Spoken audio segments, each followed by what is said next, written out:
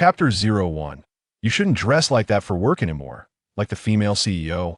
In Haicheng, within an office building, a company named Oak Marketing houses a team of 30 to 40 individuals, each quietly tapping away at their keyboards.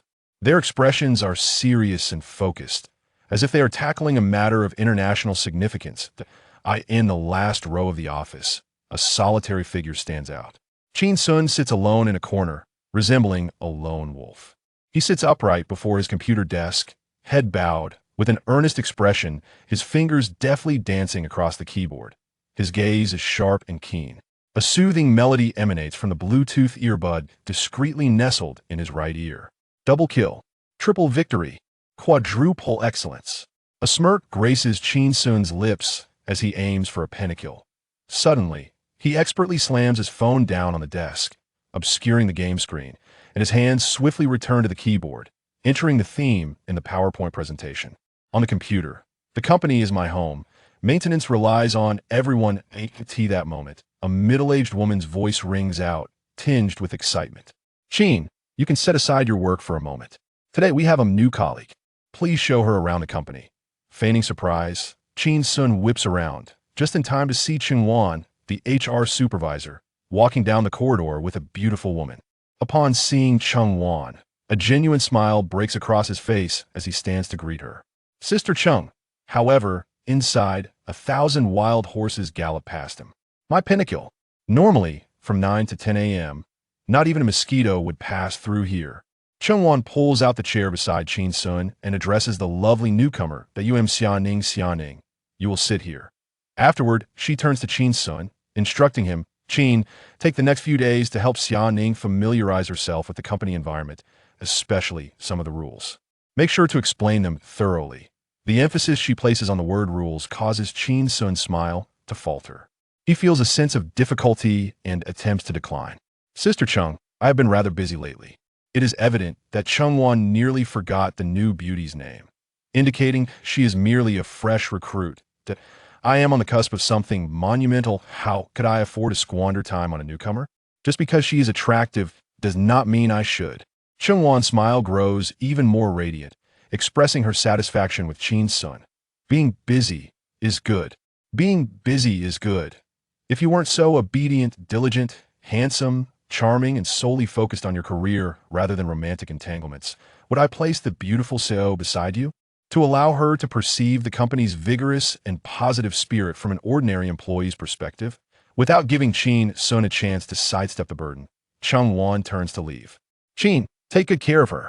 Teach her well.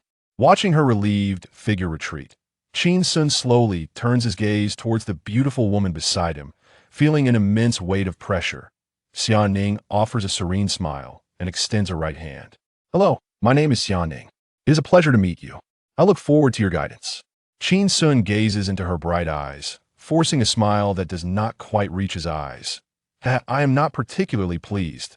The personnel supervisor assigned a person with eyes as large as light bulbs to sit beside him, leaving me to ponder how I could continue to enjoy my leisurely pursuits. Alas, in this life, must I also endure the burden of overwork? Indeed, Qin Xun is a time traveler. In his previous life, he was a corporate drone, tirelessly subjected to the rigors of the 996 work culture, ultimately succumbing to a glorious death at his post. Just as he lamented the futility of dying without having spent his money, he closed his eyes and opened them again. He had traversed into another world. This realm bore resemblance to his former life. Yet the nation he found himself in was called Longhua. To his delight, on the very first day of his internship at this company, he activated the happy leisure system, B. While engaging in leisurely activities during work hours, he could earn points, which could be used for lotteries and redeemable goods. The mere sight of the words happy and leisure brought tears of joy to Qin Xun's eyes. Having toiled like a beast in his past life, he was determined to embrace a life of joy in this one. With a calm demeanor, he relished his leisure, embarking on a blissful journey. Thanks to the system, he swiftly ascended to the pinnacle of success, achieving in mere moments what would have taken 80 years of arduous labor more enticing than clinging to the coattails of a wealthy benefactor. Moreover, the system generously provided him with a beginner's gift in overclocking mode. In this overclocking mode, Qin Xun's potential was immensely unleashed. His thoughts became agile, his hands and feet nimble, and his gaze sharp. Within the first half-month of his employment, he had already gained considerable recognition in the national server. However, after a fortnight at the company, he realized he had made the right choice. He had not even once encountered the boss, nor had the company secured a single legitimate contract, as the planning assistant.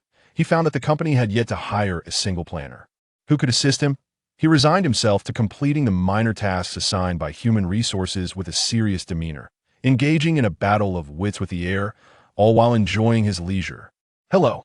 Hello. Xiaoning gazed at the dazed young man before her with a hint of exasperation. Recently, she had founded a marketing company named Oak, but the journey had been fraught with obstacles. The most distressing of all was her recent expedition to the jungles of a beautiful land, where an unforeseen incident had delayed her return. As a result, it had been half a month since the company commenced operations, yet she, the president, had not made her appearance. During this time, the company had been incurring losses, failing to secure a single contract. Xiaoning immediately concluded that most of her employees were merely idling away their time. Upon her hasty return, she promptly informed the personnel supervisor, Qin Xun, to keep her identity confidential, intending to join as an ordinary employee and observe for a few days. She planned to dismiss a few experts in idling to set an example. However, upon witnessing Qin Xun hastily assign her to Qin Xun and then swiftly retreat, she realized that Qin Xun had played a clever trick. This employee named Qin Xun must be exceptional. Qin Xun wanted to prove to her that, as the personnel and administrative supervisor, she was indeed working diligently, continuously setting expectations and rules for the employees. Thus, Qin Xun had advised Qin Xun, especially regarding some of the company rules, be sure to discuss them thoroughly with her. Hello. A voice, slightly elevated in volume, jolted Qin Xun from his reverie. He turned to behold a woman whose exquisite features and sharply defined cheekbones exuded the sophistication of an international supermodel, radiating an aura of aloofness that simultaneously ignited a man's desire for conquest. Xiaoning smiled, yet her demeanor conveyed a sense of noble detachment. She extended her hand. Hello, my name is Xiaoning. Qin Xun grasped her hand lightly, its smooth softness momentarily disoriented him. The description of skin as smooth as jade was not merely an exaggeration for some, but a factual representation. He released her hand. I am Qin Xun, an assistant marketing planner. With that, he fell silent, returning to his task of typing away at the keyboard to craft his presentation. Indeed, he was merely an assistant marketing planner. Fortunately, this company lacked an actual planner. Rumor had it that the planner headhunted by the firm had met an unfortunate fate the day before his start date, becoming incapacitated by an electric shock while fishing. Noticing his lack of enthusiasm, Xiaoning refrained from further conversation and settled into the adjacent workstation, powering on her computer. Suddenly, Qin Xun turned to her, observing her clad in a sleek black professional dress, and remarked, Xiaoning, you might want to reconsider your attire. For work you resemble a female CEO. You must understand, a tall tree attracts the wind. Xiaoning paused, then burst into laughter, her smile blooming like a flower. Chapter 2. This fellow not only slacks off at work but also possesses audacity? Xiaoning chuckled softly. Her perception of Qin Xun improved somewhat, for his words were sincere and accurate. Dressing too elegantly in the workplace was indeed a significant faux pas, especially when an employee appeared more like a CEO than the CEO herself. Wasn't that inviting discomfort? Qin Xun maintained a serious demeanor as he focused intently on the screen, rhythmically tapping the keys to compose his presentation. He sustained this effort for an uninterrupted 25 minutes, surpassing his previous limit of consecutive work hours over the past fortnight. It was well known that he typically delayed his tasks until after hours, utilizing the few minutes of overtime to complete them in a hyper-accelerated mode. Slacking off during work was termed fishing, while working after hours was considered self-degradation. He preferred to indulge in a little more fishing. Xiaoning discreetly observed Qin Xun for a moment, nodding in satisfaction. Although he appeared youthful and was of a similar age, he proved to be quite reliable. His thoughts were clear, his efficiency high, and his attitude commendable. Determined not to appear diminished before her subordinate, she hastily logged into her email, opened a message, and began to play a video. Suddenly, she felt a wave of dizziness. Her blood sugar must have dropped. She quickly retrieved 3 chocolates from her bag and placed them on the table. One round chocolate rolled towards Qin Xun's direction. Just as he was diligently typing, he felt something round collide gently with his arm. He turned to find a chocolate resting against his sleeve. Upon glancing back at Xiaoning, Qin Xun's expression transformed. He could not help but feel a surge of respect. There on her desk lay a chocolate, half in her hand, her lips adorned with a hint of chocolate crumbs, while her computer screen displayed a rather unorthodox video to her. Astonishment. A scene unfolded on the screen, depicting a multitude of black pigs frolicking across the hills, engaging in combat and mating. Qin Xun widened his eyes in disbelief. How impressive. On my very first day at work, indulging in snacks while witnessing pig fights, what audacity. Suddenly, he heard the familiar sound of high heels clicking against the floor, and without needing to glance, he knew it was Cheng Wan, the enforcer of the absurd rule. No snacks. During work hours, swiftly, he extended his hand and snatched 2 chocolates from Xiaoning's desk, hastily stowing them away in his trouser pocket. Xiaoning gasped before she could finish her sentence. A large hand swiftly brushed at the corner of her mouth. In a flash, he seized half of the chocolate she held and discarded it into the trash beneath the desk. Xiaoning was left in a state of shock. In her 20-plus years of life, she had never encountered someone who would snatch food from her hands. And did he really just wipe my mouth? As she was about to inquire, "What are you doing?" she noticed Qin Xun arching an eyebrow at her, signaling her to remain silent. With his right hand deftly maneuvering his keyboard, his left hand began to tap away at the keys in front of Xiaoning. In a matter of moments, her computer screen went dark, the video ceased, her email logged out, and a blank PPT document opened. To her astonishment, he even typed a line of text. "This company is my home. Let's uphold the integrity of us all." Xiaoning stared at Qin Xun, utterly incredulous. What astonishing speed. Mia seconds. Perhaps just over 10? He had managed to close the video, log out of the email, open a document, and input text all using just one hand, without even the aid of a mouse.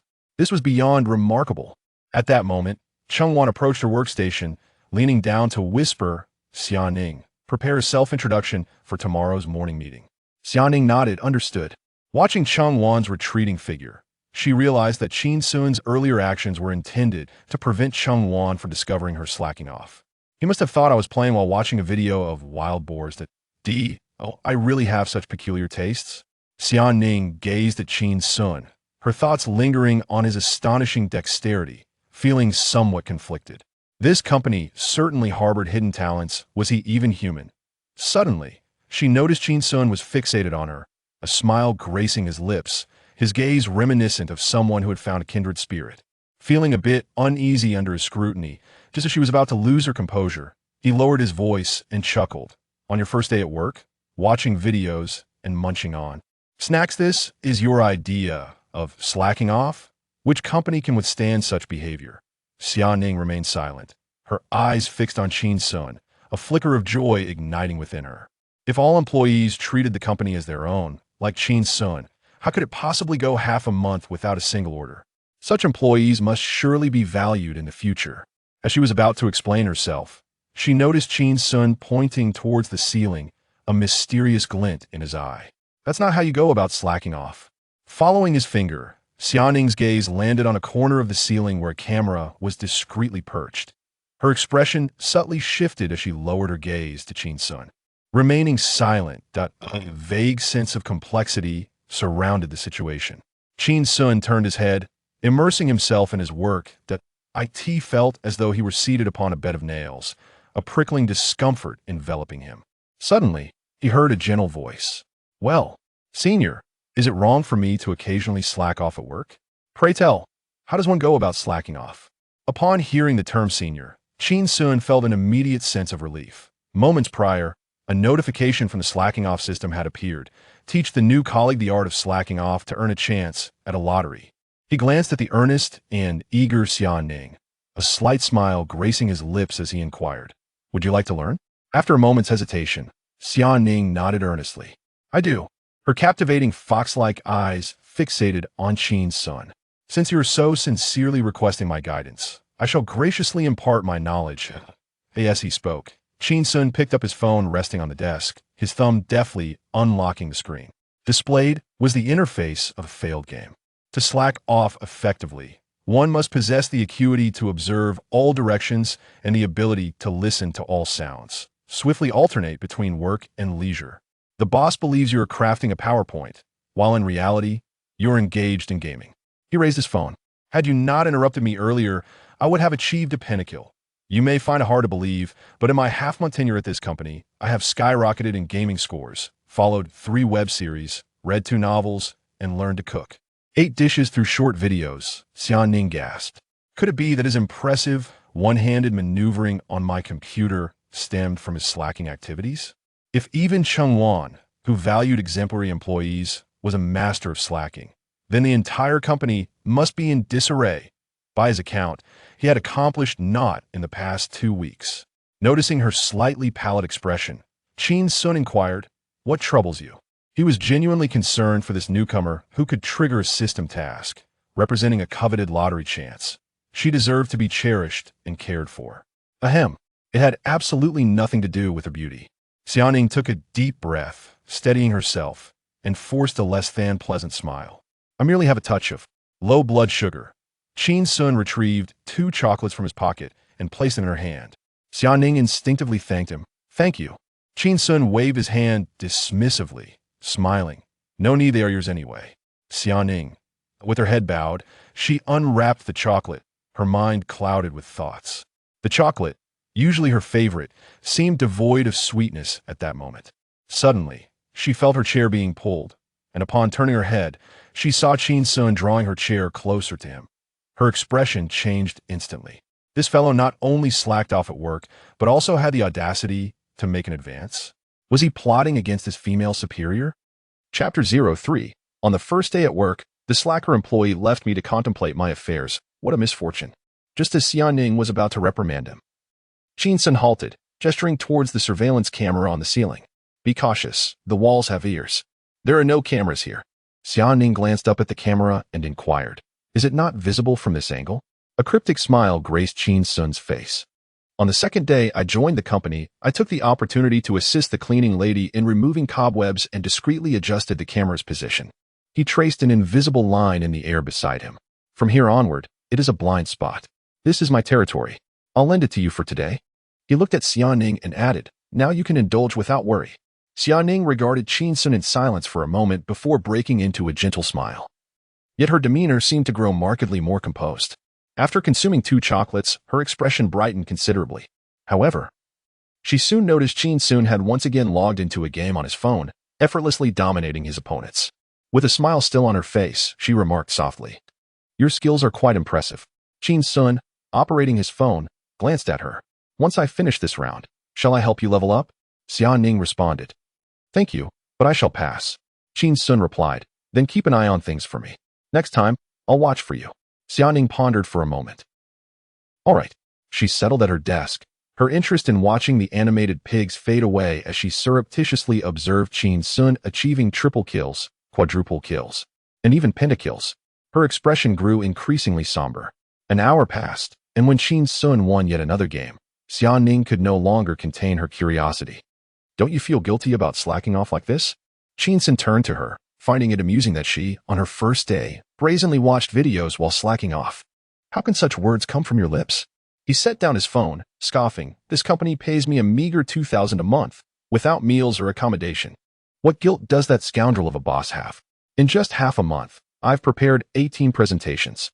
Were it not for the need to secure an internship certificate for graduation, would I endure such exploitation?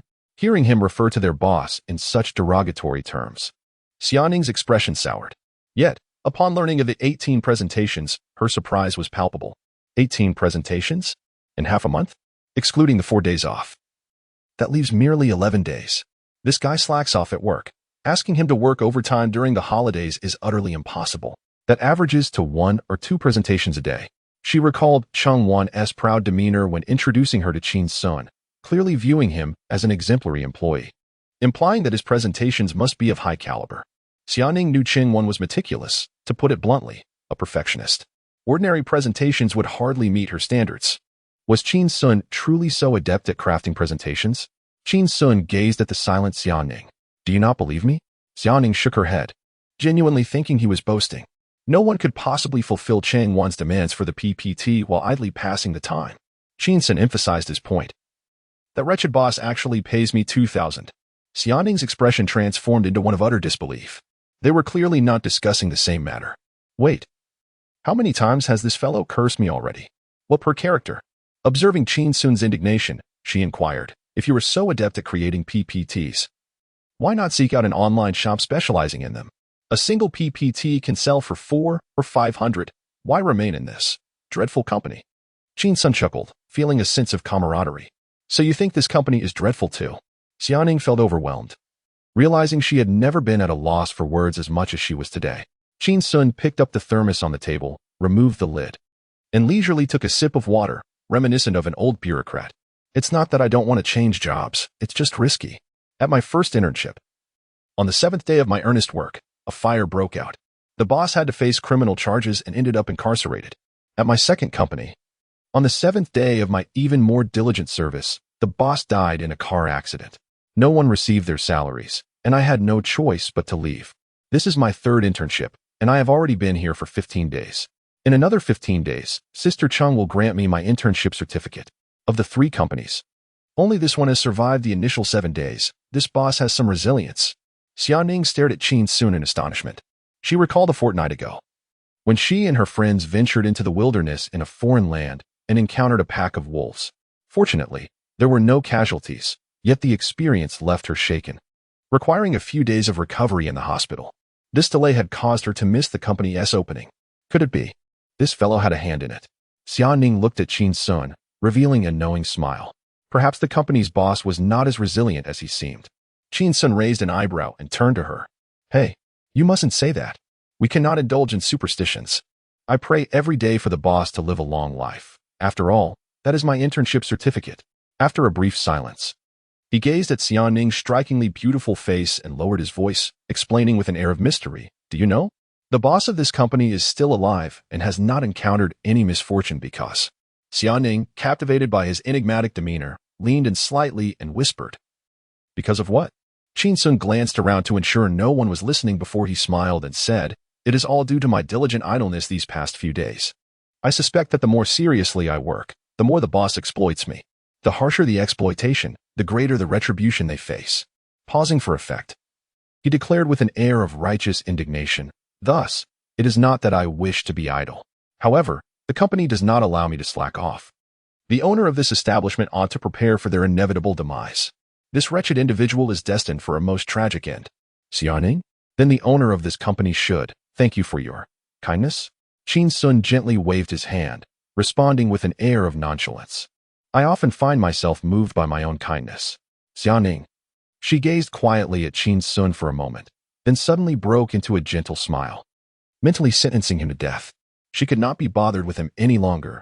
Turning to her computer, logging into her email, and opening a message, she downloaded a video and pressed play. On the screen, a yellow lemon plunged into icy water, shattering instantly into several pieces. The lemon slices mingled with the ice water, transforming into a refreshing summer beverage. It was a lemonade advertisement. She was studying. At that moment, Qin Xun's voice echoed in her ear. Feel free to watch. I'll keep an eye out for you. Xiaoning. Thank you. Qin Xun. No need. We are all part of the same team. He watched Xiaoning as she viewed the video, feeling a surge of joy. In comparison to her, he hardly considered himself a master of idleness. On his first day, he had worked diligently for half the day before allowing himself to relax in the afternoon. The entire process marked by caution and trepidation. Look at this girl. Her first act at work was to indulge in leisure, treating the company as if it were her own home. Leisure, leisure. The morning swiftly elapsed. Leisure, leisure. The afternoon also passed in the blink of an eye. Before long, 6 o'clock arrived. Over 30 employees in the office began to pack up and leave. After 5 or 6 minutes, most had already departed. Xiaoning closed her email and glanced at Qin Xun, surprised to find him still engrossed in an anime on his phone. Aren't you leaving? Suddenly, she realized. You must want to mooch off the company's Wi-Fi a little longer? Qin Xun shut off his phone and turned to Xiaoning with a calm glance. The mindset is expanding. He slowly placed his hands on the keyboard, his expression shifting to one of utmost seriousness. his brows slightly raised. One must indulge in leisure yet fulfill their duties.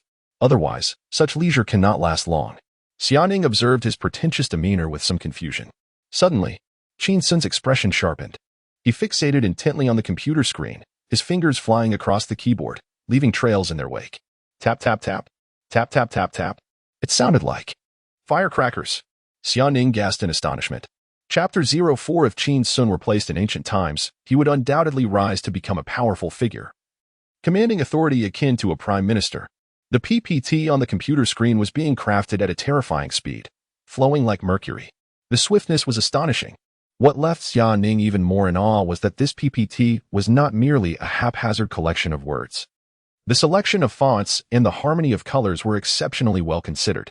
Moreover, it adhered meticulously to the 4 fundamental principles of PPT design: contrast, repetition, alignment, and proximity, all executed with finesse. It shunned mere accumulation, instead opting for a layered refinement that showcased logical clarity, coherent relationships, rich material, and an aesthetically pleasing layout. Xiaoning gazed at Qin Xun's performance, her strikingly beautiful face increasingly reflecting her astonishment, akin to witnessing a ghost. Unbeknownst to her, 15 minutes had slipped by. A comprehensive PPT of over 30 pages was completed. Qin Xun paused, sending it to Cheng Wan via email. It was only then that Xiaoning regained her composure, stammering. You didn't check it? Qin Xun raised his right hand and blew on it, reminiscent of a cowboy boasting about his recently felled prey. You get what you pay for. At this level, 2,000 yuan is all you can expect. Check it. Not a chance. Xiaoning was taken aback. Could it be that if he were offered a higher salary, he would display even more formidable abilities? After a moment of silence, Xiaoning gazed intently into Qin Xun's eyes and asked earnestly, "How can you work so quickly? I don't understand. It's a trivial matter." Nothing to boast about. Qin Xun waved his hand dismissively, his expression serene as he explained, "The more you indulge in leisure, the better your mood becomes. And the better your mood, the higher your efficiency. Consequently, the more work you accomplish." He turned to look at Xiaoning. "So, the more you indulge, the more you achieve. Do you understand?" Xiaoning was momentarily stunned, feeling overwhelmed. Before she could finish her thought, Qin Xun organized his belongings and stood up. "Xiaoning, I have other matters to attend to. I must take my leave. I will teach you more tricks of leisure tomorrow. See you then." As she watched his retreating figure, Xiaoning fell into contemplation. More tricks. Would they indeed meet again tomorrow? Shortly thereafter, Cheng Wan, noticing that Xiaoning was the only one left in the office, hurried over with an eager smile plastered across her face. "President Xia, how do you feel today? Doesn't the company seem energized, exuding a spirit of positivity?" No one would dare to slack off. As she spoke, she pointed to Qin Xun's workstation. "President Xia, I believe you should keep a closer eye on this young man. I have high hopes for him. Diligent, earnest, highly capable, and resilient. He voluntarily works an extra half hour every day. I suggest, once he is confirmed as a permanent employee, his salary could be set around 5,000 yuan. Xiaoning looked up at the beaming Cheng Wan, her temples throbbing. Diligent, earnest, resilient, committed to working extra hours? He only spends half an hour on this every day, right? No, merely a few minutes. Just a handful of minutes. Xiaoning gathered her belongings and rose, her expression impassive as she strode towards the office exit. As for Qin Xun, I shall observe further. Cheng Wan watched Xiaoning leave, somewhat puzzled, murmuring to herself, "What more is there to observe?" Xiaoning reached the doorway, suddenly pivoted. "Cheng Wan, the first task tomorrow morning is to promote Qin Xun to a permanent position with a salary set at 10,000. Cheng Wan was taken aback. "So soon? And directly offering 10,000? I only earned 20,000. Has that rascal Qin Xun employed his charms?" Xiaoning disregarded the stunned Cheng Wan, her tone frigid as she instructed, "Assign Qin Xun a challenging task tomorrow." With that, she departed. Cheng Wan took a moment to regain her composure, shaking her head and chuckling. Is it possible that this lad Qin Xun is to be spared decades of hard work? It seems I must treat him with greater kindness henceforth. She ambled towards the exit. What challenging work can an assistant planner undertake? Perhaps I should assign him planner duties instead? In the underground parking lot, Xiaoning entered a red sports car. Donning her sunglasses, she exuded an air of indifference. The already luxurious and striking vehicle seemed to ascend to a new echelon upon her arrival. As she hit the road, she pressed the accelerator. "For 2,000. You shall perform 2,000's worth of work. I shall grant you 10,000 and observe what you accomplish by tomorrow." Suddenly, she noticed an electric scooter zoom past her, a delivery vehicle from Yuan.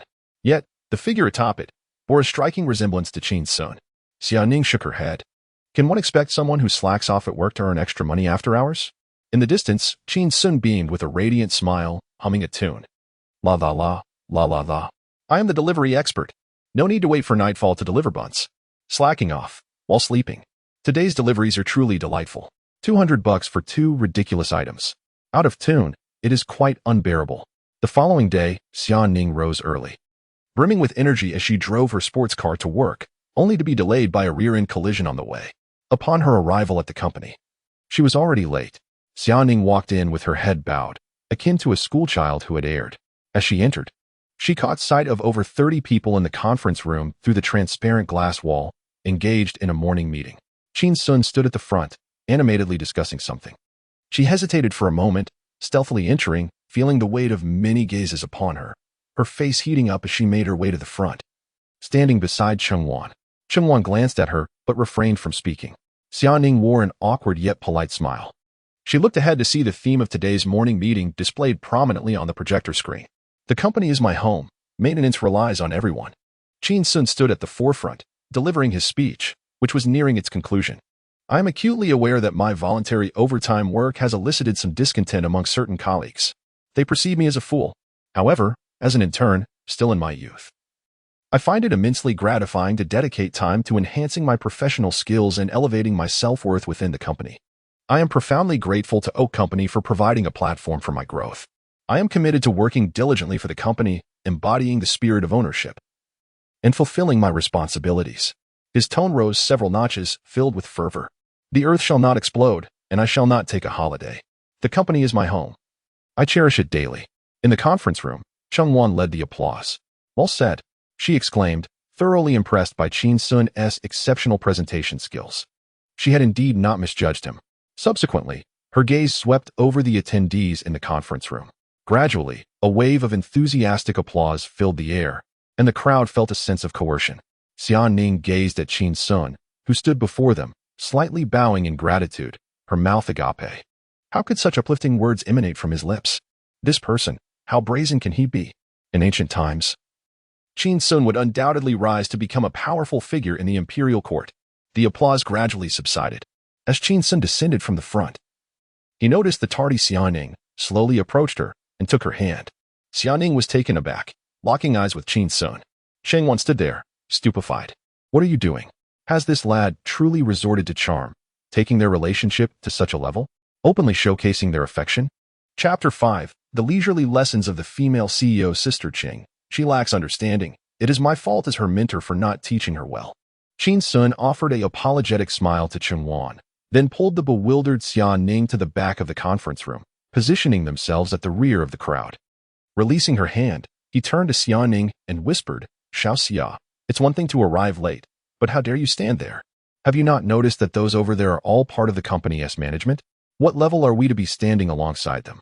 Regaining her composure, Xiaoning looked at Qin Xun and teased, what level are you, that you can still present a PPT on stage? At this remark, Qin Xun's displeasure surfaced. He frowned slightly and replied in a hushed tone, I have no idea what has gotten into Sister Cheng. This morning, she suddenly approached me, stating that the company wants to focus on nurturing my potential and insisted that I present the PPT today. Xiaoning inquired, isn't that a good thing? Qin Xun shook his head, adopting a serious demeanor as he said, all they do is paint me a picture without offering any tangible rewards. Expecting me to toil like a beast of burden? Not a chance. He emphasized his point. Moreover, we must not lose sight of our true purpose. Idleness is the rightful path. Today, I must impart to you some essential techniques for leisure. Xiaoning felt a sense of helplessness within. This individual is utterly unfit for significant responsibilities. Even though he is being prioritized for development by the company, he still contemplates idleness. However, his performance at the morning meeting was commendable. He exhibited no signs of stage fright during his impromptu presentation, which is remarkable given the lack of preparation time, an achievement not typical of someone who spends their days idling. As Xiaoning pondered what tasks to suggest Chengwan assigned to Qin Xun, she suddenly noticed him conspiratorially pointing at the surveillance camera on the ceiling. A smile gracing his lips. From now on, we shall stand here. I've adjusted that camera. Xiaoning thought to herself, The company's parasites truly infiltrate every nook and cranny. The morning meeting continued. Qin Xun ascended the stage, delivering a few stirring motivational quotes before concluding the session. Let us all engage in our work with vigor and efficiency. Meeting adjourned. Upon hearing the end of the meeting, Xiaoning turned to leave. Being near Qin Xun made her feel nauseous. The thought of returning to her workstation beside him only heightened her discomfort. Suddenly, she heard Qin Xun's voice call out from behind her, "Xiao Xia, wait a moment." Xiaoning turned her head, regarding him in silence. Noticing her discontent, Qin Xun did not relent. Once everyone had dispersed, it fell to the lowest-ranking individual in the company to restore the conference room to its original state. Though she adhered to his instructions, she had adopted a new style of attire, donning a white t-shirt paired with light blue jeans and sneakers. Her face bore no makeup, exuding an essence that blended youth with maturity, akin to mountain fruits transitioning from green to red in the late summer to early autumn. It should possess a sweet and tangy flavor. However, as a mere tool who triggered a system task, granting him a chance to participate in a lottery, Xiaoning, in Qin Xun's eyes, was no different from the mother monkeys of a May mountain.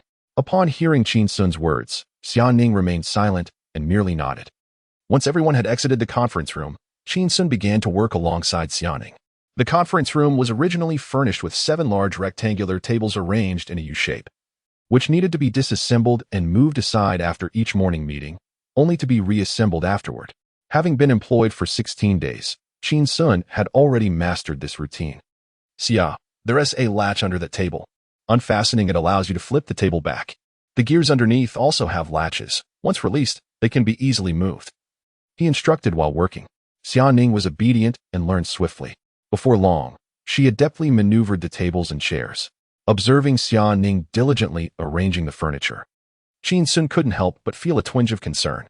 Could this young lady have been influenced by my earlier ramblings in the meeting? Does she genuinely wish to work earnestly? When might I achieve my goal of winning the lottery through the idling system? He pulled up the idling system panel for a glance.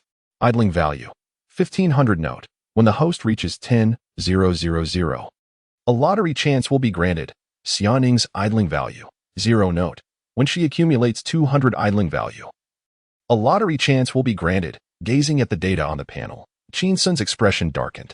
The 1,500 idling points were hard-earned over the past half-month of diligent idling.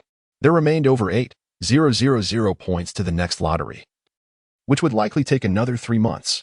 However, Xiaoning only needed to acquire 200 points to qualify for a lottery. It was evidently too easy. Yet, she had a total of 0 points. She had spent the entire day idling yesterday and made no progress whatsoever. Suddenly, the crux of the issue dawned on Qin Xun. After arranging a table, he casually strolled past Xiaoning, adopting a nonchalant tone. "Xiaoning, have you not yet signed your employment contract?" Xiaoning was taken aback, turning to face Qin Xun with a hint of anxiety. Had he discovered my true identity as the company president? Observing her expression, Qin Xun concluded he was correct and spoke with a serious demeanor. "Xiaoning, as a professional worker, how can you neglect the importance of your contract? You must go to HR today and finalize your contract." Feeling a wave of relief, Xiaoning nodded and replied blandly, "Oh, all right, I understand. Thank you." Qin Xun's spirits lifted, and he waved his hand dismissively. "No need for thanks. I thought so. How could you spend all day yesterday watching videos of wild boar fights, lemon slicing, and hydraulic presses crushing lighters, idling for so long without earning a single idling point? It turns out you hadn't signed your employment contract." The two continued to arrange the tables and chairs. Qin Xun noticed Xiaoning's nimble movements and earnest demeanor, reminiscent of the diligent girls in high school who quietly completed their assignments. He couldn't help but feel a flicker of concern and suddenly asked, "Xiaoning, do you still wish to learn how to idle?" Hearing this, Xiaoning abruptly looked up, silently gazing at Qin Xun. Qin Xun felt somewhat uneasy under the gaze. What was happening? Suddenly, a radiant smile broke across Xiaoning's face, more brilliant than the sun of early spring. "I see." Qin Xun exhaled in relief. "That is wonderful." He pointed toward a table, adopting the tone of a seasoned master, imparting his wisdom. In truth, arranging tables and chairs, if approached with earnestness, can be done swiftly, albeit it can be quite exhausting. However, if one takes their time, it transforms into a rare form of leisurely exercise within the company. He turned to glance at the smiling Xiaoning, grinning broadly. "In the past, I would take 30 minutes to set them up." Xiaoning's smile grew even more radiant, her eyes gleaming as she silently regarded Qin Xun. He assumed she was in awe of him and began to showcase his unique skills. Moreover, when it comes to the restroom, 3 times a day, each visit lasting 20 minutes. That equates to an hour of paid respite. Xianing's smile blossomed like a flower. And what else? Qin Xun, in high spirits, continued. On Mondays, Wednesdays, and Fridays, the company offers afternoon tea, providing a legitimate opportunity for rest, albeit only for 30 minutes. Yet, one can carry a cup of water, just water, alas, as the company does not supply milk tea, coffee, or juice. You can stand by the floor-to-ceiling window, gazing upward at a 45-degree angle, adopting an expression of deep contemplation for the welfare of the nation. In this manner, should HR pass by, they shall not disturb you. This alone accounts for another 5 minutes. Xianing's laughter narrowed her eyes into delightful slits, sparkling with a hint of mischief. What else? Chapter 06. Is earning 10,000 a month not a good thing? Just then, Qin Xun suddenly fell silent, vigorously shaking the table, producing a clamor as he gasped for breath. Ah, this is exhausting. Summerning, puzzled, suddenly noticed someone entering the doorway. It was Qin Xun. She was somewhat taken aback. Did this fellow possess canine-like ears? How could he hear that? Truly a master of idleness. Qin Xun stepped into the conference room, subtly nodding at Summerning. Then turned to Qin Xun, saying, Qin Xun, please come to my office. I have something to discuss with you. Qin Xun nodded, a smile gracing his face. All right.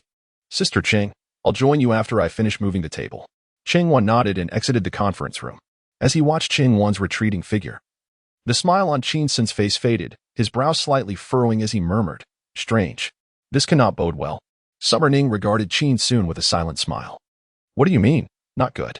They're making you permanent. You'll be receiving 10,000 a month. Is that not a good thing? She turned, resting her hands on a table, her smile vanishing as she instantly resumed her icy demeanor, reminiscent of an unreachable beauty. However, you must possess the capability to hold on to that money. Master of idleness. In Qin Xun's office, Qin Xun appeared utterly astonished. They're making me permanent? A planner? 10,000 a month? Qin Xun immediately gestured for silence. Company salaries are confidential. Do not disclose this to anyone. She looked at Qin Xun, her face radiating joy. The upper management is extremely pleased with your recent performance, considering you exemplary in capability, attitude, and character. And of course, you are quite handsome. Oh, ha ha ha, she continued. I hope you will not disappoint the company's expectations, continuing to shine on this platform and bringing us one surprise after another.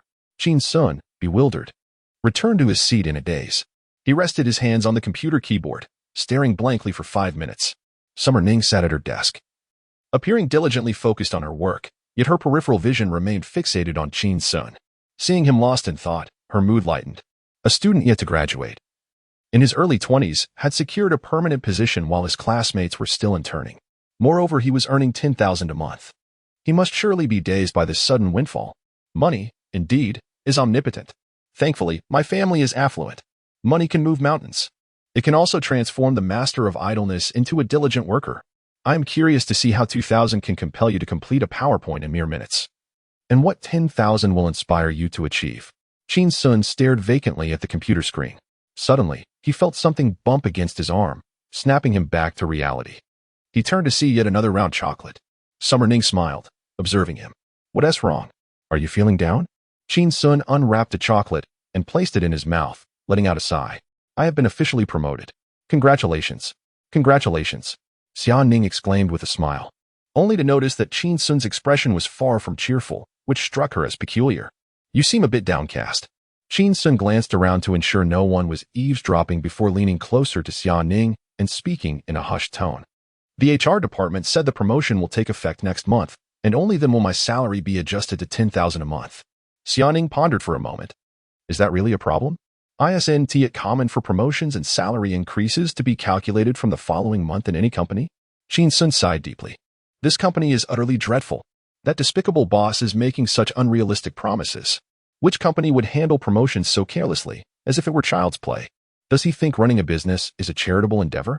Upon hearing the disparaging remark about their boss, Xianning's expression shifted slightly, but she forced a smile. What if he is telling the truth?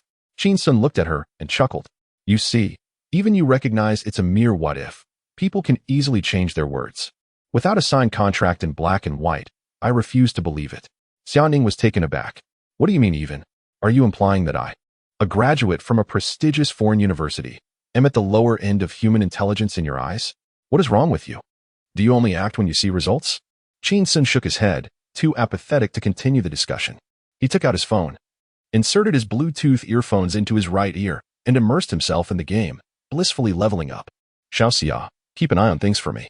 I have a foreboding feeling that something is going to happen today. Xiaoning widened her eyes in disbelief.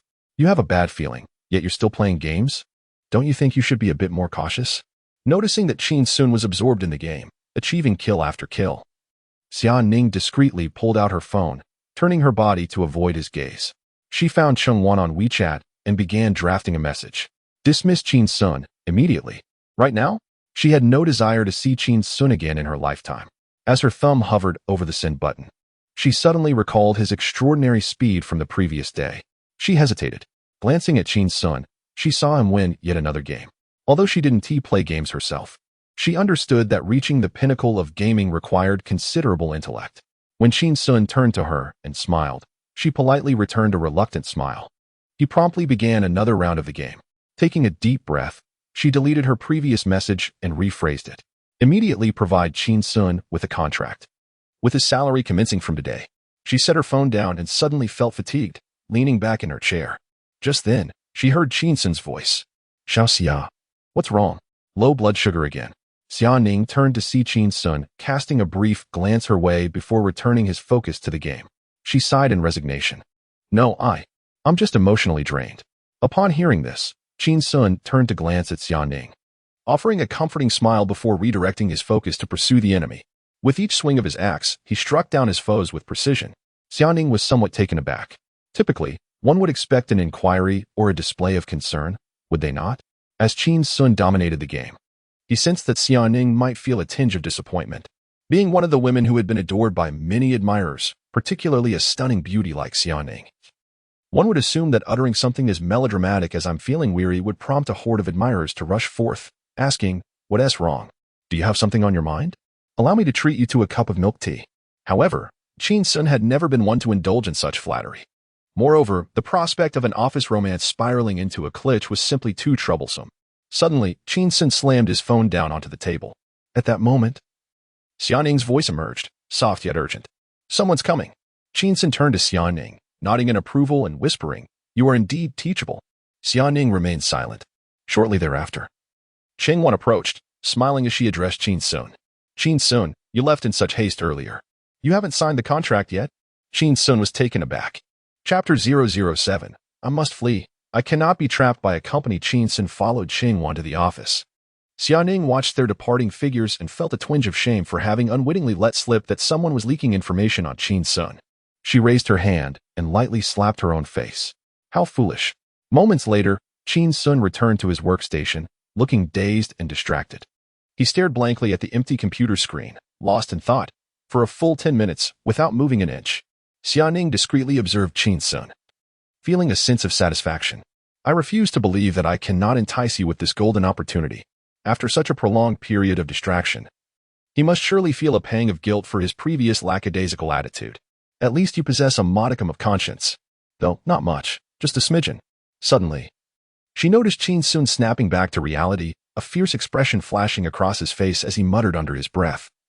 A true man cannot be subdued by power or corrupted by wealth. He must remain steadfast. I refuse to be coerced. With that, he retrieved his phone and launched a game. Moments ago, Qin Xun had indeed been engulfed in internal conflict.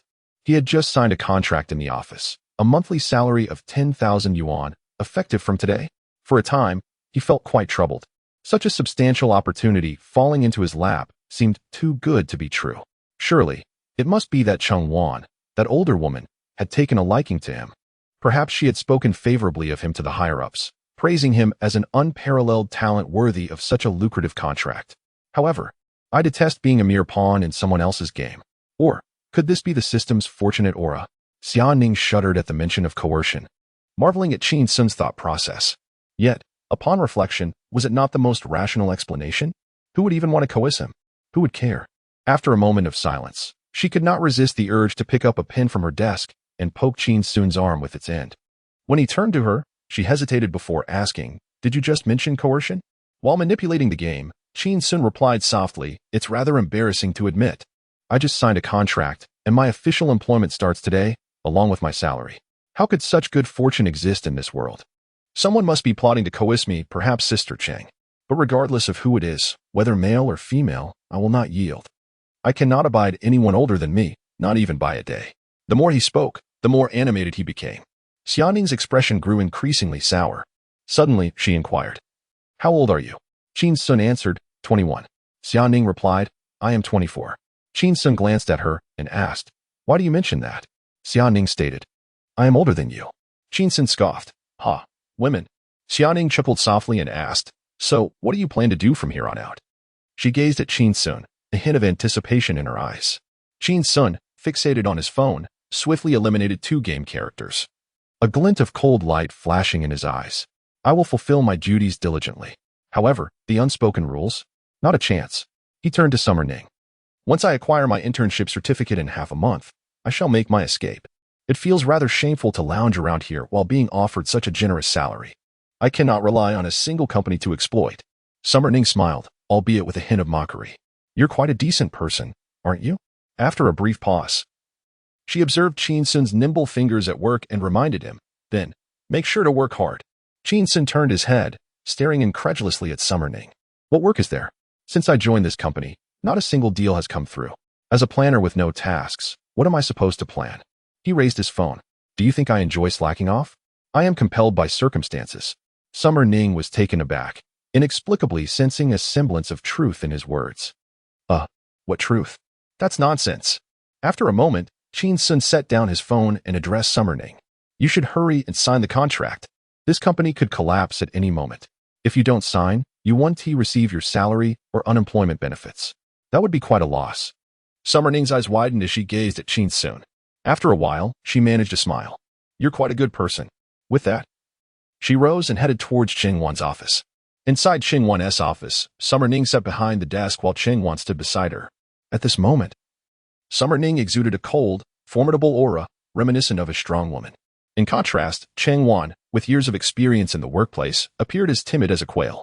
Summer Ning looked at Cheng Wan and suddenly recalled how Qin Xun mistakenly thought she intended to engage in underhanded dealings with him, finding it rather absurd, and laughed. Qin Xun claimed not to favor older women. Cheng Wan, momentarily taken aback, observed the meaningful smile on Summer Ning's face and felt a twinge of anxiety. She reassured her. "Miss Ya, you look just like a girl of 18 or 19. Summer Ning's smile froze on her face. She realized that Cheng Wan had misunderstood. Cheng Wan must think she has feelings for Qin Xun, which is why she hastily recommended him for a permanent position with a raise. Summer Ning sighed, unwilling to clarify. Regardless, if Qin Xun does not reveal his true worth today, he shall be dismissed tomorrow. The further away, the better. She looked at Cheng Wan and instructed. "Prepare a contract for an internship planning assistant. I will join in that capacity." Cheng Wan was momentarily surprised but dared not voice her thoughts and fetch the contract. Summer Ning glanced at the meager salary of 2,000 yuan stated on it and inquired, "Is the internship assistant's pay only 2,000? Cheng Wan, somewhat pleased, explained. "Many recent graduates prefer office internships. While attracting candidates with 2,000 yuan may not be easy, it is certainly doable. It will save the company a considerable amount." Summer Ning raised her head and cast a nonchalant glance at Cheng Wan. "Make it 3,500 in the future. I possess wealth beyond your imagination, and I can afford to take losses. I would rather invest 10,000 to recruit a talented individual than settle for a mere 2,000 to hire a slacker." Cheng Wan was momentarily taken aback, recalling the talent that Qin Xun represented. Such is the power of love. After signing the contract, Xianing created a new document on Cheng Wan's computer and drafted a file. "Cheng Wan, you must ensure that this task is assigned to Qin Xun first thing this afternoon." Cheng Wan glanced at it, her heart racing with astonishment. The theme was charity, aiming to orchestrate a sensational event that would captivate the entire city, showcasing the company's prowess and hopes of achieving instant fame. The budget for the event, 50,000. Having been in the industry for many years, although her role was in human resources, she understood the immense challenges this endeavor entailed. She couldn't help but feel a twinge of sympathy for Qin Xun. This was a lesson in avoiding entanglements with older women. "Look, you've provoked someone you ought to have left alone." Chapter 008. A master at slacking off. Half an hour had passed since Xianing departed, and Qin Xun felt as though he were enduring an eternity. He occasionally glanced toward Cheng Wan's office, eager to see if she would emerge. It was not mere infatuation with beauty that drew his attention, but rather an insatiable yearning for the slacking system. If Xiaoning could finalize the contract and commence her leisure activities, he would soon have yet another opportunity for a lottery draw. At long last, he spied Xiaoning. Her demeanor as cool as the autumn breeze, approaching with an expression devoid of emotion before returning to her workstation. Qin Xun inquired, "Have you signed the contract?" "Yes, I have," she replied. "I am now the planning assistant." Xiaoning smiled faintly at him, adding, "That makes you my superior."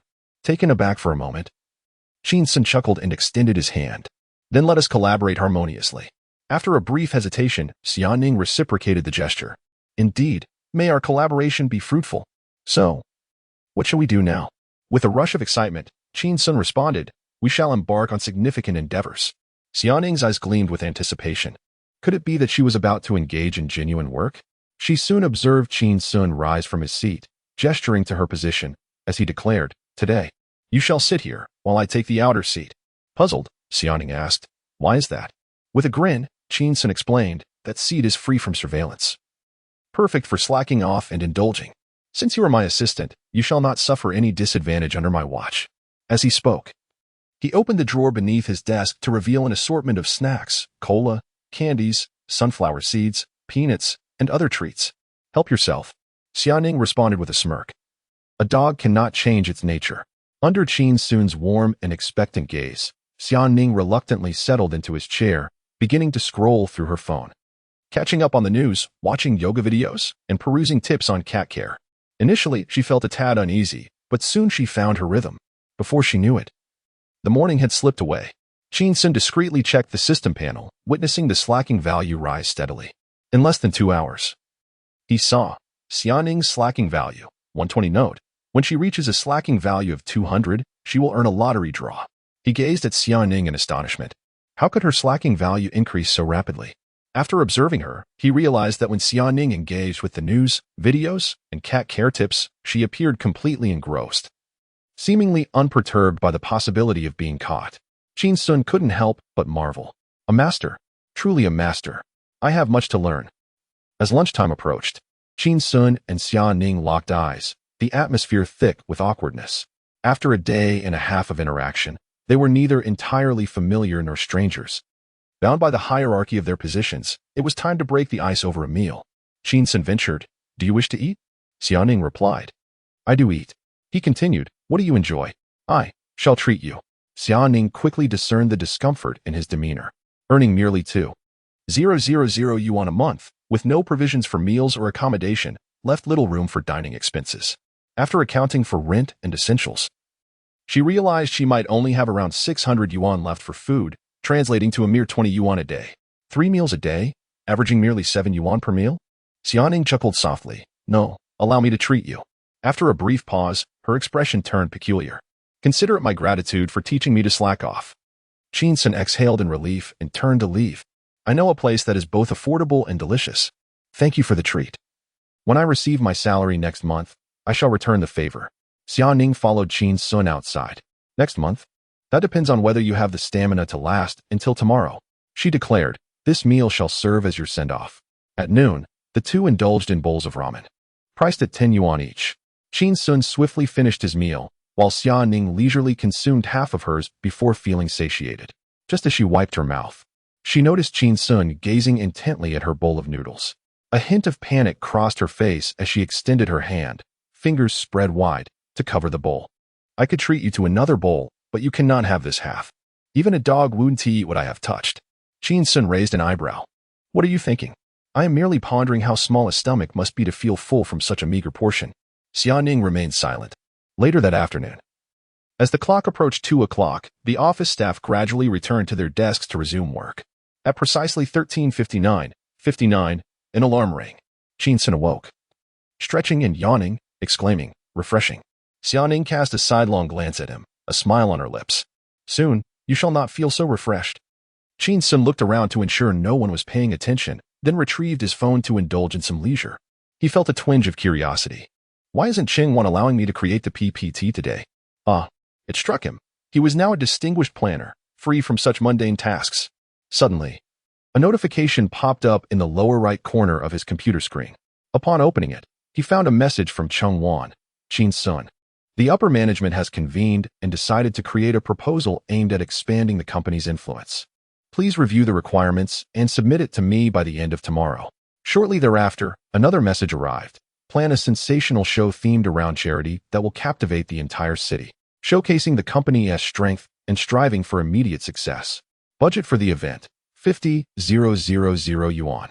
Instantly, Qin Xun set his phone down and scrutinized the messages several times, feeling overwhelmed. Indeed, this task was far more demanding than the monthly project worth a mere 10,000 yuan. His proficiency in creating PowerPoint presentations is not solely attributed to the remarkable enhancement of his cognitive and manual dexterity when operating in overclock mode. More significantly, he possesses a wealth of knowledge accrued from his previous life, where he was well-versed in the rigors of a demanding work culture, having crafted numerous superficial and ostentatious presentations. Indeed, he harbors substantial insights. However, when it comes to planning and marketing, there exists a dilemma. Although the realm of Blue Star bears a striking resemblance to the Earth of his former existence, it is not entirely analogous. There are numerous elements he can reference, and even directly replicate. In the past, he contemplated the idea of simply transplanting Earth's melodies to become a singer, yet he is regrettably tone-deaf, incapable of producing a single harmonious note. Even after repeating a song 8 times, he would manage to render 8 different interpretations. Otherwise, he might have directly performed a philanthropic anthem, "Tomorrow Will Be Better," which could have effortlessly addressed the current charitable campaign's planning. He understands that the commonplace products and viral events of his former Earth were birthed from meticulously orchestrated marketing strategies. Yet, while he is aware of the outcomes, he remains oblivious to the underlying mechanisms. It is a predicament. Chapter 009. As I reflect on my character, I find it to be quite commendable. Observing Qin Xun in a state of bewilderment, Xiaoning picked up a pin tube from the table and gently poked Qin Xun, inquiring, "What's wrong? Have you received some work?" For reasons unknown, a flicker of anticipation stirred within her. Qin Xun turned to face her, his eyes gradually igniting with enthusiasm. "Xiao, what is your major?" Xiaoning hesitated momentarily. "Marketing." Qin Xun chuckled, "Perfectly aligned with your field of study." He promptly forwarded Cheng Wan's information to Xiaoning.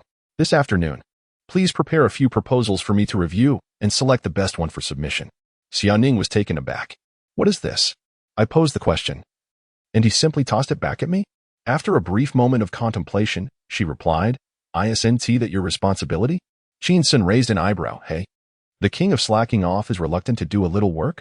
He retorted, "My major does not align with marketing." Xiaoning was astonished. "You're not qualified in this field, yet you're working as a planner in a marketing firm?" Qin Xun clarified, "I am an assistant. I entered as an assistant, and, through relentless effort, I earned my rightful place as a distinguished planner. You write first, although I may not yet master marketing planning. My evaluative skills are exceptional. I can certainly discern the finest proposal from your submissions." Xiaoning thought to herself. Selecting the best proposal, shouldn't that be the boss's task? Apart from yesterday, she had never experienced such a lack of words in her life. Yesterday's record for speechlessness was also due to the vexatious presence before her. Reluctantly, she opened the document, fixating on the screen as she began to contemplate.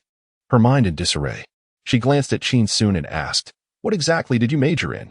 Qin Xun retrieved his phone, crossed his legs, and smiled. "Postnatal care for sows." Xiaoning was left speechless once again. Her count of incredulous moments had surpassed yesterday's record, marking today as the most bewildering day of her life. She chose to ignore Qin Xun, internally sentencing him to a life of oblivion. She began to earnestly ponder how to enhance the company's influence, build a reputation, create a brand, and become the marketing firm that everyone desired to collaborate with. Suddenly, Qin Xun's voice interrupted her thoughts. "Do you think this absurd boss of ours is unhinged?" Xiaoning whipped her head around to face him. "Did he just insult me again?" Qin Xun pointed to the 50,000 yuan displayed on the computer screen. "Look, he expects to orchestrate a sensational charity event with a budget of 50,000 yuan. Is that not excessive?" Xiaoning felt a surge of defiance. Striking big with a small investment is precisely how we showcase our company's prowess. If we can devise a plan with just 5 yuan, that would indeed be impressive. Qin Xun regarded Xiaoning, suddenly perceiving her to be quite unwell, seriously unwell. "Do you know that the richest man in Haicheng donated 10 million to Nanshan Elementary School the day before yesterday?" Xiaoning was momentarily taken aback, unsure of why he posed such a question, and hesitated for a moment. She reluctantly shook her head. I don't know. Qin Xun chuckled, placing his phone on Xianing's desk, where the news of a wealthy philanthropist's donation was prominently displayed. See, you were unaware. Aside from journalists and the faculty and students of that school, how many people know he contributed such a substantial sum? I only stumbled upon this news by directly searching for charity in the local news search bar. With over 7 million residents in Haicheng, a 10 million donation barely creates a ripple. And what of a mere 50,000? Xianing regarded Qin Xun in silence for a while before responding. A donation is one thing, and the event's expenses are another. They are not the same. Qin Xun looked at Xianing, finding her somewhat peculiar. Her resolute attitude seemed as if she was determined to share the company's fate. After all, if the company collapsed, where would one find such a leisurely place to work? This slacker king. Suddenly, Xianing turned to Qin Xun and asked, 50,000 is indeed a considerable challenge. How about we apply to the company to increase the event budget to 500,000? Qin Xun looked at the naive girl before him and gave her a thumbs up. Her courage was commendable. However, he advised against it. We are merely small employees. How could we make such an outrageous request? What if it leads to the company's bankruptcy? Upon hearing the word bankruptcy, Xianing frowned slightly. This guy never spoke of anything auspicious, always mentioning slacking off, the boss, and company failure. If the company ever did go under, it would surely be his curse. Xianing cast a faint glance at Qin Xun before silently turning her attention back to the computer screen. Qin Xun was quite pleased with this assistant. She could both slack off and work diligently. A true gem.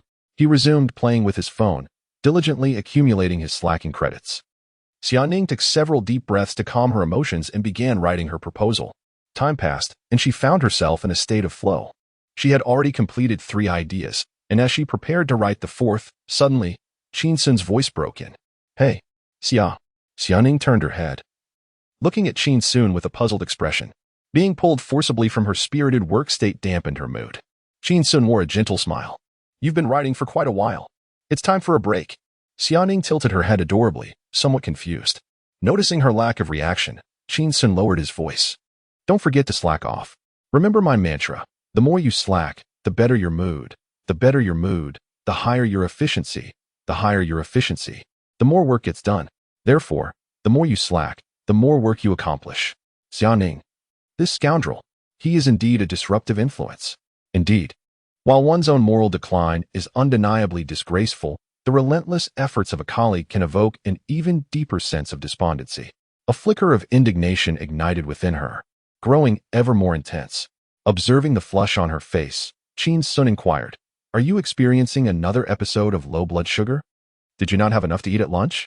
Xianing met Qin Xun's gaze, suppressing her frustration, and shook her head with an inscrutable expression. Engaging in a quarrel with such an individual seemed utterly futile. The solution was simply to dismiss them. Qin Xun, however, lacked the perceptiveness to read the subtle nuances of her demeanor, particularly those that often elude the untrained eye. Please share your proposal with me. I shall select the finest one to forward to Sister Chang, who will then present it to the elusive boss yet to make an appearance. Xianing hesitated, her lips barely parting. Well, I don't see that as necessary. I wrote it myself. Is there truly a need for another review? Qin Xun, adopting a tone of reassurance, responded, There is no need for embarrassment. Regardless of the quality of your writing, I shall not find it lacking. I assure you, I am quite accommodating. Chapter 010. Are you capable of taking charge? You truly will. Upon hearing his commendation of her character, Xianing suddenly felt a wave of nausea and hastily sent the documents over. She then took out her phone and began to play, unwilling to engage with him any further. Qin Xun opened Xianing's file and glanced at her conceptual proposals. All 3 were merely ideas in the draft stage. The first proposal involved contacting several renowned local enterprises to organize an event at a nursing home, where they would visit the elderly, hold a lottery, play games, and conclude with a group photograph, all while garnering media coverage. The second proposal was quite similar, except the venue was changed to a welfare home. The third proposal combined elements from the second and third, suggesting a rural resort where the residents of the nursing home and the orphans from the welfare home could come together for games and festivities. After reviewing the 3 proposals, he fell into a profound silence, enveloped in a deep sense of helplessness. With his extensive social experience, he recognized that all 3 plans were fundamentally hollow and impractical. The first question that arose was, which enterprise would spend its own funds to stage a performance for their company? Would they not prefer to engage in such endeavors themselves? The second issue was that the money would not reach the elderly and children. How could they be expected to enjoy games? Surely, they would be inclined to take advantage of the situation. They might even tell reporters, having lived for many years, that they wish to enjoy their twilight years, only to find themselves participating in a triathlon. The third concern was the rural resort itself. Would it truly be wise to place a group of elderly individuals alongside a gaggle of rambunctious children? Was that not akin to a collision of worlds? Only one's own children could be considered charming. Any other child displaying even a hint of vivacity would be labeled a little rascal. Qin Xun scrutinized the proposals repeatedly, his expression grave. It appeared that tomorrow would not bode well. An hour later, Xiaoning caught a glimpse of Qin Xun still intently reviewing her proposals from the corner of her eye. And a sense of pride swelled within her. Look at how your assistant surpasses you. This company is not on the verge of collapse. After a moment, she could not resist asking, "So, what do you think of these three proposals?" Qin Xun nodded slightly. "They are acceptable." Xiaoning's brows furrowed slightly as she inquired softly, "Which one do you intend to proceed with?" Turning to face Xiaoning, Qin Xun revealed a resigned smile. "I need to consider further." Xiaoning turned away and resumed playing on her phone. From Qin Xun's expression, she discerned that he was not satisfied with any of the proposals. Not satisfied? Then you take charge. Seizing the moment while Qin Xun was distracted, Xiaoning secretly sent a text to Cheng Wan. "Let us dismiss Qin Xun by 6 o'clock. I never wish to see him again." In the Human Resources office, Cheng Wan stared at the text from Xiaoning, bewildered. What was this all about? Just this morning, they had promoted him and raised his salary, and now she wanted him dismissed? Sigh. Love turned to resentment? Qin Xun closed Xiaoning's proposals and pulled out his phone to continue playing. Whatever. In the realm of trivialities, work pales in comparison to the art of idleness. Life, like a feather, flutters into the void, and for those who remain, eternity stretches on. Xiaoning had spent an entire day vexed by Qin Xun. Her already frosty demeanor now shrouded in an even deeper chill. Indifferent to the task at hand, she busied herself with her phone. The project merely a means to gauge Qin Xun's professional prowess. To her dismay, he proved to be a mere buffoon, audaciously enlisting the aid of her superior's superior, essentially the company's owner, to fulfill his whims. The audacity was staggering.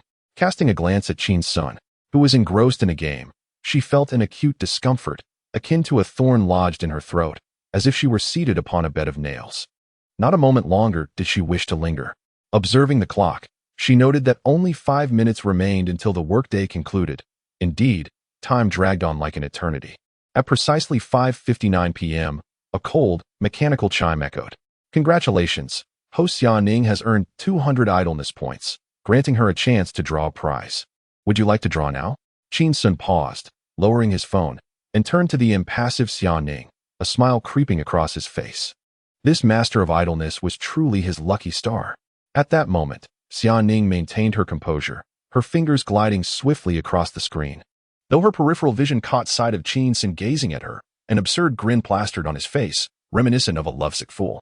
He straightened his posture, murmuring silently to himself, "Engage." An invisible wheel materialized before him, spinning wildly. "Stop." The wheel came to a halt. Boom. A burst of fireworks dissipated, revealing a virtual treasure chest that danced about before opening to unveil its contents, a tome resembling the legendary kite-flying manual, emblazoned with the words Marketing Bible.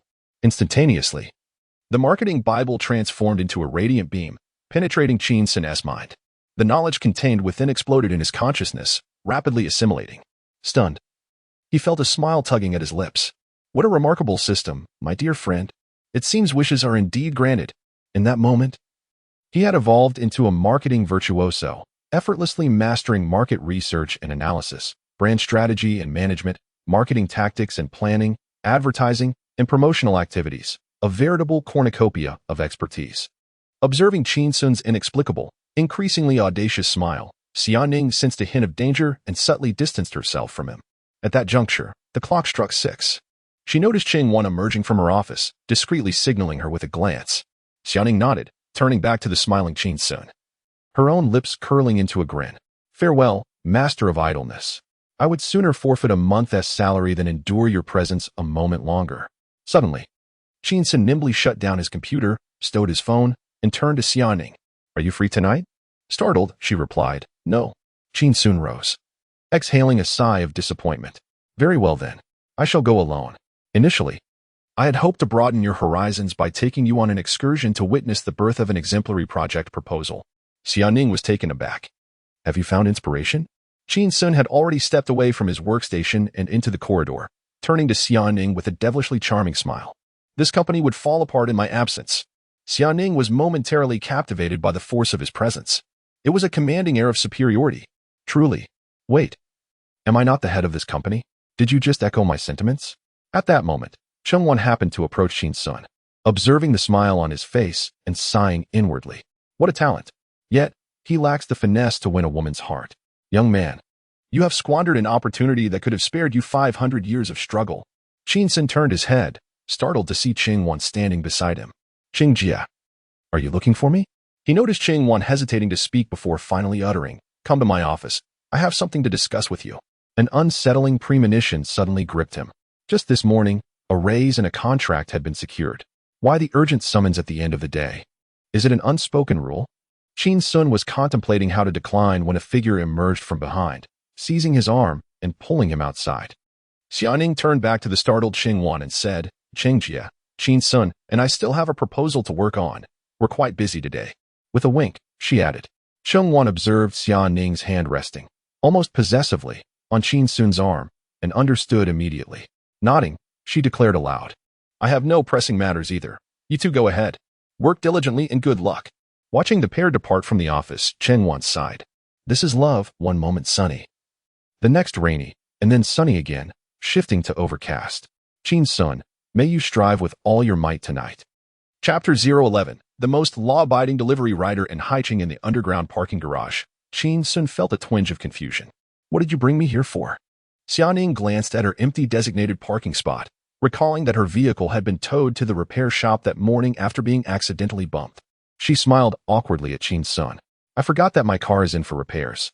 Qin Xun scrutinized Xiaoning from head to toe, hesitantly inquiring, You have a car? Xiaoning found his reaction puzzling and retorted, Don't you? Her words struck Qin Xun like a sharp arrow piercing his heart, stirring a mix of emotions within him. He straightened his neck and exclaimed, Of course I do. Follow me. With determined strides, he led the way, while Xiaoning silently trailed behind, increasingly bewildered. Why are we taking the elevator back to the first floor? And why are we going outside? What on earth? To the street? An electric bike? She noticed a delivery box emblazoned with the logo of a well-known food service attached to the back. A delivery bike? Qin Xun produced a key and inserted it into the ignition, confidently mounting the electric bike. Is this your vehicle? He turned to her, pride evident in his demeanor as he patted the back seat. Indeed, the king of endurance, with ample power. Xiao Xiao, hop on. Xiaoning hesitated, contemplating the electric bike. While she had ridden motorcycles before, she had never been on an electric one. Isn't it illegal to carry passengers on an electric bike? If the traffic police catch us, we could get fined. Qin Xun scoffed dismissively. They say that, but they have to catch me first. Suddenly, a memory flashed in Xiaoning's mind. An electric bike that had zipped past her yesterday, also a delivery vehicle from the same company. And the rider's silhouette bore a striking resemblance to Qin Xun. Could it be?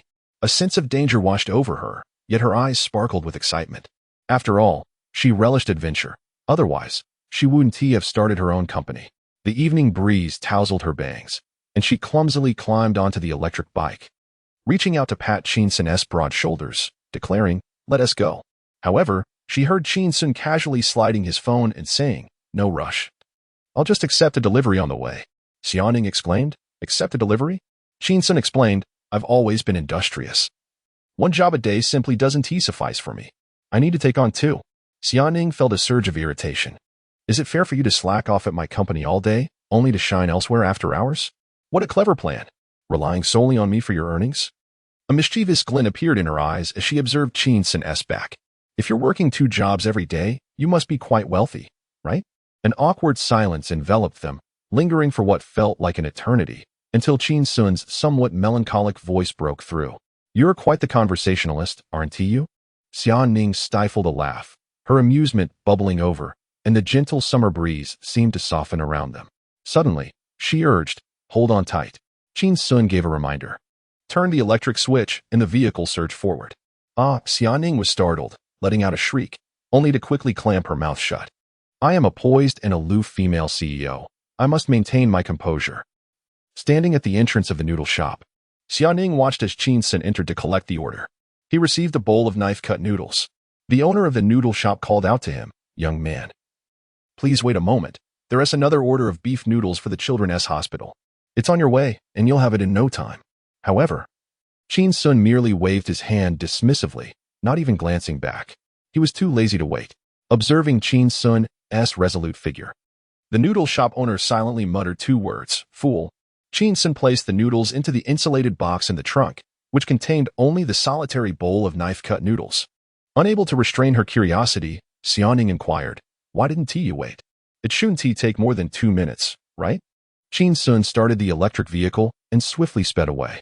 He had no intention of lingering. The priority was to conduct a site visit and draft the proposal that the insufferable boss required. The speed was alarming. Xiaoning gasped in surprise, instinctively wrapping her arms around Qin Xun's waist. Momentarily stunned, she realized her chest was pressed against his back, causing her cheeks to flush. She quickly released her grip, clenching her fists tightly. Was Qin Xun doing that on purpose? Yet, Qin Xun appeared completely unfazed, maneuvering deftly through the streets as if he were entirely oblivious to the warmth that had just enveloped him. Xiaoning discreetly glanced down at her chest. Not small at all. Grasping the steel frame beside the electric vehicle, she gazed at Qin Xun's back and asked, "Where are we heading for the site visit?" "To the children's hospital," he replied. Upon hearing this, Xiaoning pondered for a moment, her brow slightly furrowing. Was he contemplating donating 50,000 to families in need? While this was indeed related to charity and would resonate deeply with the public as a children's charitable event, it seemed rather commonplace, did it not? "I believe this proposal lacks creativity. Mine would be far superior." Hearing Xiaoning's incessant chatter from behind, Qin Xun retorted with irritation, "That's why you're the assistant planner, and I'm the lead planner. Could I possibly engage in such cliché acts? You've just joined the company. You need to be more humble, observe more, listen more, learn more, and speak less. Do not disrupt my rhythm." Xiaoning felt a pang of frustration. She acknowledged that her previous remarks had been rather blunt and her tone less than gentle. However, Qin Xun's swift and harsh rebuttal seemed excessively harsh, lacking the gentlemanly demeanor one might expect from a classmate. What a typical guy. Xiaoning simmered in silence, resolved not to speak until they reached the children's hospital. She was determined to see what this self-proclaimed rhythm was all about. 5 minutes later, she seemed to catch on to Qin Xun's rhythm, her curiosity intensifying. What was going on? No, was this person unwell? Typically, delivery riders are known for their speed, often maneuvering their electric bikes with more agility than some reckless motorcyclists, frequently running red lights and racing against time. However, aside from his remarkable speed on a bicycle, Qin Xun embodies the qualities of an exemplary citizen to an astonishing degree. He patiently awaits the red light at every intersection, never daring to infringe upon even a moment's grace until the signal has completely transitioned to green. What astounds her even more is his unwavering courtesy towards pedestrians at crosswalks devoid of traffic lights. He yields to adults, seniors, and children alike. As if this were not enough, Qin Xun comes to a halt before a crosswalk, granting passage to a stray dog wishing to cross the street. Xiaoning, seated in the back, observes the stray dog peering hesitantly from the roadside, caught in a dilemma of wanting to cross yet feeling apprehensive. Qin Xun calls out, "You may go first." The black dog barks. Qin Xun encourages, "Little black, you may pass." The dog barks again. With a commanding tone, Qin Xun exclaims, "Get on with it." The black dog, with a whimper, timidly scurries across the crosswalk with its tail tucked between its legs. As Xiaoning watches the dog glance back multiple times while making its retreat, she finds herself profoundly moved, despite her confusion, and inquires, "Do you know this dog?" Chapter 012. The only affliction in the world is poverty. Qin Xun's voice pierced through the air. "I know its mother." The electric scooter whizzed into motion. Xiaoning furrowed her brow slightly, hesitating for a moment before sincerely inquiring, "Is the mother of this dog nearby? How did it become separated from this little black dog? It's rather pitiable." Upon hearing this, Qin Xun's expression morphed into one of intrigue, as if savoring her words. He discerned 2 truths. First, Xiaoning was a kind-hearted individual. Second, she was rather naive. After a moment of silence, Qin Xun posed a question. "Don't you usually refrain from using vulgar language?" Sometimes, his mother serves as an exclamatory phrase, often expressing one's nostalgia. Xiaoning, seated in the back, was momentarily taken aback. Even with her simplicity, she grasped that this young man was mocking her. With a cold demeanor, she replied, "I typically do not use profanity, but I have felt inclined to these past few days." Qin Xun chuckled. Xiaoning retorted, You rascal." After a while, noticing that he was adhering strictly to traffic regulations despite the speed, Xiaoning could not contain her curiosity. "Why do you deliver food so leisurely? Only one order at a time, and you take your time doing it." Qin Xun responded with unabashed confidence, "I'm just slacking off." Xiaoning was taken aback by this answer, but upon reflection, it seemed reasonable. After all, Qin Xun was indeed the king of slacking off. It turned out that not only did he slack off in timed work, but he also did so in piecework. Truly, he was a master of idleness, with the very essence of slacking off ingrained in his being. Xiaoning chuckled and asked, "With your nightly slacking off and part-time work, when do you plan to save up money?" Without a flicker of emotion, Qin Xun replied, "I'll naturally have money once I secure a wealthy patroness." Xiaoning shook her head with a cold smile. "A wealthy patroness? How could such a woman ever take an interest in you? I might not know you well, but I am familiar with affluent women. It's impossible, unless that wealthy lady is blind." At that moment, the sky darkened, and a gentle evening breeze stirred up a cloud of dust from the roadside, obscuring her vision. In an instant, she frowned and shut her eyes, resembling a sightless person. "We have arrived." Qin Xun parked the electric scooter at the entrance of Haicheng Children's Hospital, disembarked, and retrieved the delivery to head inside. "Xia, wait for me here. I'll deliver to the inpatient department and come find you." Before Xiaoning could respond, Qin Xun had already vanished into the distance. Watching his retreating figure, Xiaoning lifted her gaze to the dimming sky, then glanced at the bustling traffic beside the road, suddenly engulfed by a feeling akin to being abandoned by a scoundrel. With a wry smile, she shook her head and made her way into the hospital. The men she typically encountered were all refined gentlemen, exuding elegance and poise. It was her first encounter with a man like Qin Xun, who showed no regard for his own charm. Suddenly, she contemplated a possibility, her expression shifting with a hint of brilliance. Could it be that he is a zero? 10 minutes later, Qin Xun ambled towards the hospital exit.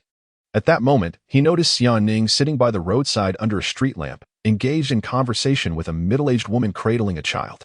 Faintly, a muffled sobbing could be heard. Xiaoning sat beside them, occasionally murmuring comforting words, likely meant to soothe.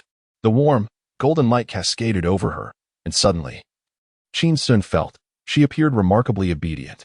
She seemed less cold than her usual demeanor, perhaps possessing a tender, soft-heartedness that could be easily moved to tears. Standing a short distance away, he observed her for a while, feeling a tinge of sentimentality. The system truly possessed an uncanny foresight. The earth of his past life bore a striking resemblance to the present blue star, thus the unfortunate souls from Earth also existed on Blue Star. Once, a sensational news story had swept across the nation, prompting an outpouring of donations from compassionate individuals, seemingly resonating with the middle-aged woman before him, who held her child. Qin Xun approached. Xiaoning slowly lifted her gaze. He noticed her eyes appeared somewhat misty. "Xiao, what's wrong?" At that moment, the plainly dressed middle-aged woman glanced up, wiped her tears, and acknowledged Qin Xun with a nod. He returned a subtle gesture, remaining silent. Xiaoning took a deep breath. Attempting to steady her emotions, her voice tinged with melancholy. "This sister's daughter is merely 2 months old and has been diagnosed with eye cancer.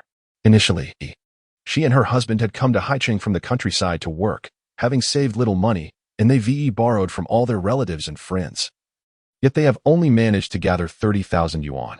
The woman bowed her head, gently caressing the slumbering infant in her arms, tears streaming anew. She had recounted this suffering to others countless times before, finding a measure of relief in sharing her burden.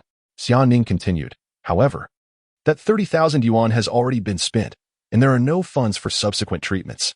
If this continues, the little baby may go blind, or worse."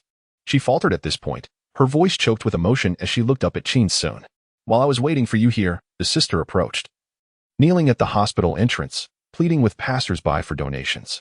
Qin Xun took a seat beside her and inquired, "Are there many people donating?" Suddenly realizing, Xiaoning pulled out her phone and opened a payment app. Noticing her action, Qin Xun discreetly pressed down on her phone, giving her a meaningful glance. Gently shaking his head, the woman lifted her gaze to Qin Xun. "Every day, kind-hearted souls give me money. Sometimes I collect several hundred, other times 1,000, and occasionally just a few dozen." Qin Xun sighed. "There is only one affliction in this world, and that is the malady of poverty. This statement struck a chord with the woman, who broke down in tears.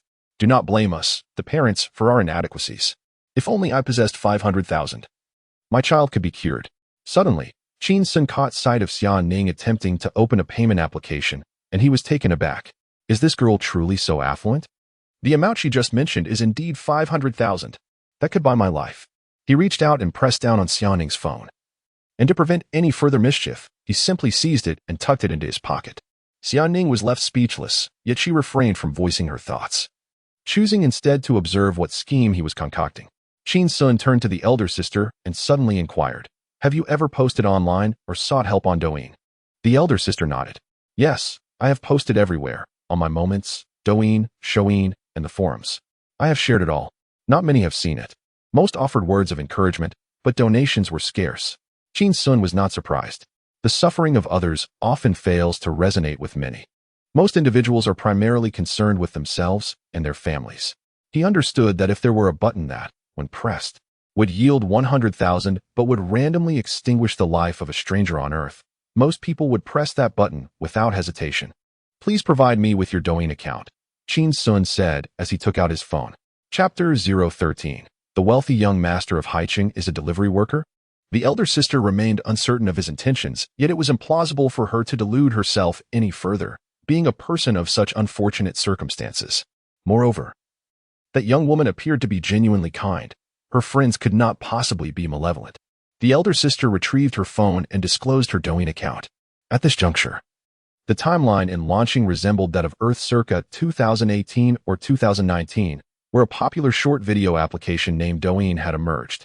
Qin Xun successfully located the elder sister's account, but refrained from sending a friend request. Instead, he entered her profile. The pinned video featured the elder sister holding a child, appealing for assistance from compassionate individuals. Other videos documented her daily life with her husband, their labor, meals, the joy of pregnancy, the anxiety of prenatal checkups, and the despair following their child's illness. Regrettably, the pinned video had garnered merely a few hundred views. Qin Xun clicked on the pinned video. In it, the elder sister's voice trembled as she began to speak. Hello everyone, my name is. He pressed the pause button and scrolled through the comments section, discovering an array of encouraging messages. Stay strong. Everything will pass. May the Buddha bless you. The comments section radiated positivity, yet none mentioned donations. Qin Xun altered his Douyin ID and posted a comment on the elder sister's video. Instantly, her Douyin app pinged with a notification. She glanced down at her phone, her expression turning complex, before looking up at Qin Xun in astonishment. A user named Wealthy Young Master of Haiqing had posted a vitriolic comment. Money? I have plenty. Buying my girlfriend a handbag costs over 50,000, but if you want my help, there's a price to pay. Just prostrate 3 times on Huaqing Avenue and crawl to Siena Bridge, and I will donate 50,000. The elder sister scrutinized Qin Xun's attire, noting his youthful visage. Internally conflicted. Are you speaking the truth? Qin Xun nodded. If I am lying, may I be struck by lightning. He then contributed 2,000 Do coins to the elder sister's pinned video. With 1,000 coins, the platform could promote the video to 100,000 viewers. Witnessing his nonchalant donation of 2,000 Do coins, the elder sister began to believe. Observing the change in her demeanor, Qin Xun sensed that matters were progressing favorably. Tomorrow at 10 a.m., Huaqing Avenue, he declared, rising to his feet and exchanging a knowing glance with Xia Ning. Uncertain of the unfolding events, Xia Ning could feel that the elder sister was somewhat moved. She too stood up and said, Sister, we shall meet tomorrow. The elder sister lifted her gaze, about to bid farewell, only to see Qin Xun climbing onto an electric bike, a delivery box affixed to the rear. She fell silent. On the electric bike, Qin Xun pedaled leisurely, exhaling deeply. Though accustomed to witnessing suffering through the news, the reality unfolding before him still weighed heavily on his heart. Suddenly, Xia Ning inquired, What do you intend for the elder sister to do at Huaqing Avenue tomorrow at 10 a.m.? Qin Xun replied, to receive donations from various individuals. Xia Ning pondered for a moment. Huaqing Avenue indeed attracts many people. It is an excellent place for publicity. However, such propaganda is utterly futile. Kneeling at the hospital entrance without any coverage or donations serves no purpose. Suddenly, Xia Ning pondered a question, furrowing her brow. You have yet to draft a proposal, and the company has not approved it. Are we truly to proceed with the implementation without any formalities? Qin Xun remained unfazed. Once outside, military orders are not to be disregarded. Moreover, our company's foolish boss, who has been absent for the past fortnight, likely lacks the capacity to comprehend the intricacies of my proposal. It is better to act first and then report, to avoid potential rejection. This is what one might call executing without prior approval. Xian Ning frowned deeply. No boss appreciates employees who act without prior consent, regardless of their capabilities. It simply will not do. Furthermore, she could not discern any remarkable aspects in Qin Xun's proposal. Was it merely a matter of investing 2,000 yuan in Dojia to increase viewership? What significance does that hold? Suddenly, Qin Xun inquired, Xiaoxia, are you quite affluent?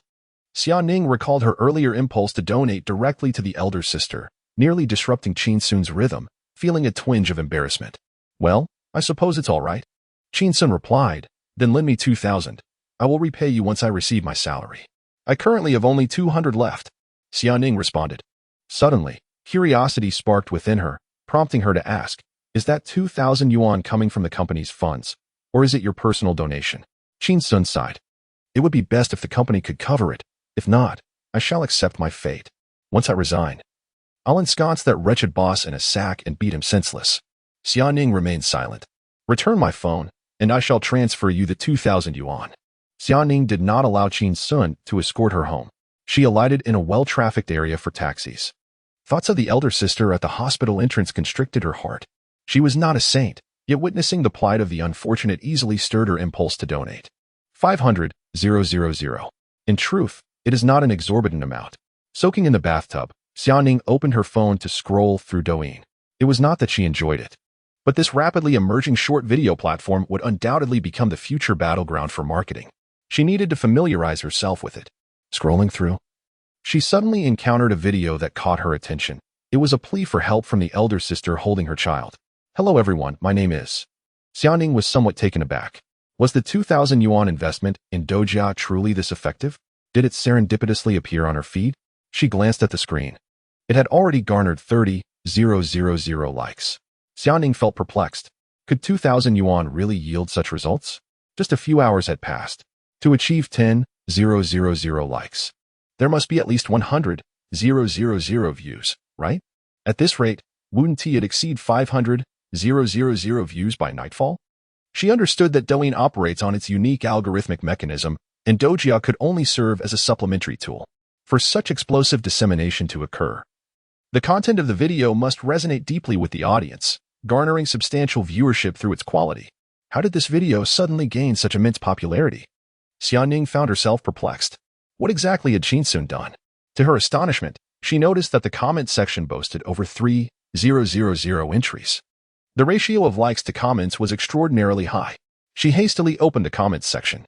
The most liked comment was posted by an individual with the username Haiching Rich Young Master. I have plenty of money.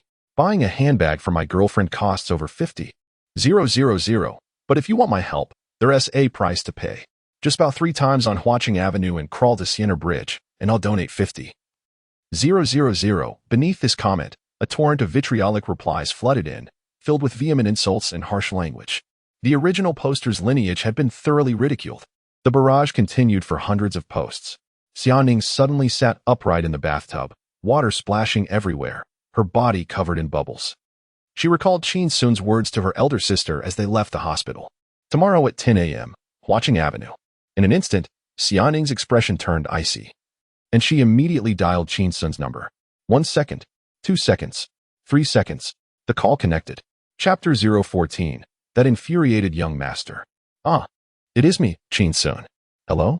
Xia Ning exclaimed angrily, you made my sister kneel from Huaqing Avenue all the way to Siena Bridge? Indeed. What of it? Qin Xun retorted. Xia Ning scolded, are you even human?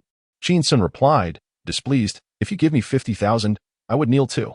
Xia Ning was momentarily at a loss for words, her anger rendering her speechless. You, how despicable. Qin Xun's tone turned icy.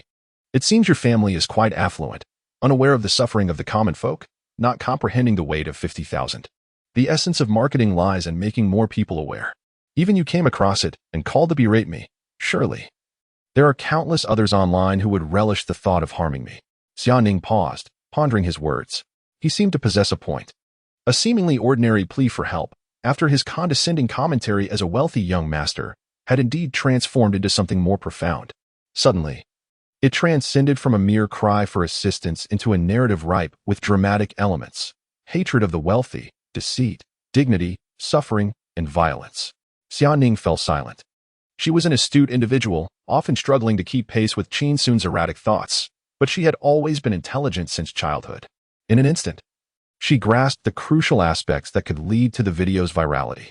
Most netizens likely did not genuinely wish to see the elder sister receive aid. They were more interested in witnessing retribution against the oppressor. However, as long as it could spread and evoke societal uproar, the chances of raising funds would be substantial. Her tone softened considerably. Qin Xun, you must be cautious. The number of people criticizing you will only grow, and with the advancements in doxing technology, it can become perilous. After a moment of silence, Qin Xun's voice came through the phone. You just focus on saving your daughter. I will bear the brunt of the scorn. Should anyone dare to confront me, they will find themselves grasping at shadows. Hee, I've been residing in the park these past few days. Suddenly, Xiaoning felt a sting in her eyes, perceiving Qin Xun as a pawn willingly sacrificing himself for the game, evoking a sense of tragic grandeur. His figure seemed to grow remarkably imposing. Though he was a master of idleness, he undeniably possessed genuine talent. As she hesitated on whether to invite him to stay at her home, Qin Xun's voice interrupted her thoughts. Xia, tonight, you need to work overtime to rewrite the proposal. Bring it to me for review tomorrow. If it's unsatisfactory, I shall make things difficult for you. The call ended abruptly. Xiaoning stared blankly at her phone for a while. Make things difficult for me? You, and in turn, dare threaten the CEO of our company? The audacity. After taking a shower, Xiaoning opened her computer, had the nanny prepare a cup of coffee, and began to write the proposal. Words flowed effortlessly, her eyes sparkling with determination. An hour later, she glanced out the window. The moon shone brightly. In some obscure corner of the night, a man huddled on a bench, curled up, shivering amidst a swarm of mosquitoes in the evening breeze. He truly made me weep. In a bathing center in Haiqing, Qin Xun indulged in a soothing soak before succumbing to slumber on the bed. Sleeping in the park? Only a fool would choose that. Spending a mere few dozen yuan for a bath, one could also enjoy a night's rest without charge. The following day, Xiaoning arrived at the office early. Settling into her workstation, the adjacent desk was conspicuously empty, stirring a sense of unease within her. Could it be that Qin Xun had been found in the park and was now hospitalized? As the seconds ticked away, the clock struck 8:55. Nearly 5 minutes from the start of the workday. The office buzzed with an unusual liveliness, with colleagues engrossed in animated discussions. Did you catch the local news last night? A wealthy scion from Haiqing is offering 50,000 yuan for a poor mother to kneel 3 times, all the way from Huaqing Avenue to Siener Bridge. What a beast. Truly a beast. I wish I could put a knife to him. This so-called wealthy heir is nothing but a pathetic loser hiding in an internet CAF. Slurping instant noodles and boasting online. Agreed. I commented under that mother's post, urging her not to believe him and not to let her dignity be trampled. I donated 200. But this mother is truly desperate for money. She wouldn't actually go through with kneeling, would she? Poor soul, grasping at a lifeline. Even if it may be a mirage. Alas, I cursed the wealthy scion of Haiqing to meet his end beneath a car. Listening to the impassioned rhetoric, Xiaoning's expression darkened.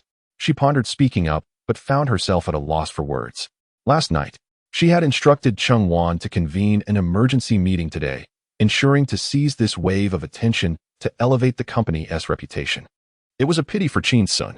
As the seconds passed, at precisely 8:59:56, Qin Xun entered the office. Xiaoning breathed a sigh of relief, observing him as he casually took his seat at his desk. You truly have a knack for timing, she quipped with a smile. Qin Xun settled in and turned to Xiaoning. Xia, please show me the proposal. Xiaoning replied, I handed it to Cheng Wan last night. Sister Cheng. Qin Xun's eyes widened. I haven't seen it yet. Xiaoning chuckled. This is called acting after the fact. You taught me that. Qin Xun snorted. Just wait until I make things difficult for you. Suddenly, Cheng Wan emerged, clapping her hands and calling out, Everyone, stop. Emergency meeting, all hands on deck. Report to the office in 3 minutes. The room fell silent, sensing the gravity of Cheng Wan's demeanor. Could it be that the company was on the brink of collapse? 3 minutes later, everyone gathered in the conference room. A PowerPoint presentation illuminated the screen, displaying a large title, Company Marketing Strategy. The attendees stared at the title, bewildered. What is going on? What happened? When did we acquire a marketing strategy? Qin Xun stood at the front, surveying the room as she commenced her opening remarks. Recently, our company has not secured any contracts for the past 2 weeks. After a discussion among the senior management, it was determined that the lack of recognition of our Oak Tree company is the primary reason. Consequently, the planning department has been tasked with organizing a marketing event centered around the theme of charity to elevate our company's profile and achieve remarkable success. This proposal from the planning team has already received the company's approval. Qin Xun was somewhat taken aback by the rapid development. Is it really happening so soon? At that moment, Qin Xun began to applaud. Let us welcome our company's planner, Qin Xun, to share his insights with everyone. A sparse applause echoed in the room. To the audience, Qin Xun was merely an affable intern, and they did not harbor expectations for him to present a groundbreaking plan. Qin Xun glanced at Xia Ning and ascended the stage, taking the page-turning laser pointer from Cheng Wan's hand. Hello everyone. I believe some of you may have come across the video yesterday featuring the wealthy young gentleman from Haicheng, where a mother, whose child was gravely ill, knelt from Huaqing Avenue all the way to Siena Bridge. He paused for a moment. That gentleman, the wealthy young man from Haicheng, is none other than myself. Chapter 015. Entering the game. Half a victory against fate. Upon the utterance of these words, a wave of astonishment swept through the audience. Everyone stared, dumbfounded, at Qin Xun. Some, with tempers flaring, clenched their fists, while a few grasped their thermos cups, and even more were on the verge of storming the stage to confront Qin Xun. Sensing the tension, Qin Xun quickly gripped the page-turning pen as if it were a dagger. Hey, I implore you to calm down. We are all on the same side. From the crowd below, a voice erupted in anger. Who the hell is on your side? Qin Xun pressed the page-turning pen, and the large screen illuminated with a bold title, Entering the Game, Half a Victory Against Fate. He began to articulate his thoughts succinctly, laying out his reasoning. Finally, from his elevated position, he gazed down at the audience, solemnly concluding, I do not dare to wager on the goodwill of humanity, but I am willing to bet on its malice. They may not wish for her survival, but they certainly desire my demise. As soon as his words fell, Xia Ning led the applause. Cheng Wan joined in, and gradually, the entire assembly erupted in a thunderous ovation that resonated throughout the conference room. It took a full minute for the clapping to subside. Cheng Wan ascended the stage, patting Qin Xun on the shoulder, exclaiming, Well done. She then addressed the audience. All departments, pay attention.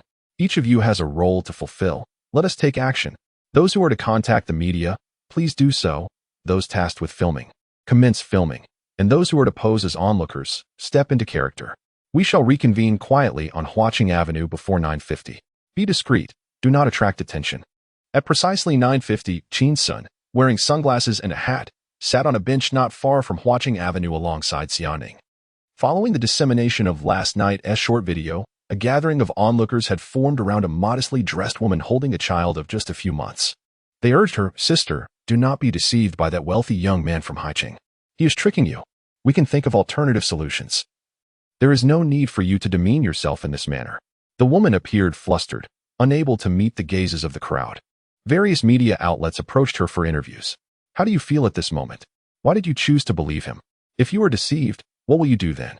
The woman simply hung her head, at a loss for words. After kneeling at the hospital entrance for so many days, she had encountered several media interviews. Now, it was as if the entire world's good-hearted individuals had emerged. As the clock struck 10, the woman knelt down. Surrounded by the cameras of various media and escorted by the onlookers, she cradled her child and bowed with every 3 steps. Over an hour later, she finally reached Siena Bridge.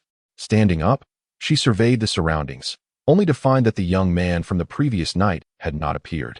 All she could see were a multitude of onlookers bearing expressions of curiosity. The woman murmured, Where is he?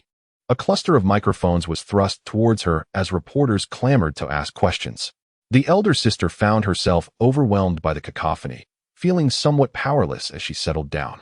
Gingerly placing the child upon her lap, she retrieved her mobile phone, opened the Douyin app, and navigated to the comment section of her pinned video. To her dismay, she discovered that the comment from the wealthy young man of Haicheng had vanished. A pallor of despair washed over her face, her hands trembling as she searched for the young man's account, only to find that it had been deactivated. Raising her gaze, she beheld the reporters encircled around her, their cameras poised like weapons, her eyes brimming with anguish and hopelessness. The infant in her arms began to wail. Tears streamed down her cheeks. That very afternoon, the incident made headlines in Haicheng News and ascended to the pinnacle of local short videos on Douyin. The view count of the elder sister's video skyrocketed to an astounding 5 million, with over 400,000 likes. The comment section erupted with fervent indignation. Such a scoundrel must face divine retribution. How can such a beast exist in this world? Let's expose him. Demand his address. I already have a criminal record, so I don't mind serving another year or two. The fervor among the crowd hinted at a desire to tear Qin Xun apart. Yet, amidst the ire, many offered words of comfort. Sister, your baby will surely recover. I may not have much, but I can donate 500. Already donated. 20, already donated. 300, already donated. As a student, my means are limited, but I can give 50, already donated. Beneath these sentiments lay a flurry of donation pledges, orderly in their presentation, with most accompanied by screenshots of their contributions. Among them, a notable donation surfaced at the top of the comments: Oak Tree Company, 100,000, already donated. Complete with a screenshot. As the situation intensified, it gradually ascended to the trending section of Douyin and Weibo. 3 days later, the elder sister had amassed over 500,000 in donations. She closed the donation portal and recorded a video. In it, her eyes glistened with tears as she cradled her child, bowing in gratitude.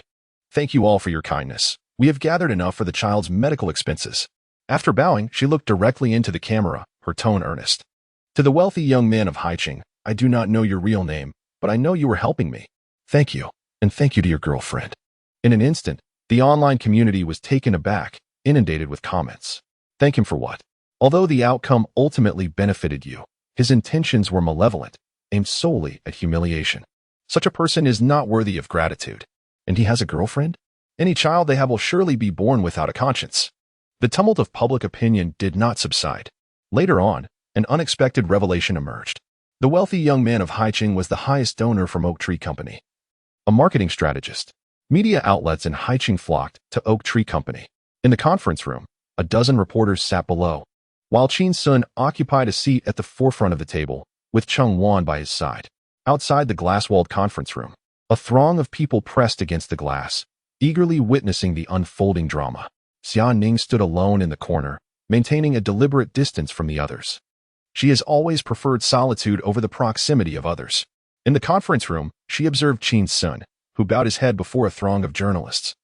Resembling a penitent sinner, amusement flickered within her. This young man certainly possessed a talent for theatrics.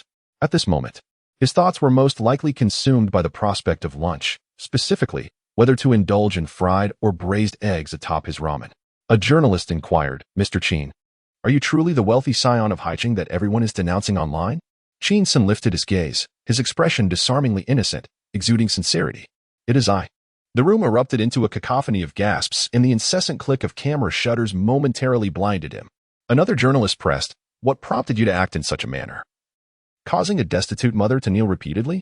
Qin Xun replied, that day, I encountered this mother outside the hospital and felt a surge of compassion. It reminded me of my own mother. As he spoke, his eyes glistened with unshed tears. From a young age, my mother taught me that the children of the poor must mature swiftly. He faltered, his voice thick with emotion. A profound silence enveloped the room, permeated by an air of sorrow. In the corner outside, Xia Ning gazed through the glass door at Qin Xun, her heart constricting painfully. At that moment, a journalist posed another question. May I ask, is your mother deceased? Chapter 016. One cannot help but admire. Some individuals are innately suited for this line of work. Qin Xun raised an eyebrow. Your mother has passed away? Mine is alive and well, capable of devouring 3 hefty bowls of rice in one sitting. The reporter was momentarily taken aback. What the hell? She is not dead. Why speak so mournfully? A wave of astonishment rippled through the room. The journalists exchanged glances, having never encountered a young man who could so unabashedly curse in front of a multitude of cameras. Truly, he was a person of genuine temperament. Outside, Xia Ning burst into laughter, radiant as sunlight, before immediately regaining her regal demeanor. Inside the conference room, Cheng Wan swiftly intervened. I apologize, everyone. Qin Xun has been under considerable online scrutiny these past few days, which has understandably affected his mood. I hope you can forgive him. The reporters nodded in understanding. Over the past 3 days, the wealthy scion of Haicheng had been mercilessly criticized online, with millions of derogatory comments directed at him. From his appearance to his character and even his family lineage, he had been subjected to relentless vitriol. Accusations ranged from being a soulless scoundrel to derogatory remarks about his family background, with even more ludicrous fabrications surfacing, such as claims of him peeping at women bathing at the age of 3 and coercing them to watch him bathe at 4. The barrage of insults was overwhelming, enough to break anyone. Qin Xun continued on the topic, explaining, "At that moment, I felt sympathy for that mother. Coincidentally, my company tasked me with creating a marketing plan centered around charity with a budget of 50,000 yuan. I intended to donate the funds to her, but it wasn't sufficient. Hence the marketing event I orchestrated." At that moment, Chengwan pressed a key on her laptop, and a WeChat chat screenshot appeared on the large screen. Qin Xun. The upper management has decided to formulate a plan to enhance the company's influence. The theme is charity, and we aim to orchestrate a sensational event that showcases the company's prowess to all local enterprises, striving for a meteoric rise to fame. The conference room fell silent for a moment. The journalists gazed at Qin Xun's youthful visage, feeling a newfound respect for him. They were a group of journalists, adept at capturing attention, yet when compared to Qin Xun's proposal, their previous tactics seemed utterly feeble. Ah, how the comparison stings. Some individuals are indeed born for this vocation. At that moment, another reporter inquired, "Was the cancellation of the Haicheng wealthy young master account part of your premeditated strategy?" Qin Xun nodded. "Indeed." The reporter pressed on, "Why is that?" Qin Xun responded, "I feared the situation's impact might not be sufficient, so I aimed to stoke the public's indignation by directly canceling the account. Fortunately, we managed to raise enough funds in the end, and I am immensely grateful to Oak Company for their generous donation of 100,000, which exceeded our initial target by 50,000. The reporters were left speechless. This truly was a perilous game. Society today was indeed rife with volatility. Another reporter asked, "Aren't you afraid of being doxxed and physically harmed?" Qin Xun offered a wry smile. "I returned to my rental yesterday only to discover that my door had been smashed in and the contents inside were thoroughly wrecked. In recent days, I have been residing in an internet CAF. Despite his thick skin, he cannot afford to lose face. In order to prevent the masses from misjudging his character, he has replaced the term bathhouse with internet CAF." The journalists and colleagues could not help but cast sympathetic glances at Qin Xun. Chengwan seized the opportunity to press a button, and the PPT on the large screen turned, displaying the phrase, "Entering the fray, conquering half the battle." The flashbulbs erupted once more into a cacophony of clicks. Subsequently, a round of applause spontaneously rose in the conference room, echoing for an extended duration. A reporter then inquired, "Mr. Qin, are you truly a second-generation wealthy individual?" Qin Xun smiled wryly and shook his head. "I am merely an ordinary worker, diligently toiling at Oak Tree during the day and delivering takeout after hours, saving money for a car, a house, and to marry a wife." The journalists and colleagues exchanged knowing smiles. A wife, children, and a cozy home. This timeless way of life may sound commonplace, yet in this era of relentless competition, it appears to demand immense effort. All the men present seemed to be striving toward this very goal, immediately elevating their perception of Qin Xun. They prepared to embellish their news reports with more flattering descriptions of this solitary hero, hoping to enhance his popularity and assist him in finding a spouse. Outside, Xiaoning wore a peculiar smile. How could Qin Xun be so bold as to portray himself as so industrious? He slacks off at work. Delivering takeout is merely another form of slacking. He is unlikely to ever marry. Suddenly, she heard another reporter ask, in the thank you video, "That lady expressed particular gratitude towards you and your girlfriend. Is your girlfriend from this company? Would she be available for an interview?" Xiaoning widened her eyes in disbelief. What nonsense! What girlfriend? He, of all people, deserves one. She noticed Qin Xun's gaze upon her, and with a cold expression, she shook her head. Qin Xun replied, "That lady misunderstood. The kind sister she encountered that day was not my girlfriend, merely an ordinary passerby." Upon hearing this, Xiaoning slightly furrowed her brow. A sister? A passerby? An ordinary one at that? Humph. Is she beginning to weave a narrative against me? How childish. As the interview neared its conclusion, a commotion erupted outside.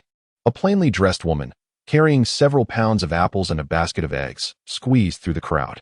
"Excuse me, I am looking for that young man." Upon seeing the protagonist of recent news appear, the onlookers displayed expressions of surprise, parting to allow her passage as she approached Qin Xun. He rose to his feet. The woman, with tears glistening in her eyes, said, "I heard you were working here, so I came over." She pressed the apples and eggs into Qin Xun's hands. Everything was conveyed without words. Click, Click, click. The flashes erupted once more in a frenzy. Half an hour later, the reporters finally dispersed, and the woman returned to the hospital to care for her child. Qin Xun exhaled deeply, collapsing onto his workstation as he wiped the sweat from his forehead. I am utterly exhausted. Xiaoning turned to him, her curiosity piqued. Is it true that your rental was vandalized? Qin Xun nodded. Indeed, I borrowed 2,000 yuan from you and had to compensate the landlord 1,500. Xiaoning retrieved her phone. Shall I lend you 5,000? Would that suffice? Qin Xun regarded her in silence for a moment, scrutinizing her attire, which, though devoid of labels, exuded an unmistakable quality, likely more expensive than branded clothing. He realized that she might indeed be an understated heiress. Shaking his head, he replied, No. I'll find a way on my own. Xiaoning, puzzled, inquired why not. I don't charge interest. Qin Xun chuckled. Borrowing from you repeatedly makes me feel as though I am being kept. Xiaoning retorted, as if I would ever do that. She put her phone away. After a brief respite, Qin Xun pulled out his phone once more, intending to indulge in a game for some leisure. However, upon lifting his gaze, he noticed several colleagues occasionally glancing toward him, offering approving smiles when their eyes met. A sense of melancholy washed over him. What are you all staring at? I chose this spot precisely to remain inconspicuous. With all this attention, how can I possibly slack off? This was disastrous. From being an invisible presence in the office, he had transformed into a firefly. Earlier, when he went to fetch water, the receptionist had insisted he go first. Even during bathroom breaks, his colleagues deferred to him. To make matters worse, Cheng Wan's gaze had grown increasingly amicable. The atmosphere in this workplace had become treacherous. Perhaps it was time to consider a change of scenery. Chapter 017. This humble company astonishingly possesses both a strategical genius and a talented youth. After enjoying a delightful lunch, Qin Xun indulged in a refreshing nap lasting an hour and a half. Meanwhile, Xiaoning, brimming with enthusiasm, perused Douyin, Weibo, and the news, her lips curving into a perpetual smile. Just this morning, a press conference had concluded, and by noon, news articles began to proliferate, saturating the media landscape. The public perception of the affluent scion from Haicheng had gradually shifted. In ancient times, he would have been a master strategist, using himself as bait. He entices the world to engage. Such noble intentions. If this were said in antiquity, it could inspire an idiom to save the child by humiliating the mother. He understands the dynamics of public attention. Those who seek to criticize him outnumber those who wish to assist him. This man is truly handsome, even as a male. I find myself wishing to bear his children. However, not all commentary was favorable. Could this be classified as fraud? Have you donated? Yet you cry fraud. I have donated, and I do so willingly. Clever, remarkably clever. Someone so astute must be near death. His colleagues ought to exercise caution, especially the female ones, lest they fall prey to his charms and end up counting his money. From time to time, Xiaoning glanced at the peacefully sleeping Qin Xun, finding him less disagreeable than before. While the world outside was tumultuous, he remained in blissful slumber. A master of disguise? Suddenly, her peripheral vision caught sight of Qin Xun's computer screen, where several friend requests popped up on his WeChat. She worried that he might still be subjected to the scorn of misinformed netizens, eager to connect with him for malicious purposes. Indeed, that must be the case. Xiaoning silently encouraged herself, then observed that no one was watching, allowing her to discreetly access the notifications on Qin Xun's computer. 3 friend requests appeared in succession. Hello. Mr. Qin. This is Hippo International. May we invite you to dinner? Hello, Mr. Qin. This is Cheetah Recruitment. We have a position with a base salary of 20,000. Would you be interested in learning more? Hello, Mr. Qin. This is Sanduo Hua Limited. We offer generous compensation and ample opportunities for advancement. Would you consider it? Upon reading these recruitment messages, Xiaoning's expression soured as she glanced at Qin Xun. Noticing he remained in a deep slumber, she gently dismissed the 3 friend requests and permanently deleted them. Subsequently, she adjusted the settings to prevent others from adding him as a friend through searches. A one-time solution. After completing these tasks, Xiaoning turned, as if nothing had transpired, and picked up her thermos to sip water, sip water, sip water. Then, she quietly sent a message to Cheng Wan. At 1:55 p.m., Qin Xun's phone alarm rang. He yawned, stretched, and opened his drowsy eyes. Refreshing suddenly, he noticed Cheng Wan stepping out of the office, casting a glance in his direction, her smile warm and laden with significance. Cheng Wan cleared her throat and raised a thick red envelope in her hand. Everyone, pause your work. I have a wonderful announcement to make. Recently, our overseas CEO learned about the splendid marketing campaign our company executed, which garnered national attention and expressed immense satisfaction. Once the company's name is established, a continuous influx of business is anticipated, and the dreams of promotions and salary increases will no longer remain elusive. In light of this, the CEO has generously rewarded us with a team-building event this Friday evening, complete with dinner, drinks, and singing. The office erupted in a chorus of approval. Hooray! How delightful! Qin Xun, observing the exuberance of her colleagues, cast her gaze upon Qin Xun, raising the red envelope in her hand even higher. Furthermore, the CEO has decided to bestow a generous red envelope of 20,000 yuan upon our distinguished contributor, Qin Xun, and cultivate him as a prospective supervisor. Let us invite Qin Xun to the stage to receive his award. The office resonated with enthusiastic applause. No one felt envious of the money he received, for his unique ideas indeed carried significant risk. Moreover, their gathering on Friday for dinner, drinks, and singing was a fortunate consequence of Qin Xun's success. After all, most employees join a company with the hope of its flourishing, aspiring for more business and higher commissions. Amidst the applause, Qin Xun approached Qin Xun, accepting the red envelope with both hands and bowing slightly. Thank you, everyone. Upon returning to his seat, Qin Xun tucked the envelope into his backpack. Sitting upright and seriously typing on his computer, Xiaoning, noticing his solemn demeanor, felt a sense of relief. Indeed, money can motivate even the most indifferent. Look. His previously carefree attitude had suddenly transformed. Suddenly, she caught a glimpse of what Qin Xun was typing on the computer and was taken aback. The document was filled with the words, Motherfer, Motherfer, Motherfer, line after line, column after column. Xiaoning, a dog cannot change its nature. This red envelope is better off in a cesspit. After witnessing Qin Xun earnestly type profanity for 5 minutes, Xiaoning could no longer contain herself and asked, You don't seem very happy? Qin Xun turned to her, his fingers still typing Motherfer blindly, and quietly replied, I'm thrilled the CEO can give me money. However, I dislike the idea of being trained as a prospective supervisor. Xiaoning was bewildered. Why? Qin Xun replied, unabashedly. Being at the core of the company, with so many eyes on me, how can I slack off in the future? Xiaoning was astonished. Are you saying you come to work just to slack off? Qin Xun responded, What else? Xiaoning. She began to empathize with those who vandalized Qin Xun's rental apartment, as she now also felt an urge to give him a good beating. After pretending to work earnestly for half an hour, Qin Xun had typed over 3,000 words of profanity on his keyboard. Xiaoning could no longer bear it and asked him, Do you really look down on the company's CEO this much? Qin Xun glanced up, noticing everyone else engrossed in their work, gradually losing interest in him. He sighed in relief, leaned closer to Xiaoning, and whispered, Let me tell you something.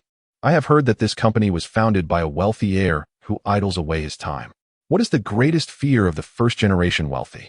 It is not the indulgence of their sons in a life of leisure, but rather the prospect of them leading a startup to ruin. In the realm of entrepreneurship, 9 out of 10 ventures fail.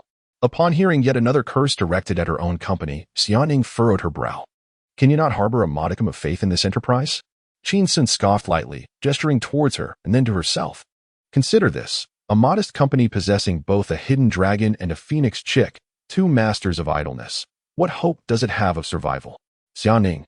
Suddenly, she felt that remaining in Qin Xun's company might lead to premature aging, potentially even illness from the stress. Abruptly, Qin Xun lowered her voice, speaking with an air of mystery.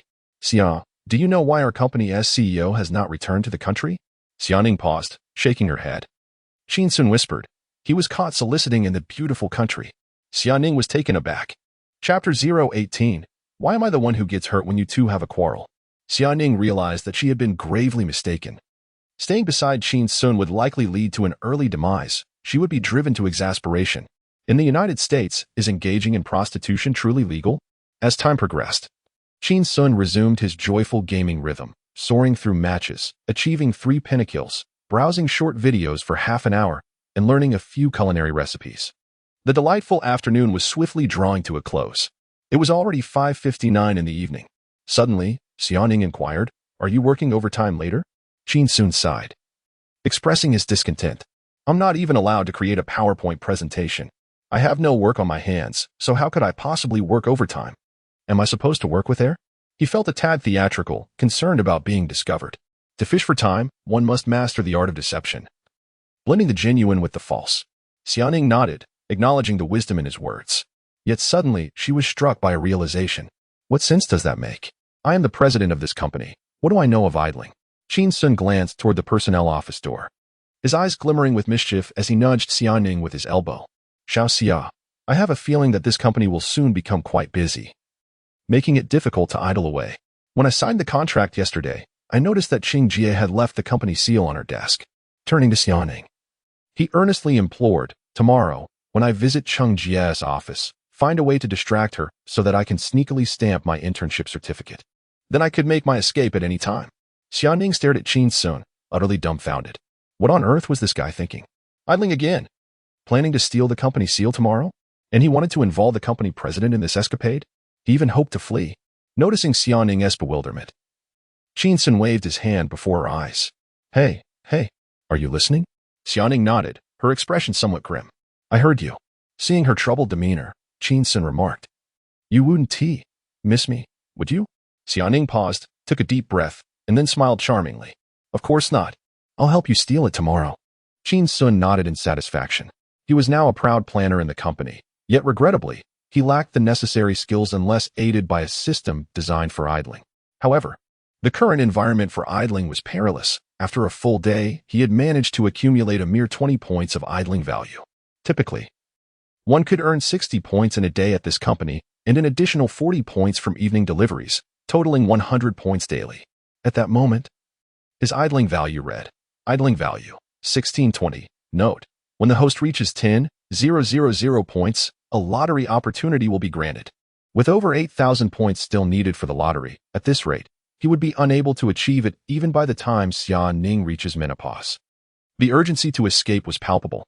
Noticing the time, he saw it was already 6 o'clock. He looked at Xiaoning and asked, Shall I ride you home? Xiaoning, shouldering her backpack, stood up and turned away without a glance. No need. I have my own vehicle. Qin Xun, isn't your car broken? Xiaoning turned around, lowered her head, and silently gazed at Qin Xun, suddenly breaking into a radiant smile. Is it possible that your family only owns a single vehicle? At that moment, Qin Xun found her smile rather irksome. He puffed out his chest and proudly declared, We have 3 electric scooters at home, 1 for each person. Xiaoning gave a thumbs up, said nothing, and turned to leave. Qin Xun watched her retreating figure, his brow slightly furrowing. My little assistant seems to be experiencing a tumultuous mood today. Could it be that she is on her period? I hope this won't hinder my plan to sneak the company seal tomorrow. In the underground parking lot of the office building, Xiaoning entered a red sports car, settling into the seat as she crafted a message to Cheng Wan. Cheng Wan, please secure the company seal. Qin Xun intends to steal it. After a moment's contemplation, she revised her message. Cheng Wan, please lock up the company seal. Someone is attempting to steal it. In the Human Resources office, Cheng Wan received the message and paused, sensing an air of conspiracy. The cutthroat corporate battles depicted on television, where lives are at stake, are now mirroring reality with someone attempting to steal the company seal? Has the company gained notable recognition, drawing the attention of others? A tall tree attracts the wind.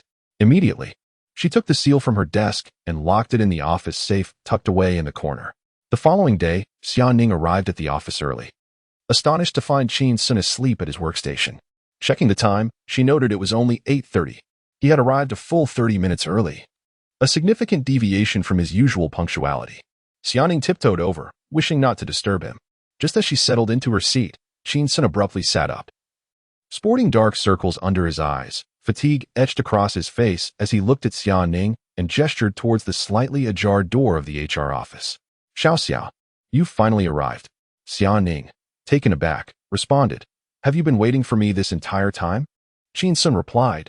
I've been waiting so long that the flowers have wilted. Didn't you promise to assist me in stealing the company seal to stamp my internship certificate? Xiaoning, she pondered for a moment. Did I truly agree to that? Would the company president really assist an employee in stealing the company seal? Qin Xun continued. I just delivered a refreshing and thirst-quenching drink.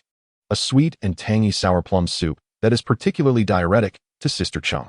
If all goes as planned, she will surely need to use the restroom within half an hour. He pulled out a printed internship certificate from his desk drawer. At that moment, I'll feign a need to speak with someone and swiftly stamp my certificate. Xiaoning gazed at Qin Xun with an expressionless face, remaining silent for a while before asking, What do you need me to do? Qin Xun smiled and replied, I'm concerned that Sister Chung might be in and out in a flash. Once she heads in, you should follow her in 30 seconds. Pretending to coincidentally run into her and engage her with some company-related questions to buy us time. Xiaoning nodded gently. Suddenly, Qin Xun spotted Chung Wan hurriedly exiting the office and heading towards the restroom. He stood up, preparing for what lay ahead. He swiftly made his way toward the Human Resources office, casting a glance back at Xiaoning. With an expressionless face, Xiaoning rose leisurely to her feet. However, upon noticing Qin Xun turning away, she sat back down and sent a message to Cheng Wan. Cheng Wan, please stay in the restroom for half an hour before coming out. After a while, Cheng Wan replied, all right. Xia, may I inquire as to the reason? Xia Ning pondered for a moment, then smiled as she responded. Qin Xun has taken it upon himself to secretly stamp his internship certificate. Cheng Wan replied, this child? It's not as if I am refusing to stamp it for him. Why must he resort to stealing? Xia Ning furrowed her brow slightly, hesitating before stating, you are not permitted to stamp it. Only I can provide his internship certificate. After a while, Cheng Wan finally replied, understood. In the restroom. Cheng Wan sat on the toilet, covering her nose, shaking her head with a sigh. Why is it that when you two have a disagreement, I am the one who ends up hurt? Xiaoning glanced up, observing Qin Xun entering the Human Resources office. A faint, serene smile graced her lips. How intriguing. Chapter 019. A donkey grinding at the mill never thinks to whip itself. Why then should you constantly worry about lacking energy at work? Xiaoning opened her computer, logged into her email, and while perusing the business department's correspondence forwarded by Cheng Wan, she glanced up to observe which employees had arrived early and displayed a more earnest demeanor. Suddenly, she recalled Qin Xun and shook her head. Judging an employee's merit solely by their punctuality, whether arriving early or leaving late, seemed rather futile. This fellow even pretended to work overtime. The email from Cheng Wan brought a flicker of joy to Xiaoning. It contained information about several companies that had sought collaboration the previous afternoon, encompassing product marketing, persona development, and advertising promotion. The marketing firm had a broad scope of operations. Indeed, the press conference from the previous morning had catapulted the company into the spotlight. It was imperative to capitalize on this momentum. Otherwise, once the fervor subsided and the company failed to achieve significant results in the industry, it would soon be cast aside by the market. However, Xiaoning was acutely aware that the entire planning of the Kneeling to Save the Girl initiative had been orchestrated solely by Qin Xun. She had merely played a peripheral role. What would happen if he decided to leave? She lifted her gaze towards the slightly ajar door of the HR office. She needed to secure his loyalty first. Xiaoning silently resolved to emulate Cao Cao's practice of valuing talent, regardless of the questionable character of this thief. She would endure the distaste and utilize him to navigate the company's fledgling phase. A sudden smile graced her lips. She would settle accounts later. 5 minutes later. Estimating that Qin Xun might soon emerge, Xiaoning closed her email to avoid arousing his suspicion. She retrieved her phone and scrolled through the news. The story of Kneeling to Save the Girl along with an interview with Qin Xun still dominated the front page. She casually clicked on a headline and navigated to the comments section. Netizens continued to extol Qin Xun, albeit with a sprinkling of skepticism from a few. One particular comment caught her attention. Look, isn't this Qin Xun? It was accompanied by a photo of a figure walking into the red romance bathhouse at midnight. A backpack slung over their shoulder. Xiaoning recognized him instantly. It was indeed Qin Xun. She snorted derisively, having just pocketed a 20,000 yuan bonus. Was he treating himself in such a manner? A leopard cannot change its spots. Valuing talent, indeed. Not only was he slacking off, but he was also a thief and a lecher. Staying close to him. How perilous. Xiaoning continued to delve into the comments, where another user chimed in. I've heard that this red romance is notorious for its cutthroat competition, right? She paused, taken aback. Xiaoning was no naive girl. She understood the implications of cutthroat competition. Suddenly, someone sauntered past her chair and unceremoniously settled into the workstation beside her. Turning her head, Xiaoning noticed an excited expression on Qin Xun's face. She couldn't help but feel perplexed. Did you manage to steal something? Qin Xun recalled entering the HR office earlier and was taken aback when she casually turned off the lights. Such a commitment to conserving electricity. It was as if she treated the company like her own home. He fumbled in the dark until he found the office seal and stamped it with vigor before stealthily slipping out. No wonder they say a mistress is preferable to a wife, and a thief is better than a mistress.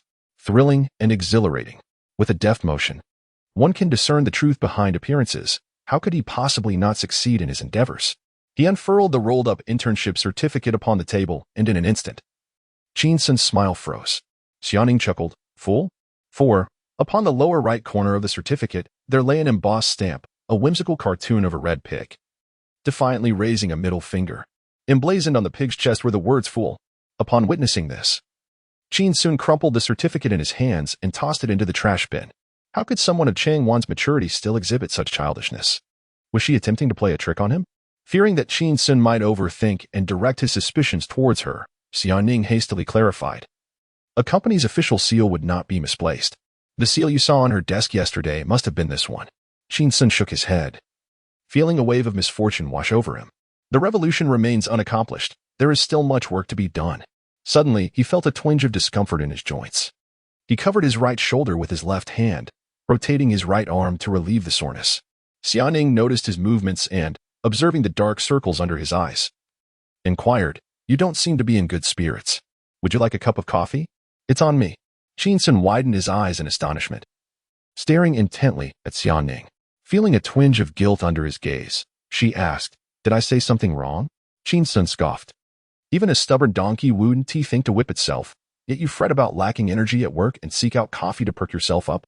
You fancy yourself sophisticated. But you are no better than a donkey." Xiaoning's expression turned frigid as she turned away, unwilling to engage further with Qin Xun. Out of the corner of her eye, she caught sight of him still diligently rotating his arm 3 circles to the left, 3 to the right, and twisting his neck.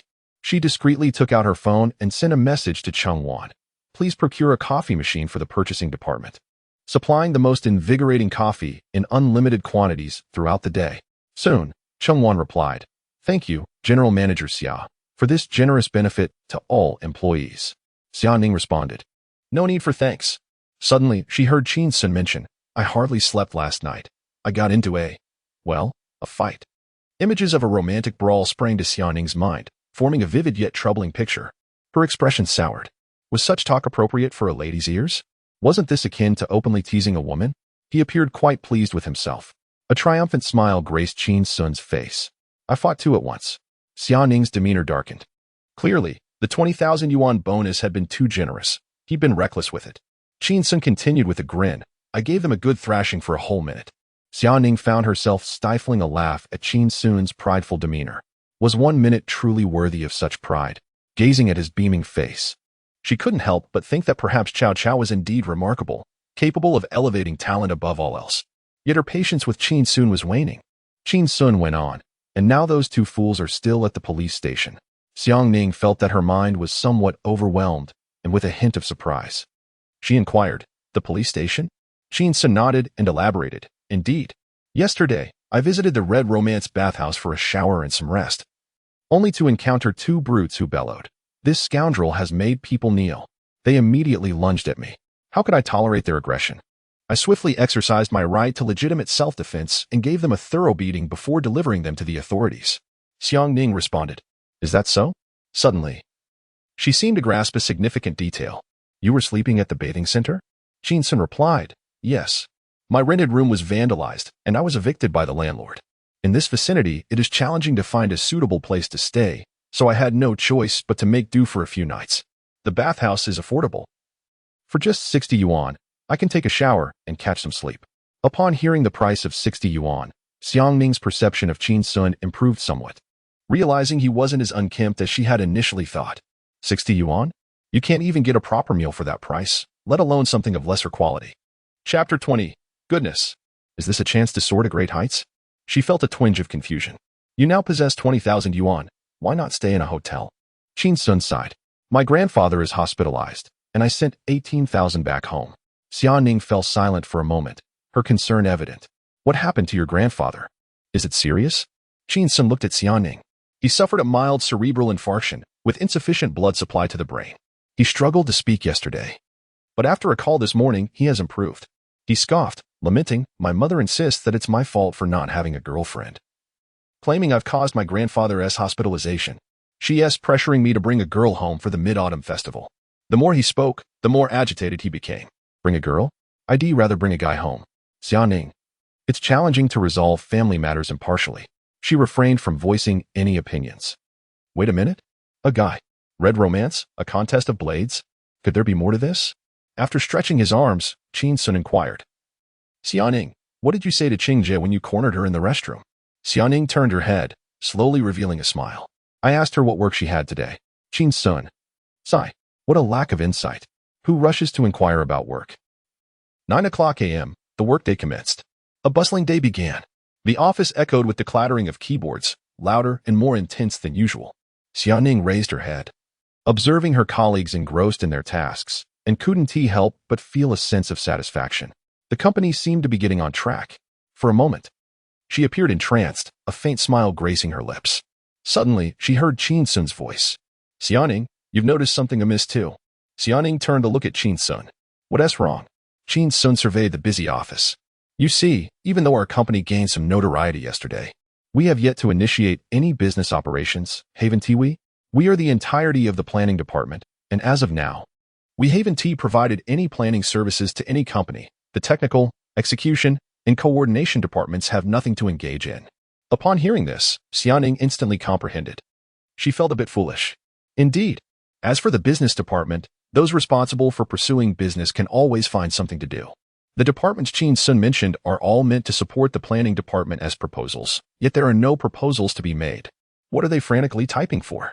Gaming? It turns out, they are merely pretending to work. Xiaoning turned to Qin Xun and said, we must work diligently from now on. She emphasized. With great power comes great responsibility.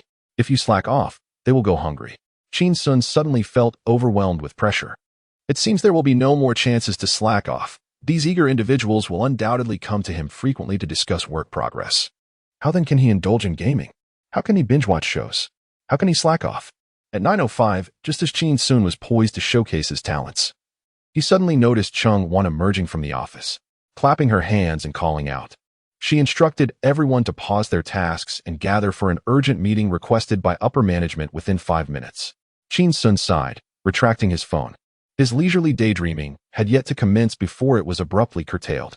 He couldn't help but mutter in disdain, what upper management? Isn't that just the elusive boss? This cursed individual revels in such meaningless meetings. Has he never heard that companies that hold excessive meetings tend to collapse swiftly? Turning to Xiaoning, he sought her agreement. Right? Xiaoning, expressionless, suddenly realized she was not as vexed as she had anticipated. Hey, I'm used to it. In the conference room, Qin Xun, accompanied by Xiaoning, took their usual place in the far corner. Whether in school or at work, he preferred the corner seats, curling up like a mouse. Wishing to avoid drawing any attention, modesty was key. As the human resources and administrative supervisor, Cheng Wan assumed the role of the company's spokesperson. To Qin Xun, she was merely the mouthpiece for the boss. She began with her customary platitudes, speaking of the company gradually finding its footing, the burgeoning business, and the increasing profits that would soon follow for everyone.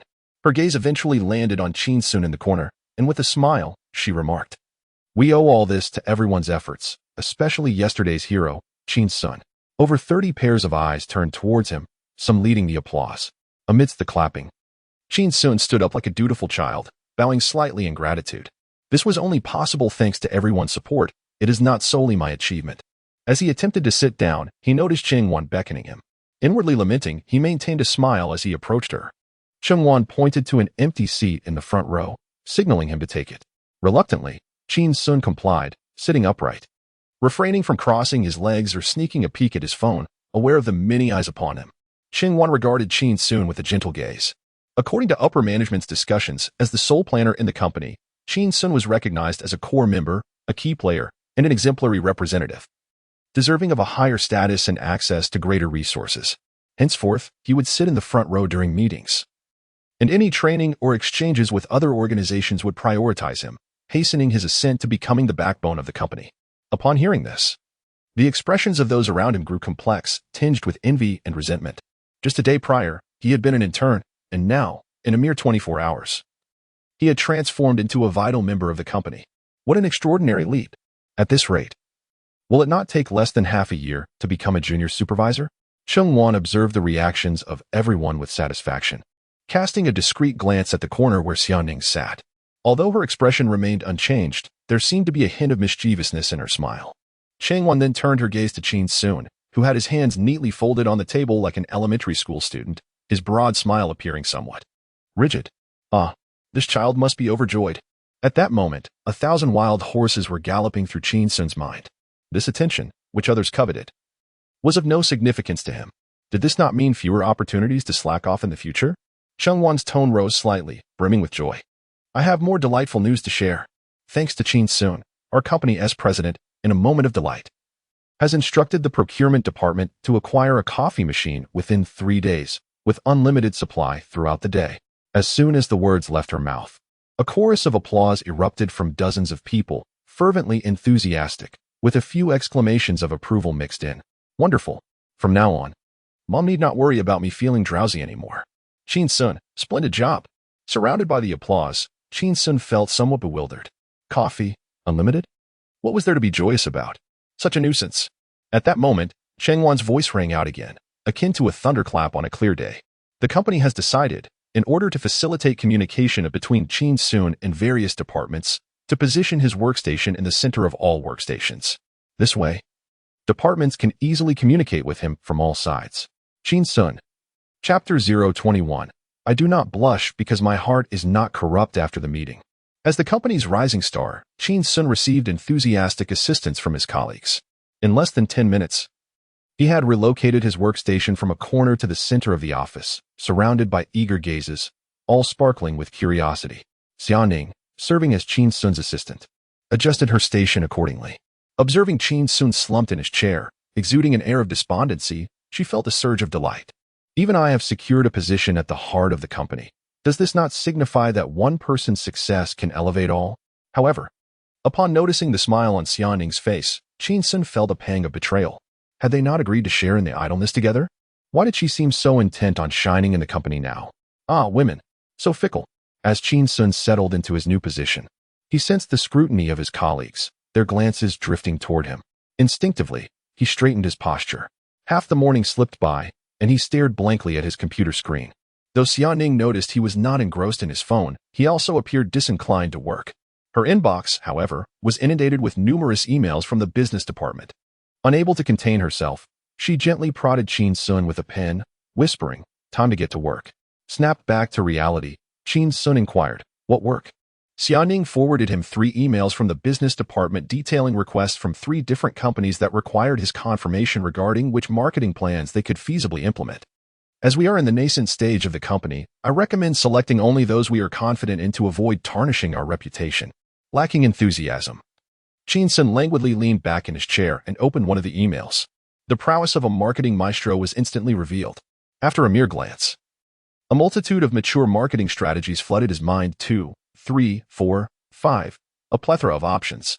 He closed the email and murmured, "This company wishes to sell apples. We could collaborate, charging them a marketing fee of 1 million, plus 5% of their profits." At this declaration, silence enveloped the room. The air seemed to freeze, and those who had been covertly observing Qin Xun's work were left utterly speechless. Ah, the audacity of youth, unafraid of the tiger. Yet one must not treat a tiger as a mere dog, must they? Xiaoning took a moment to compose herself. She refrained from questioning why he would set such an outrageous price, recognizing that Qin Xun might not grasp the market rates. However, his tone and demeanor exuded an undeniable confidence. "Are you suggesting that you already have a plan?" Qin Xun nodded, albeit lethargically. "I intend to pursue a route of online live streaming. This afternoon, contact several media companies and select a few models. Tomorrow afternoon, I shall choose one whose image aligns with our vision. We will first test the waters." Noticing his earnestness, Xiaoning pulled out her phone and diligently noted Qin Xun's requests, showcasing her professionalism as an assistant. Qin Xun then opened the second email, scanned it briefly, and scoffed. "Is this a media company? In a certain sense, it is akin to a competitor. They expect us to market their artists to achieve prominence? If they wish for fame, they might as well indulge in the absurd." Summoning, she gazed at Qin Xun's expression, which seemed to blend jest and earnestness, hesitating momentarily. "Are you serious?" Qin Xun turned to her, silently meeting her gaze. The timeline here in Blue Star resembles that of Earth around 2018 and 2019. Yet old Ba is not in the picture. He is yet to rise to fame, while this company's artists are on the verge of it. Noticing curious glances from those around, he maintained a stoic demeanor and coldly remarked, "I have always taken my work seriously, never indulging in frivolity." Many nearby nodded slightly. In agreement, Such dedication to work is no wonder he has achieved such popularity. Summoning.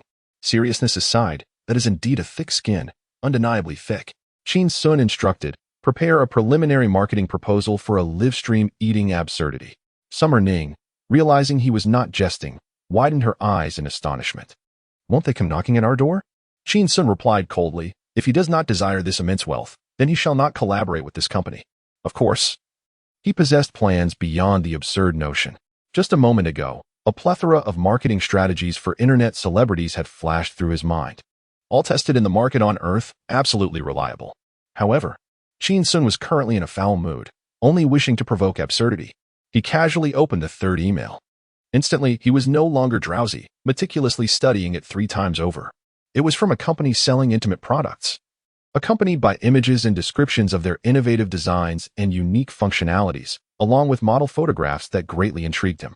Suddenly, he turned to the slightly flushed Summer Ning and gently instructed, fetch me a cup of coffee to invigorate me. Summer Ning. In the following hours. Qin Xun remained engrossed in the third email, his demeanor grave and solemn, more sacred than an elder monk in an ancient temple. Summer Ning, seated beside him, diligently crafted a proposal, her expression earnest, resembling a devoted nun in a convent. Over 2 hours later, Summer Ning completed a proposal for selling apples. Feeling immensely satisfied and fulfilled, just as she was about to present the proposal to Qin Xun, she caught sight of him magnifying a photo of a sultry model from the email, scrutinizing it intently. Her face flushed slightly, and she frowned, whispering, aren't you embarrassed? Qin Xun turned to Summer Ning, his expression one of innocence and confusion. Summer Ning pressed on, aren't you ashamed to look at such things while at work? Qin Xun gently shook his head and sighed. Little Xia, it's not that I wish to admonish you, but we must show ample respect to our clients. Regardless of what they sell, discrimination is unacceptable. We must understand our clients' products and invest the necessary time to do so. Xianing observed his serious demeanor and was suddenly overcome with a sense of insecurity. Could it be that she was overthinking the situation? No, that couldn't be right. He had been staring for 2 hours, after all. Was such an in-depth understanding truly necessary? Moreover, the model was obviously showcasing a neck ring. What was the significance of magnifying the female model's waist? Just as she contemplated exposing his intentions, she heard Qin Xun casually remark, the reason I do not blush is that my heart is untainted. Xianing felt as though he was indirectly insulting her. She shot a cold glance at Qin Xun and took a deep breath to alleviate her frustration. She had no intention of engaging in a quarrel with someone of such low character. After all, she was never adept at arguing. Xianing sent the proposal she had meticulously crafted to Qin Xun and, maintaining a stoic expression, stated, this is a proposal for selling apples via short video live streaming. Please take a look. As Qin Xun opened the document on his computer, he suddenly noticed the time in the bottom right corner of the screen. It was precisely 12 o'clock. Without uttering a word or sparing a glance, he promptly closed it. That was a close call. He almost had to work overtime. Xianing's gaze fell upon a metal pin holder on the desk. It would surely hurt if struck on the forehead. She had toiled for hours to write her proposal. Yet he could gaze at images of beautiful women for hours without sparing a few minutes to review her work. Taking a deep breath, she attempted to quell her rising anger. Her breath grew heavy, her chest rising and falling as if she could barely contain her emotions. She fixed her gaze on Qin Xun, gradually clenching her fists. Chapter 022. Alas, yet again I fell for his tricks. Xianing clenched her fists, her gaze fixed on Qin Xun, only to find him seemingly lost in thought. Qin Xun blinked and opened a system panel visible solely to himself.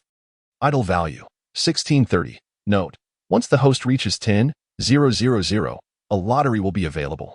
Suddenly, his expression darkened. Yesterday it was 1620, and after a grueling morning. It was only 10 o'clock. Had he merely indulged in those risque images? This place was no longer suitable for lingering. Abruptly, he heard Xianing's somewhat frigid voice. Qin Xun, I almost grabbed a pin holder to smash your forehead just now. Startled, Qin Xun immediately looked up and beheld Xianing's sharply defined features, seemingly even more frigid than before. Maintaining his composure, he advised, Xianing, do remain calm. Xianing was taken aback. She instantly regretted her words as they escaped her lips, feeling it was somewhat unbecoming. The education she received since childhood emphasized the importance of being an elegant lady. That statement had truly lowered her standing, yet she couldn't help it. This individual was undeniably infuriating. To her surprise, Qin Xun showed no signs of anger and instead earnestly attempted to counsel her. Was this person truly unwell? Following that, Qin Xun added. I shall treat you to a meal at noon. Xiaoning regarded him quietly, pondering for a moment before inquiring, what prompted this sudden generosity? Qin Xun snorted dismissively. I am never stingy. I simply lack funds. Pausing, he lowered his voice. We are having a farewell lunch today. Xiaoning was taken aback, never anticipating such a turn of events. Qin Xun spoke in a grave tone. I might have to make a run for it. He felt an overwhelming impulse to escape. Yet, considering his previous internships at 3 companies, where 2 had either ended up in jail or the ICU, only this company's owner had managed to endure. Or perhaps not. Why else would he always be absent? Yet at least the company still existed. Moreover, in half a month, it would reach the time promised by Cheng Wan for the official stamp. The dawn of hope was just within reach. Yet, he felt a twinge of reluctance. He could not flee. Xiaoning and Qin Xun echoed in unison. They exchanged a glance, both astonished. Their synchronicity was striking. Xiaoning was thoroughly perplexed. Just moments ago, he had been clamoring to escape, and now he was insisting on not running away? Did he not wish to treat her to lunch? Qin Xun raised both hands to press against his temples, furrowing his brow as he activated his hyperfocus mode, his mental agility surging. Suddenly, he inquired, Xiaoxia, do you know what a planner at a marketing agency is responsible for? He had entered as a planner's assistant, earning a meager salary of 2,000. With the recruitment notice detailing only trivial auxiliary tasks, not the core responsibilities of a planner. Yet now, he had been promoted. He intended to unearth loopholes within the workflow, seeking opportunities to indulge in idleness. Xiaoning observed his serious demeanor, believing he had experienced a profound awakening and embraced the mission of advocating for the collective. She too adopted a solemn expression. I understand, Qin Xun stated. Speak. Xiaoning replied, first, market research and analysis. Essentially, a tempest of marketing knowledge surged within Qin Xun's mind, flooding him with information about target users, public sentiment, reputation, competitors, as well as pertinent policies and regulations. Xiaoning was somewhat surprised. You comprehend? Qin Xun maintained his composure. I do not understand. Continue. Xiaoning shot him a glance before proceeding. Secondly, before she could finish, another wave of information erupted in Qin Xun's mind. Secondly, the planning and formulation of marketing strategies. Thirdly, the execution of marketing plans. Fourthly, the evaluation of marketing effectiveness and subsequent reviews. Xiaoning gazed at Qin Xun in astonishment, noticing a flush on his cheeks and beads of sweat forming on his forehead. You claim you do not understand? Qin Xun, you clearly grasp it. You are indeed suited for this role. Qin Xun, still pressing his hands against his temples, remained silent. Suddenly, he released his grip, a spark of enlightenment igniting in his eyes, almost wishing to slap himself. The system had elevated his marketing acumen to a master level. He could envision marketing proposals in response to client needs, bypassing the foundational preparatory tasks, which ultimately led to considerable setbacks. Xiaoning, witnessing his newfound determination, inquired, What are you contemplating? Qin Xun replied, How can a sound marketing proposal be conceived while merely sitting in an office and striking one's forehead? That is far too hasty. Surely, one must conduct an in-depth, meticulous, and comprehensive market investigation outside? Xiaoning nodded vigorously. That makes sense. Qin Xun grinned. If I cannot fish in the company, I shall fish outside. Suddenly, he noticed a glimmer of expectation in Xiaoning's expression, reminiscent of parents eagerly anticipating their child's success. He found it perplexing but chose not to inquire further, instead instructing, Xiaoxia, my little assistant. Please inquire within the business department to see if any significant projects have come in lately. The more challenging, the better. I intend to get serious now. Xiaoning regarded Qin Xun with a newfound sense of admiration. Finally, indeed, even a stone in a dung pit, with sufficient patience, can be transformed. Unexpectedly, Xiaoning felt a sense of accomplishment. A hint of a smile graced her typically frosty visage. In truth, the marketing proposal for that apple-selling venture is quite formidable. I have learned that the company possesses substantial financial resources and has engaged multiple marketing and advertising firms. If we can distinguish ourselves, we will undoubtedly enhance the company's influence. Qin Xun nodded affirmatively. Excellent. This is it.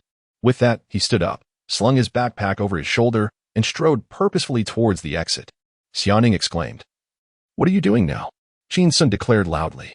Engage in market research and analysis. I am going on an external assignment. His voice was not soft, deliberately loud enough for everyone to hear. At that moment, it was precisely when everyone was tidying up their belongings, preparing to head for lunch. Many turned their gaze towards Qin Xun, observing his spirited demeanor, reminiscent of a general poised for battle. One couldn't help but admire his exuberant work ethic. Truly, he embodied the vigor of youth. Not even a meal to be had. Noticing the attention he garnered, Qin Xun scanned the room, seemingly murmuring to himself, "I shall pour my sweat on the path of external duties, creating a refreshing summer for our clients amidst this sweltering heat." The crowd gaped in astonishment. "Ah, here we go again. This fellow has begun once more.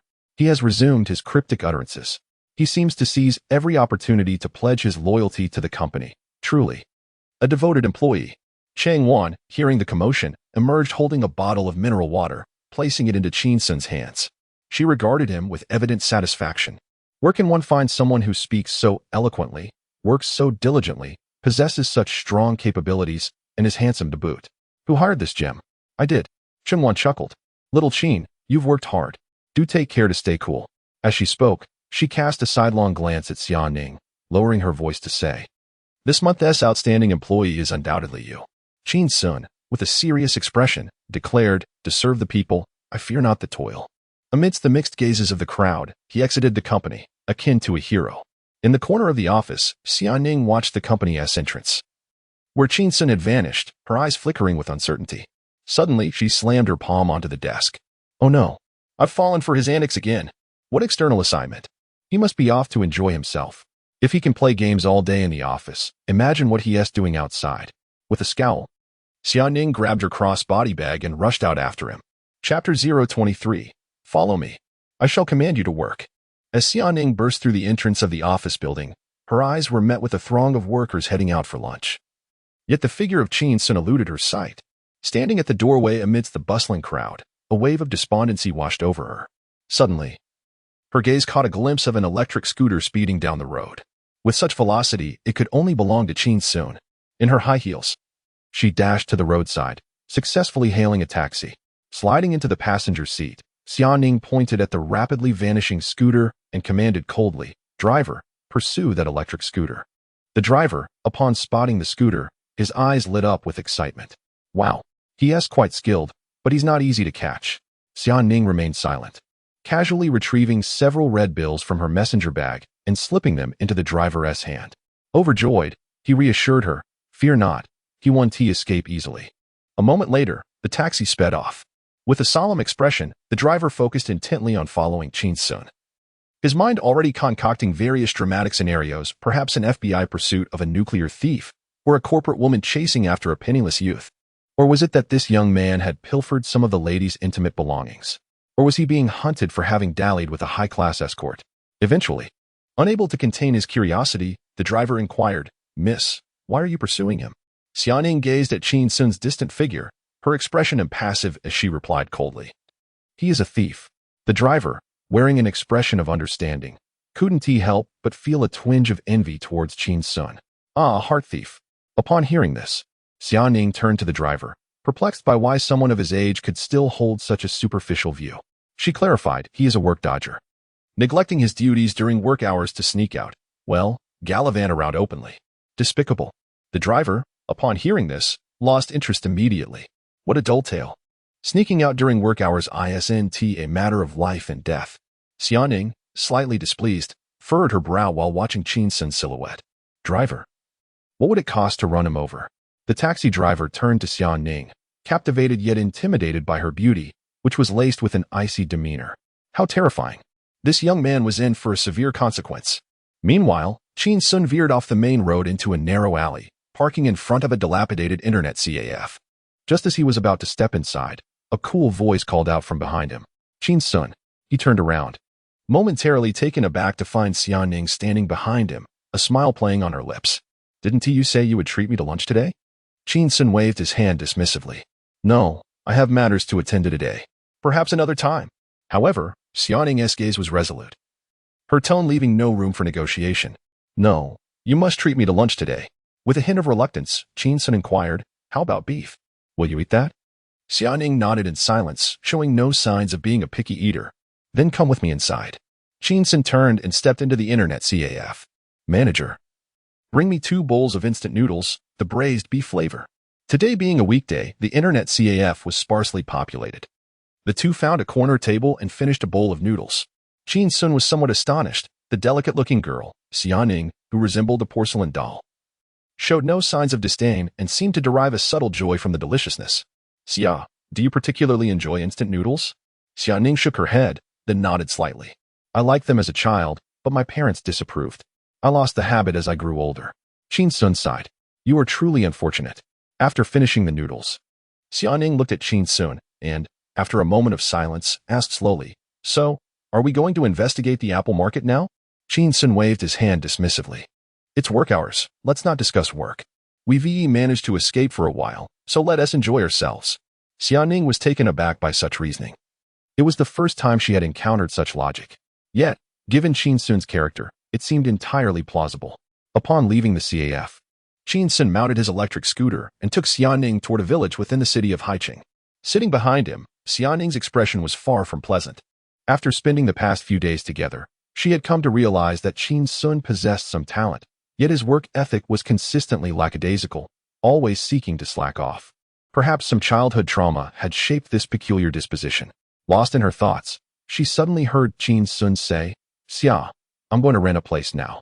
I only have about 2,000 yuan on me. If that isn't sufficient, could you lend me a little?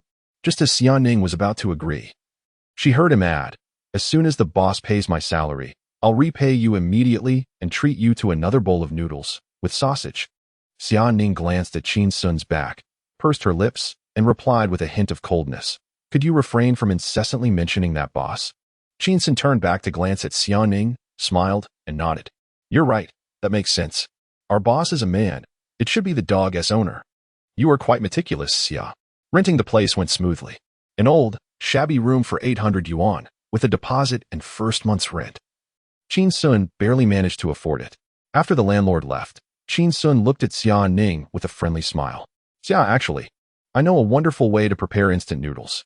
Xiaoning felt a twinge of unease and hesitated before saying, Wouldn't you want me to help you move, would you? Qin Xun laughed heartily. Isn't it said that beautiful people are also intelligent? Just leave the heavy lifting to me. You can help me clean the place. Xiaoning turned to glance at the dust-laden room, then walked out without looking back. After a few steps, she turned back. Once we clean the house, shall we commence work? Qin Xun silently watched Xiaoning, suddenly feeling a twinge of embarrassment. What a face brimming with ambition. Work, promotions, salary increases, these are the aspirations of most wage earners. Particularly for someone like Xiaoning, who is not in want of money. It is all too easy to treat work as a calling, becoming rather obstinate in the process. He fully comprehended Xiaoning's sentiments at that moment. After a moment's reflection, Qin Xun nodded. Once the cleaning was completed, it would be nearly time to clock out, perfectly aligning with the end of the working hours. Xiaoning was aware of his peculiar habit of working after hours and was not surprised. She quietly moved to the corner of the room, picked up a broom, and began tidying up. Throughout her life, she had scarcely engaged in any cleaning. However, while she had never raised a pig, she had certainly observed them run.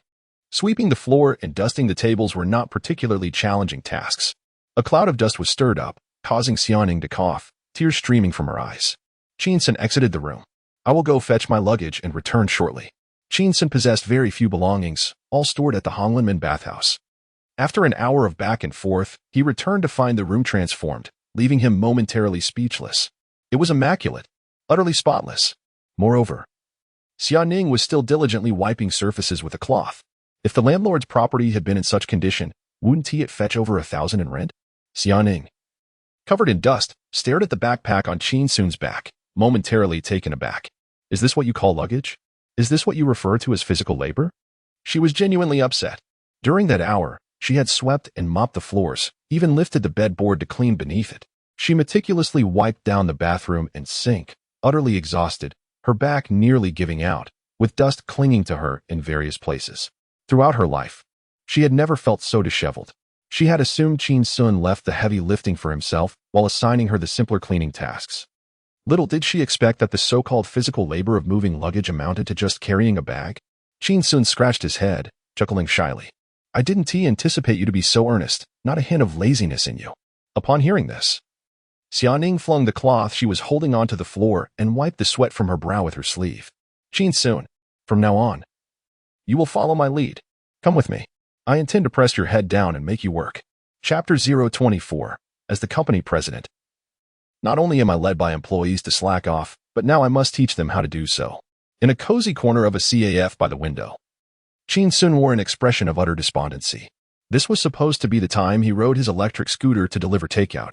Yet he was forcibly dragged to the CAF by his overzealous assistant, who insisted he draft a project proposal. He shrugged helplessly, stating, "I didn't bring my laptop." Xiaoning, seated across the table and recalling the exhausting day spent accompanying him to view rental properties and clean, felt a surge of frustration. She coldly declared, "You must stay in the office all day tomorrow. We need to complete this proposal together." Qin Xun shook his head vehemently. "No. I need to be out in the field." Glancing at the coffee on the table, Xiaoning felt an impulsive urge to splash it across his face. Suppressing her anger, she replied, "You can't just meander outside every day. As the company expands, there will be an increasing need for interdepartmental meetings, necessitating your presence in the office. It won't be easy to be out in the field later on." Qin Xun retorted, "It's fine. I just need to endure this month and receive my salary. After that, I'll make a swift exit." Xiaoning paused, suddenly losing her temper. He always spoke of running away, like a stubborn stone stuck in a latrine. Perhaps this was the audacity of someone who had nothing to lose. She patiently countered, "How many university graduates are struggling to find work? How many are delivering takeout or express parcels? Yet you have become a core member of a company during its pivotal growth phase, and this is your opportunity as well. Why do you fail to cherish this?" Understanding her agitation, Qin Xun realized that her future was intertwined with his. If he left, she would lose her support. He offered her an apologetic smile. "I'm truly at a loss. Once I secure a new position at a company conducive to slacking off, if you're still willing, I'll bring you along." Seeing the sincerity in his tone, Xiaoning fell silent for a moment. He had found a haven for idleness, yet was still contemplating his departure. What a remarkable individual. After a brief pause, she gently inquired, "What about your internship certificate? Don't you need it?" A triumphant smile spread across Qin Xun's face as he slightly turned, waving to the young waitress at the counter. She responded with a smile in kind. Xiaoning, slightly puzzled, watched as Qin Xun explained, "While you were in the restroom, I made an arrangement with the waitress. If I give her 500 yuan, she will stamp my certificate." Turning to glance at the waitress, Xiaoning then faced Qin Xun with a stern expression. "This is illegal." Feeling bewildered by her anger, Qin Xun asked, "Are you planning to report me?" Xiaoning silently regarded him, her words caught in her throat. A mere employee who spends the entire day idling and cursing the boss. "If you wish to leave, then by all means go." With words failing to connect, the two fell into a silent standoff once more. 5 minutes later, it was Xiaoning who first shattered the silence. She spoke in a tone as gentle as possible, offering a reminder. "If what you seek is merely a conducive environment for idling, uninterrupted gaming, watching shows, and sleeping, then staying at the company is certainly an option."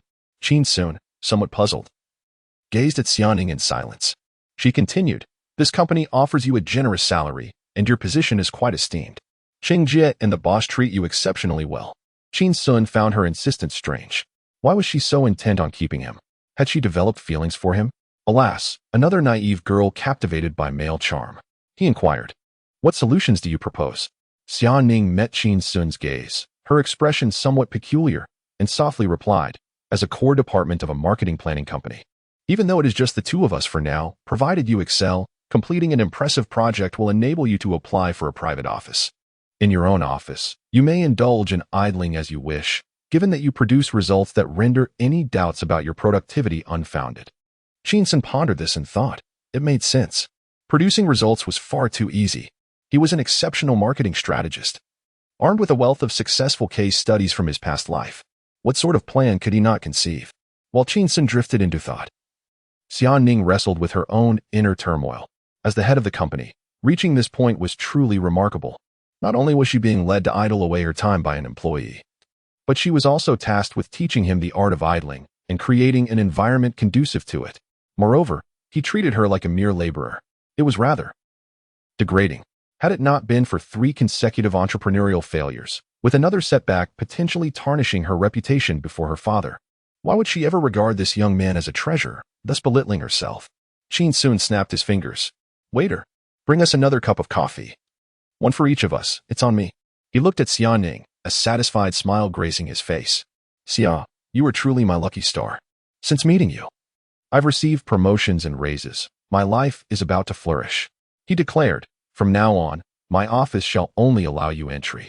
No one else, not even a mosquito, shall be permitted.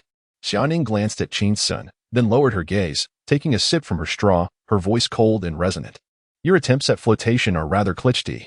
Please do not entertain any misconceptions. We are colleagues now, will be colleagues in the future, and will forever remain just colleagues. She had never been in a romantic relationship but was exceedingly adept at rejecting suitors. Her approach was straightforward, direct, and blunt, aiming to extinguish any lingering hopes the other party might harbor, leaving no room for fantasy. Qin Xun observed Xiaoning and shook his head. Xiaoning, I must concede that you possess an undeniable beauty. Even a blind person could sense your allure, perhaps even surpassing that of many celebrities. He noticed Xiaoning raise her head, regarding him with a hint of confusion. He continued, I am certain that you are surrounded by countless admirers. However, do you think I have not been pursued by girls since my youth? You may find it hard to believe, but I was once nearly overwhelmed by a throng of girls attempting to kiss me. The scene was truly a spectacle, an uproar of drums and firecrackers, banners waving. A sea of people. Xiaoning lifted her gaze and offered a faint smile, delicate and subtle. She then lowered her head, reaching for her phone. Regarding the incident of Qin Xun's near kiss, no matter how grand the occasion may have been, she held no interest in it, nor did she care. As long as he could come to terms with staying at the company and not constantly contemplate fleeing, that would suffice. Suddenly, she heard a serious tone in Qin Xun's voice.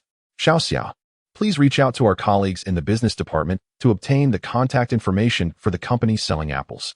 We will provide our services directly tomorrow.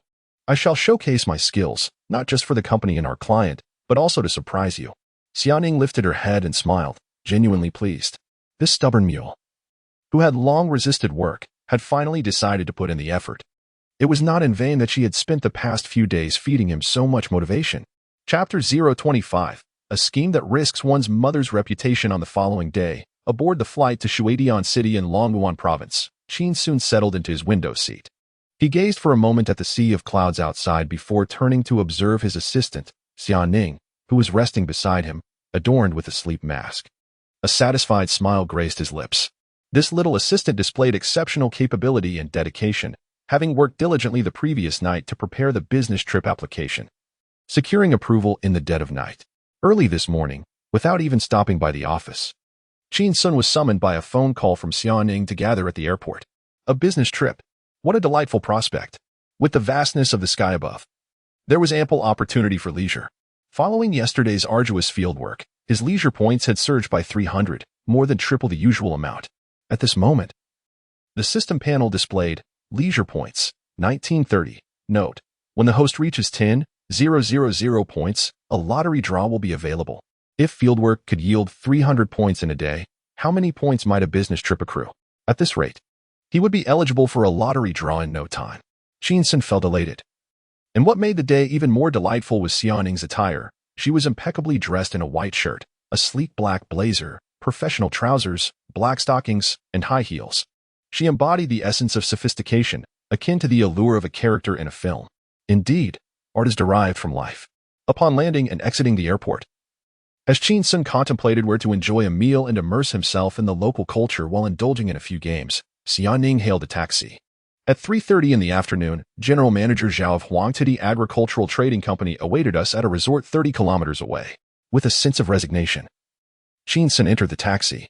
Although it was the other party's company that initiated contact-seeking collaboration, being the client, their requirements were paramount and should not be taken lightly. The taxi driver seemed either a retired race car driver or simply eager to showcase his driving skills in front of the stunning Xiaoning. He drove at an exhilarating speed. In less than 30 minutes, they arrived at the Old Orchard Resort. As Qin Xun stepped out of the vehicle, he surveyed the sprawling resort, marveling at its construction nestled among the hills. Surrounding the resort were vast expanses of apple trees, their branches laden with ripe crimson fruit, filling the air with a sweet aroma. The two proceeded towards the resort, with Xiaoning bustling about like a diligent little bee, dragging her suitcase and attending to details. After announcing their identities, they were escorted by a welcoming hostess into a tea room within the resort. The hostess knocked on the door. General Manager Zhao, your esteemed guests have arrived. Qin Xun glanced into the tea room, noting that its decor was rather unrefined, furnished with coarse, solid wood pieces bearing dark scars, exuding a rustic charm. At that moment, a middle-aged man, sporting a modest belly and in his early 50s, with graying hair and dressed in a bright yellow t-shirt, rose to his feet. With a warm smile, he extended his hand, exclaiming, "Welcome, esteemed guests. How remiss of me not to greet you properly. I am Zhao Dihai, and it is a pleasure to meet both of you." Qin Xun cast a glance at the prominent words mountain fruit fertilizer emblazoned across Zhao Dihai's t-shirt, feeling a twinge of admiration. Indeed, when one's wealth reaches a certain zenith, the brand of one's clothing becomes inconsequential. Observe how this promotional attire for fertilizer still accentuates Mr. Zhao's remarkable presence. After a few handshakes and polite exchanges, they delved into the core of their discussion. Zhao Dihai sighed, rising to draw back the curtains. Outside lay a sprawling vista of apple trees, their boughs heavy with fruit. Qin Xun, observing the troubled expression on his face, envisioned a classic image of a farmer beset by the plight of unsold apples. With a long sigh, Zhao Dihai began, "Mr. Qin, as we approach the end of August, the apple harvest will commence. This year promises to be bountiful." Qin Xun nodded in agreement, captivated by the magnificent scenery outside. Indeed, it was a sight to behold. Yet, Zhao stood by the window, hands clasped behind his back, a hint of melancholy shadowing his demeanor. A harvest should be a cause for celebration. Yet I find myself unable to rejoice. Besides this vast expanse, he gestured towards the distance, and that patch over there, the one at the Shaanxi border. All of those orchards are under my stewardship, yielding at least 100,000 tons of apples. Moreover, I am the largest apple wholesaler in Watersky City. At this time of year, many farmers reach out to me, hoping I will purchase their fruit. Turning to Qin Xun, his expression grew animated. I gaze upon these splendid apples, yet they remain unsold, and it drives me to despair. I can hardly sleep at night. He sank into a chair, draining his teacup in one swift motion, akin to downing a drink. Although apples can be stored in cold storage for a time, they cannot endure indefinitely, merely 10 months at best. Last year's frozen apples were ultimately sold at a loss to juice factories. To think such fine apples are turned into juice, where is the justice in that? Qin Xun recalled a saying, "Fine meat should not be minced, and good fruit should not be juiced." Yet, why was it unjust to press such excellent apples into juice? He relished apple juice himself. Zhao Dihai continued, "This year's apple yield exceeds that of last year. If I do not expand my market, I fear I may find myself begging next year." He chuckled bitterly. Qin Xun chuckled along, aware this was merely a jest. Even if Zhao Dihai faced bankruptcy, the notion of him resorting to begging seemed implausible. Qin Xun's gaze drifted to the fruit bowl on the coffee table, which held several plump, red apples. They appear delightful, smell fragrant. How do they taste? Zhao Dihai hastily picked 2 apples, offering one to Qin Xun and another to Xiaoning. The Huanyo apples we produce in Watersky are undeniably delicious, otherwise would I stake my fortune on such extensive orchards? The mountains, the water, the climate, and the people all contribute to the exceptional quality of our fruit. As he spoke, Zhao Dihai seized an apple, biting into it unpeeled, relishing the flavor. "It is absolutely delightful." Qin Xun took a bite as well, experiencing the crisp, sweet, and juicy flesh. Its texture tender yet crisp. His eyes sparkled with delight. Indeed, it is a remarkable product. Zhao Dihai chuckled heartily, then sighed. "Yes, it pains me greatly that such an excellent item is inaccessible to the people across the nation." Qin Xun felt a twinge of discomfort. Zhao's grand aspirations were almost overwhelming. Zhao Dihai continued, "The Huanyo apple is indeed a splendid creation, yet it is not easily stored among apples. Consequently, it has been largely overshadowed in the national market by the more easily preserved Fuji apple." Qin Xun understood. It was akin to the majority of tomatoes available today, which are firm and lack the delightful flavor of those from one's childhood. This change occurred due to the introduction of a hard-skinned tomato, designed for convenience in storage and transportation. Zhao Dihai pressed on, however, a few years back, the price of Huanyo apples surged, garnering public affection, as their quality speaks for itself. I perceive this as an opportunity and bet my fortune on it, leasing an orchard and replanting Huanyo apple trees on a substantial scale. Over the past 2 years, the trees have matured and begun to bear fruit, yielding an impressive output, yet the market remains insufficient to accommodate so many exquisite apples. Moreover, the competition within the apple market is fierce, with over 30 varieties vying for attention, making it quite challenging for us to stand out. Thus, I sought out numerous advertising companies, launching campaign after campaign to promote Huanyo apples nationwide. At this point, Zhao Dihai slammed his palm on the table, his expression betraying his agitation. Those advertising firms spoke in beautiful platitudes, Yet the results were limited. A considerable sum was spent, but sales had hardly increased. Yet, he felt compelled to spend the money. Otherwise, sales might plummet further. His frustration mounted. I am truly exasperated with these advertising con artists. Qin Xun was taken aback. Slowly turning to glance at Xiaoning. Xiaoning merely pressed her lips together, feigning ignorance of the outburst. She understood that Qin Xun was reproaching herself for not conducting a thorough investigation into the client's temperaments when seeking customers. Zhao Dihai was known for his fiery temperament. If Qin Xun's proposal did not satisfy him, the consequences could be dire.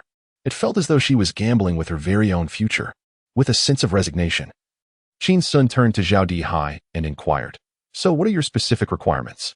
Chapter 26. Attractive models. Do they need to be male? Zhao Dihai gestured grandly. I wish for all the people in the nation to know of this variety of apple, large, red, and sweet, with both crisp and soft textures. Qin Xun nodded in understanding, recognizing that the variation in texture could be attributed to the apple's ripeness or the duration of their storage. As Zhao Dihai spoke of his grand vision, his voice grew notably louder. With the current advancements in logistics, once the reputation of Huanyo apples is established, I firmly believe there will be a market. It pains me deeply that such a wonderful product remains inaccessible to the nation. Qin Xun comprehended Zhao Dihai's earnest plea. Just as he was about to respond, Zhao Dihai suddenly approached him with quick strides, grasping Qin Xun's hands tightly, as if seizing a lifeline. The apples are unsold. Please help us. Qin Xun. He felt the coarse calluses in Zhao Dihai's palms. Mr. Zhao, we will do our utmost. However, he observed Zhao Dihai shaking his head vigorously. Mr. Qin. It cannot merely be an effort. It must be a struggle. He sighed and continued. In fact, I have already engaged 4 companies for promotional marketing, and this year's budget has been exhausted. Yet just a few days ago, while scrolling through videos online, I stumbled upon the Kneeling to Save a Girl clip, and I found it utterly fascinating. How could a mere 50,000 yuan generate such widespread recognition? At that moment, I pondered how splendid it would be if instead of a child in her arms, she were cradling a sack of Huanyo apples. Qin Xun. Xiaoning? This person has gone mad selling apples. Who would kneel while carrying a sack of apples? Zhao Dihai gazed at Qin Xun, unable to contain his excitement, continuously praising the marketing strategist behind that event. I thought to myself, the person who conceived this campaign is truly brilliant. Later, upon discovering that it was orchestrated by a young individual, I began to wonder if I, as an old relic, had fallen out of touch with the times. The advertising proposals I nodded in agreement to were crafted according to my own aesthetic, which is, in fact, outdated and lacks the potential for virality. Thus, I am considering employing the perspectives and taste of the youth to elevate the recognition of Huanyo apples. Qin Xun glanced at the fertilizer logo on Zhao Dihai's clothing, silently admiring his aesthetic sensibilities. Zhao Dihai looked at Qin Xun and Xiaoning and remarked with a smile, Today, upon meeting you, Mr. Qin, I have realized this to be true. You are indeed a remarkable young talent. A match of beauty and brains. Qin Xun merely smiled. Xiaoning maintained her composure, though she felt a twinge of displeasure. This CEO's cultural literacy is quite lacking. He misuses idioms. Beauty and brains describes couples or spouses. What should we use? In cahoots? Zhao Dihai settled back onto the sofa and continued. Therefore, I wish for Mr. Qin to devise an advertisement that will enhance our national recognition and expand our market. Is that feasible? Qin Xun lowered his head, with a mind racing with ideas. A myriad of plans flashed through his thoughts. His gaze was as sharp as that of a hawk. Xiaoning silently observed him, recognizing that he had once again immersed himself in his unique rhythm, wholly devoted to his work. She felt a sense of delight, realizing that at this moment, Qin Xun was not at all bothersome. Rather, he was just a tad charming. Qin Xun remained silent, a storm brewing in his mind, until he heard Zhao Dihai's urgent voice. Money is not an issue. Startled by the loud exclamation, Qin Xun snapped back to reality, lifted his head, and smiled. Mr. Zhao. The issue is not about money. Zhao Dihai's expression shifted slightly as he quickly raised 3 fingers. I can offer you this amount. Qin Xun immediately understood it to mean 300,000. For a nascent marketing company, such a gesture was indeed filled with sincerity, a commendable price. However, Mr. Zhao had misunderstood. His thoughts were not about the money. After all, it would not end up in his pocket, and as of now, there seemed to be no commission included in his salary. He was merely focused on diligently securing this deal, selecting the most outstanding plan from numerous proposals, aiming to help Mr. Zhao gain recognition and, in turn, establish his own standing. In the future, he aspired to confidently request an independent office, creating a distraction-free environment for himself. Observing the somewhat anxious Zhao Dihai, Qin Xun smiled and said, "Mr. Zhao, I am not adept at negotiating prices. You may discuss that with my assistant later. I merely wanted to share an ingenious advertising proposal with you. How about I explain the preliminary plan first? After you review it, we can discuss the price?" Upon hearing this, Zhao Dihai perceived it as Qin Xun being dissatisfied with the offered amount, thinking perhaps he wanted to take advantage of him or seek a kickback. Nevertheless, since he had used the word ingenious, it indicated confidence. And his suggestion to review the plan first also conveyed sincerity. If the advertising proposal proved to be truly exceptional, an additional investment would not be an issue. Zhao Dihai chuckled, "Mr. Qin, you truly are remarkable, coming up with ideas so swiftly. Shall we take a look?" Xianing, standing to the side, felt puzzled. A preliminary plan? Where was the plan? While she did have a laptop in her suitcase, it contained no prepared proposals at all. Yesterday was spent at an internet CAF, eating instant noodles and tidying up his room. Qin Xun rose, gazing out at the vast expanse of red apple trees. "Mr. Zhao, this proposal emphasizes achieving great results with minimal investment, utilizing online marketing." Zhao Dihai's satisfaction grew upon hearing this. He appreciated Qin Xun's thoughtfulness in saving costs for the client. Other marketing firms would undoubtedly create a grand spectacle, attempting to orchestrate a large event, with some even suggesting an apple festival, emulating the foreign tomato festival, preparing tens of thousands of pounds of apples for an apple battle. Was that not foolish? Apples could be dangerous. Zhao Dihai rose to his feet, extending his hand. "Mr. Qin, do not tease my curiosity. Show me, please. I wish to see." Qin Xun observed Zhao Dihai's outstretched hand, reminiscent of a child eagerly reaching for a red envelope during the New Year festivities. "Impatient, aren't we?" He chuckled. "The plan resides within my mind, yet remains unwritten." Zhao Dihai's smile froze momentarily. Qin Xun continued, "However, I can demonstrate it directly." The rigid smile on Zhao Dihai's face reignited. "Is there anything you require assistance with?" Qin Xun inquired with a grin. "Zhao, I kindly ask you to gather the most handsome male employees from the villa. I need to select a suitable model. Let us proceed to the orchard to shoot the advertisement." Zhao Dihai was momentarily taken aback before bursting into laughter. "Such efficiency. We have only just met. Exchanged a few words, and already the advertisement is about to materialize? This young man is truly impatient. I admire that." Suddenly, he realized something was amiss. "Males?" Qin Xun nodded. "Indeed, males." Xianing silently regarded Qin Xun, narrowing her striking fox-like eyes with a hint of skepticism. Chapter 027. Who are you calling baby? Half an hour later, in the orchard outside the villa, the trees were laden with ripened fruit, and the air was fragrant with their scent. "Mr. Qin, take a look. Our villa's most handsome male employees are all gathered here. Tell me, who do you think is suitable?" Zhao Dihai stood tall, seemingly attempting to exude charm, his round belly appearing particularly endearing.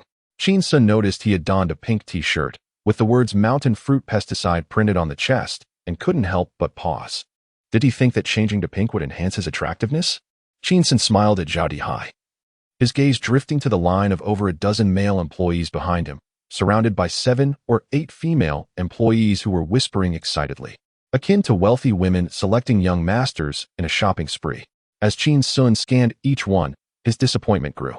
"Zhao, do you have any other male employees? If there aren't any more appealing ones, even just someone with a normal appearance would suffice." Upon hearing this, the group of male employees glared at him with wide eyes, as if they might pounce on him were it not for their boss's presence. What did he mean by normal? Did they resemble monkeys? Zhao Dihai glanced back at his employees and shook his head. "Alas, those of us in agriculture deal with pesticides and fertilizers every day. Where would we find a handsome guy?" Suddenly, he turned to Qin Xun with a mischievous grin. "Mr. Qin, aren't you quite handsome yourself?" Qin Xun was taken aback and waved his hand dismissively. "Oh, I'm just average, really." Zhao Dihai, looking at the 7 or 8 female employees, loudly inquired, "What do you all think? Is Mr. Qin handsome?" The female employees, as if on cue, responded with enthusiasm, their voices rising. "Handsome. Very good looking. Absolutely stunning." Qin Xun sighed, thinking, "Oh, this curse charm of mine." Zhao Dihai chuckled. "Aren't we supposed to be drafting some advertisements? How about this, Mr. Qin? You could be our model for now. Later, I will find a professional model to replicate your video." Qin Xun hesitated, but Zhao Dihai declared loudly, "I'll pay more." Qin Xun was startled. then smiled and waved his hand. It's not about the money, though he feigned reluctance. His body betrayed him as he quickly pulled out his phone and handed it to Xiaoning. Then let us get started. Zhao Hai. Xiaoning. Female employees? Male employees. This must be what they call multitasking. In truth, Qin Xun was not merely motivated by monetary gain. He simply wished to conclude a busy day's work swiftly, so he could return to his leisurely pursuits. He discreetly checked his progress.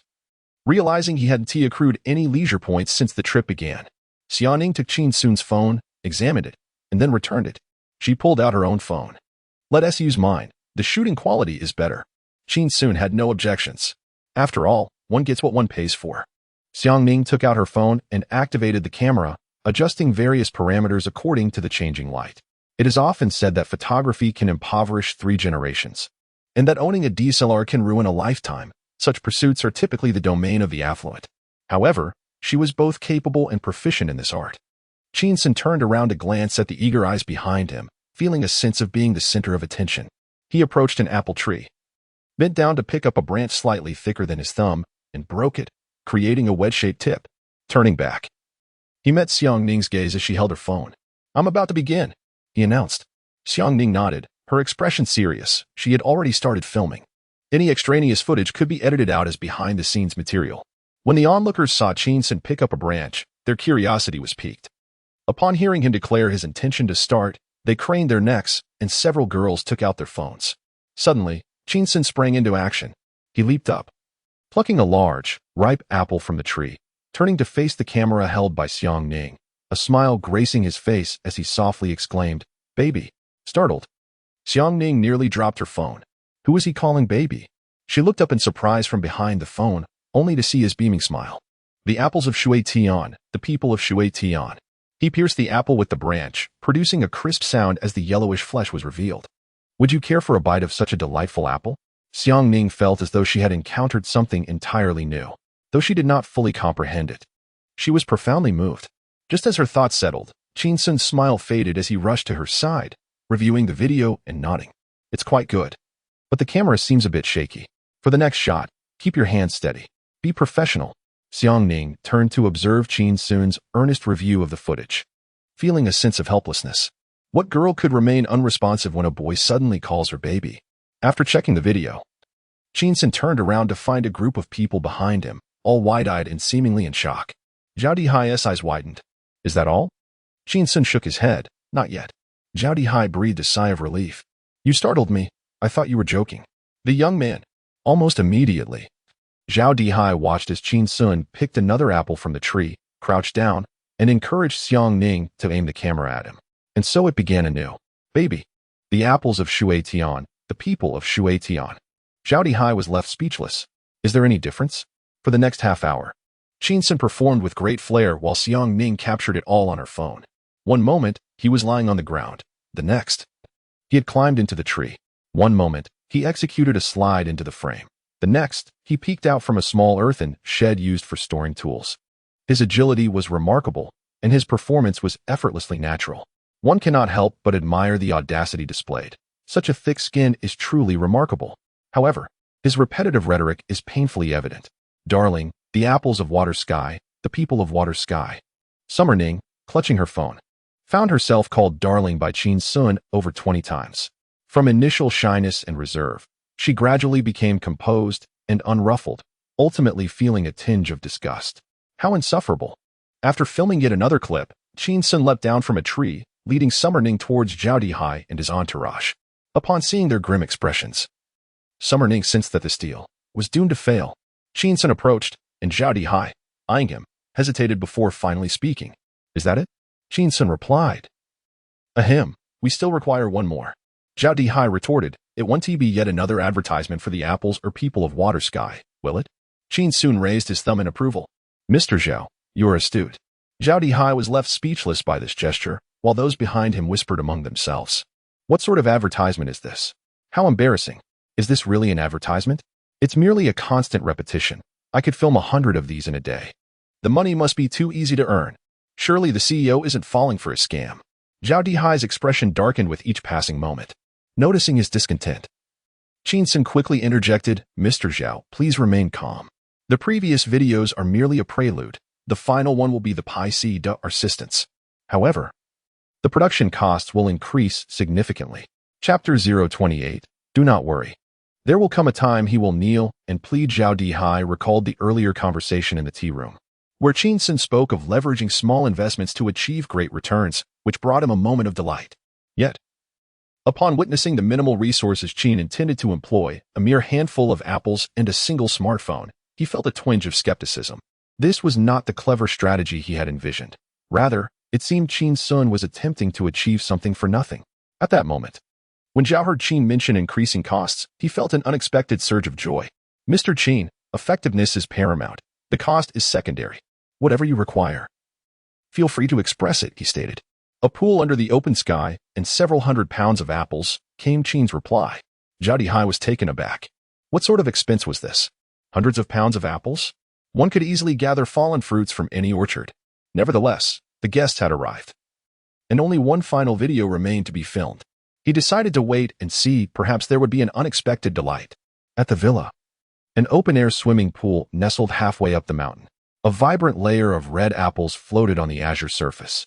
Qin Xun shed his shirt, revealing a well-toned torso, and, seemingly oblivious to the gazes of onlookers, stepped into the pool, submerging himself amidst the cluster of red apples.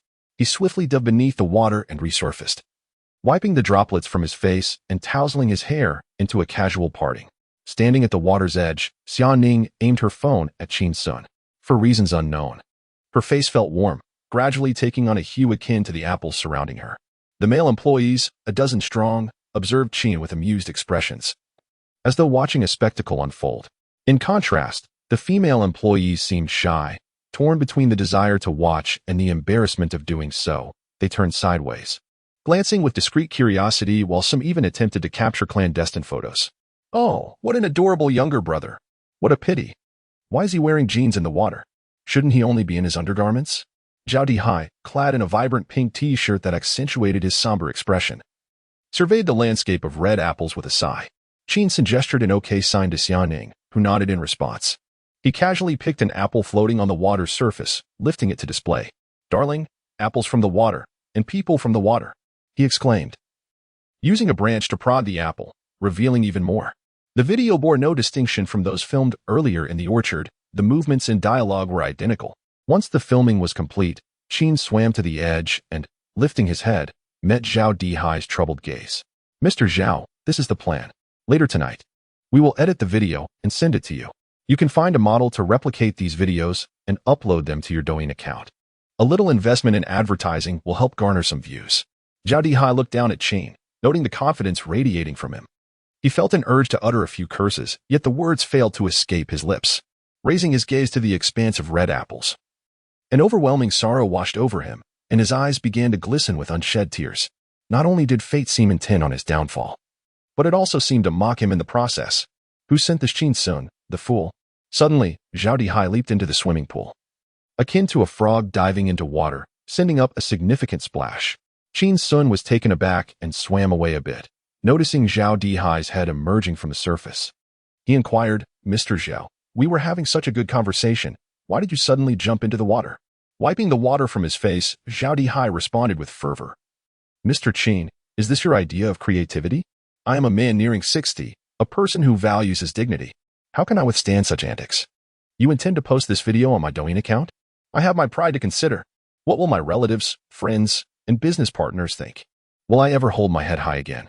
Qin Xun chuckled and reassured him, Mr. Zhao, trust me, this video will undoubtedly go viral.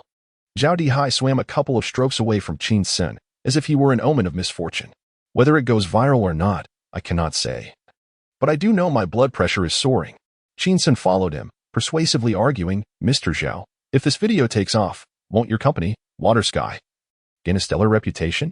Your sales will soar like sesame blossoms. Zhao Dihai swam even faster, leaving Qin Xun far behind. Whether sales increase, I cannot say. All I know is my blood pressure is through the roof. Qin Xun sighed, observing Zhao Dihai's retreating figure with sincerity. Mr. Zhao, believe me, I would never jeopardize the company's reputation or my personal integrity. Upon hearing this, Xiaoning frowned slightly. Company reputation? You regard it as lighter than a feather. Personal integrity? Your skin is thicker than anyone else's. Both of these concepts are non-existent in your world. Zhao Dihai turned back helplessly to glance at Qin Xun. Although he was not in the advertising industry, he had seen enough to recognize a good idea when he encountered one. Over the past 2 years, he had reviewed numerous advertising proposals, each more visually appealing than the last. Yet none had the uniqueness of Qin Xun's approach, which involved animatedly calling out while filming, as if playing a game. Such an advertisement would undoubtedly create a sensation in the advertising realm. He then waved at a young girl on the shore, extending 3 fingers. Xiaoli, prepare a red envelope of 3,000 yuan for Mr. Qin. Also, bring a few bags of apples. Send our esteemed guest down the mountain. With that, he dove back into the pool, refusing to resurface. Qin Xun watched the old man swimming beneath the surface, suppressing a laugh.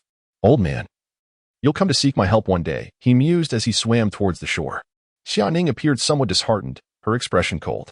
As Qin Xun approached her feet, she quickly crouched down. She was wearing a work dress that typically posed no risk of exposure, hence she had opted out of safety shorts. But one could never be too cautious when gazing at the stars. Xiaoning habitually extended her hand in a gesture of politeness, merely a formality. For a gentleman of sound mind would never grasp a young woman's hand to assist her in ascending from the pool. Men typically relish the opportunity to showcase their strength before women. As Qin Xun prepared to climb out, he noticed Xiaoning's outstretched hand, feeling it somewhat superfluous. After a moment of hesitation, he decided not to dismiss her goodwill and took hold of her hand. With a swift motion, he inadvertently caused her to tumble into the pool with a startled yelp. Oh no! Qin Xun, upon witnessing Xiaoning's floundering form, felt a surge of alarm and promptly plunged into the water. 10 seconds later, he resurfaced, clutching Xiaoning's phone and pressing a button to find that the screen illuminated normally. A wave of relief washed over him. Thank goodness, thank goodness. This device is waterproof. Otherwise, all my recorded videos would have been in vain. Suddenly, he sensed an overwhelming aura of hostility directed at him. Turning around, he beheld Xiaoning, her damp hair clinging to her face, her shirt clinging to her form, slightly translucent. Her eyes, devoid of emotion, were fixed intently upon him. Qin Xun felt a twinge of embarrassment and scratched his head. Next time, I shall rescue you first. Zhao Dihai, lurking in a corner of the pool, watched Qin Xun's actions with growing certainty. This young man must be quite unhinged, passing up the chance to be a hero to save a mere phone, especially one that had captured so many cringeworthy videos. Had the phone known of such a fate, it would have preferred to languish in a factory. It seemed that his plan to heroically rescue the damsel was merely a fleeting spark of inspiration, exhausting his life's fortune in the process. Qin Xun, with Xiaoning's phone in hand, nimbly climbed ashore. Turning around, he saw Xiaoning swimming towards him, extending her hand with an expression of mild reproach. Xiaoning glared at him. No, withdraw your hand. Qin Xun retracted his hand, observing as she attempted to climb out of the pool repeatedly, splashing water in her struggle. He felt a pang of embarrassment on her behalf. Suddenly, Qin Xun noticed several male staff members from the resort, their eyes fixated on Xiaoning, some even preparing to pull out their phones. He glared at them, barking, Look, look, look. What are you staring at? Xiaoning? Who are their mothers? The male employees, wide-eyed, glanced at the corner where Director Zhao stood and dared not utter a sound. Feeling exposed, they sheepishly turned away, ceasing their scrutiny of Xiaoning. Qin Xun turned back to Xiaoning, clenched his fist, and gave a light wave. Come on, Xia. You can do it. Xiaoning nearly blurted out an expletive, but managed to swallow it back. She had always prided herself on being a civilized person, never resorting to foul language, nor feeling the need to. Yet, encountering Qin Xun had stirred something impulsive within her. She extended her hand, her voice icy. Pull me up. Qin Xun. Women. The two later changed clothes at the resort. They were courteously escorted to the entrance of the villa by a welcoming attendant. Qin Xun, burdened with a hefty backpack and a red envelope containing 3,000 yuan in his pocket, carried a bag filled with large apples in his hand. Following closely behind him was Xiaoning, her expression cold as she dragged along a wheeled suitcase, atop which rested another bag of red apples. Suddenly, Xiaoning glanced at Qin Xun's retreating figure, her tone laced with subtle mockery. This deal has fallen through, and your office is bound to follow suit. Qin Xun turned his head slightly, a frown creasing his brow. Dear, one should not speak too soon. There will come a time when General Zhao will be on his knees begging me. Xiaoning was taken aback, her cheeks flushing crimson, more vibrant than the apples scattered across the mountains. She glanced around and noticed a sharp-edged stone by the roadside, perfectly shaped like a dagger. What a formidable weapon! She dashed over to pick it up and charged towards Qin Xun, exclaiming, "This is what you get for your careless words." Qin Xun took off running, faster than a dog. It was a slip of the tongue. Xiaoning shouted, "That still warrants a death sentence." And thus, Qin Xun sprinted away, outpacing even the swiftest of hounds. Chapter 29. Only 3,000? Are you two going to show your compassion? The two individuals returned home. In the airport waiting hall, on the far left sat Qin Xun, while on the far right was Xiaoning. Between them lay a row of empty seats, reminiscent of two primary school students who had just quarreled. Xiaoning, sulking, glanced at Qin Xun, only to find that he appeared utterly unaffected by their failed collaboration. He was engrossed in a game on his phone, his hands trembling with excitement. Unaware of Xiaoning's annoyance, Qin Xun continued to edit the video she had sent him, activating high-speed mode and working at a rapid pace, his body slightly quivering. On the flight back to Haicheng, Qin Xun occupied a seat at the front, while Xiaoning sat at the very back, a deliberate choice on her part, as she had purchased the tickets. Suddenly, she overheard a disgruntled passenger at the front of the plane. "Young man, please behave while flying. Do not watch videos and shake about simultaneously. Especially not those inappropriate pool clips." Qin Xun's voice rang out, somewhat elevated. "Hey, that's slander. You're slandering me. The person in my video is me. Without clothes. My trembling is due to editing. If you say that, others will surely think I'm a pervert." Xiaoning stifled a laugh, her mood brightening considerably. She turned her gaze to the window, where the dark, untamed mountains sprawled below, and at the horizon, a sea of twinkling lights. Upon disembarking, neither acknowledged the other. Xiaoning hailed a taxi, while Qin Xun took the subway, both heading home. Back at his newly rented apartment, Qin Xun resumed editing videos. After half an hour, he finally completed his task. He created a new account on Douyin and uploaded the video in one go, pinning the clip of him in the outdoor pool calling baby to the top. He invested 3,000 yuan in Dojia, purchasing a total of 150,000 views, thus enabling it to reach an audience of 150,000. Having accomplished this, Qin Xun checked his work dashboard. To his dismay, his efforts were unrecognized by the system. What a disgrace. Has my diligent attitude towards work not been acknowledged? The following day, as Qin Xun arrived at work, he noticed Xiaoning had already arrived, organizing files. He settled into the central workstation of the office, glancing around at his colleagues who nodded in acknowledgement, sighing deeply as he yearned for an office of his own. Suddenly, a notification popped up in the company WeChat group, a meeting announcement. The attendees included department heads, along with Qin Xun and Xiaoning. Qin Xun turned to Xiaoning. "You? A mere assistant planner, attending a senior management meeting. This must be the case of one rising star elevating the fortunes of others." Xiaoning silently turned her head, casting a fleeting glance at him before returning her focus. Observing her frosty demeanor, Qin Xun shook his head in disbelief. This girl. It appears he is the type who remains silent even during exercise. How utterly dreary.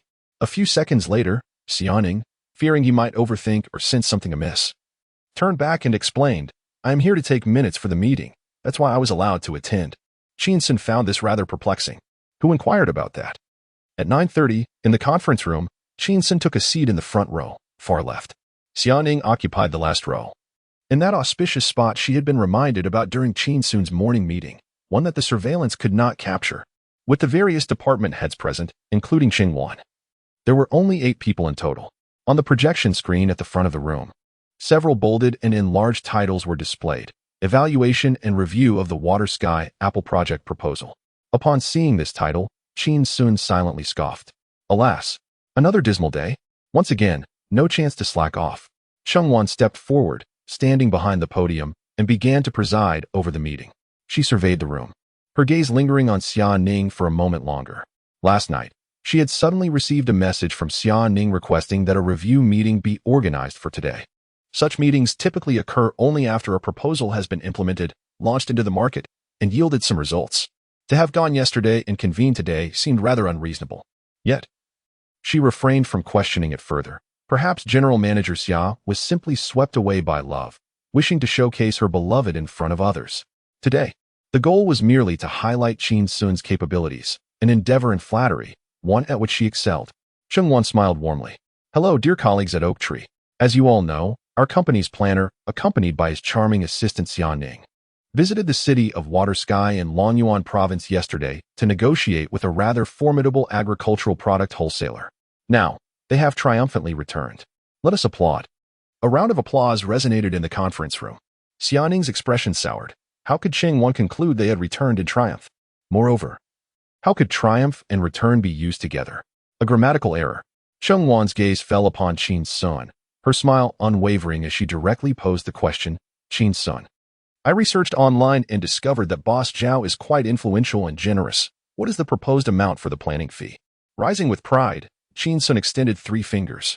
Qin Xun, seeing the pride on Qin Xun's face, realized her flattery had struck the right chord, exclaiming, 300,000? Wow, this boss truly values our company. All thanks to the efforts of Qin Xun and Xianing. Let us applaud. The applause erupted, fervent and enthusiastic. A splendid beginning indeed. The more the company earned, the greater their performance bonuses would be. Although young, Qin Xun possessed remarkable abilities. Amid the clapping, she gradually lowered her hand and softly clarified, 3,000. Qin Xun questioned her hearing, her face nearly contorting in shock. 3 million. Qin Xun replied, there's no 10,000 involved. Qin Xun stole a glance at Xianing, noting her expressionless face, which caused her own smile to fade completely. Is it really only 3,000? The round-trip tickets for 2 exceed that amount, you know?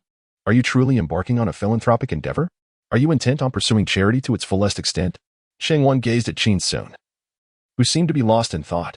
3,000, 3,000, she murmured, straining to articulate her thoughts. Our company is still in its nascent stage. Reputation holds more weight than monetary gain. Collaborating with a formidable enterprise could lend us credibility for future projects. Seeing the pallor on Qin Xun's face, Qin Xun offered some reassurance. 3,000 is merely a temporary arrangement. Qin Xun felt a flicker of hope ignite within her. A deposit? Qin Xun shook his head. No. We have yet to sign a contract. This 3,000 is a token of appreciation for the efforts of Xianing and me. Mr. Zhao is quite generous. Qin Xun was momentarily speechless. After years of navigating the tumultuous waters of the professional world, she had encountered many storms. But a warrior like Qin Xun was a rare sight indeed. She glanced at Xianing, who bore an unflattering expression, before turning back to Qin Xun. Let this 3,000 cover your travel expenses, suggested the financial supervisor. Qin Xun found this reasoning unconvincing and shook his head. I have already spent that 3,000 on purchasing 150,000 views for the advertisement video we shot for Mr. Zhao. Qin Xun was taken aback. Indeed. Sincerity was an undeniable weapon. Qin Xun wielded his influence without bloodshed. A sense of unease washed over her as she felt the situation slipping from her grasp. After taking a moment to compose herself, Qin Xun forced a smile and addressed Qin Xun. Despite not finalizing the collaboration, you still invested in promoting his advertisement. You are rather generous, aren't you? Could you share your advertisement video with me? Chapter 030. 3,000? Even for 30,000, I would not endorse this. Qin Xun nodded appreciatively and confidently shared his Douyin ID. Everyone could search for Niu Pang Pang loves eating Little Bear biscuits on Douyin, where the advertisement was crafted under the direct supervision of Xianing. He turned to Xianing, offering her an encouraging glance, signifying that they would share their fortunes together. A true comrade, indeed. However, Xianing immediately raised her hand, a hint of nervousness in her demeanor as she spoke. That video is 99% Qin Xun's credit. I merely held the phone. Qin Xun nodded in satisfaction, thinking to himself that this child was quite sensible and not one to covet glory. Truly an excellent assistant. One by one, the attendees began to locate Qin Xun's Douyin account. The conference room echoed with a cacophony of voices. Maybe, the apples of Shuitian, the people of Shuitian. In the corner, Xianing's face flushed crimson. The expressions of those around were filled with astonishment, utterly flabbergasted. Was this truly an advertisement conceived by a human mind? Surely. This resembled a recruitment ad for a high-end club. 3,000? Even for 30,000, I would not partake in this. Have some self-respect? Oh dear. This is unbearable. Qin Xun, having viewed Qin Xun's poolside video, couldn't help but sigh at his impressive physique, realizing why President Xia was so infatuated. She lifted her gaze and keenly observed Xianing's flushed complexion, reflecting on the unexpected meeting. So this is an occasion to showcase affection. Qin Xun glanced at the video again, finding it difficult to flatter further. While it was indeed visually appealing, it came across as somewhat greasy. Regrettably, such a captivating video had garnered only a little over 400 likes. It was still morning, though. Perhaps it would attract more attention later. Clearing her throat, she declared. The meeting is adjourned. In Longduan Province, Shuitian City, at a villa perched halfway up a mountain, Zhao Dihai sat on the bed. pulling out his phone to capture the panoramic view of the vibrant red apples dotting the landscape. Dear family, behold this magnificent mountain, pristine waters, and luscious apples. Large, red, and sweet. For those interested, check the little yellow card in the bottom right corner. Having completed his recording, he uploaded it to Douyin, cranked the volume to its peak, and replayed it, feeling thoroughly satisfied. Now that is an advertisement. What did Qin Xun produce yesterday? He reclined on his bed, scrolling through Douyin to alleviate his recent worries. As he stumbled upon a video about agricultural pesticides, he scoffed, fraud. Next, he encountered one on fertilizers, and again he exclaimed, fraud. When he came across a promotion for Fuji red apples, his disdain intensified. What nonsense is this? As he continued swiping, a familiar voice reached his ears. Baby. The apples of Shuetian, the people of Shuetian. It was indeed the video featuring Qin Xun by the pool. Upon noticing the like count, he sprang upright. 50,000. With 50,000 likes, it must have attracted nearly 1 million viewers, right? It has barely been a day since it was filmed yesterday. Zhao Dihai opened the comments section, only to find it bustling with activity. Numerous comments had already garnered over 1,000 likes. What should a man do if he loves the apples from Shuetian? Zhao Dihai replied below, these apples enhance a woman's beauty and are diuretic for men. He then followed up with a flurry of kiss emojis, entirely lacking the composure of a business mogul. Apple concubine. Honestly, Shuetian's apples are quite delicious. I want to eat Shuetian's apples. Why have I come across this 3 times today? But I love it. So embarrassing, Zhao Dihai suddenly realized. Long pressing the video to donate 10,000 beans to Qin Xun's video. Only 3 times? If you don't see it 10 times today, don't even think about sleeping. One comment with over 500 likes read, please, selling apples like this is super cool. Zhao Dihai was taken aback. Could it be that Qin Xun is truly a marketing genius, and we mere mortals cannot fathom his realm? Disaster.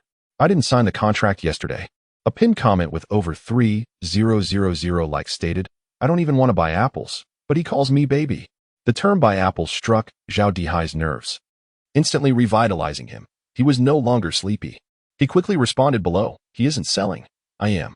Visit my profile for authentic Shuetian apples. Before long, the original poster replied, Uncle, go play. What I want to buy isn't apples but the stirring feelings in my heart towards my sister. Zhao Dihai's expression darkened. What does stirring feelings mean? I see you are merely lusting after that young man. You shameless creature. Infuriated, Zhao Dihai hurled his phone onto the bed, stormed out, and bellowed, Shaoli. Give me Mr. Qin's number. A voice from outside responded, which Mr. Qin? Zhao Dihai, in a fit of rage, punched the door. The entire corridor fell silent. That young man from yesterday. That handsome guy who kept calling him baby. Xiao Li's voice rang out. All right, Mr. Zhao, it has been sent to your phone. Zhao Dihai returned to the bed, only to find that the phone interface had exited the video, and upon re-entering, he discovered the video was missing. The profile of Neo Pang Pang, who loves Little Bear cookies, had nothing at all. He was taken aback. Has it been hidden? Could it have been deleted? Did that charming young man take offense at me? Suddenly, Zhao Dihai slapped himself across the face. Yesterday, he mentioned uploading it to my Douyin. I was truly short-sighted. I deserve to go bankrupt. Though this video has only garnered 50,000 likes thus far, it has merely been one night and a few hours into the morning. If it continues to gain traction, it won't be long before it trends. At that point, Shuetian's apples will be known nationwide. Zhao Dihai cast a glance out the window at the sprawling apple orchards, murmuring to himself, these hundreds of thousands of apples have found their market. He sprang from his bed, not bothering to don his slippers, and rushed outside, shouting, Shaoli, procure 3 plane tickets to Haicheng, the sooner the better. Gather at the airport the most charming one from the public relations department. No, the one most adept at navigating social intricacies, Xiao Lu. Returning to his room, he picked up his phone and rummaged through the drawer, retrieving an unopened box containing a watch, a wry smile crossing his face. Is this what they mean when they say you may be indifferent today but unattainable tomorrow? Very well. I shall go and offer my sincere apologies in person. In Haicheng. During the midday break, Qin Xun rested his head on the desk, drifting into slumber. Suddenly, he felt a gentle push on his arm and opened his eyes to find the perpetually aloof face of Xiaoning before him. Sleepily, he inquired, Is there something you need? Xiaoning probed, Have you hidden your video? Earlier, her curiosity about the likes on Qin Xun's video had prompted her to check, only to discover that the video had vanished completely. Qin Xun, resting his chin on his elbow, nodded slightly and closed his eyes once more. Yet, Xiaoning persisted. buzzing around like an annoying fly. Why did you delete it? Qin Xun finally opened his eyes and replied, Zhao has gifted me 10,000 doja. And I was so startled that I hid the video to prevent him from taking advantage of me. We haven't even signed a contract yet. Xiaoning retorted, how very cautious of you. It seems you won't risk even a small loss. Suddenly, a realization struck her. He bought you 10,000 doja? He has seen your video on Shuetian? At that moment, a commotion erupted outside the door. The anxious voice of the receptionist rang out, hey, don't barge in. Who are you looking for? This is a workplace. No unauthorized personnel allowed. Then, the familiar booming voice of Zhao Dihai echoed through the air, filled with a mournful tone, akin to a grieving villager who has lost her husband, evoking sympathy in all who heard it. I'm looking for Mr. Qin's son. Mr. Qin, where are you? Where on earth are you?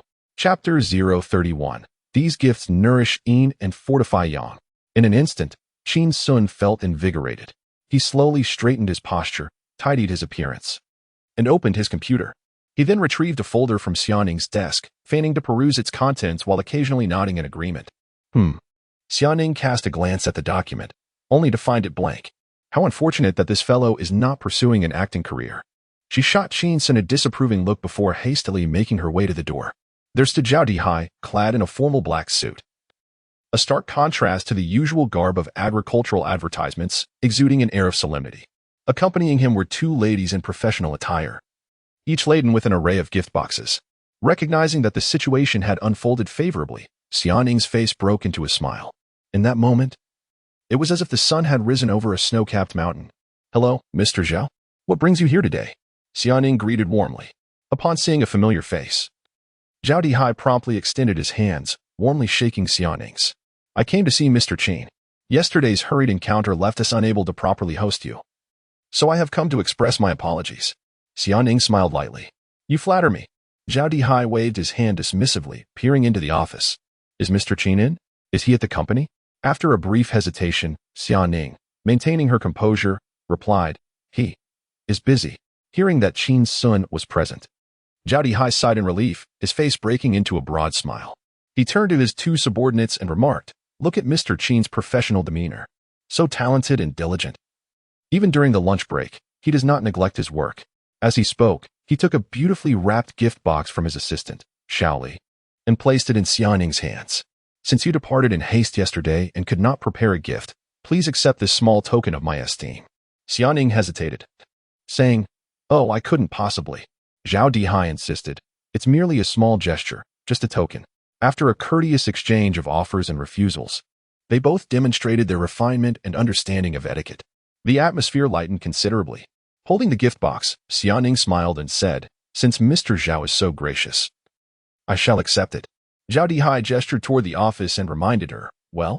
Xianing chuckled softly and instructed the receptionist, Shaoli, please escort Mr. Zhao to the reception room and brew a pot of fine tea. I will check on whether Supervisor Qin has finished his work. By referring to Qin Xun as supervisor, she elevated his status, enhancing his significance and simultaneously showing respect to Zhao Dihai. Shaoli greeted Zhao Dihai with a smile and guided him into the reception room. A separate space of over 20 square meters, elegantly and luxuriously decorated. As Zhao Dihai settled onto the sofa, his hands resting on his knees, his fingers began to tap rhythmically. Shaoli, noticing his slight unease, pondered the reason for his tension. In the morning, Mr. Zhao suddenly arrived in a frenzy, hastily flying in. What piqued curiosity even more was that he had brought along Xiaolu, despite her formal professional attire. One could only wonder what lay beneath, perhaps lace or a camisole. This woman is certainly not to be underestimated. Xianing entered the office, cradling a large gift box in her hands.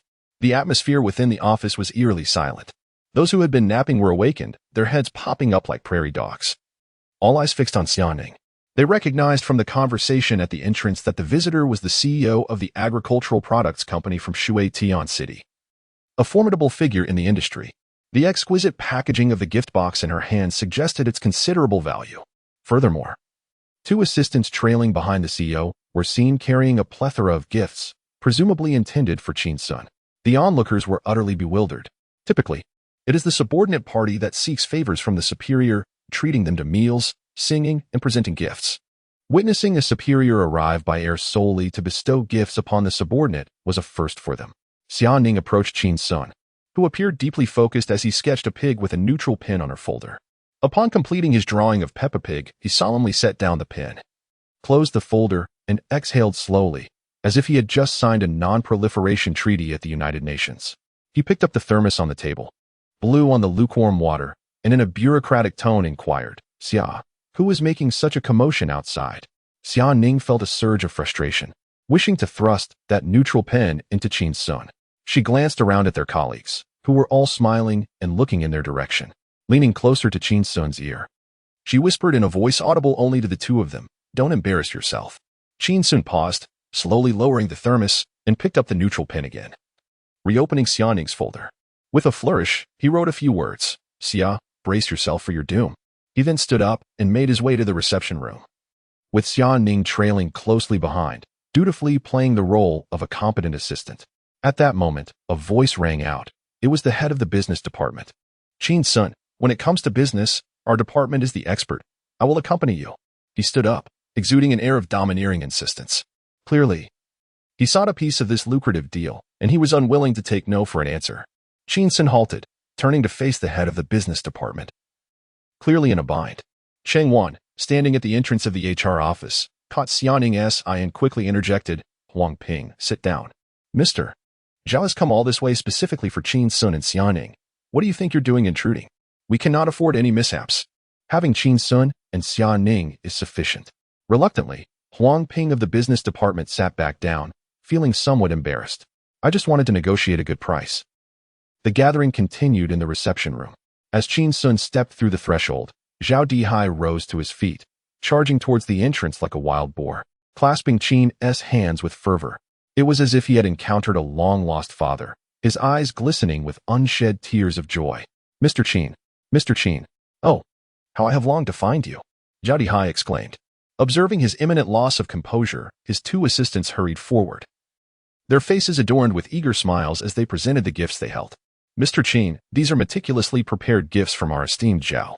Regaining his composure, Zhao Dihai began to introduce the contents of the gift box one by one. 30-year-old ginseng, invigorating and strengthening. Premium deer antler, revitalizing and enhancing vitality. High-altitude cordyceps, invigorating and enhancing vitality. Qin Xun couldn't help but notice that in Zhao Dihai's eyes, the finest gifts for a man were unequivocally those that promised enhancement. Standing behind Qin Xun, Xia Ning felt a blush creep across her cheeks, her thoughts a mystery. Chapter 032. The wealth of the canine elite is indeed lucrative. I have a watch that I have kept untouched for quite some time, and seeing the connection we share, I would like to gift it to you today. Zhao Dihai picked up a box and pressed it into Qin Xun's hands. "I hope Mr. Qin will not find it lacking." Xia Ning maintained a composed demeanor, her face adorned with a polite smile. Qin Xun, too, appeared unfazed, feigning modesty. "It would be inappropriate to accept such a lavish gift without merit. I cannot possibly accept something so extravagant," Zhao Dihai insisted, shoving the watch into Qin Xun's hands. A timepiece worth over 100,000 yuan is fortunate to be graced by someone of Mr. Qin's caliber. As he prepared to engage in the customary back-and-forth of gift-giving, he was taken aback when he saw Qin Xun smile, accepting the watch box and promptly handing it to Xia Ning. "Then I shall not be courteous." Zhao Dihai, astonished by the swiftness of Qin Xun's acceptance, could not help but burst into hearty laughter. "I relish the company of individuals like Mr. Qin. You are truly generous." The two took their seats, with Xia Ning standing behind Qin Xun. The men engaged in casual conversation, appearing as old friends reminiscing, with no mention of the contract at hand. Yet, both were acutely aware that they needed to finalize the agreement. It was merely a matter of the price. Suddenly, Qin Xun's phone alarm rang, a reminder for his afternoon nap. He retrieved his phone, silenced the alarm, and opened Douyin, discreetly concealing the video before presenting it to Zhao Dihai. "Zhao, this is the video we filmed yesterday. I worked late into the night to edit it. Please take a look and see if it meets your needs." Zhao Dihai cradled the phone as if it were an infant, his excitement palpable upon seeing over 50,000 likes and a staggering 1.57 million views. He could hardly contain his enthusiasm. Had it not been hidden for just a few hours, given its explosive virality, wouldn't it have surpassed 200,000 views by now? Zhao Dihai looked up at Qin Xun and declared, "Mr. Qin, let us speak plainly. I am thoroughly impressed with this advertisement. I have never been so satisfied with any advertisement before. I wish to purchase your Douyin account. Name your price." Upon hearing this, Qin Xun pressed his lips together, falling silent. He sighed and replied, Zhao, this Douyin account is not solely my property. It belongs to the company. I cannot make such a decision alone. Xiaoning was somewhat taken aback. Has this young man finally regarded the company with seriousness? Zhao Dihai exclaimed, 1 million. Qin Xun responded, sold. Xiaoning was astonished. Such a price? How exorbitant. What a windfall. The wealth of the canine elite is indeed easy to acquire. Rushing out of the office, Xiaoning called for Cheng Wan to prepare the contract. Meanwhile, Zhao Dihai sat in the reception area, yearning for a cigarette but refraining, as he could easily tell that Qin Xun did not smoke. Non-smokers typically do not appreciate the scent of smoke. How frustrating. In previous negotiations with other advertising firms, when had he ever been without a cigarette in hand? At times, one might even rest their legs upon the conference table. However, today, endure it. This young Qin Xun remains blissfully unaware of the substantial profits that this Douyin account could potentially yield him. What if he has a change of heart? What then? Zhao Dihai and Qin Xun exchanged glances and simultaneously chuckled, both feeling a twinge of anxiety, fearful that the other might reconsider. The matter of money was not Qin Xun's primary concern. The pressing issue at hand was that the fishing system had not seen any growth for 2 days. Securing a contract and applying for an office took precedence. As for the sums of 1 million or 2 million, he was not particularly bothered. Such opportunities would undoubtedly arise in the future. In Cheng Wan's office, several department heads huddled together, their eyes wide with astonishment. 1 million? Has it truly reached 1 million? Does that mean the company is profitable? After merely half a month of operation, it is already in the black. Cheng Wan rapped her knuckles on the table. Enough of this discussion. Quickly review the contract once more. If all is in order, I shall print it out. Have Xiaoning take it for signing. Xiaoning stood quietly in the corner, observing them with a gentle smile. It seemed the company was finding its footing. Surely, her third entrepreneurial venture would not meet with failure? 15 minutes later, after meticulous scrutiny of the contract, they confirmed that everything was in order and printed it out. Xiaoning returned to the meeting room with 2 copies of the contract. Zhao Dihai glanced over it hastily, promptly signing and sealing it. Qin Xun looked up at Xiaoning. Shall I sign? What about Chengjie?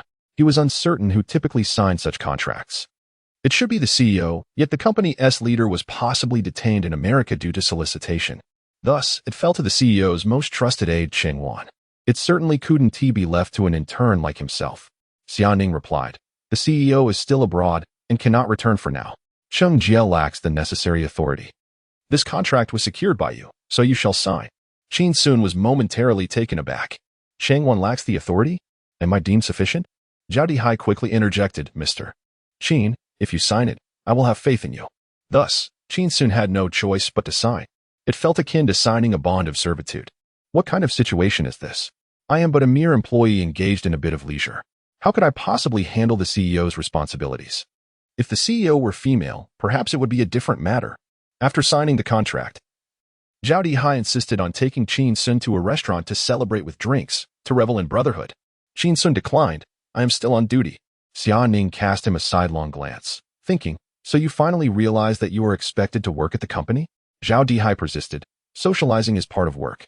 Qin Xun replied, I just finished lunch not long ago. Zhao Dihai would not relent. Then let us have some afternoon tea, enjoy a little drink, without filling our bellies. Feeling quite helpless, Qin Xun eventually acquiesced and followed Zhao Dihai out of the company. Cheng Wan was unlikely to voice any objections. Trailing behind them were 3 lovely ladies, Xiao Li, Xiao Lu, and Xiaoning. Nearby the office building stood a delightful tea restaurant. Qin Xun led them onward. Suddenly, they passed by a fruit shop, where a large display of boxes brimming with apples was set up at the entrance. A group of young women gathered around the front, chattering excitedly.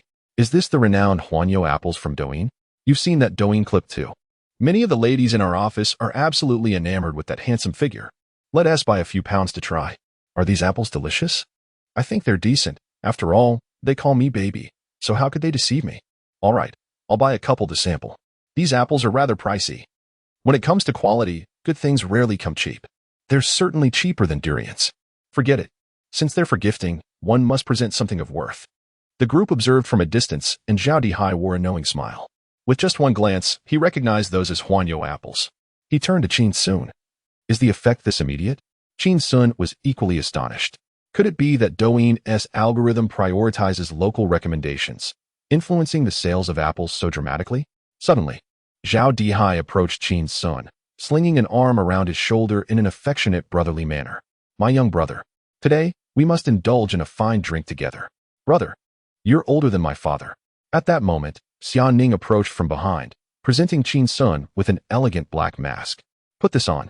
Don't let those infatuated girls recognize you, or they might devour you whole. Qin Xun hastily donned the mask, resembling a low-key celebrity.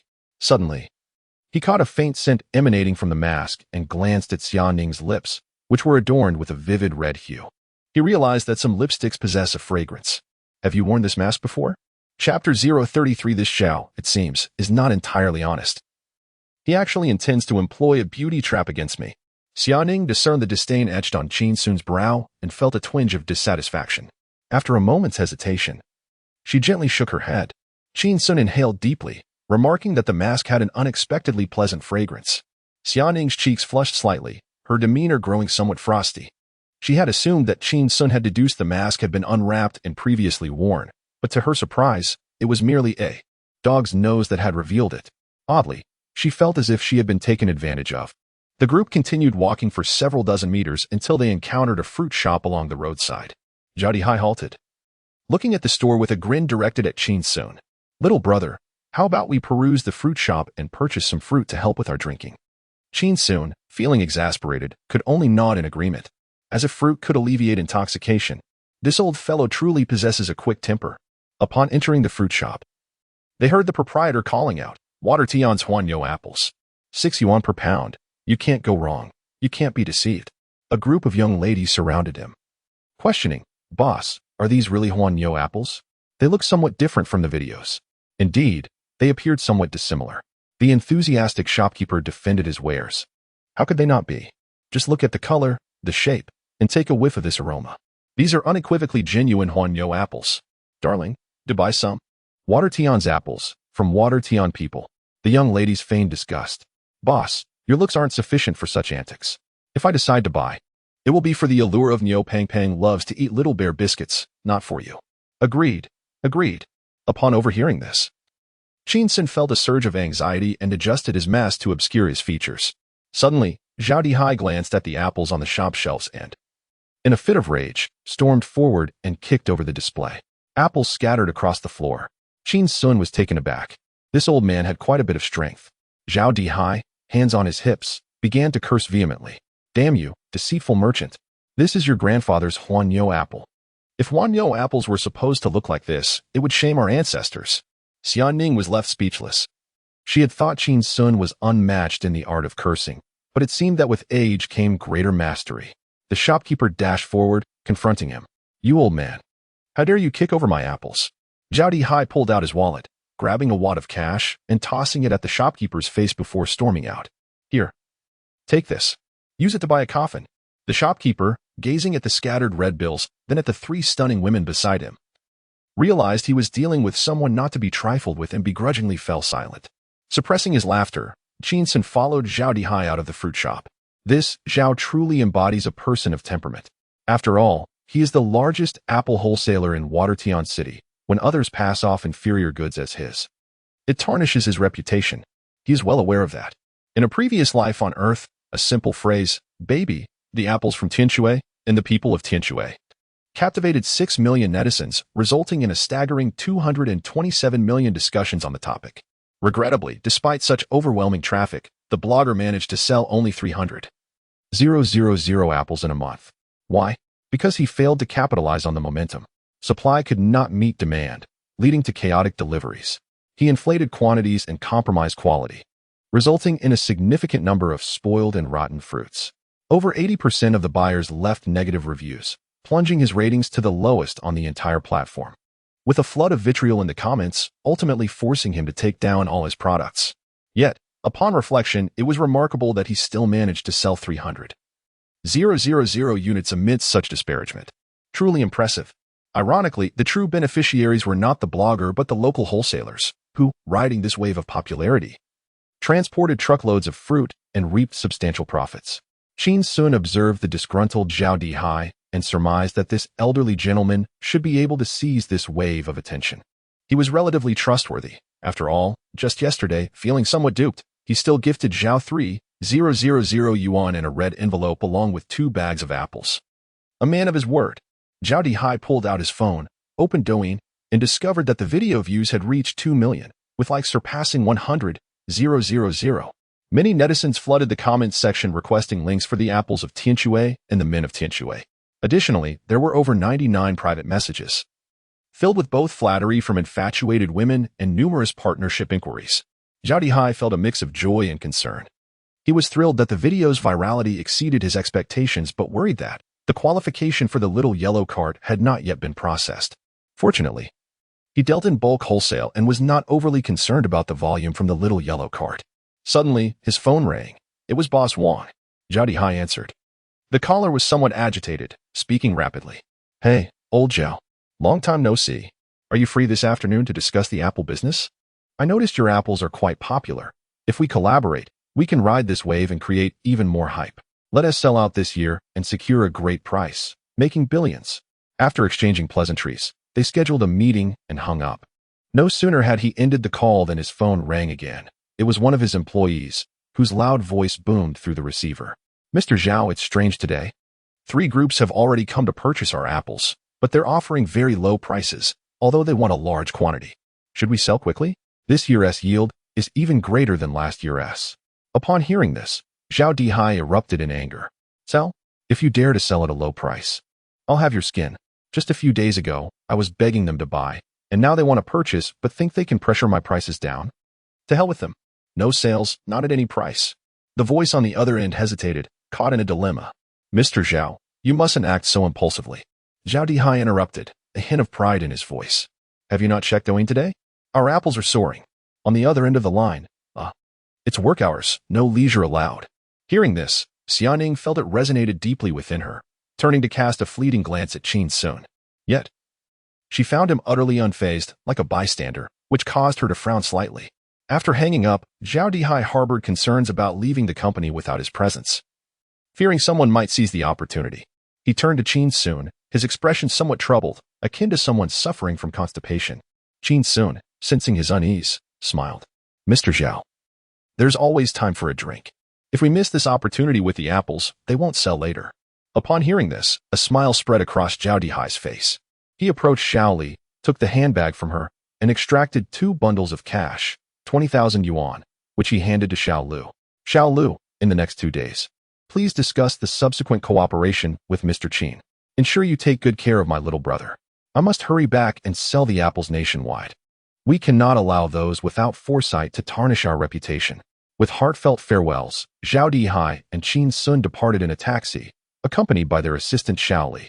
As they watched the vehicle disappear, Qin Xun sighed in relief, only to suddenly notice a graceful figure approaching him. Turning his head, he saw Xiao Lu standing nearby, a captivating smile adorning her face. Mr. Qin, I am Lu Yi. I hope to rely on your guidance in the coming days. Qin Xun. Guidance? What sort of guidance? Xiaoning glanced at Lu Yi and observed that, despite her professional attire, she exuded a calculated allure, with some parts slightly revealing and buttons undone, hinting at a worldly charm. She inquired, Miss Lu, which department do you belong to in your esteemed company? Lu Yi beamed, unperturbed. Public relations. The kind that seldom intervenes lightly. In the next few days, I will be responsible for discussing in-depth cooperation with Mr. Qin. As she spoke, she discreetly glanced at Qin Xun, her flirtatious gaze unmistakably enticing. Qin Xun. Alas, that old Zhao. I never thought he would resort to such underhanded tactics. Suddenly, he felt a piercing gaze and turned to see Xian Ning's face, frosty as ice, fixed intently upon him. Chapter 034, Mr. Qin, you wouldn't want me to lose my job, would you? Qin Xun's gaze oscillated between Lu Yi and Xiaoning. One face radiated warmth and joy, while the other was as cold as ice. He felt overwhelmed. I need to get back to work, he declared, never having been so eager to return to his duties. I love my job. It's an honorable pursuit. Wait a moment. Just then, Qin Xun noticed Lu Yi approaching him with a smile, brandishing 2 stacks of cash. Mr. Qin, if we don't spend the 20,000 left by General Zhao, I want to be able to account for it when I return. She positioned herself in front of Xiaoning, effectively obstructing Qin Xun's view of her. Looking over, he saw Lu Yi with gentle eyes, lightly biting her lip. Her expression tinged with a hint of grievance. He recognized her feigned vulnerability, yet her beauty rendered her charm undeniable. Just as he hesitated, he heard Xianing's somewhat aloof voice. "Miss Liu, could you maintain a bit of decorum on the street?" Louis slowly turned to meet Xianing's cold gaze, sending a shiver down Qin Xun's spine. He feared an altercation between the two women might ensue, envisioning hair-pulling, spitting, and torn clothing, a scene too dreadful to contemplate. Hastily, he positioned himself between the two. "Please, let us not argue. We'll spend the money together." Xianing regarded Qin Xun with a frosty stare. "Is that truly your desire, to indulge in frivolities? Then what should we do?" Qin Xun retorted. Xianing glanced at Louis, an inexplicable competitive spirit welling within her. "Of course we should go. After all, she is the client. What is wrong with accompanying her?" Louis smiled, a hint of triumph in her expression. As Qin Xun strolled with the two distinctly charming women towards a bubble tea shop, they captured the attention of numerous passers-by. Inside the shop, they ordered 3 cups of bubble tea, with Louis covering the total of 55 yuan. They settled in a cozy corner by the window, where the bustling pedestrians couldn't help but steal glances at the trio. However, the establishment seemed oddly subdued, as if the presence of such a strikingly handsome man and beautiful women had elevated its ambience, leading onlookers to perceive the bubble tea as a premium offering. Seated at a small round table, an uncomfortable silence enveloped them. None dared to break the stillness. Qin Xun busied himself with his phone, while Louis fixed her gaze on Xianing, who was equally intent on Louis. They exchanged glances, locked in a silent contest. Suddenly, Louis broke the silence with a smile. "Do you like Mr. Qin?" Xianing, taken aback, hastily denied it. "No, I don't like him." Louis flashed a radiant smile, subtly shifting her chair closer to Qin Xun, her hands entwining around his arm. "Then I like him. Just don't try to steal him from me." Qin Xun felt a jolt as he glanced down at the delicate hands wrapped around his arm, the proximity causing a stir within him. Alarmed, he instinctively shrank back into the corner. "Let go, please. Please, don't do that. I'm scared." Louis released her grip, feigning a sulk as she sipped her milk tea, her expression as petulant as one could imagine. Xianing stole a glance at Louis before shifting her gaze to the visibly shaken Qin Xun, saying nothing. She found herself questioning whether Qin Xun's earlier terror was merely an act. Given his personality, shouldn't he have boldly reached for the collar of the girl? Why was he trembling like a quail? It was clear he was pretending to be innocent in front of her, had it just been the two of them. Who knew what might have transpired? Qin Xun rubbed his face and stole a glance at Louis, relieved to see her engrossed in her drink. It wasn't that he was some paragon of virtue. In this life and the last, he truly possessed no romantic experience. Although he had been pursued numerous times in this lifetime, he felt that the girls attracted to his looks were somewhat unhinged, and he had unceremoniously turned them down. He had never encountered a woman as passionate and exuberant as Louis. He realized that with just a nod from him, she would dare to press his head against her bosom. What orders had Zhao Dihai secretly given her?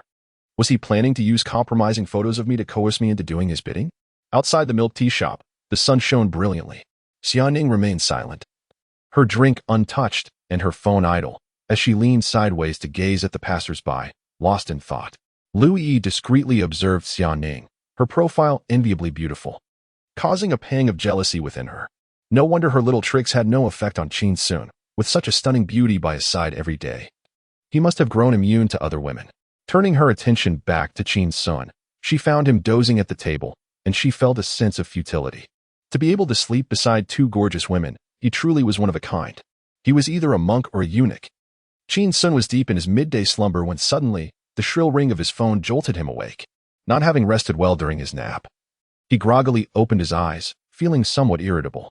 He glanced at the screen. Empress Dowager. Qin Xun answered the call. "Mom, what is it?"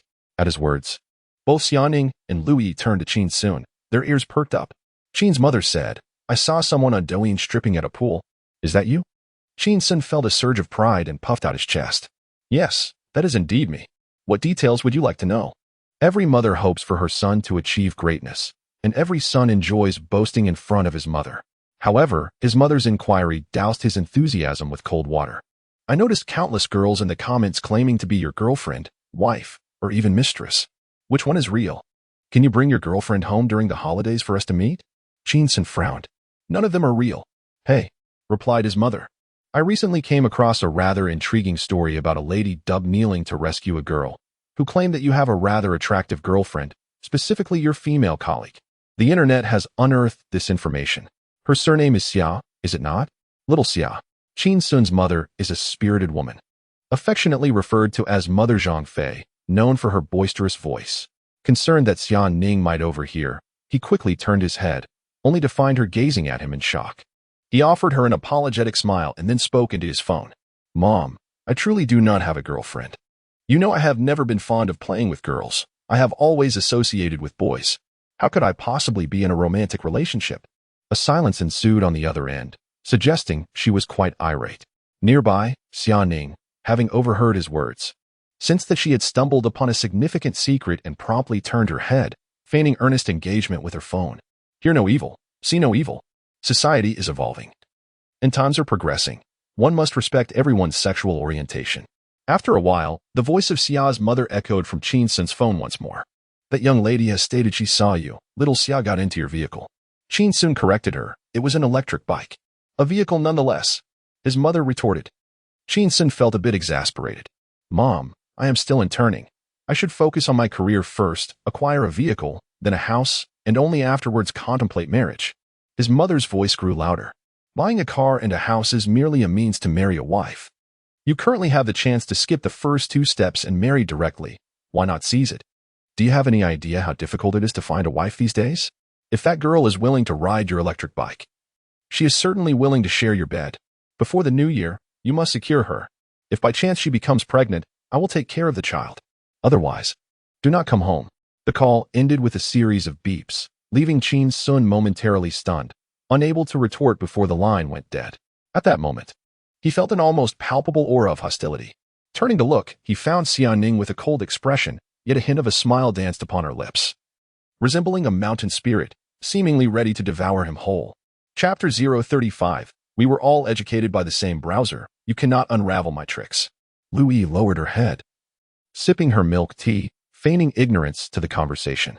Qin Xun wore an awkward yet courteous smile on his face. Do not heed my mother's ramblings, he said, noticing Xia Ning's brows furrowing into a frown. Any girl would feel discontent upon hearing that the man beside her was ever ready to deceive her into bed and potentially father a child. The fact that she had not slapped him immediately was a testament to her remarkable composure. Qin Xun glanced at Xia Ning, who resembled a volcano on the brink of eruption. He then turned his gaze to Lu Yi, who appeared as a predatory wolf, poised to devour him whole. In an effort to resolve both predicaments, he made a decision that went against his ancestors' teachings. He sighed, looked at the 2 women, and lowered his voice to a whisper. In truth, I am attracted to men. Xia Ning's eyebrows shot up in surprise, and recalling how he had evaded Lu Yi earlier, they slowly fell back down. She offered her reassurance. It's all right. Everything is fine. Qin Xun, with utmost seriousness, responded, This is a secret. Xia Ning nodded, acknowledging the gravity of the matter. He then turned to the astonished Lu Yi, earnestly imploring, This is a secret. Lu Yi's mood lightened slightly, feeling that being avoided by him was not as humiliating as she had initially thought. She chuckled softly, Mr. Qin, rest assured, I have been tight-lipped since childhood. Her eyes sparkled with mirth, clearly harboring some disbelief. However, Qin Xun's image in Xia Ning's eyes suddenly transformed into something more enchanting. The atmosphere in the milk tea shop grew increasingly awkward. Xia Ning occasionally cast glances at Qin Xun, reflecting on how he typically exhibited no gentlemanly demeanor towards her. Never lingering his gaze inappropriately, she found herself believing, albeit hesitantly. Yet, given his penchant for vulgarity and the multitude of ways he expressed it, he hardly seemed likely to be the type. Was he deceiving her once more? The trio continued to sip their milk tea. The ambience colder than the air conditioning esprit. Noticing Xia Ning's repeated glances in his direction, Qin Xun realized she had yet to fully trust him. He retrieved his phone, sipping his drink while deftly typing with one hand, searching for what kind of man is gay. A flurry of information appeared before him, overwhelming his senses. He scanned the results, capturing a few keywords: tight-fitting pants, white socks, a penchant for badminton and volleyball, and a tendency to inspect his nails with considerable vanity. Simultaneously, Xia Ning lowered her head to search on her phone, stealing sidelong glances at Qin Xun, comparing the data point by point. It seemed he truly was not gay. Suddenly, she put away her phone and, maintaining a nonchalant demeanor, pointed out, You have dirt under your nails. Qin Xun was taken aback, his heart swelling with joy. This girl was indeed searching for ways to discern a man's sexual orientation. We were all educated by the same browser. You cannot unravel my tricks. What? Qin Xun's face bore a hint of panic as he slowly extended his hand. Palm facing himself, fingers splayed, tilting his head to examine his nails. Not at all. They're quite clean. My fingers are truly beautiful, Xiaoning remarked. Isn't this identical to what we discovered? This is not over yet. Qin Xun lifted his milk tea cup, delicately sipping from it, his features contorting in delight. Wow, this is truly delicious. So refreshing. My goodness. You know, I've been drinking Perrier since childhood, along with some Evian and the like. But today, I'm savoring this cup that costs merely 10 yuan. He raised the cup again, taking another small sip, his expression one of utter bliss. So good. Woe is me. Xiaoning observed Qin Xun in silence for a moment, realizing he resembled an elderly sister. Then quietly lowered her head and took a gentle sip from her milk tea. Suddenly, she felt that her action mirrored Qin Xun's earlier movement. Consequently, she took a large gulp, only to choke and cough, tears streaming down her cheeks. What a disastrous day. Louis sat nearby, quietly watching the two perform, inwardly critiquing. What a foolish assistant. One day, she might genuinely be tricked by Qin Xun into becoming pregnant without even realizing it. She lifted her milk teacup, lowered her head, and took a gentle sip, yet her peripheral vision caught sight of Qin Xun still striking a pose with his fingers. Tonight, I will don my battle attire and see just how long you can maintain this charade. After finishing their milk tea, at Louis's strong insistence, the trio watched a film and spent 2 hours at the amusement park, all for less than 2,000 yuan. Ultimately, through coaxing and pleading, Louis purchased several sets of clothing for Qin Xun and even arranged for a computer, totaling 10,000 yuan. Despite Qin Xun's thick skin, he felt somewhat embarrassed. No more spending, no more spending. However, he noticed Louis's pitiful expression, her eyes glistening with unshed tears. Mr. Qin, you must cooperate with my work. You wouldn't want me to be unemployed, would you? Qin Xun felt a bit troubled, glancing at the darkening sky. The remaining 10,000 yuan could wait until tomorrow. The trio hailed a taxi, transporting their belongings to Qin Xun's rented room. Louis was taken aback upon seeing Qin Xun's room. Astonished that such a clean space could exist in this urban village, Qin Xun exchanged a shy smile with Xiaoning, who recalled the exhausting day spent cleaning up for him, before turning to leave. It's time to clock out. I'm heading home. As she reached the door, she glanced back to find Louis perched on the edge of Qin Xun's bed, looking somewhat provocative. I have nowhere to sleep tonight. Qin Xun promptly pulled Louis up, firmly guiding her to the door and closing it behind them, effectively locking the two beautiful women outside. Xia, arrange a hotel for Miss Liu, and remember to request an invoice for reimbursement from the company. Louis. Xiaoning did not even glance at Louis as she turned away, descending the staircase. Just as she stepped out of the stairwell, she suddenly heard Louis's voice behind her, declaring that only a fool would believe he was homosexual. Xiaoning pivoted, only to see Louis striding past her like an imperious swan, her gaze unwavering. Without waiting for Xiaoning, she proceeded to exit the urban village. Xiaoning observed her retreating figure, lost in contemplation. 3 seconds later, she turned and walked in the opposite direction out of the urban village. The road stretched towards the heavens, each taking their own path. That evening, Xiaoning immersed herself in the bathtub, extracting her phone to peruse Qin Xun's pool video, discovering that it had garnered an astonishing 400,000 likes. In a mere day, the video had achieved such remarkable engagement. The speed of its dissemination was truly astonishing. At that moment, she could not help but admire Zhao Dihai's audacity. It was no wonder he dared to offer 1 million to purchase Qin Xun's account, for a wholesale dealer of his stature. Once the reputation of the Apple brand was established and the subsequent goodwill sustained the fervor, the profits could potentially soar into the billions. Suddenly, Xiaoning recalled Louis's words from their farewell, and unease crept into her heart. She took a screenshot of the Qin Xun video and sent the image to her best friend. Niu Ge, could you help me determine if this person is gay? Before long, her friend, Niu Yi, responded. Once my discerning eye was opened, I recognized him as a ravenous lecher, a king among wolves. Gay? Absolutely not. Xiaoning thought of Louis, that seductress, and felt a pang of dismay. She straightened up, the water splashing around her. She sent a voice message, saying, I'll give you an address. Hurry over. We will meet there. WeChat quickly buzzed with a reply. What on earth are you planning to do in that wretched place at this hour? Xiaoning responded, to catch someone red-handed. Chapter 036. What are you up to if you're not in a relationship? At 9 o'clock in the evening, in a dilapidated building within a village in Haicheng, Qin Xun had just assembled his computer and was in the process of downloading a game. This computer was built with the help of Lu Yi at the computer market, featuring a configuration he had long desired during his school days, costing over 6,000 yuan in total. It was capable of running some large single-player games. Unfortunately, the internet speed in this room was woefully inadequate, causing the download to proceed at a snail's pace. Thus, he resorted to lounging on his bed, utilizing mobile data to play on his phone in order not to monopolize the internet bandwidth of his newly acquired computer. Suddenly, an idea struck him regarding his phishing value. He retrieved the panel and was taken aback, flipping over in surprise. Phishing value, 5,000. Note: upon reaching 10,000, the host may participate in a lottery. He felt a surge of excitement. Just the day before, it had been below 2,000. Today alone, his phishing value had increased by over 3,000. At this rate, wouldn't he be able to enter the lottery in just 2 or 3 days? Reflecting on his day, he remembered being surrounded by colleagues in the office that morning, unable to indulge in gaming and only daring to sneak a glance at a novel, which surely did not contribute significantly to his phishing value. What about the afternoon? Louis? Could it be that she was his lucky star? If he were to sever ties with Xia Ning tomorrow and venture out to fish with Louis alone, would his value rise even more swiftly? As Qin Xun pondered his grand plans for fishing the next day, downstairs, in the shadows beside a small path, 2 figures were seated on a stone stump, gazing up at the window of Qin Xun's rented room. After a moment, a low, gravelly voice, tinged with impatience, broke the silence. Ning Mei, what are we waiting for? Are we not going up? If we don't act soon, they'll begin their second round.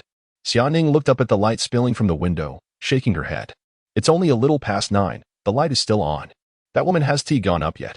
Upon hearing this, the slightly plump girl beside her, sporting large black-framed glasses and a short hairstyle, turned abruptly to Xia Ning. Ning Mei, have you been watching too many dramas? Whenever it reaches that critical moment, the lights always go out, and then comes the crowing of roosters the next day. Xia Ning glanced at the girl, known on WeChat as Uncle Niu, whose real name was Niu Xiaojun, a name reminiscent of a boy's. They had grown up together, and she had shielded Xia Ning from many bothersome suitors. With a hint of confusion, Xia Ning asked, "What is wrong with that?" Niu Xiaojun face-palmed, exclaiming in exasperation, "Just think about it. If you were lying on that person's bed, he would certainly want to keep the lights on to admire your figure and your somewhat listless expression. How could he bear to turn off the lights? Any man who says it doesn't matter with the lights off is merely comforting himself, claiming his wife is unattractive. Who would turn off the lights with a beautiful girlfriend around? You really ought to find a boyfriend. How can you not understand this?" Xia Ning felt her cheeks flush in response. As soon as Niu Xiaojun compared herself to Qin Xun, her face flushed even more. The summer night breeze failed to disperse her embarrassment. She turned to Niu Xiaojun and earnestly said, "Brother Niu, you are, after all, a woman. Please speak more delicately." Niu Xiaojun chuckled softly and shook her head. I can't change. A dog cannot stop eating feces." Xia Ming sighed helplessly. Suddenly, a thought struck her. If Qin Xun and Niu Xiaojun were to meet, what sparks would fly between these 2 queens of profanity? Would one subdue the other? Or would they simply clash? In that moment, a crackling sound erupted nearby, accompanied by a flash of electric light. Xia Ning jumped in surprise. What is that? Niu Xiaojun raised a black baton in her hand. An electric baton. With one strike, a pig would merely grunt and faint. Xia Ning looked utterly astonished. That's too exaggerated. Niu Xiaojun retorted defiantly. I'm just catching a cheater. I didn't even bring a watermelon knife, so I'm being civilized. As she spoke, she glanced at the 3rd-floor window before turning back to Xia Ning with a mischievous grin. Sister Ning, is that your boyfriend upstairs? Xia Ning quickly shook her head. No. Don't say that. Niu Xiaojun pressed on. Is he your crush? Xia Ning shook her head vigorously. Absolutely not. Niu Xiaojun seemed a bit disappointed as she tossed the electric baton to the ground, expressing her dissatisfaction. If he is neither your boyfriend nor your crush, then why are you here late at night to catch someone cheating? It's simply a normal interaction between men and women, all right? We shouldn't ruin their good moment. Xia Ning, upon hearing this, felt a sense of embarrassment as she realized the validity of her friend's words. After a brief silence, she confessed, Brother Niu, the person upstairs is an employee from my company. I suspect someone is using underhanded tactics to poach my talent. Niu Xiaojun inquired, is this person in high demand? Is he important to your company? Xia Ning hesitated, recalling Qin Xun's recent behavior, reluctant to admit the truth, but ultimately responding, for now, quite important. Upon hearing this, Niu Xiaojun felt somewhat disheartened. It turned out to be mere corporate intrigue rather than a life-and-death struggle in the realm of romance. Xiaoning had always been indifferent, showing little interest in most matters, including men, which once led Niu Xiaojun to wonder if she preferred women, causing her to avoid Xiaoning for a while. The only passion Xiaoning exhibited was for entrepreneurship. After 3 failed ventures post-graduation, she was now embarking on her 4th. It seemed this time she was particularly invested. As the president of a company, she was spending her night not at home for beauty sleep, but standing vigil at the base of her employees' building to prevent anyone from luring her away.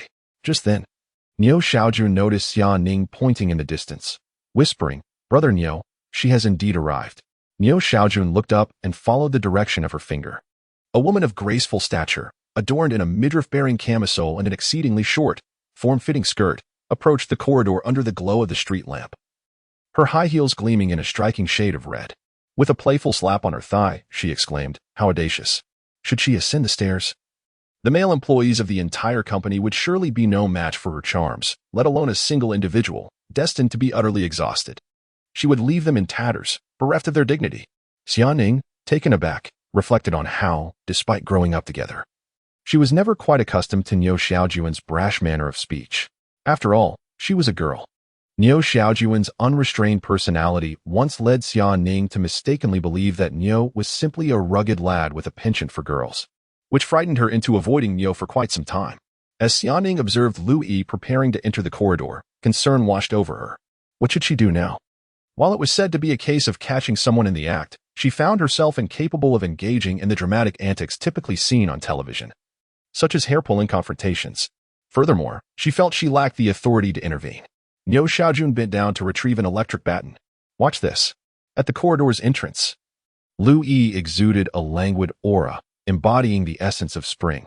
She recognized that she could not rival Xiaoning's beauty. The distance was considerable, yet she held her own in terms of allure. In the prime of her youth, encountering a girl radiating raw hormonal energy at this late hour was enough to provoke a visceral reaction. As she yawned and stepped into the corridor, a deep, gravelly voice interrupted her thoughts. "Hey, your mother is dead." Startled, Lu Yi turned to see a figure behind her, a slightly plump individual with short hair and large black-framed glasses. Androgynous in appearance. Clutched in their hand was a black baton, which drew Lu Yi's anxious gaze. "What do you want?" Niu Xiaojun scrutinized Lu Yi from head to toe, stroking their chin with a chuckle. "Hey there, are you for sale?" Lu Yi felt a surge of indignation. "Not for sale." Niu Xiaojun laughed. "Not for sale? Then it's free, right? I want it. Just once." Lu Yi had once roamed the streets at night in a similarly alluring outfit, but she had never ventured into the city's more chaotic quarters, unaware of the lurking dangers, including lewd characters. "Ah, help?"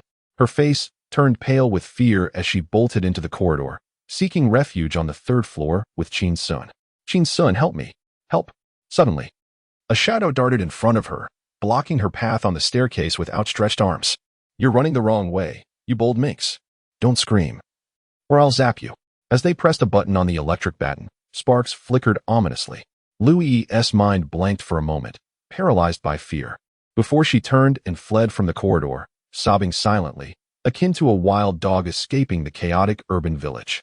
Meanwhile, on the 3rd floor, within the confines of a room, Qin Xun sat engrossed in a video game, headphones on. Suddenly, he removed his headphones and perked up, a hint of confusion crossing his face. "Did someone call for me?" After listening for a while, he heard nothing more and let out a sigh. At such a tender age, he was already experiencing auditory hallucinations. He donned his headphones and continued to immerse himself in the game, oblivious to the world outside, his sole focus on defeating the formidable adversary. "Demon, meet your demise." Meanwhile, downstairs, Niu Xiaojun joyfully returned to the shadowy stone pedestal, only to hear Xiaoning's slightly displeased voice. "Your noise is far too loud. What if my employee hears it?" Niu Xiaojun, somewhat displeased, retorted, "You are the president. He is merely an employee. Why should you concern yourself with him?" Xiaoning hesitated for a moment, replying, "I cannot control him." Niu Xiaojun activated the electric baton once more, the sparks flickering and crackling menacingly as he boldly declared, "If you cannot manage him, shall I take it upon myself?" Xiaoning gazed at the imposing Niu Xiaojun, her eyes gradually lighting up. "It's settled then. Prepare yourself. In a couple of days, come to my company. As the president, teach that rebellious brat a severe lesson." Niu Xiaojun. "What? President? Me?" She pointed at herself in disbelief, her expression one of bewilderment. Me? Chapter 037. Trouble. The president has finally appeared. The following day, Qin Xun felt a surge of excitement as he realized that his fishing value had skyrocketed by over 3,000 in just one day, leaving him only 5,000 away from a lottery draw. Awakening early without the aid of an alarm, he completed his morning routine and, for the first time, rode his electric scooter to deliver food, hoping to secure another fishing order before work commenced. Afterward, he planned to catch up with Louis, aiming to swiftly accumulate enough fishing value for the grand lottery.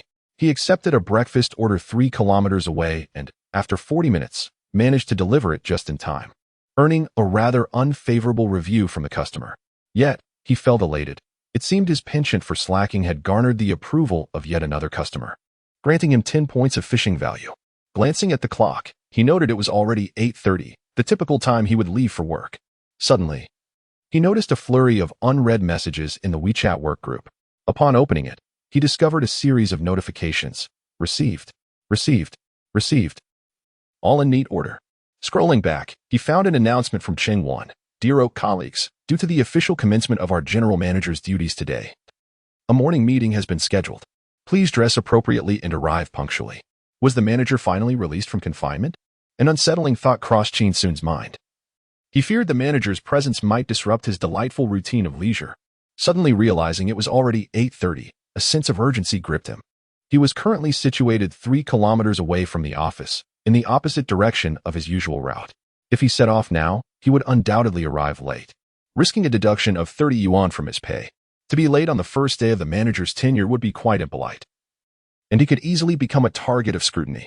I must create a favorable impression on the general manager, he resolved, to demonstrate that I am a civil individual who upholds decorum, embraces innovation, and is dedicated to my work, never indulging in idleness. Taking a longer route into consideration, Qin Xun mounted his electric scooter, twisting the throttle to unleash a buzzing sound. This electric motorcycle, though a third-hand model, possessed ample power. He sped toward the mountainous roads on the outskirts of Haicheng, aiming to avoid the congested city center, the traffic lights, and the elderly pedestrians crossing the street. Opting for a wide detour straight to the office. Activating his scooter as turbo mode, the wind roared past his ears. After 5 or 6 minutes, he ascended the mountain path. The road was winding and rugged, yet the surface was in excellent condition, devoid of other vehicles. Qin Xun's speed increased. Suddenly, he heard a thunderous roar behind him. Glancing in the rearview mirror, he spotted a black motorcycle rapidly approaching. It appeared to be a motorcycle enthusiast, the kind with an obsession. Those without such a fixation usually only rode at night. Beep beep, beep beep, a series of piercing sounds echoed as the motorcycle drew level with Qin Xun. Qin Xun turned to look, and there on the motorcycle sat a person with a black helmet, slightly plump in stature. The individual turned their head, raised a middle finger, and a voice emerged from the tightly wrapped helmet. It was deep and magnetic, yet indeterminate in gender. An electric bike on the mountain road? After speaking, the motorcycle sped away, leaving Qin Xun far behind. With a temper like his, could he endure this? He twisted the throttle fully and gave chase. The current stretch of road was straight, and he was being left further behind, but Qin Xun knew that the next segment consisted of a series of sharp turns. He was confident that this motorcycle wouldn't dare to take the bends without reducing speed. On straight roads, all one needed to do was accelerate, but navigating curves required skill. In a state of heightened focus, Qin Xun pressed the throttle to the limit, maintaining his speed. As he approached the 10th bend, he finally caught up with the motorcycle. The rider, Niu Xiaojun, was taken aback to see Qin Xun catching up, slowing down slightly to glance at him, intending to commend his riding skills or perhaps to suggest camaraderie. However, Qin Xun loudly mocked, "With that skill, dare you learn to corner?" After saying this, he executed a beautiful lean into the curve, nearly brushing the ground, and sped away. Niu Xiaojun was momentarily stunned. "Hey, damn it!" With a twist of the throttle, he cornered and accelerated. He was fast, but still slower than Qin Xun. After a short stretch of straight road, Niu Xiaojun caught up with Qin Xun and shouted obscenities. "I'll be damned." Qin Xun was not one to be easily intimidated. Turning to retort, "I curse your mother." Another bend came, and once again, he left Niu Xiaojun behind. Following another straight road, Niu Xiaojun caught up and hurled insults again. "You bastard." Qin Xun shot back, "You're less than a beast." This exchange continued through the next 8 or 9 bends, with both of them trading insults, neither holding back. After several minutes, they entered the city. Qin Xun and Niu Xiaojun rode side by side at a snail's pace, slowly trailing behind a throng of commuters on electric bikes. They continued their verbal sparring with enthusiasm. Beast, dog, bastard, mongrel. They became a striking spectacle on the road, causing nearby electric bikes to steer clear of them. Suddenly, Qin Xun spotted several traffic police at the traffic light ahead, uncertain if they were checking helmets or electric bike licenses. However, motorcycles were banned in Haicheng, whether gasoline or electric. Niu Xiaojun glanced over, then turned her head, lifting the visor of her helmet to reveal her eyes and nose, coolly regarding Qin Xun. Kid, remember my face. I have business to attend to today, so I'll let you off this time. She emphasized her words further, continuing, tomorrow morning at 6. I'll be waiting for you on the mountain. With that, she turned her motorcycle and veered left to avoid the inspecting officers. A woman? A tomboy? Qin Xun shook his head, finding her rather juvenile. As he watched her receding figure, a bitter smile crept across his face as he muttered, fool. There are traffic police waiting at that intersection as well. With that, he drove his vehicle onto the adjacent sidewalk.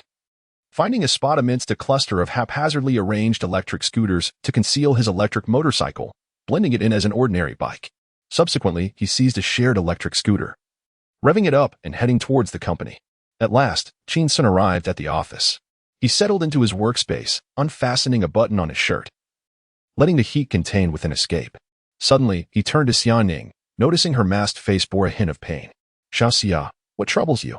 He inquired. Xiaoning glanced at Qin Xun. It's nothing, perhaps just a touch of the flu. My stomach feels a bit off. Qin Xun, feeling a surge of warmth, replied. Be sure to drink plenty of warm water. Xiaoning merely responded with silence. Qin Xun surveyed the room. Observing that each colleague was impeccably dressed in crisp white shirts and black trousers, resembling the decorum of a corporate sales team, he cast a glance at his own t-shirt, feeling a twinge of dissatisfaction. It was akin to the comfort felt by a latecomer in class upon spotting another tardy individual. Misfortune loves company, after all. In that moment, he felt a profound solitude. His gaze drifted towards the general manager's office, and he asked Xiaoning softly, Xia, where is our esteemed general manager? Surprised, Xiaoning responded, You're not calling him that derogatory name anymore? Qin Xun hastily shook his head. That has never been my way. I am a civilized person. How could I utter such vulgarities? Xiaoning scoffed quietly, turning away, no longer wishing to engage with him. This fellow was adept at shifting his stance according to the winds.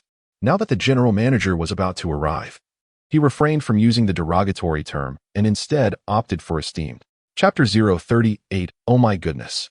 The scoundrel I have been scolding all along is actually the general manager. 9:45. A murmur of conversation filled the office. Aren't we supposed to have a morning meeting?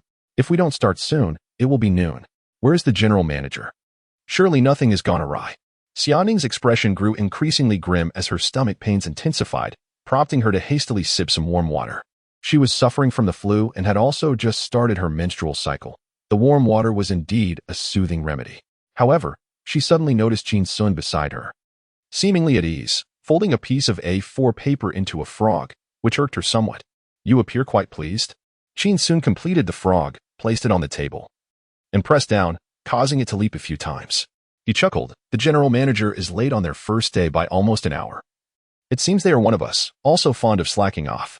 The days ahead should not be too unbearable. He is quite a good president. Xiaoning. She felt a sense of resignation. This guy was perpetually preoccupied with idleness, as if he would perish if he didn't indulge in it for a day. Even his standard for assessing the president's merit hinged on whether it allowed him to slack off. Suddenly, she heard Qin Xun's voice rise in pitch, slightly distorted. Well, this president is truly on my wavelength. Xiaoning turned to see Qin Xun fixated on the entrance of the office, his expression akin to one who had seen a ghost. Following his gaze, she spotted Niu Xiaojun, entering the company under Qingwan's welcome, dressed sharply in a suit, exuding an air of authority befitting a leader. Just as she exhaled in relief, she heard Qin Xun urgently exclaim, Xia, give me a mask. Xiaoning turned to see Qin Xun looking somewhat anxious, her curiosity piqued. What's wrong? Qin Xun replied, I think I've caught the flu from you. Xiaoning, I only have this one mask. Qin Xun nodded, thank you. Xiaoning was perplexed, unsure of the origin of his gratitude. And as she questioned whether he had truly become overly polite, a large hand snatched her mask away. In a swift motion, it was dawned on Qin Xun's own face. Xiaoning. She reached out to reclaim it. What are you doing? Yet, Qin Xun firmly grasped her wrist, rendering her immobile. His tone softened considerably as he glanced at Niu Xiaojun being welcomed into the general manager's office by Chang Wan, and with a sigh, he explained. You might not believe this, but on my way to the company, I had a minor tiff with our esteemed general manager. Xia Ning was momentarily taken aback, finding this twist of fate rather absurd. Observing him take her mask, he seemed intent on covering his entire face with it, which made her skeptical. How minor was this tiff you speak of? Qin Xun let out another sigh. I scolded her. Xia Ning, was it particularly harsh? Qin Xun, just some ordinary vulgarities. Like F your mother. Xia Ning. Qin Xun, and F your sister. Xia Ning? Qin Xun continued. There's also F your grandmother. Xia Ning. This isn't over yet. Qin Xun added. F your great-grandmother. Xia Ning, momentarily at a loss for words, turned away with a sigh. You're doomed. The morning meeting commenced at 10 o'clock. Qin Xun blended into the crowd, entering the conference room and taking refuge in the farthest corner. A spot devoid of surveillance. He felt somewhat overwhelmed. Only 990 points of slacking off were needed to enter the lottery. What if I get fired today? The atmosphere of the morning meeting was lively, with applause echoing particularly loudly. Qin Xun, lost in thought, vaguely heard Chang Wan introducing the general manager, named Niu Xiaoju, who hailed from a family with considerable enterprises and had studied abroad. Then Niu Xiaoju took the stage to greet everyone, delivering a barrage of meaningless formalities and grandiose promises. The applause came in waves. Xia Ning, standing beside Qin Xun, found his distracted demeanor amusing. Indeed, opposites attract. The moment the general manager arrived, this fellow became as docile as a kindergarten child. Time passed, though it felt like an eternity. Finally, the morning meeting concluded. Qin Xun once again melded into the crowd, returning to his workstation, hiding his head behind the computer screen, burying himself low. The office resonated with the clattering of keyboards, clack-clack, particularly loud. It seemed the grand promises painted by the general manager were extraordinarily enticing. 5 minutes later, Qin Xun returned to normalcy, opened his computer, and resumed feigning work. Xia Ning glanced at him, noticing his expression was a touch more earnest than usual, filling her with a small sense of pride. She felt she had made significant progress in taming this obstinate mule. She envisioned transforming Qin Xun into a truly exemplary employee under the pressure exerted by the imposter president. Niu Xiaojun. Seeing Qin Xun diligently working for 5 minutes, despite not writing anything, at least he appeared serious. Xia Ning quietly left her workstation, seizing the opportunity to go to the restroom, stealthily slipping into the general manager's office. She closed the door behind her. There sat Niu Xiaojun, lounging carelessly on a sofa behind a large desk, sighing heavily, occasionally wearing a look of resentment, as if recalling some painful memory. Xia Ning remembered Qin Xun's earlier remarks about how he had greeted all the women in Niu Xiaojun's family tree, stifling a laugh. What's wrong with you? You don't seem very happy. Niu Xiaojun, incensed, slammed his fist on the table. I had a perfectly planned day. But who would have thought I would encounter a complete idiot on the way? I had a heated exchange with him all the way, and in the end, the traffic police impounded my motorcycle. As a result, I was late, and it embarrassed you. Xia Ning hastily corrected him. Now you are the president. I am merely a humble planning assistant. Let us not discuss embarrassment. Niu Xiaojun adjusted her suit, offering a sheepish smile as she waved her hand dismissively. Let us not discuss that. I am merely a decoration. As she spoke, she extracted a pin from the holder on the desk and brandished it in the air. I am fixated on tomorrow morning at 6, when I will don my finest motorcycle gear and confront that imbecile on the mountain. I fear he may not have the courage to show up. After a moment of silence, Xia Ning suddenly erupted in laughter. Why wait until tomorrow?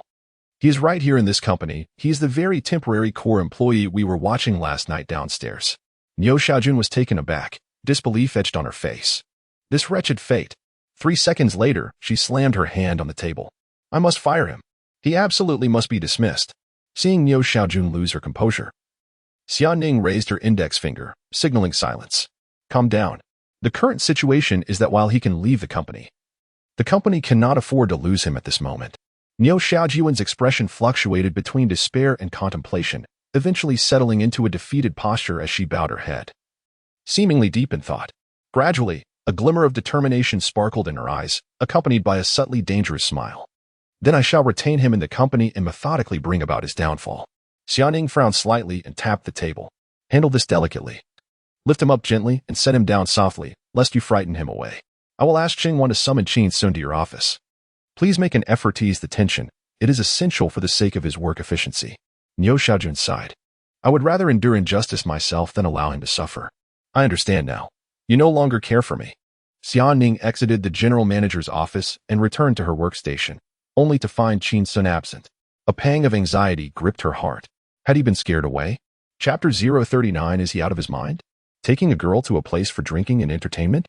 Xia Ning hastened towards Qin Xun's desk and noticed an open document on his computer screen, containing a message. Xiao Xia, I'm out on field duty. There are some follow-up discussions regarding deeper cooperation with General Zhao. Please mention to Cheng Jie today about applying for an independent office for me. Xia Ning shook her head in exasperation. I underestimated him, the general manager's first day at work, and he appears more carefree than the actual manager. Off gallivanting. She gazed at the text on the computer screen, her expression darkening as her thoughts spiraled. Follow-up cooperation? The deeper kind? Aside from seeking out Louis, what other mischief could he be up to? Just this morning, he berated the company's general manager, and now he has the audacity to request an independent office? What gall! Taking a seat, she turned her gaze to the sky outside. The day was bright, the sun shining brilliantly. Yet, some matters seemed to thrive in the shadows of night. She dialed Qin Xun's number. No answer. She sent a message. Where are you? Silence ensued. Her demeanor grew increasingly thunderous, as if her fury could manifest into rain. Lost in thought, she suddenly heard someone call her name. Lifting her head, she saw a colleague from the business department smiling back at her. Check your email. There are some proposals for cooperation that we've screened. You can have Qin Xun decide which ones are feasible. We'll then approach the clients. Xia Ning smiled faintly, the word screen piquing her curiosity. Have some proposals already been discarded? Her colleague replied, yes, some were spam, those frivolous messages from people who randomly reached out to our company. For instance, there were offers for Qin Xun to father children, proposals for him to be kept, begging him to call them baby day and night. Others were from headhunting firms seeking Qin Xun's contact information, likely hoping to poach him. Hearing the term poach filled Xia Ning with unease. These headhunters are truly relentless. That annoying guy Qin Xun has indeed become a sought-after asset. Upon opening her email, she discovered 8 messages from the business department. Each one a potential collaboration from various clients. A smile crept onto her face. 8 emails translated to 8 prospective partnerships, a promising sign of flourishing business. It seemed that with the escalation of the Apple marketing incident, Oak Company had begun to make a name for itself in the industry, attracting more and more companies eager to extend their hands. Just as she prepared to delve deeper into the emails, Cheng Wan approached. Leaning in, she lowered her voice. Xia, a former colleague of mine from a headhunting firm just sent me 1,000 yuan, hoping to get Qin Xun's contact details. Xia Ning turned, her expression one of astonishment. Cheng Wan continued, I declined. However, from her tone, I gathered that several marketing firms have already offered exorbitant sums to lure Qin Xun away. The headhunting companies are vying for his attention. Xia Ning wore a grave expression. It seemed that Qin Xun was even more coveted than she had anticipated. She glanced at Qin Xun's vacant workspace, filled with unease. Would he not take his leave without notice? Xia Ning surveyed the 8 emails in her inbox. 8, precisely 8. If she could secure all of them, the company would once again amplify its influence and subsequently, leveraging the reputation garnered, attract several formidable talents from the industry. This would foster a virtuous cycle, enabling the company to find its footing without excessive dependence on Qin Xun, preventing him from having unbridled control over her. Xia Ning's thoughts were tumultuous, her mind a swirl of confusion. She rose and made her way to the general manager's office. At that moment, Niu Xiaojun was engrossed in a mobile game, glancing up at her briefly. You keep coming here. Others might think I am up to something with you, he remarked. Xia Ning sighed, sensing a strange camaraderie between Niu Xiaojun and Qin Xun. She seated herself in the chair opposite his desk, her demeanor serious as she spoke. We have a significant issue. Niu Xiaojun raised an eyebrow at her troubled expression, setting his phone aside and leaning forward, inquiring, what issue? Xia Ning continued. Numerous headhunting firms are attempting to poach Qin Xun. With their methods, it wouldn't take long for them to acquire his contact information or even his residence. To pay him a visit. I am concerned. Niu Xiaojun interjected playfully. Are you worried about being sidelined? Xia Ning paused, shaking her head slightly. Be serious. Niu Xiaojun feigned a stern expression. What do you want me to do? After a moment of contemplation, Xia Ning lifted her gaze and replied. We need to demolish Qin Xun's apartment. Niu Xiaojun stared at her in disbelief, shock written across his face. Why would we do that? Wouldn't it be better to confront him directly? Xia Ning, maintaining her serious demeanor, elaborated. I want to leave him with nowhere to go. To devise a way for him to live with me. I will take care of him for 3 months. During this time, I will provide him with money, status, and respect, but I will not allow him to leave the company. After 3 months, he can go wherever he pleases. Upon hearing this, Niu Xiaojun fell silent, scrutinizing Xiaoning for a long moment before cautioning, I believe I have mentioned that this fellow is a devil among men, a tyrant among wolves. You intend to live with him for 3 months? Xiaoning pondered for a moment, reaching for a pin from the holder on the desk. Removing the cap with a sharp tip, she assured him, I will be cautious. Niu Xiaojun regarded the pen in her hand, giving her a thumbs up. You are something else. Meanwhile, in an upscale restaurant in Haicheng, Louis, with her flirtatious glances, elegantly sliced her steak, her alluring gesture ceaseless. Across from her, however, Qin Xun was solely focused on his meal. She let out a sigh, feeling a sense of futility akin to casting flirtatious glances at a blind man. Qin Xun lowered his head to eat his meal, a hint of discontent brewing within him. He had just checked the panel and discovered that his leisurely pursuits had only yielded a meager increase of 50 points in half a day. A stark contrast to the 3,000 points he had amassed the previous day. Confusion washed over him. Was it the insufficient number of women around him today? Surely, the system could not be so lewd. Or did one have to engage in such activities in front of colleagues for the rewards to be substantial? Qin Xun retrieved his phone and dialed Xiaoning. The call was quickly answered, and Xiaoning's voice came through. Where are you? Qin Xun replied, eating with the clients. He could hear a cacophony on the other end. He inquired, Xiao Xiao, where are you? Is there some renovation nearby? Xiaoning responded, no, just the noise from the roadside. Are you returning to the office this afternoon? Qin Xun did not answer directly but stated, I will send you a location soon. Come out this afternoon under the pretense of field work, and we will accompany the clients together. There was a brief silence on the other end before a soft okay followed. The call ended, and Qin Xun felt a surge of happiness, only to notice Lu Yi across from him wearing a melancholic expression, her lips pouting in complaint. Mr. Qin, how can the flowers at home compare to the wildflowers?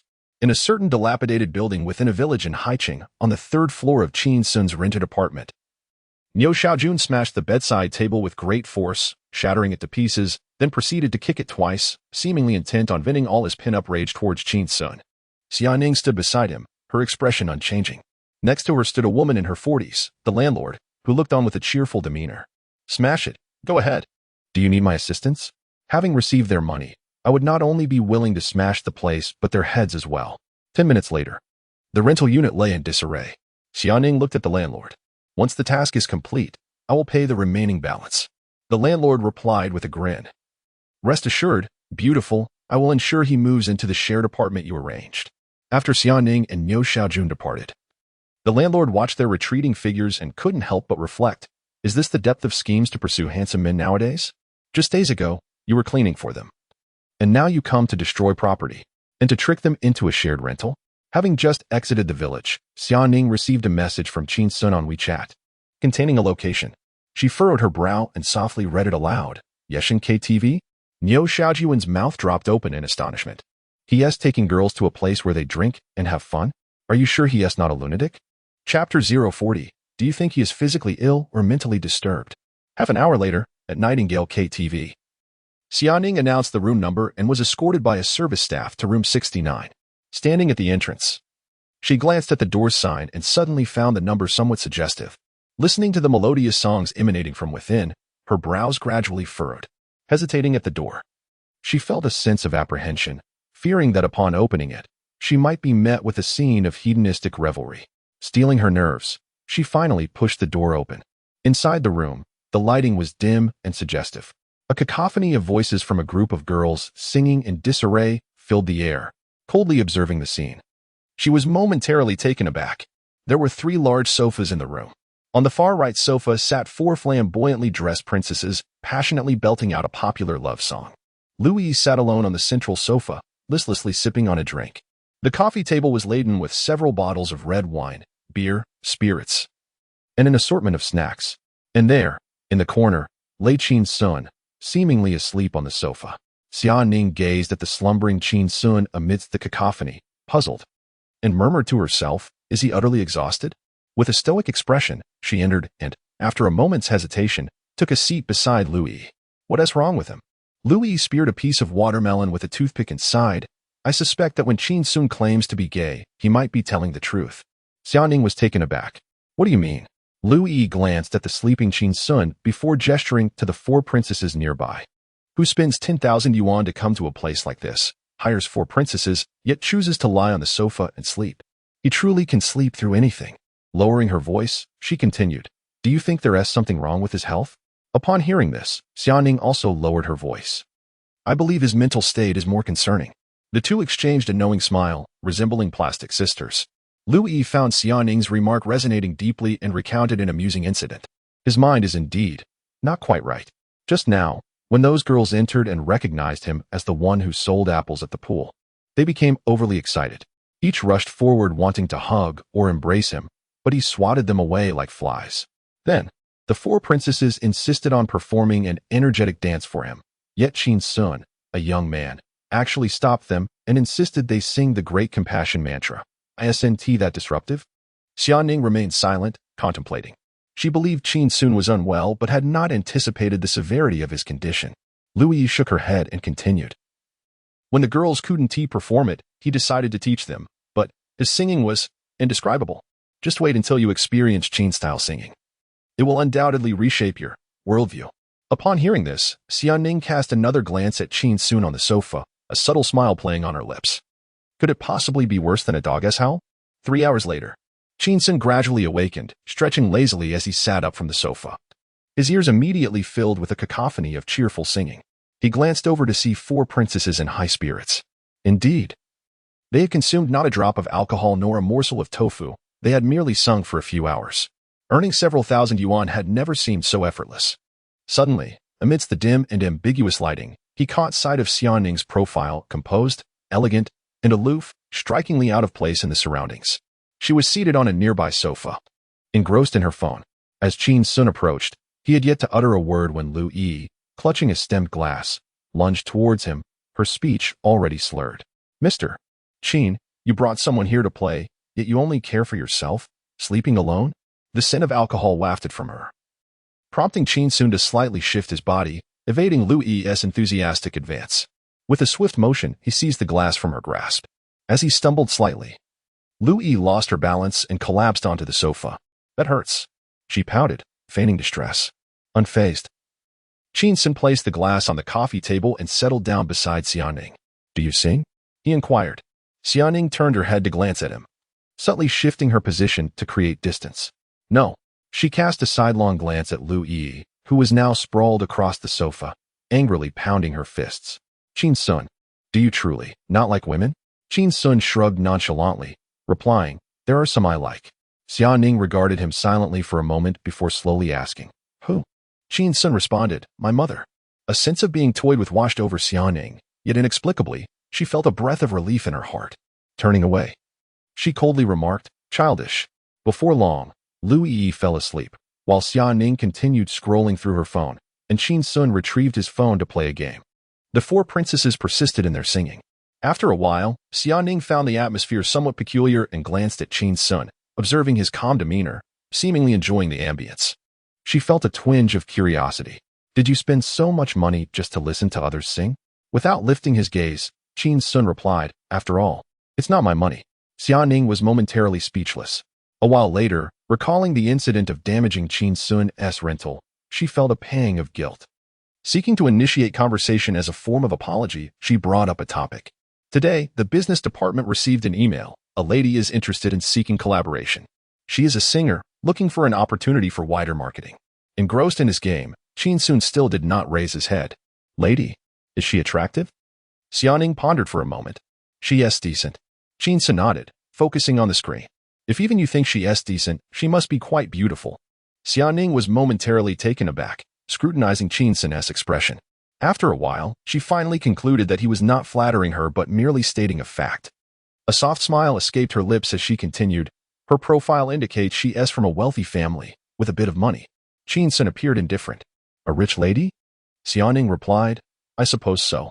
After finishing a game, Qin Xun lifted her gaze to Xiaoning, smiling with a sigh. Missed opportunities, indeed. My singing lacks charm. If I possessed the gift of melody, I would seize this opportunity and engage in a tumultuous romance with her during our delightful collaboration. Xiaoning chuckled softly. her disbelief evident. At this moment, she was more inclined to believe that Qin Xun would fall for a dog rather than a woman. Regardless of how striking the woman might be, Qin Xun commanded Xiaoning, "Let us decline this offer." Xiaoning retrieved her phone, glancing at the email with a hint of reluctance. After all, it was a business opportunity. She reasoned, "We are in marketing. Our singing ability does not influence our success. You may not cultivate apples, yet you still excel in selling them, don't you?" Qin Xun turned to Xiaoning, taking a microphone from the coffee table, ready to deliver a small shock. Addressing the microphone, she said, "Sister, please pause for a moment. I wish to dedicate a song to my diligent little assistant who never forgets her work even at a KTV." The sound system fell silent immediately. The four young ladies seated on the sofa exchanged glances, their eyes ultimately settling on Xiaoning, seemingly waiting to witness her embarrassment. As Xiaoning registered their gaze, she was abruptly startled by Qin Xun's powerful voice. Xiaoning. Chapter 41. The Lottery. Acquiring the Power of a Song God. As the midnight hour approached, a peculiar atmosphere enveloped the room. Summer Ning felt a shiver run down her spine, instantly comprehending the meaning behind the glances exchanged by the four young ladies. It seemed they had long been acquainted with Qin Xun's vocal prowess.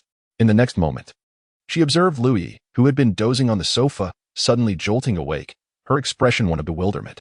Upon realizing it was Qin Xun unleashing his voice, her face contorted into a grimace, and she instinctively covered her ears with her hands, burying her face into the plush sofa. Turning her gaze back to the four princesses, Summer Ning couldn't help but feel a twinge of helplessness. The quartet huddled together, resembling startled quails, as if they had encountered a terrifying demon on a stormy night. Meanwhile, Qin Xun continued to sing with increasing fervor, losing himself in the performance, his voice growing louder.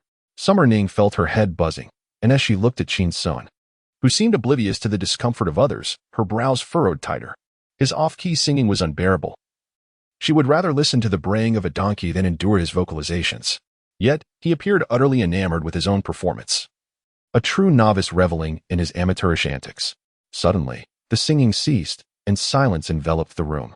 Summer Ning exhaled in relief, as though a drowning person had finally emerged to breathe fresh air. Qin Xun was momentarily stunned, a cold, mechanical voice echoing in his mind. "Congratulations, host. You have accumulated 10,000 fishing points, granting you one opportunity to draw a prize." He was taken aback. How could it be? In such a short span, had he truly amassed 10,000? Had he really gathered nearly 5,000 in just half a day? Qin Xun glanced down at Summer Ning, pondering whether to indulge in his leisure activities in front of his colleagues, particularly in the presence of so many women, to expedite his point accumulation. Noticing the peculiar expression on Qin Xun's face, Summer Ning felt a wave of unease wash over her. With a forced smile, she remarked, "Qin Xun, you are quite humble. Is that what you call not very pleasant?" She accentuated the last word, yet saw Qin Xun remain unresponsive, staring blankly at her, lost in thought. Summer Ning felt a pang of anxiety. Why was he gazing at her so intently? Should she reconsider her plans to share the rental tonight? It felt dangerously precarious. Qin Xun, lost in reverie, was once again interrupted by the chilling mechanical voice in his mind. "Will the host proceed with the lottery?" He silently urged, drawl suddenly. A panel appeared, visible only to him, featuring a spinning wheel that came to a halt. "Congratulations, host. You have acquired the abilities of a song god." In an instant, a wealth of singing knowledge and techniques surged into Qin Xun's being, causing him to shudder involuntarily. He then noticed Summer Ning's expression had tightened slightly. "I apologize. I should not have mocked you." Qin Xun smiled faintly, deftly spinning the microphone in his hand. Xiaoning was taken aback. Qin Xun chuckled, "It's all right. One must face embarrassment with courage." Seeing him regain his composure, Xiaoning breathed a sigh of relief. Suddenly, however, Qin Xun leaped onto the coffee table, sending the fruit platter tumbling. Elevated above the rest, he surveyed the room, where four young women gazed up at him, their eyes sparkling with admiration, seemingly entranced by his charm. On the sofa, Lu Yi sat up, tilting her head in bewilderment, while Xiaoning looked up, her mouth slightly agape, displaying an unusual look of astonishment rarely seen on her face. With a playful smile, Qin Xun brought the microphone to his lips. His voice resonated through the speakers. "I didn't perform well earlier, so allow me to sing again, dedicated to my little assistant." The four young women gasped in unison, huddling together once more. Lu Yi collapsed back onto the sofa, her expression one of desolation, slowly burying her head into the cushions. Xiaoning jumped up abruptly, urging, "That's really not necessary." Ignoring her protests, Qin Xun began to sing. At this moment, the oriole flies and the grass grows. Love is on the journey. I know he braves the storm, passing through dusk without a glance, through the sea of people, just to embrace you. Now, the full moon hangs high. Lovers hold the starlight. I know he rides the winds and waves, having ventured into darkness, sharing the warmth of redemption with you. As he opened his mouth to sing, the entire room fell into stunned silence. The four young women momentarily lost their senses, loosening their grip on each other, gazing at Qin Xun with eyes ablaze with admiration. His appearance, physique, vocal prowess, and charisma rivaled that of top-tier idols. Should he choose to work in a KTV, he would undoubtedly become the star attraction. Louis clambered up from the sofa, staring up at Qin Xun in a daze. Is this a jest? Was he merely teasing us earlier? Now that Xiaoning is here, he sings with such earnestness? What song is this? I've never heard it before, but it's enchanting. As she listened, she felt the emotions woven into the melody, recalling some old memories, causing her eyes to glisten with unshed tears. Suddenly, Louis' gaze shifted back to Xiaoning, and her expression dimmed slightly. Xiaoning was truly beautiful. Standing there, looking up at Qin Xun, she gradually found herself enveloped in the atmosphere of the song, gentle, healing. Yet, why did her heart ache with an indescribable sense of loss? It felt as though something precious had slipped away, leaving an emptiness within her. Just then, Qin Xun cast a smile in her direction, and Xiaoning returned it, her smile serene yet tinged with a hint of bitterness. Her eyes began to glisten, and she sensed a void within her heart, a sense of solitude. Let starlight add a touch of rainbow. Let cherry blossoms softly kiss your forehead. Let the beauty of the world intertwine with you. As the song concluded, Qin Xun stood atop the coffee table, slightly tilting his head back, his posture regal, awaiting the applause. After a brief moment of silence, he continued to wait. Yet, he discovered the surrounding silence was eerily profound, accompanied by faint sounds of weeping. Lowering his gaze, he observed four young women huddled together, their heads bowed in sorrowful lamentation. Qin Xun was somewhat astonished. The power of this song was indeed overwhelming. He gently inquired, "What troubles you?" With quivering voices, the young women responded, "I suddenly feel so despondent. It reminds me of my first love. I think of my ex-boyfriend. I recall my former boyfriend, who cheated on me. I remember my ex from long ago. He tragically died in an accident." A twinge of guilt washed over Qin Xun as he contemplated offering comfort. However, one of the young women interjected, "He deserved it." Qin Xun was momentarily taken aback. Turning his attention to Lu Yi, he noticed her eyes glistening with unshed tears, evidently stirred by a multitude of memories. He offered her an encouraging glance. Lu Yi wiped away the tears at the corners of her eyes and nodded softly in response. Ultimately, Qin Xun's gaze fell upon Xiaoning's face. He noted that her eyes were merely slightly reddened, devoid of tears. Indeed, she was an ice princess. With a smile, Qin Xun asked, "Do you not have an ex-boyfriend?" Xiaoning paused, then smiled in return. "I have never been in a relationship." Qin Xun chuckled. "Then you should be the one crying the hardest." Xiaoning. She looked up at Qin Xun and saw him attempting to rise from the coffee table. Politely, she extended her hand, wishing to assist him. What song is this? Chapter 042. What is my level? The level that can make 6 princesses weep at KTV. Qin Xun glanced at her hand, assuming she sought comfort, and extended his own, grasping hers firmly. The beauty of the world intertwines with your existence. Feeling the warmth emanating from his broad palm, she recalled the lyrics that spoke of cherry blossoms gently kissing one's forehead. Xiaoning's cheeks flushed, a touch of warmth enveloping her. Her voice tightened slightly. Yet she feigned calmness, maintaining her politeness. "Thank you for the song you gifted me." However, Qin Xun released her hand and wiped his palm on his trousers. Not at all. He leaped off the coffee table and, noticing Xiaoning's gaze fixed on his hand, he felt a twinge of embarrassment. "Your hand is a bit sweaty." Xiaoning. "Huh? Am I being disliked again?" After the lottery, Qin Xun seemed to enter a contemplative state, his enthusiasm waning. He led Xiaoning and Lu Yi away from KTV amidst the pleas of the 4 girls to sing one more song. It was nearly 6 in the evening, time for a delightful end to the workday. He was off to deliver takeout and indulge in a bit of leisure.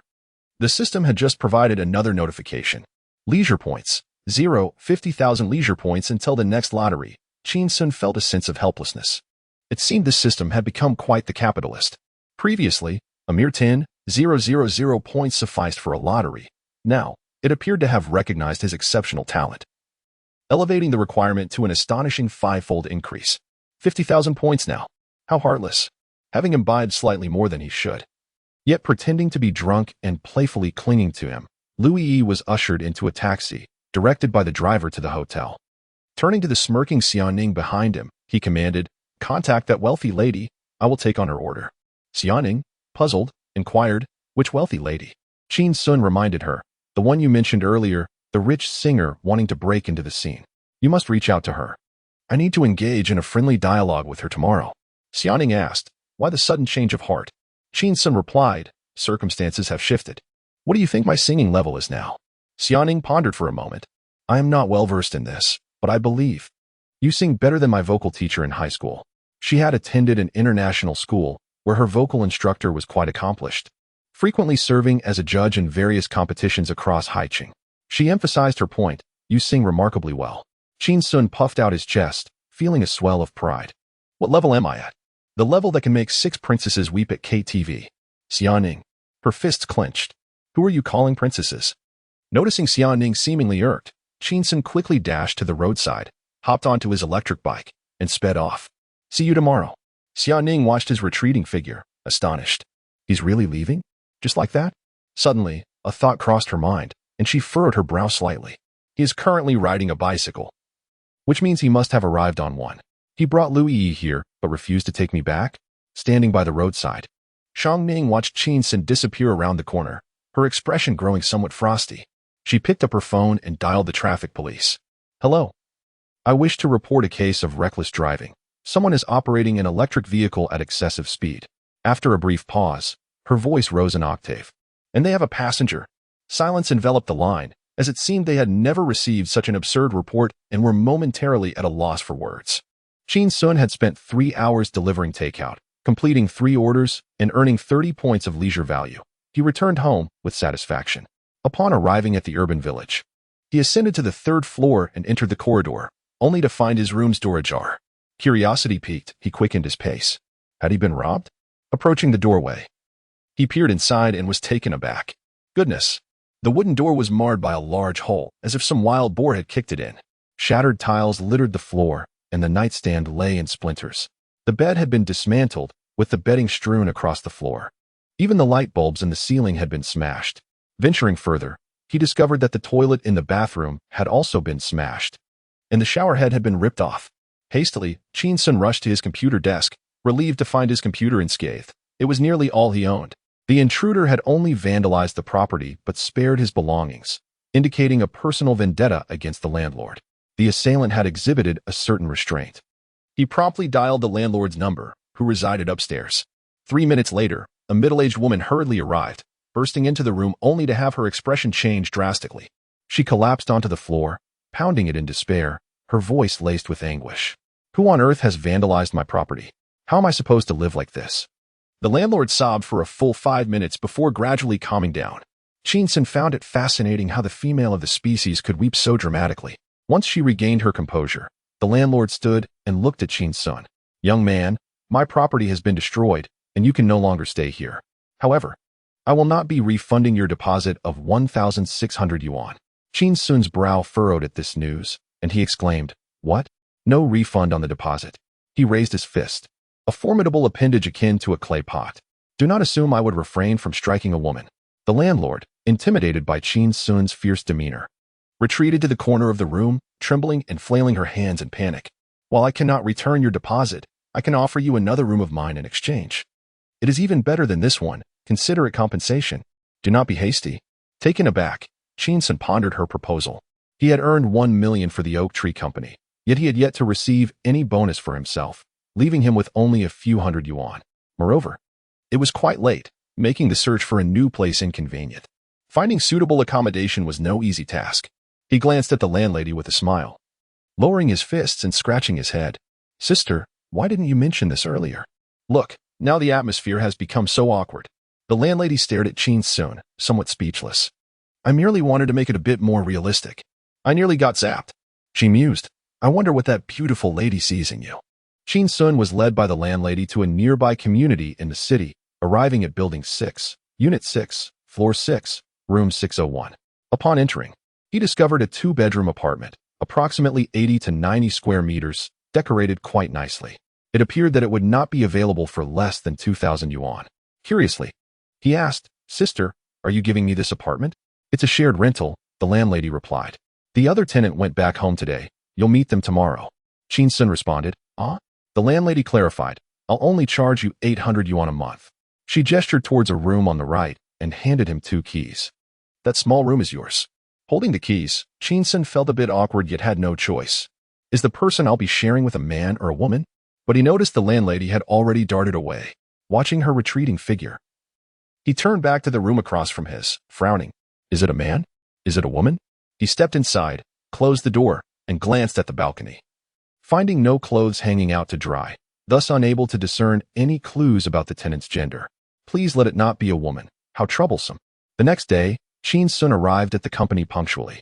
As soon as he sat down, Xiaoning approached him, saying, "Today we have 2 main tasks. One is to draft a plan for a rising singers breakout, discussing collaboration details with them. The other is a meeting this morning." Qin Xun turned to Xiaoning, feeling somewhat helpless.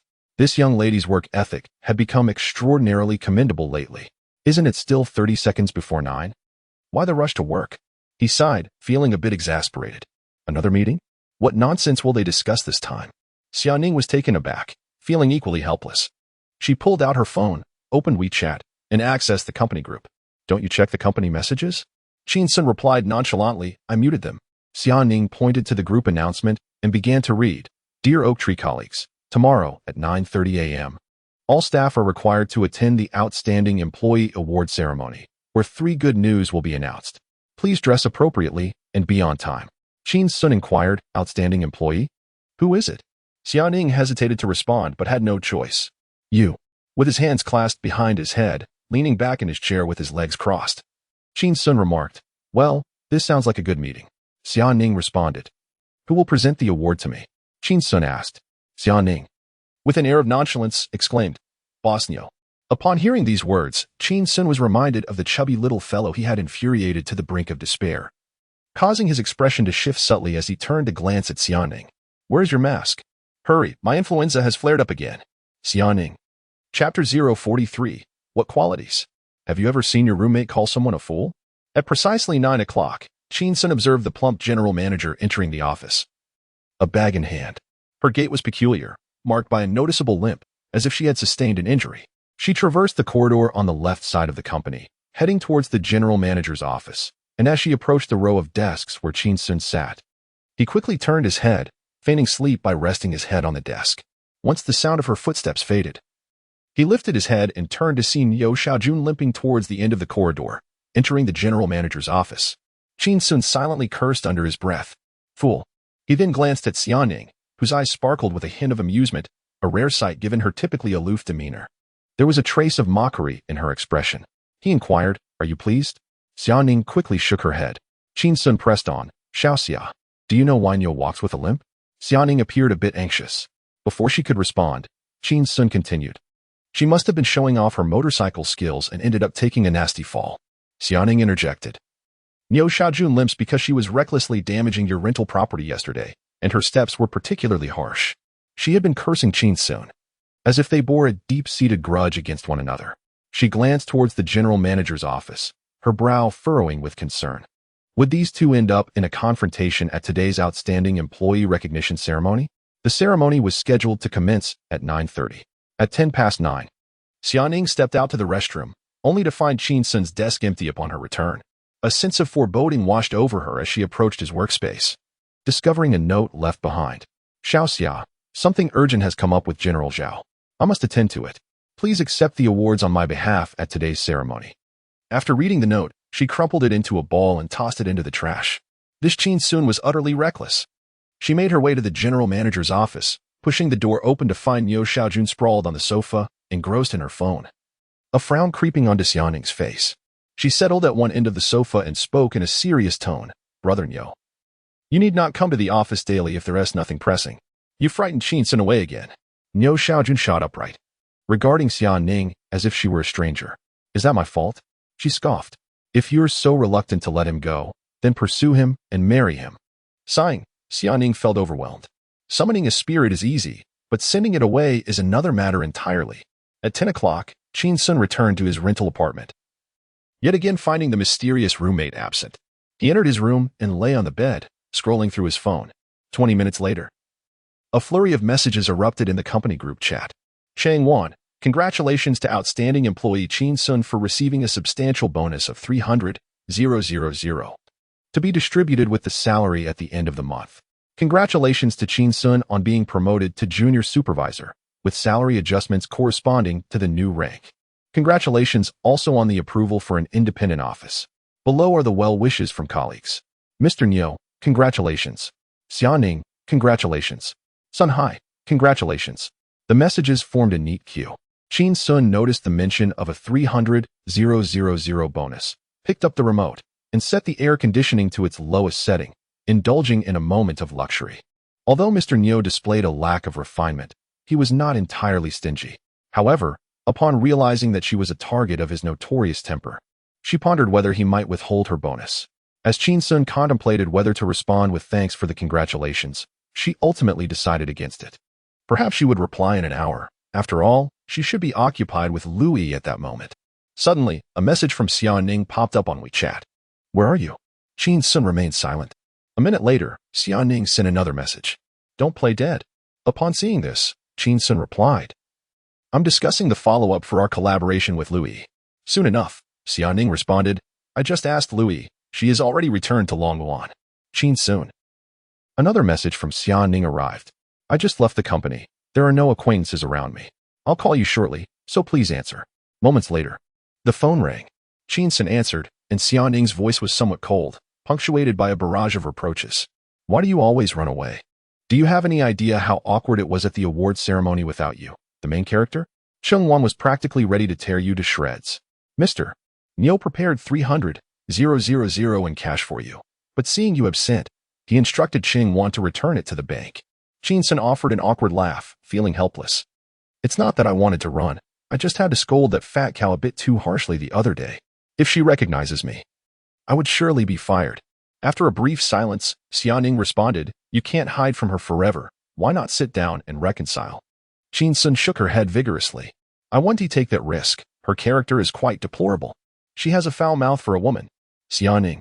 Qin Xun continued, Right now, my plan is to avoid her for a week, finalize the wealthy young lady's project, and make it a nationwide sensation. I want her to recognize my value, making her think twice before considering my dismissal.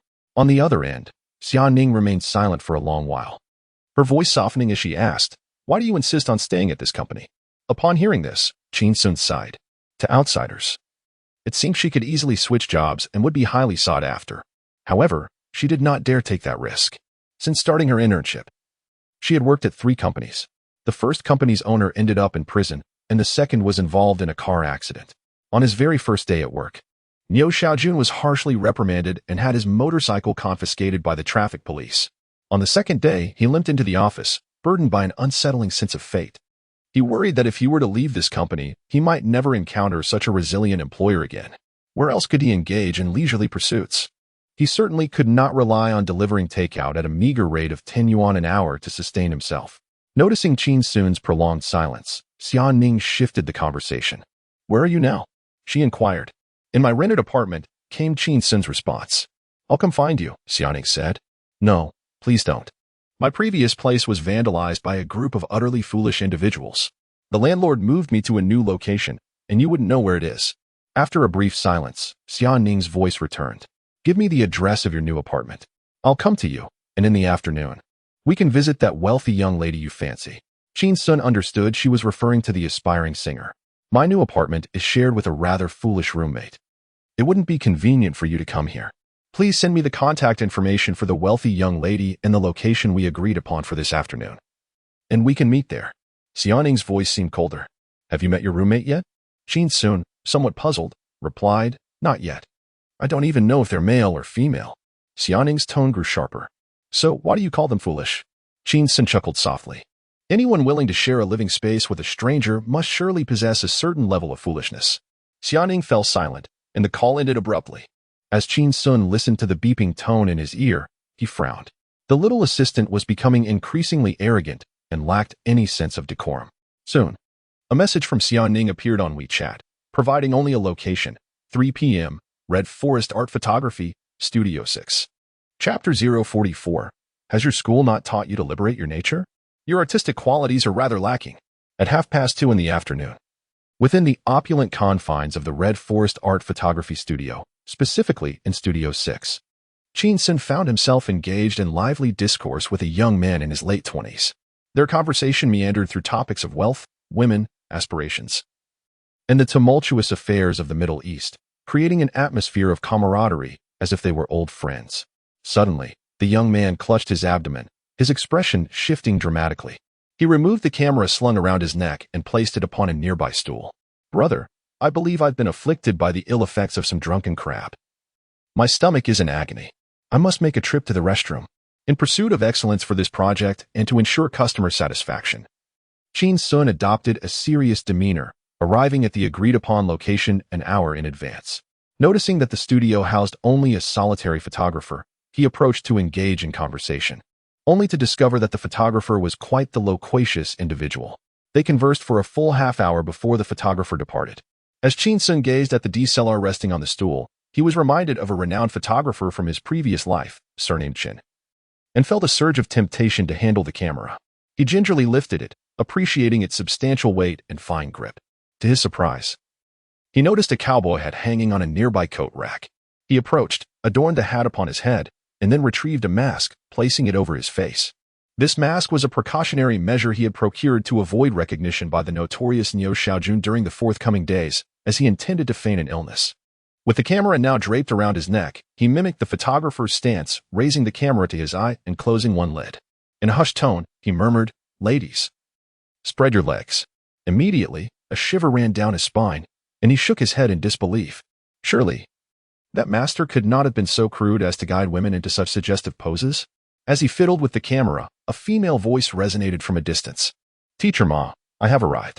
He lifted his gaze to see a youthful girl, radiating vitality with her sleek ponytail, hurrying through the door, just 3 meters away. Qin Xun was momentarily taken aback. Was she truly calling out from so far away? What a spirited girl. "I am Song Ying," she announced upon entering. She swiftly removed her pink sun protection jacket and tossed it toward the studio's sole male occupant, presumably the well-known photographer, Teacher Ma. With the combination of the cowboy hat, black mask, and DSLR, Qin Xun exuded a certain artistic flair. The photographer, quick on the uptake, caught the jacket and nonchalantly discarded it into the nearby waste bin. Song Ying was left stunned. Known for her energetic demeanor, she was accustomed to a more conventional response. When she tossed her outerwear to boys, they would eagerly accept it, often vying for the honor of hanging it up. This had been the norm over the years. To her astonishment, today she encountered a simpleton. Pointing at the jacket in the trash, her voice tinged with dissatisfaction, she remarked, "Teacher, what is this?" Qin Xun glanced down, bent over, picked it up, shook it off, and casually hung it on the coat rack, offering an awkward smile. "I thought you no longer wanted it," Song Ying remarked. Observing the scraps of paper and fruit peels in the trash bin, she approached the coat rack, removed her sun protection clothing, and discarded it into the bin. Her gaze lingered on the eyes concealed behind Qin Xun's mask. Not needed now. A subtle tension filled the air. Qin Xun silently met her gaze, and after a moment, choosing not to stoop to her level, he inquired, "Little girl, are you here to find?" His words trailed off as he noticed her waving him off before she turned and entered the dressing room in the corner. "Cut the nonsense. I'm in a hurry," Qin Xun scoffed. After exchanging silent glances for so long, when he finally decided to speak, she simply turned and left. Was she dismissing him? Before long, the dressing room door swung open, and Song Ying emerged barefoot. She wore a fiery red strapless top and matching red safety shorts. It appeared to be a set. Strikingly beautiful and undeniably alluring. Qin Xun was taken aback. "Little girl, what are you doing? Why are you suddenly shedding your clothes?" Upon hearing the phrase shedding clothes, Song Ying felt a surge of anxiety, digging her toes into the ground as she glanced down at herself.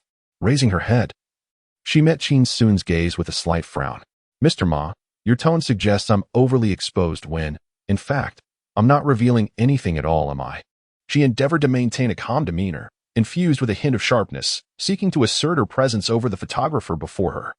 This was her first time shooting a photo shoot. She intended to keep it simple, a mere trial run. She hadn't even dared to inform her family, let alone bring her friends, so she felt compelled to exude confidence, as if she were a seasoned professional. "But Qin Xun started to explain. He was not a photographer, and she had no need to present herself in such a precarious manner before him. Yet, she interrupted him forcefully. "No way. Uncle. What era are we in? It's a time for dressing freely. Do you understand? Moreover, my outfit is quite modest for a photo shoot. Isn't it? Uncle. You're supposed to be an artist. I'm seriously beginning to question your artistic sensibilities." She paused, scrutinizing Qin Xun from head to toe, her gaze laced with mockery and provocation. "Uncle, are you perhaps feeling shy? Could it be that your heart is harboring untoward thoughts?" Hearing her repeatedly call him uncle irked Qin Xun, and now, being accused of being a lecher was intolerable. He flipped open the camera, pressed the power button, and with an expressionless face, regarded Song Ying. "All right, let us begin." The two commenced their performance. Song Ying, a novice in the realm of photo shoots, sought to portray herself as an expert, boldly showcasing her figure before the lens. Meanwhile, Qin Xun, a novice with the DSLR, pretended to be an artistic maestro, momentarily stepping left, then right, rising and crouching, feigning the search for various flattering angles, her lips incessantly issuing commands. "Come, let us begin with the series. Express yourself freely." Song Ying swayed into different postures, her movements no different from usual, albeit with less attire today. Ah, indeed, quite scant. As the rhythmic clicks of Qin Xun's camera echoed, her anxious heart gradually found solace. Qin Xun continued to shoot while directing, interjecting with casual remarks. "Don't daydream. Hey, hands on your hips, not tucked into your shorts." Song Ying withdrew her hand from the waistband, a flicker of irritation crossing her face. "Speak more courteously." At that moment, she regretted her choice. Perhaps a female photographer would have been wiser. Yet others had praised this master Ma, lauding his prowess in capturing the essence of beauty in women. Sigh. Click. Click. Click. Qin Xun resumed his directives. "Now, turn your back to me, arch your hips a bit, then pivot and present a seductive expression." With her back facing him, Song Ying turned her flushed face, a look of conflict etched upon it. It seemed she could no longer maintain her facade. Noticing her lack of cooperation, Qin Xun scoffed. "I see you're an art student, yet your artistic prowess appears rather lackluster. Haven't you learned to liberate your nature?" Song Ying recalled her earlier jibes directed at him, his words now reflecting back upon her. A momentary flash of indignation crossed her features. Her gaze turned icy as it met Qin Xun's, neither willing to yield. A silent standoff ensued. Suddenly, Song Ying lifted her hips, narrowed her eyes slightly, and smiled radiantly. "Teacher, is this the expression you seek?" Tension filled the air. Qin Xun fumbled with his camera, nodding in approval. Very good, very good." He leaned forward from behind the camera, observing the feigned composure of Song Ying, a gentle smile gracing his lips as he slowly stated, "All right. Now remove your bandeau and safety shorts, and let us capture another series in just your lingerie." Song Ying. Chapter 045, Noncompliance. "I shall report him. Dressed only in undergarments. Should we capture another set?" Song Ying gazed at the photographer before her, every hair on her body standing on end, her fingers anxiously digging into the ground. She silently regarded Qin Xun, her stubbornness rendering her mute, unwilling to relent. Observing her demeanor, Qin Xun chuckled softly and lowered his camera. "Is this all? This is merely the beginning. Wearing lingerie, there is nothing to reveal at all." Song Ying pursed her lips, torn between words. With a teasing glint in his eye, Qin Xun continued, "Once we finish with the lingerie shots, we shall proceed to a full nudity session. With one hand strategically placed to conceal one point, while the other hand shields the other." Noticing the girl's countenance shift in alarm, he pretended to offer comfort. "This too reveals nothing at all." Song Ying stared at Qin Xun, her hands clenched tightly. She was aware of such provocative photo shoots and had even seen more daring ones. Yet, she was not prepared to leap into that realm. She had just turned 18. Such matters ought to be approached gradually. Witnessing the smug smile on Qin Xun's face ignited her frustration, and she pointed an accusatory finger at him, declaring fiercely, "I shall file a complaint against you." Qin Xun shrugged nonchalantly. "Whatever." Taken aback, Song Ying retorted, "I'll deduct your wages." Qin Xun was unfazed. "Go ahead." Observing his indifference, akin to a stubborn pig, Song Ying felt a surge of desperation. "I'll have you dismissed." With a sigh, Qin Xun replied, "That works for me." Song Ying was at a loss for words, nearly on the brink of tears.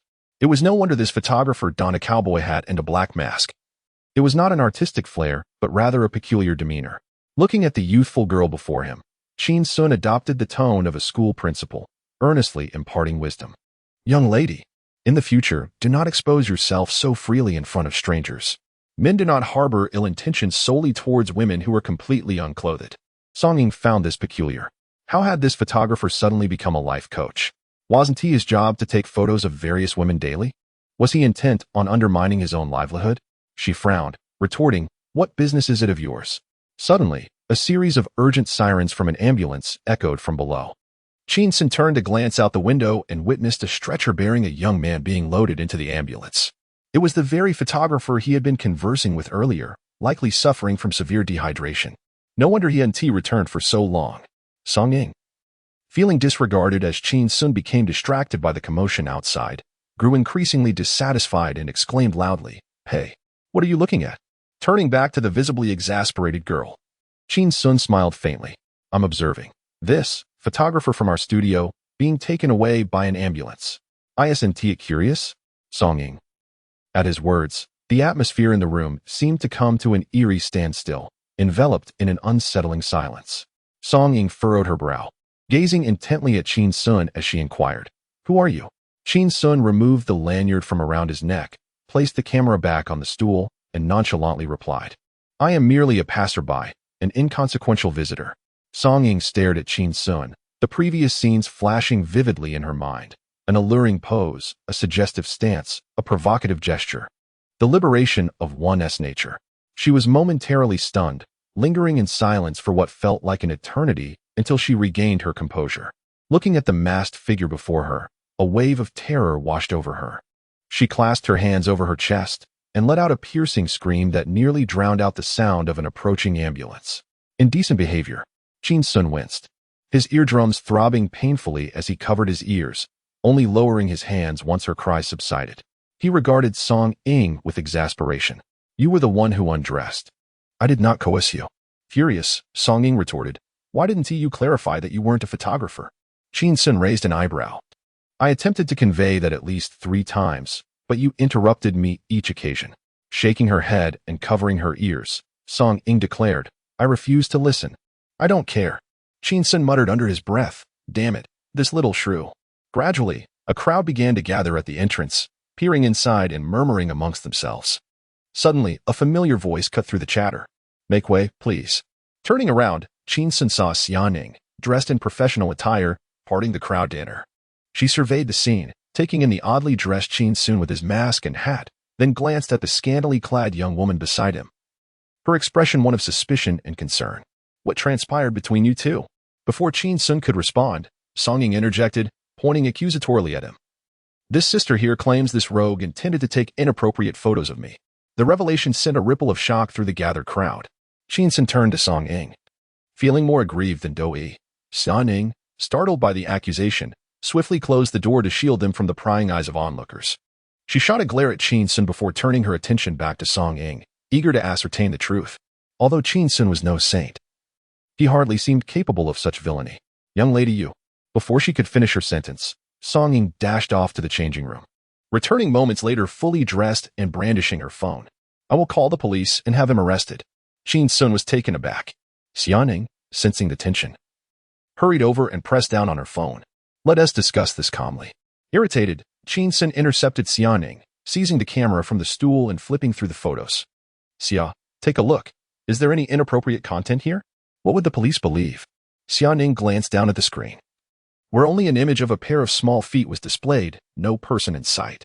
Her instincts led her to glance at Song Ying's feet. Qin Xun continued to scroll through the images rapidly. Images flashed by, each depicting pairs of feet. As he pressed on, he recounted the sequence of events. Upon hearing this, Xiaoning exhaled in relief. It was all a misunderstanding.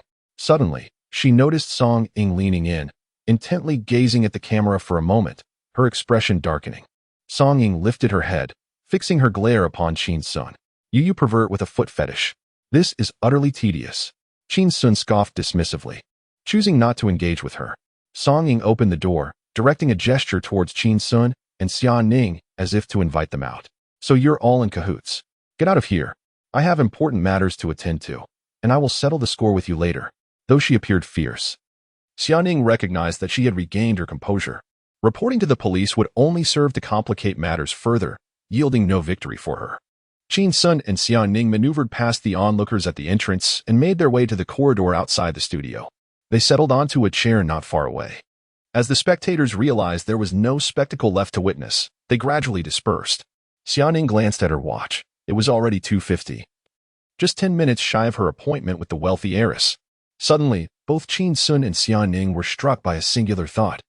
Turning to each other with expressions of bewilderment, they spoke in unison. Could it be Xiaoning retrieved her phone and dialed the heiress's number?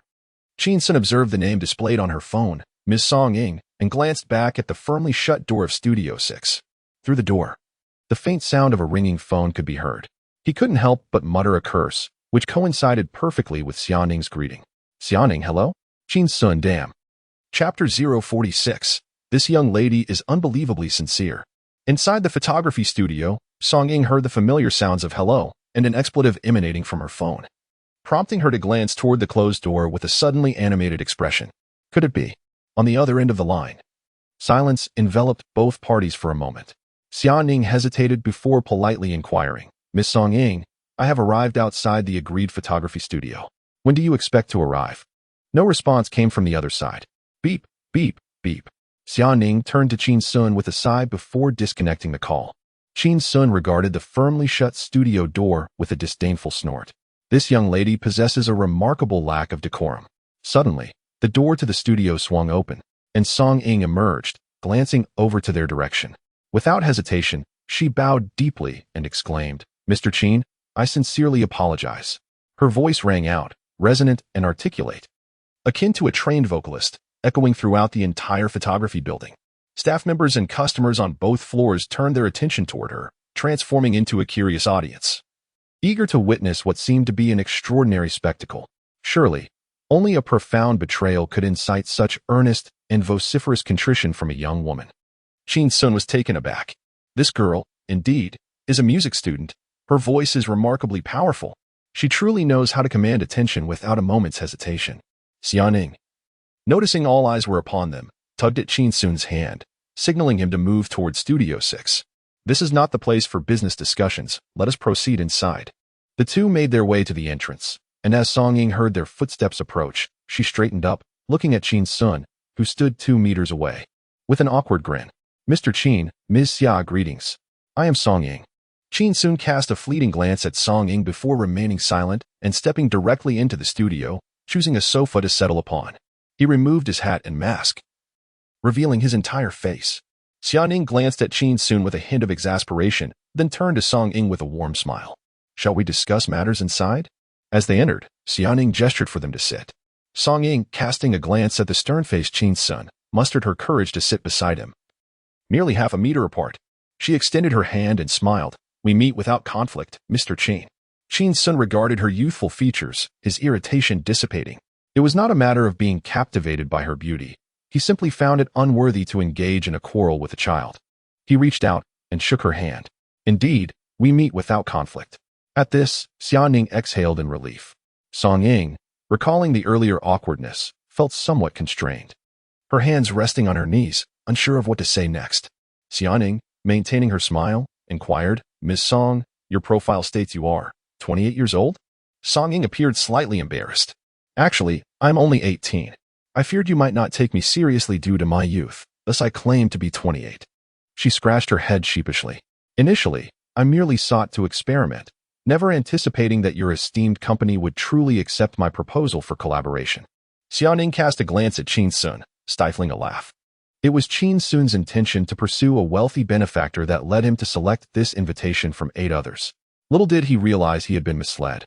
Noticing the glimmer of amusement in Xiaoning's expression, Qin Xun, somewhat displeased, turned to Song Ying and jested, Young one, do your parents consent to your proposal submission? Song Ying shook her head. My family is unaware, but it matters not whether they approve. I have always been rather disobedient. Qin Xun was taken aback, sighed, and bluntly inquired, what I mean to ask is, do you possess wealth? Song Ying nodded vigorously. Indeed, I have just celebrated my 18th birthday and received numerous monetary gifts. Qin Xun was momentarily speechless. Xiaoning found it even more amusing. Qin Xun recalled hastily scanning the emails and remembered that this so-called little wealthy girl had a budget listed as 30. Birthday gifts? Your budget is merely 30 yuan? Song Ying quickly clarified. No, it is 300,000. I received 500,000 in gifts, along with a sports car, and I intend to allocate 300,000 for the budget. If I attain fame, I shall gift the sports car to Mr. Qin. Qin Xun was astonished. Indeed, poverty had constrained his imagination. On his 18th birthday, he had received a mere 300 yuan and a rather large reprimand from his mother for a certain book hidden beneath his pillow. He remarked, "It seems you have not been dishonest regarding your status as a little wealthy girl." Song Ying shook her head. "I am not yet a little wealthy girl. I shall only be one once my father passes and the inheritance is divided." Xiaoning and Qin Xun exchanged glances, somewhat speechless. The candidness of this young girl was striking, likely a product of being doted upon and spoiled by her family, leading to her somewhat willful demeanor. Such traits, in the realms of internet celebrity or entertainment, could surely lead to significant pitfalls. Qin Xun studied her somewhat naive visage. "Young one, are you aware of the depths of the entertainment industry? Your worldview is still in formation. Attaining fame prematurely may not bode well for you." Upon hearing this, Song Ying's eyes sparkled with excitement. From his words, she discerned his confidence in her potential for fame. She exclaimed, "Mr. Qin, they say one must seize fame early. The older one gets, the lesser the likelihood of achieving it." Xiaoning nodded in agreement, recognizing the truth in her statement. The most fervent fanbase comprises middle and high school students, most of whom idolize individuals only slightly older than themselves. Indeed, achieving fame does require timeliness. Qin Xun glanced at Song Ying, feeling somewhat helpless, and reiterated firmly, "I have already stated that the entertainment industry is fraught with peril. You are still too young to navigate its complexities." He emphasized, "Are you aware of what unspoken rules entail?" Xiaoning shot Qin Xun a disapproving look. What purpose does it serve to discuss such matters with a young girl? However, Song Ying appeared unfazed. "Unwritten rules, just go to sleep." Qin Xun paused, asking, "You know?" Song Ying nonchalantly waved her hand. "My father must have slept with countless starlets. They are all a bunch of shameless individuals, but I am different from them." Qin Xun. Xiaoning. Sincerity is indeed a lethal weapon, but this young girl seems excessively candid. Is she unaware that family disgrace should not be aired publicly? Qin Xun took a moment to gather his thoughts and inquired, "Doesn't your mother keep your father in check?" Song Ying immediately responded, her expression largely unchanged. "My mother passed away when I was just 1 year old." Qin Xun. Xiaoning. Qin Xun began to comprehend how this troubled child had developed such a personality, a lack of family and love. Individuals raised in such circumstances often exhibit distorted psychology, acting in extreme ways, fixating on certain pursuits in search of emotional solace. And for her, the pursuit is fame. Rising to his feet, Qin Xun shook his head. "Little one, you are still quite young. Come find me again when you turn 28. Xiaoning cast a glance at Qin Xun and then stood up as well. Seeing this, Song Ying grew anxious. "Brother." She changed her address. "Don't leave. I have a secret to tell you." Chapter 047. Can you write songs? I just learned. In truth, I inherited my mother's heart condition. I could live until death without an episode, but if one were to occur, I might perish by tomorrow. She stood up, gazing at Qin Xun's silhouette, her eyes glistening with tears. "Though I am merely 18, I may already be half buried. I possess but a small wish before I depart. Can you not fulfill it for me?" Qin Xun was taken aback, turning around to behold the tears welling in her eyes, uncertain whether her words were sincere. After a moment of hesitation, he replied earnestly, "Little one, focus on your recovery." He turned back, his hand resting on the doorknob. Suddenly, he heard Song Ying's voice rise an octave, tinged with sorrow. "You are forcing me." Qin Xun gasped. Would she leap from a building? He quickly turned, witnessing Song Ying bend her knees and lunge towards him, half kneeling on the ground, tightly clutching his leg and shaking it fervently. "Brother, I beg you. I implore you, brother. Will you not agree to my request?" Xiaoning. She observed Song Ying clinging to Qin Xun's leg like a koala, her eyes widening in astonishment. Such a display of affection, so audacious? Was this the same fiery girl from moments ago? It turned out she was not merely spicy, she was a lovesick maiden. Song Ying was employing her ultimate tactic, a strategy that had proven effective against her father, her uncle, and her grandfather alike. No matter how cold-hearted one might be, they could not withstand her charm. Suddenly, she heard a voice exclaim, "What you're—" The leg she clung to exerted sudden force, causing her to topple over. Her hand slipped away, leaving her half kneeling on the ground, her body leaning back until the back of her head struck something. Darkness enveloped her momentarily. A pungent odor filled her nostrils. Qin Xun looked at Song Ying, who had been knocked over by his leg. now lying with her head inexplicably lodged in a trash bin. He felt a twinge of embarrassment. This. 2 seconds later, a muffled whimper emerged from within the trash can, echoing eerily due to her confinement. The sound was hauntingly sorrowful. Xia Ning's expression shifted, and she hurried over to crouch beside her, removing the trash can from Song Ying's head, revealing her face obscured by a sunshade. She gently brushed away the debris from Song Ying's head and shoulders, fruit peels and paper scraps. Producing a wet wipe, she began to clean her face. I am so sorry. So sorry. There is a hair salon nearby. Let me take you to get your hair washed. Song Ying looked up to see Qin Xun's remorseful expression. Her hands clasped over her heart, shaking her head. Woo-woo, forget it. Woo-woo, just go. Wah-wah, you all go. Qin Xun sighed as he observed the weeping girl on the ground. He had never been adept at comforting children, but today, it seemed he had no choice but to try. He walked over, lowered his head to gaze at Song Ying, and sighed. Little friend, please stop crying. However, Song Ying's sobs only grew louder. Qin Xun continued, I'll take your order. Suddenly, Song Ying lifted her head, her face streaked with tears, and let out a laugh that nearly resulted in a bubble of snot. The three of them departed from the photography studio. Xia Ning took Song Ying to an exquisitely decorated hair salon, where they spent 300 yuan on a shampoo, astonishing Qin Xun. 300 yuan? For a wash? That amount could cover a trim at Hong Romance. After the wash, Qin Xun led them to a nearby tranquil park. They settled on a bench beside a cobblestone path, with a grand willow tree overhead and a serene lake behind them. As the lake breeze wafted through, the shade provided a refreshing coolness. Qin Xun sat in the middle, Xia Ning on the left and Song Ying on the right. Moments ago, Xia Ning and Song Ying had signed the contract in just 5 minutes, and the 300,000 yuan had already been transferred to the company.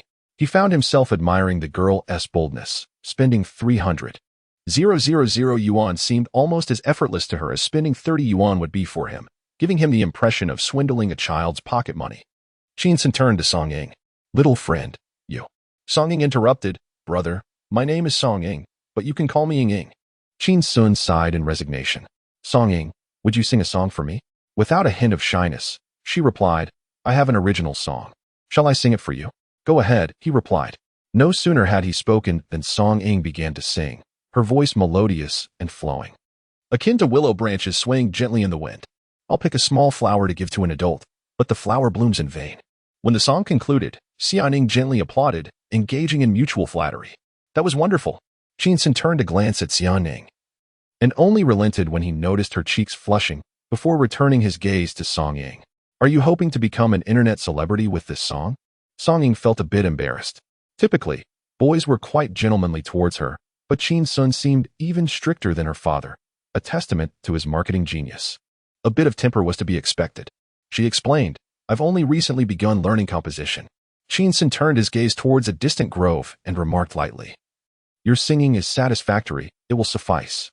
Whether one becomes popular or not has never been solely dependent on vocal talent. Otherwise, the most celebrated stars would be the instructors at major music academies. Song Ying nodded vigorously. His words resonated with her deeply. The notion of fame is indeed perplexing. No one dares to claim they possess a guaranteed formula for success. Even with her striking looks, quirky personality, commendable singing skills, and the ability to compose, she had uploaded singing videos on platforms like Douyin. She had tried every conceivable approach, singing in classrooms, parks, and even at the local market, renting an opera house for performances, belting out heart-wrenching ballads and sweet love songs. She had even invested tens of thousands of yuan in promotional efforts. Yet her follower count on Douyin had only organically grown by a little over 10,000. At this rate, she feared she might never reach 100,000 followers in her lifetime. Her current fan base is even less than that of an elderly man who toils online, collecting cow dung. If it weren't for the strict decorum imposed by her family, she might have even considered skirting the edges of propriety. Perhaps this is the secret to gaining popularity. Song Ying cast a lingering glance at Qin Xun, a hint of melancholy in her eyes. Alas, after mustering the courage to venture into the realm of photography, this unfortunate event occurred. What a stroke of bad luck. Qin Xun gently closed his eyes, savoring the caress of the lakeside breeze. As a multitude of marketing cases from his past life flooded his mind, instances where a single song skyrocketed to fame, garnering millions of followers. He rifled through these memories, meticulously selecting a suitable approach. Noticing that Qin Xun had shut his eyes, Song Ying opened her mouth to call out to him. only to be silenced by a gesture from Xiaoning. She promptly sealed her lips. A minute later, Qin Xun opened his eyes and turned to face Song Ying. What type of songs do you excel at? I can compose one for you. Song Ying was taken aback. You can write songs? Qin Xun replied. I've only just begun learning. Song Ying thought to herself. Then his skill level is likely on par with hers, if not inferior. A sense of worry crept in. Writing songs is quite the endeavor. It involves both composition and lyrics, followed by arrangement. Otherwise, Qin Xun interrupted. My question is, what type of songs do you excel at? Song Ying hesitated, observing Qin Xun's serious demeanor. Whatever I excel at, you will write, correct? Qin Xun affirmed. Precisely. Song Ying inquired, composition and lyrics as well? Qin Xun confirmed, yes. Song Ying silently regarded Qin Xun, then glanced at Xiaoning, who appeared cold and unyielding, unwilling to advocate for her. A troubled expression began to surface on her face. Only a novice would consider songwriting simple. It's not exceedingly difficult. After all, over 20,000 songs are uploaded to original music platforms daily, totaling more than 7 million annually. However, for an amateur to gain recognition through a single song is an arduous task, akin to finding a needle in a haystack. After all, it's already remarkable for 1 or 2 songs to gain viral attention online in a month. Song Ying looked at Qin Xun earnestly. Brother, perhaps I should just sing a popular song that has already gone viral. They come with built-in traffic, making your marketing efforts more effective. Let us play it safe. I have the funds. But if this marketing attempt fails, I may not have another chance to collaborate with you. If I hadn't accidentally been kicked into the trash bin today, you certainly wouldn't have agreed to assist me. Qin Xun pondered her words, nodding thoughtfully. You make a valid point. We should indeed play it safe and recreate that marketing scenario authentically. Song Ying, bewildered, turned to Xiaoning for clarity. Xiaoning was equally perplexed. What scenario were they meant to recreate? Qin Xun then instructed Xiaoning to hand him her notebook. He picked up a pen and began to write on the paper. Chapter 048. Song, keep it well. As for the person, let go of your thoughts. 10 minutes later, the lyrics and melody were completed. He tore off the paper as if discarding a cheat sheet from his school days and casually handed it to Song Ying. She received it with both hands, lowered her head to read, and began to silently sing in her heart. Gradually, her expression grew tense as she lifted her gaze to Qin Xun, her eyes brimming with emotion. Brother, did you gift me this song? Qin Xun crossed his legs nonchalantly. Gift? That would require additional payment. Song Ying, carefully folding the paper, she placed it into her bag. Brother, what should I do next? Should I directly release the song on my account? Qin Xun shook his head and stood up. Do not act independently. Follow my commands. Spend the next couple of days mastering the song, and find a music company to arrange the music for it. Leave the remaining matters to Xia and me. Song Ying stood up in response. Understood, brother. Qin Xun nodded and strode toward the park's exit. He glanced back at Xiaoning, who was still sitting dazed on the bench, and called out, Xia, let us go. We need some props for the marketing plan, and we must hurry to finish it this afternoon. Xiaoning snapped back to reality, stood up, and hurried after him. She had been lost in thought, marveling at his seemingly boundless potential, which only heightened her concern about him being poached by others.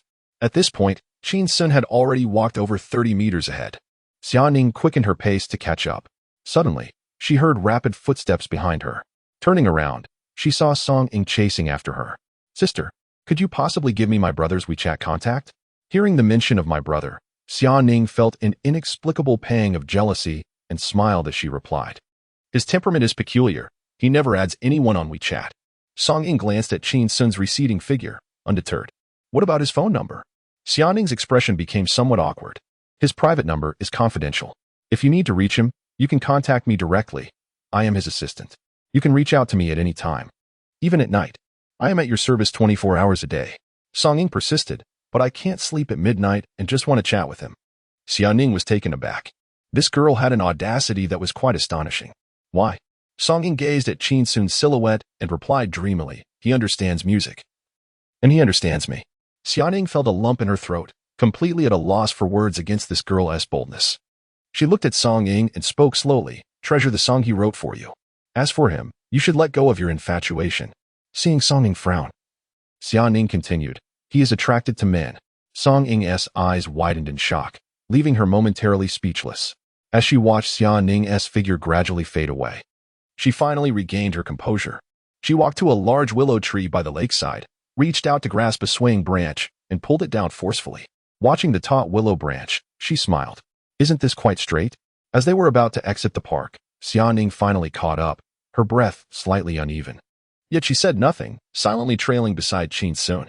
She inquired, do you already have a plan? What shall we do next? Qin Xun turned to glance at Xiaoning. His demeanor calm. We are going to take wedding photos. Xiaoning walked ahead, instinctively nodding. Oh. Suddenly, realization struck her, and she halted in her tracks, staring at Qin Xun in sheer astonishment. Wedding photos? Qin Xun nodded nonchalantly. Indeed. Xiaoning paused, her mind racing. You are getting married? Qin Xun raised an eyebrow. Don't be absurd. I'm still quite young. How could I be marrying early? Xiaoning, perplexed, asked, then who was taking wedding photos? She had already conjured up a melodramatic scenario, imagining that Qin Xun was going to see his ex-girlfriend for wedding photos, a truly self-deprecating act. Qin Xun pointed to himself and then to Xiaoning, slowly stating, you and I. Xiaoning? She gazed at Qin Xun, who appeared entirely serious. Not at all in jest, and felt even more incensed. Was he shamelessly taking advantage of her? Suddenly, she smiled softly, took Qin Xun's hand, and walked 4 or 5 steps, leading him to the lakeside. Qin Xun stood with his back to the water, looking down at Xiaoning. A nervous expression etched on his face.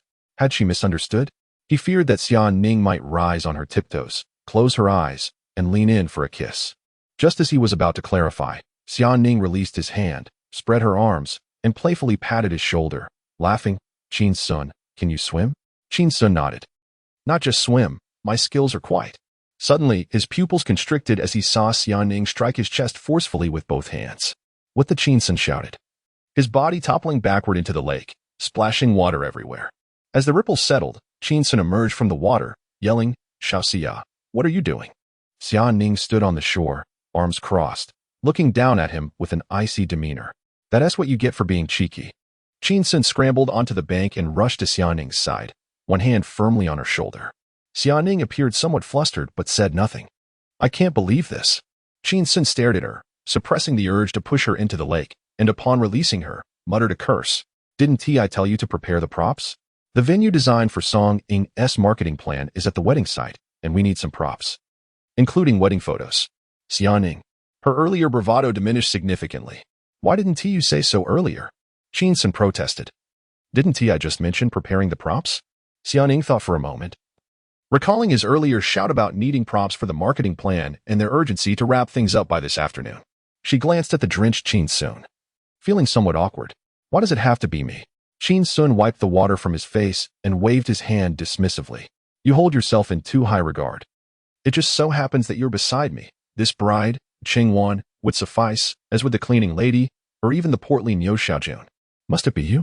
Xiaoning, observing the resentment emanating from Qin Xun, felt that it could sustain 10 vengeful spirits, and she dared not utter a word in return, silently enduring instead. Qin Xun seated himself upon a nearby stone bench. Xiaoning followed, speaking softly. We could hire a model for the shoot. Qin Xun removed his shirt, revealing a well-defined chest, wringing his clothes vigorously. Xiaoning's cheeks flushed slightly, and she diverted her gaze. Qin Xun let out a cold snort. I am merely trying to save the company money. Utilizing our own personnel is far better than hiring models from outside. We have to pay for the wedding photos and compensate those pretending to be the newlyweds at the ceremony. He emphasized his point. How have I told you? The company is like my family. Its upkeep relies on us all, and we must always remember to economize. Xiaoning, taken aback, lowered her gaze at Qin Xun. Clearly skeptical, Qin Xun continued. Only then will the company have surplus funds to distribute bonuses. Xiaoning. This is truly him. She lifted her gaze to the shimmering surface of the lake, contemplating the absurdity of masquerading as newlyweds for wedding photos. Given her nature, she would never engage in such antics. However, upon further reflection, she realized that thus far, the projects kneeling to save the girl and water and sky apples had been nearly single-handedly managed by Qin Xun, with the Oak Company's presence being almost imperceptible, barely existent. This posed a potential risk. If they were to enhance the company's influence within the project aimed at propelling Song Ying's songs into the limelight, employing company personnel as the newlywed models indeed presented a commendable idea. The most suitable individual for this role would undoubtedly be the president herself. Xiaoning wrestled with her thoughts for an extended period, took a deep breath, and resolved to make a decision. Chapter 049. leading a new trend in wedding photography, domestic violence? Xiaoning lowered her gaze at Qin Xun, her cheeks flushed. Shall we go and take the pictures now? Qin Xun raised his head, feigning ignorance. What are we taking pictures of? Xiaoning felt her face grow warm. Wedding photos. Qin Xun inquired further, who is getting married to whom? Xiaoning's face burned even more. With you. Qin Xun shook his head. My dear, look at me. I'm drenched. I'm completely soaked. Xiaoning felt a tinge of embarrassment. I can compensate you for your clothes. Qin Xun waved his hand dismissively. No pictures, no way. Frustration welled up within Xiaoning as she quietly observed Qin Xun, recalling the scene of Song in clinging to his leg in a playful manner. It seemed that men were quite fond of such antics. However, she found herself incapable of doing the same. Thus, she merely stood beside Qin Xun, wordlessly gazing at him. Qin Xun met her gaze. A gust of wind blew from the lake, causing him to sneeze. Xiaoning spoke up. I will make you ginger soup. At that moment, Qin Xun lost any desire to contest with her, rising to his feet and striding towards the park's exit. Let us go. First we'll buy some clothes. Then we'll take the wedding photos. Xiaoning followed closely behind, softly responding with an O, resembling a dutiful little wife. At the Red Forest Photography Studio, Qin Xun opted for the most economical package, which still cost 3,000 yuan, a payment made by Xiaoning. The receptionist greeted them with a professional smile. Sir, when would you like to schedule your wedding photo shoot? Qin Xun replied, today. The receptionist paused, glancing at Xiaoning, who stood shyly behind him, her beauty stunning her once more. No wonder he was so eager. Bringing home such a beautiful bride, even a day later would be a loss. The receptionist smiled. I will arrange a photographer for you. You can begin shortly. Wishing you both a lifetime of happiness and may you have children soon. Qin Xun waved his hand. No need, no need. Xiaoning's face radiated like the evening glow.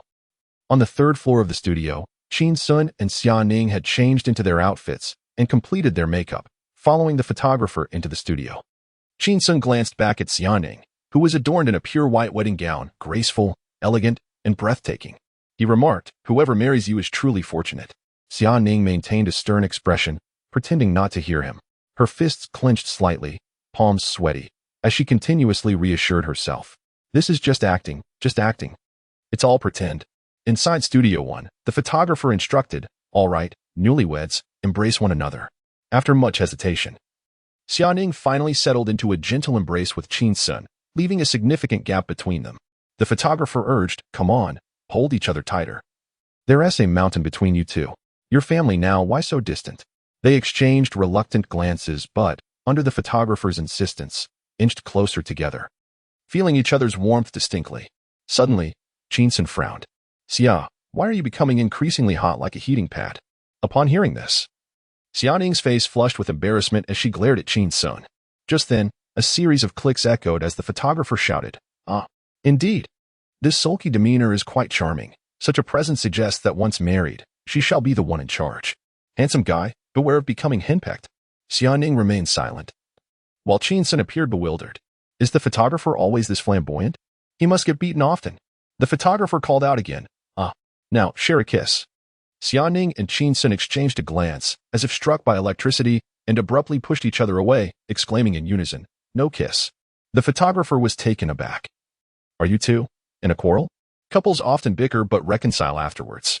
Xiaoning's face turned even redder. Qin Xun turned to the photographer, explaining. She has bad breath. Upon hearing this, Xiaoning furrowed her brows, stepped forward, and tugged at Qin Xun's ear, lifting it sharply. I'll teach you to speak like that. Ouch, that hurts. Qin Xun protested as another round of clicks filled the air. Truly stunning. The recent trend of domestic violence-themed wedding photos. I intend to display your pictures in the exhibition hall downstairs to attract customers. After a grueling 3 hours of shooting, Qin Xun felt utterly exhausted, nearly dozing off in his chair several times. Xiaoning, having changed outfits and hairstyles multiple times, each requiring considerable makeup, was undoubtedly more fatigued than him, yet she did not utter a single complaint. Her expression remained cool and composed, only managing a forced smile when prompted by the photographer. Nonetheless, she was still captivating. Each time Qin Xun and Xiaoning strolled down the corridor towards another studio, they attracted the attention of numerous passers-by. Goodness, a golden couple. The man is handsome, and the woman is equally beautiful. Are they perhaps celebrities? Let's search online. 5 hours later, night had fallen. The fountain at the entrance of the photography studio illuminated beautifully, casting a lovely glow over the water jets. Following the photographer, Qin Xun and Xiaoning arrived here, standing beside the fountain to capture the final set of photos. Qin Xun, feeling somewhat drained and nearly faint, quietly remarked to Xiaoning, "Had I known that shooting wedding photos would be this exhausting, I would have hired a model." Xiaoning hesitated, her lips moving as if to speak, but ultimately saying nothing. The photographer lifted his camera, instructing, "Groom, place your left hand. Bride, your right hand. Form a heart above your heads." They complied, creating a heart shape together. Behind them, the fountain gushed, showering them with a few refreshing droplets. Xiaoning stole a glance around. The night, the fountain, the shimmering lights, and the newlyweds making a heart indeed created a romantic atmosphere, stirring within her a sense of longing. Her groom should be a gentle, chivalrous man, she mused. The photographer chuckled. Under the enchanting fountain, the newlyweds are invited to express their matrimonial wishes, Qin Xun casually remarked. A harmonious home and vibrant celebrations outside. The photographer commented, "This is truly fearless." Xiaoning, with a frosty demeanor, turned and approached Qin Xun, forcefully pushing him against his chest. "What the?" Qin Xun exclaimed, plunging into the water, sending up a spray that sparkled like scattered pearls under the lights. Click, click. Excellent. Absolutely splendid. The scene is breathtaking. The atmosphere of domestic chaos lingers on. The two returned to the studio in silence, changed their attire, and continued their quiet journey to the roadside. As Qin Xun prepared to scan for a shared bicycle, he noticed Xiaoning hailing a taxi. "Driver, to Xiang Yushanqing."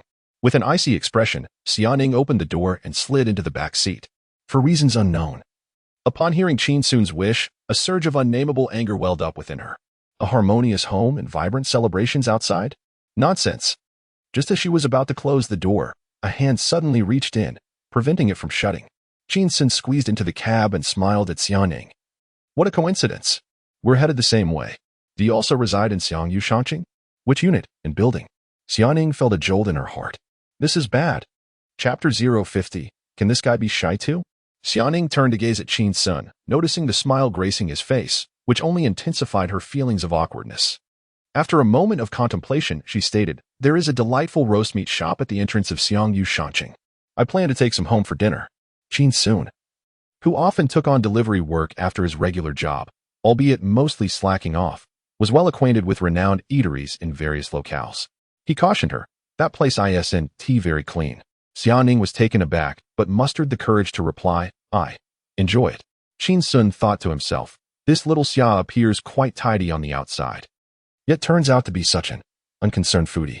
Suddenly, Xiaoning looked at Qin Xun and smiled. "I'll treat you." Qin Xun responded, "Thank you." His laughter filled the air. In truth, it wasn't as unsanitary as he suggested. After all, eating there hadn't made him ill. Xiaoning chuckled as well, and the atmosphere in the car seemed to brim with joy. At the roast meat shop on the left side of Xiang Yushanqing's entrance, Xiaoning ordered half a roast goose, half a poached chicken, and a pound of char siu, totaling 249 yuan. "Could you please cut it a bit more carefully?" she requested. Qin Xun, seated in the shop, widened his eyes in surprise. This girl, with a monthly income of 3,500, dares to be so extravagant? After paying, as the owner began to chop and package the order, which would take about 10 minutes, Xiaoning moved to sit on a chair across the way. 3 seconds later, before she had even settled in, she expressionlessly stood up and, somewhat stiffly and mechanically, declared, "Never mind. I suddenly don't feel like eating anymore. You can have it all. I'm going home." Without waiting for Qin Xun to respond, she hurriedly exited the shop, anxious to reach her room before he did. As she approached the door, she suddenly heard Qin Xun call out, "I forgive you." Xiaoning paused, turning back with a puzzled expression, only to find Qin Xun still seated, smiling at her. He continued, "I forgive you for pushing me into the water." Xiaoning stared at Qin Xun for a moment, saying nothing, before turning and walking away. "Forgive? What do I need your forgiveness for? You brought it upon yourself." Qin Xun, carrying a large bag of roast meat, stopped by a convenience store to purchase 5 cans of ice-cold beer before contentedly returning to his rental apartment. Upon entering, he immediately noticed a surveillance camera installed on the ceiling, one that provided a full 360-degree view. He furrowed his brow, glancing at his roommate's door across the hall, which was tightly shut. The mysterious roommate was likely inside today. He looked down at the beer and roast meat, feeling a pang of hesitation. Should he share with him to foster their camaraderie? Qin Xun slowly approached the door, noticing light seeping from beneath it. He reached out to knock, but hesitated, withdrawing his hand. Forget it. If it's a man, that's fine. But what if it's a woman?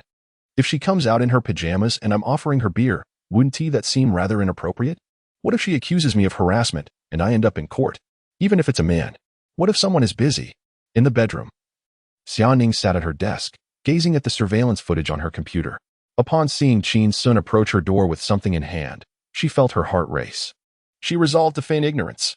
They had just taken wedding photos that day. Her emotions were somewhat tumultuous, and she did not wish for him to know that they were under the same roof. She decided to hide for a few days. After a brief hesitation, Qin Xun lowered his hand and retreated to his own room across the hall. Xiaoning finally breathed a sigh of relief. Suddenly, her brow furrowed. Oh no, I haven't taken a shower yet. Back in his own room, Qin Xun savored some barbecued meat and sipped wine, utterly content. He activated the idle fish panel and was taken aback.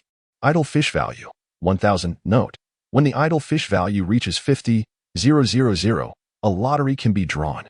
Had he not diligently worked all day? He had only dallied a bit in the morning, but that sort of idling could only yield a few dozen points. In the afternoon, he had engaged in a battle of wits with Song Ying. In the evening, he had sparred mentally with Xiaoning. Surely, that counted as work, did it not? Could it be that Song Ying possessed some extraordinary quality that significantly enhanced his idling efficiency? Was it merely because she was wealthy? Having satisfied his hunger, Qin Xun habitually grabbed a clean pair of underwear, burped contentedly, and strolled leisurely to the bathroom for a shower. He tossed his discarded clothes into the washing machine. 5 minutes later, the bathroom door swung open. He swaggered out, passing through the living room. When he suddenly glanced up at the camera, his expression shifted slightly. Typically, those who install surveillance in rental properties are female, aren't they? He turned and dashed back into the bathroom, wrapping a towel around his waist in a modest attempt to cover himself. With his hands pressed against his chest, he bowed his head and hurried into his bedroom. Closing the door behind him, Qin Xun leaned against it, tearing off the damp towel and glancing down at his underwear, adorned with charming cartoon designs. That was close. My macho image nearly crumbled. In Xiaoning's bedroom, she propped her flushed face in her hands, fixated on the surveillance screen. Her brow slightly furrowed. It was one thing for Qin Xun not to wrap himself in a towel, but once he did, it felt as if he were in a vacuum. How risky. She sighed. She could boldly upload pool videos online and call him baby, yet at home. She became shy and even covered her chest. Shaking her head, she rose and walked to the wardrobe. Among a dozen colorful pajamas, she selected a black set. The style was quite conservative, reminiscent of what a nun might favor. Xiaoning glanced at the bedroom door, sighing once more. When would she have the chance to take a shower? The following day, Qin Xun awoke well-rested, went to freshen up, and noticed the sink was slightly damp, filled with a faint fragrance. On the sink lay his roommate's toothpaste and toothbrush, a green automatic toothbrush. Green? There was still no distinction between genders. He chuckled softly. The morning commenced earlier than expected. After brushing his teeth, Qin Xun glanced at the clock, startled to find it was already 8:40.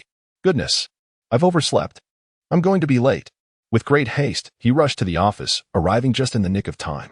Upon entering, he discovered that Xiaoning was already seated at her desk, increasingly embodying the qualities of a diligent employee. Indeed, one is influenced by their surroundings. He approached her, powered on his computer, and fixated his serious gaze on the time displayed in the lower right corner of the screen.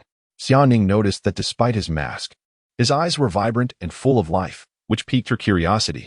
Following his line of sight, her confusion deepened as she saw only the ordinary display of time. At precisely 8:59, 3 seconds later, the clock struck 9 o'clock. Qin Xun promptly turned to Xiaoning and instructed, Xia, please request an emergency meeting with Cheng Jie for this morning and ensure all personnel are in attendance. Xiaoning glanced at the clock, noting it was 9 o'clock, and sighed. This fellow, he could feign working overtime, yet he would never engage in work before the official start time, not even for a second. She looked at Qin Xun. All personnel? But Mr. Nyo isn't here today, and she might not arrive in the morning. Should we perhaps reschedule for the afternoon? Upon hearing this, Qin Xun removed his mask and tossed it into the trash bin, crossing his legs casually. No need. She doesn't have to attend. A competent company president should be as invisible as a ghost, never gracing the office with their presence. Xiaoning observed Qin Xun, her temples throbbing in frustration. Alas, one day, I shall be cursed to death by him. She inquired, What is the agenda for the meeting?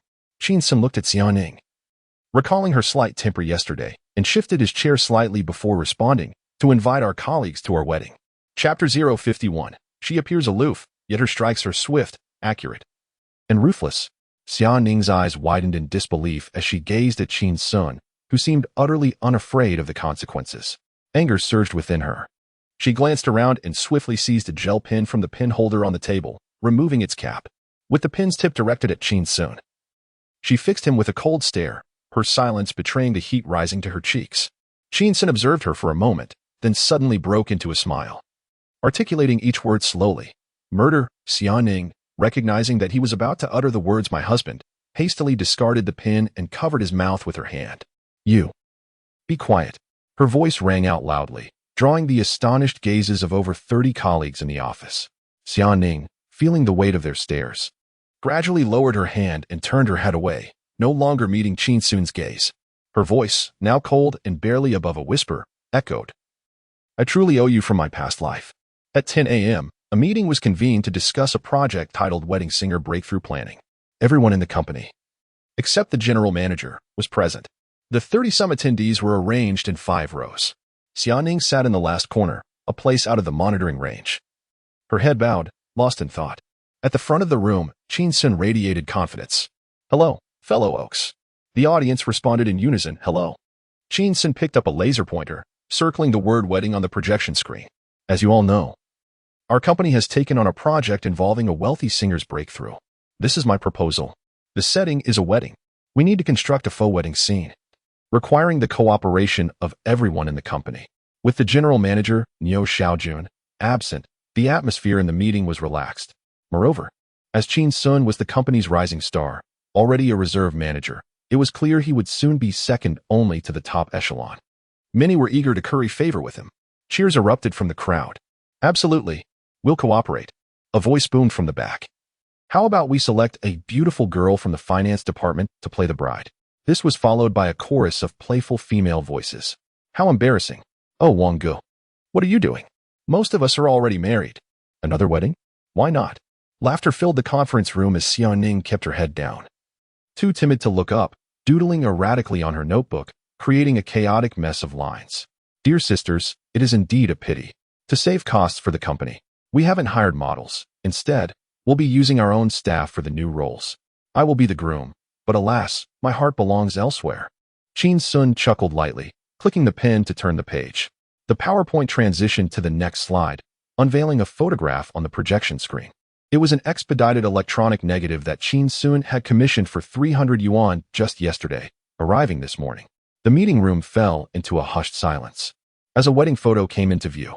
Under the night sky, the groom donned a suit and tie, while the bride was adorned in a flowing white gown.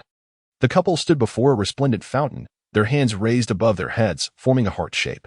The man was handsome, and the woman radiant. It was indeed Qin Xun and Xiaoning. Gradually, a collective gasp filled the room as over 30 attendees stared, transfixed, at Qin Xun on the podium, each lost in their own thoughts. Goodness! In just a few days, how swiftly this fellow acted. Has he truly gotten her with child? The most beautiful woman in the company, married off so young? No wonder he is so capable and has no desire to change jobs. It appears he has ulterior motives, seeking both wealth and love. After a moment, the 30-plus individuals turned their gazes towards Xiaoning in the corner. She had her head bowed, concealing her expression, but her typically alabaster ears were now flushed crimson. The women in the company wore complex expressions, particularly those who were unmarried, feeling a pang of jealousy. Men might not understand, but how could women not comprehend? A wedding photo, even if merely a fade of a couple, would not be accepted by a man unless he held significant weight in a woman's heart. Xiaoning, who often appeared aloof, was unexpectedly decisive and resolute. Qin Xun glanced at Xiaoning, whose ears resembled the delicate blooms of mountain azaleas, captivatingly beautiful. His heart fluttered, prompting him to recall a line of poetry. The gentleness of that lowered head resembles a water lily, shyly yielding to the cool breeze. Chengwan observed Xiaoning for a moment, a knowing smile gracing her face. Most in the company likely assumed that Qin Xun was merely flirting, but she alone understood that the president was adeptly managing a young heartthrob, elevating Qin Xun's position, increasing his salary, granting him an independent office, and now feigning a marriage. What a clever strategy! Turning to Qin Xun, Chengwan's smile broadened as she praised, This wedding photo is truly stunning, the most beautiful I have ever seen. Far surpassing that of my nephew's wedding next weekend by at least 100-fold. Laughter erupted in the meeting room. Suddenly, Qin Xun paused, his eyes gleaming with inspiration as he looked at Cheng Wan and eagerly inquired, "Sister Wan, how is your relationship with your nephew?" Cheng Wan replied, somewhat taken aback by the question, "Well, how could it be anything but good? We are very close." With a beaming smile, Qin Xun continued, "Sister Wan, I have a splendid idea. Since your nephew is getting married, we have an available venue, meaning we need not waste money on booking a hotel, hosting a banquet, or hiring a wedding planner. We can simply bring funds to enjoy the feast. What do you think? This could save the company a significant sum." The crowd suddenly grasped the situation, gazing at Qin Xun and nodding in agreement. They deemed the young man exceedingly astute. The higher the net profit from a business deal, the greater the bonus. What was saved was essentially earned. Just as Cheng Wan contemplated the brilliance of this idea, which would not only conserve funds but also bestow a generous bounty upon her nephew, she was interrupted. From a corner, Xianing's voice pierced through the air, somewhat urgent and unmistakably loud. "Then what about our wedding photos? Were they taken in vain?" Cheng Wan was taken aback and turned to look. She observed Xianing lifting her head, her expression tinged with anger. Over 30 colleagues shifted their attention towards her. Qin Xun, from a distance, watched Xianing with a puzzled countenance. Realizing she had drawn everyone's gaze, Xianing suddenly felt a bit out of sorts. She pressed her lips together and feigned composure, stating, "What I mean is, the wedding photos cost 3,800 yuan. If they are not used, then..." She looked at Qin Xun. "Does that mean the reimbursement cannot be processed?" Upon hearing this, Qin Xun's expression shifted, casting a glance at Cheng Wan. Cheng Wan, as the human resources and administrative supervisor, held the authority to decide on the reimbursement. With a slight smile, she declared, "Of course it can be reimbursed. How could it not? Wedding photos taken by the president certainly deserve reimbursement. Do I want to jeopardize my position?" Qin Xun sighed in relief. In the corner, Xianing stood in a daze for a moment, her emotions tangled, partly regretful, yet also relieved. Regretful, as she realized she had not left her mark on Qin Xun's proposal. Yet there was a sense of relief in not having to walk the red carpet with him publicly. Amidst her inner turmoil, a faint sense of loss lingered, as if she had misplaced something precious. Chapter 052. I shall confide a secret to you. My roommate is a pervert. Upon Cheng Wan's immediate contact with his nephew to clarify the situation, matters became considerably simpler. Standing at the podium, Qin Xun addressed his colleagues with a smile, proclaiming, "Next weekend, indulge yourselves, feast, and drink to your heart's content. The company shall cover the red envelopes." A chorus of cheers erupted from the audience. "And overtime pay will also be provided by the company. Triple the amount." Another wave of exuberant applause followed. Everyone was elated, feeling that this company truly treated them well. No need to contribute red envelopes over the weekend. A sumptuous banquet awaited, and they would receive triple their salary. In a corner, Xianing wore a faint smile, her gaze fixed unwaveringly on Qin Xun, silently thinking, "You seem to dictate everything. Perhaps you should just assume the role of the company's general manager." As the meeting concluded, Qin Xun made his way to his workstation, colleagues parting like the sea to grant him passage, granting him a sense of regal superiority. Upon reaching his desk, a short while later, Xianing returned with a notebook, her expression icy. As she casually placed the notebook on the table, she noticed Qin Xun reaching for it, flipping it open to peruse its contents. "This is the first major meeting I have presided over at the company. Let us see what my little assistant has recorded," she mused. Xianing's lips curled slightly, and she let out a cold snort. As Qin Xun scanned the notebook, his smile faltered. There, scrawled in black ink, was a chaotic scribble, with the words below flamboyantly stating, "Qin Xun, a total fool." He raised his gaze to Xianing. Their eyes met, and she displayed no fear whatsoever. Sighing, Qin Xun remarked, "When it comes to meeting notes, you ought to learn the art of embellishment. There is no need for such brutal honesty." With that, he picked up a pen and wrote on a blank page, "Little Xia, my apologies." Xianing watched him write, momentarily taken aback, confusion etched across her face. However, she refrained from questioning him, silently observing, awaiting his explanation. Qin Xun, meeting Xianing's gaze, felt a sense of exasperation. He genuinely questioned if she were a mute who had only learned to speak at the age of 8. Maintaining a serious demeanor, he instructed, "Delete the wedding photos from your email." Unable to contain herself, Xianing inquired, "Why?" Qin Xun explained, "During today's meeting, I noticed the expressions of the ladies from the finance department and suddenly understood. For men, taking wedding photos may seem like a tiresome chore. However, for a woman, it might hold sacred significance. I should not allow such matters to be treated so carelessly. Xia Ning regarded Qin Xun, her eyes evasive, a blush rising to her cheeks. Qin Xun continued, just delete them. If your future husband sees them, he might either threaten me with a knife or resort to domestic violence against you. Xia Ning. After a moment's hesitation, she opened her email and deleted the message, though her gaze furtively glanced at the recycle bin. Qin Xun let out a long sigh of relief. Suddenly, he noticed Xia Ning taking the notebook and pen from his hands. Xia Ning placed her notebook on the table. Her expression grave, and marked a large X over the bold characters in Qin Xun, the fool. Without hesitation, she meticulously inscribed a smaller phrase above the large characters. The insult lost much of its potency. Thank you. Qin Xun chuckled as he read aloud the phrase. Qin Xun, little fool? The moment he uttered those words, his smile froze. He lifted his gaze to Xia Ning, only to find her face bearing an odd expression. While it seemed innocuous on paper, hearing Qin Xun say it altered its essence entirely. Little fool? Little fool? How is that an insult? It sounds more like playful banter, utterly devoid of any sting. Xia Ning closed her notebook, feigning calmness, her face set in a serious demeanor, her hands resting on the keyboard. Time to work. Noticing that Qin Xun continued to watch her, she felt a twinge of anxiety and donned a pair of headphones, adopting an air of someone unwilling to be disturbed. Intent on isolating herself in her task. Even Qin Xun, oblivious as he might be, recognized her shyness and wished to spare her embarrassment. Aspiring to embody the essence of a gentleman. 5 minutes passed.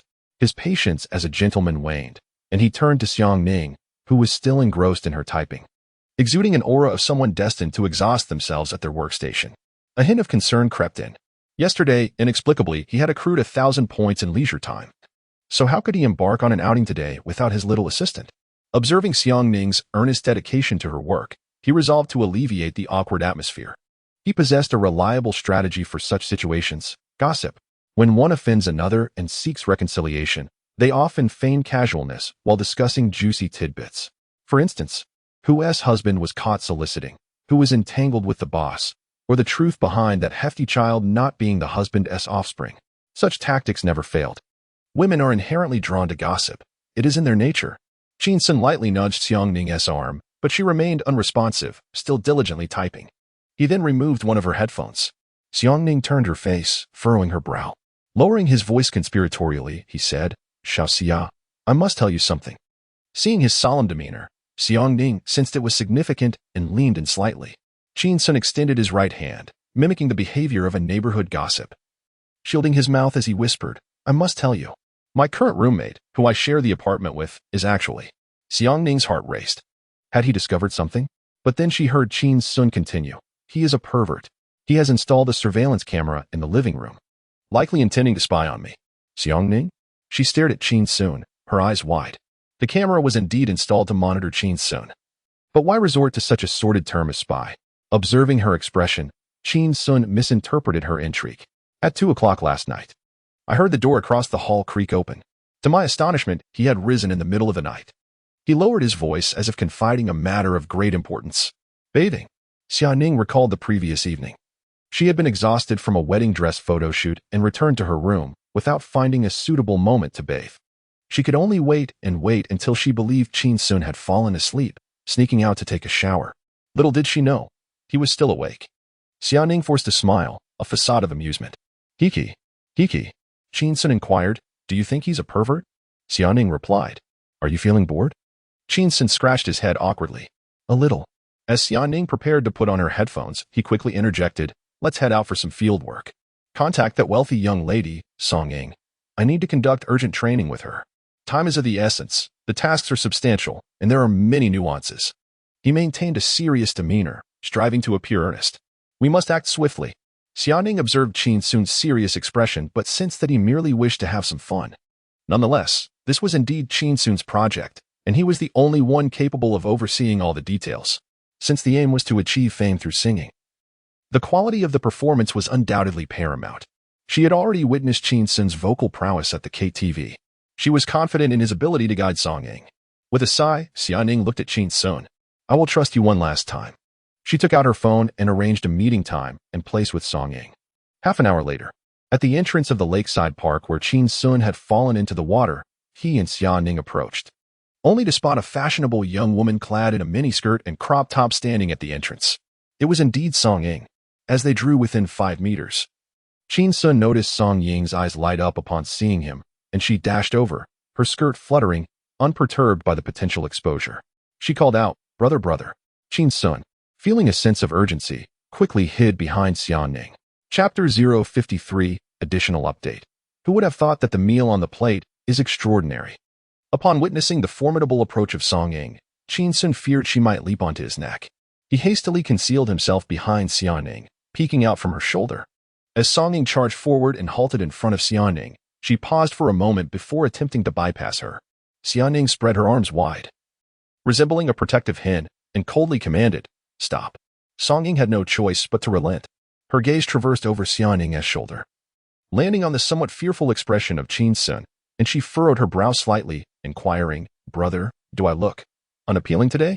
Qin Xun smiled and was about to utter some polite words when Xia Ning spoke first. "Mediocre." Song Ying. Qin Xun? He was acutely aware of the devastating impact of that single word mediocre.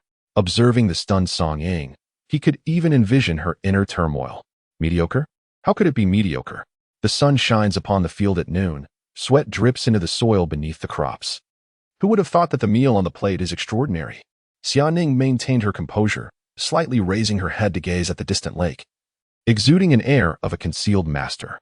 On this day, Qin Xun took Xia Ning and Song Ying shopping, dining, sipping milk tea, and indulging in stinky tofu. Song Ying relished the stinky tofu while Xia Ning abstained completely. Following closely behind Qin Xun and Song Ying, Xia Ning felt akin to a mere light bulb. "Brother, try the milk tea. It's delightful."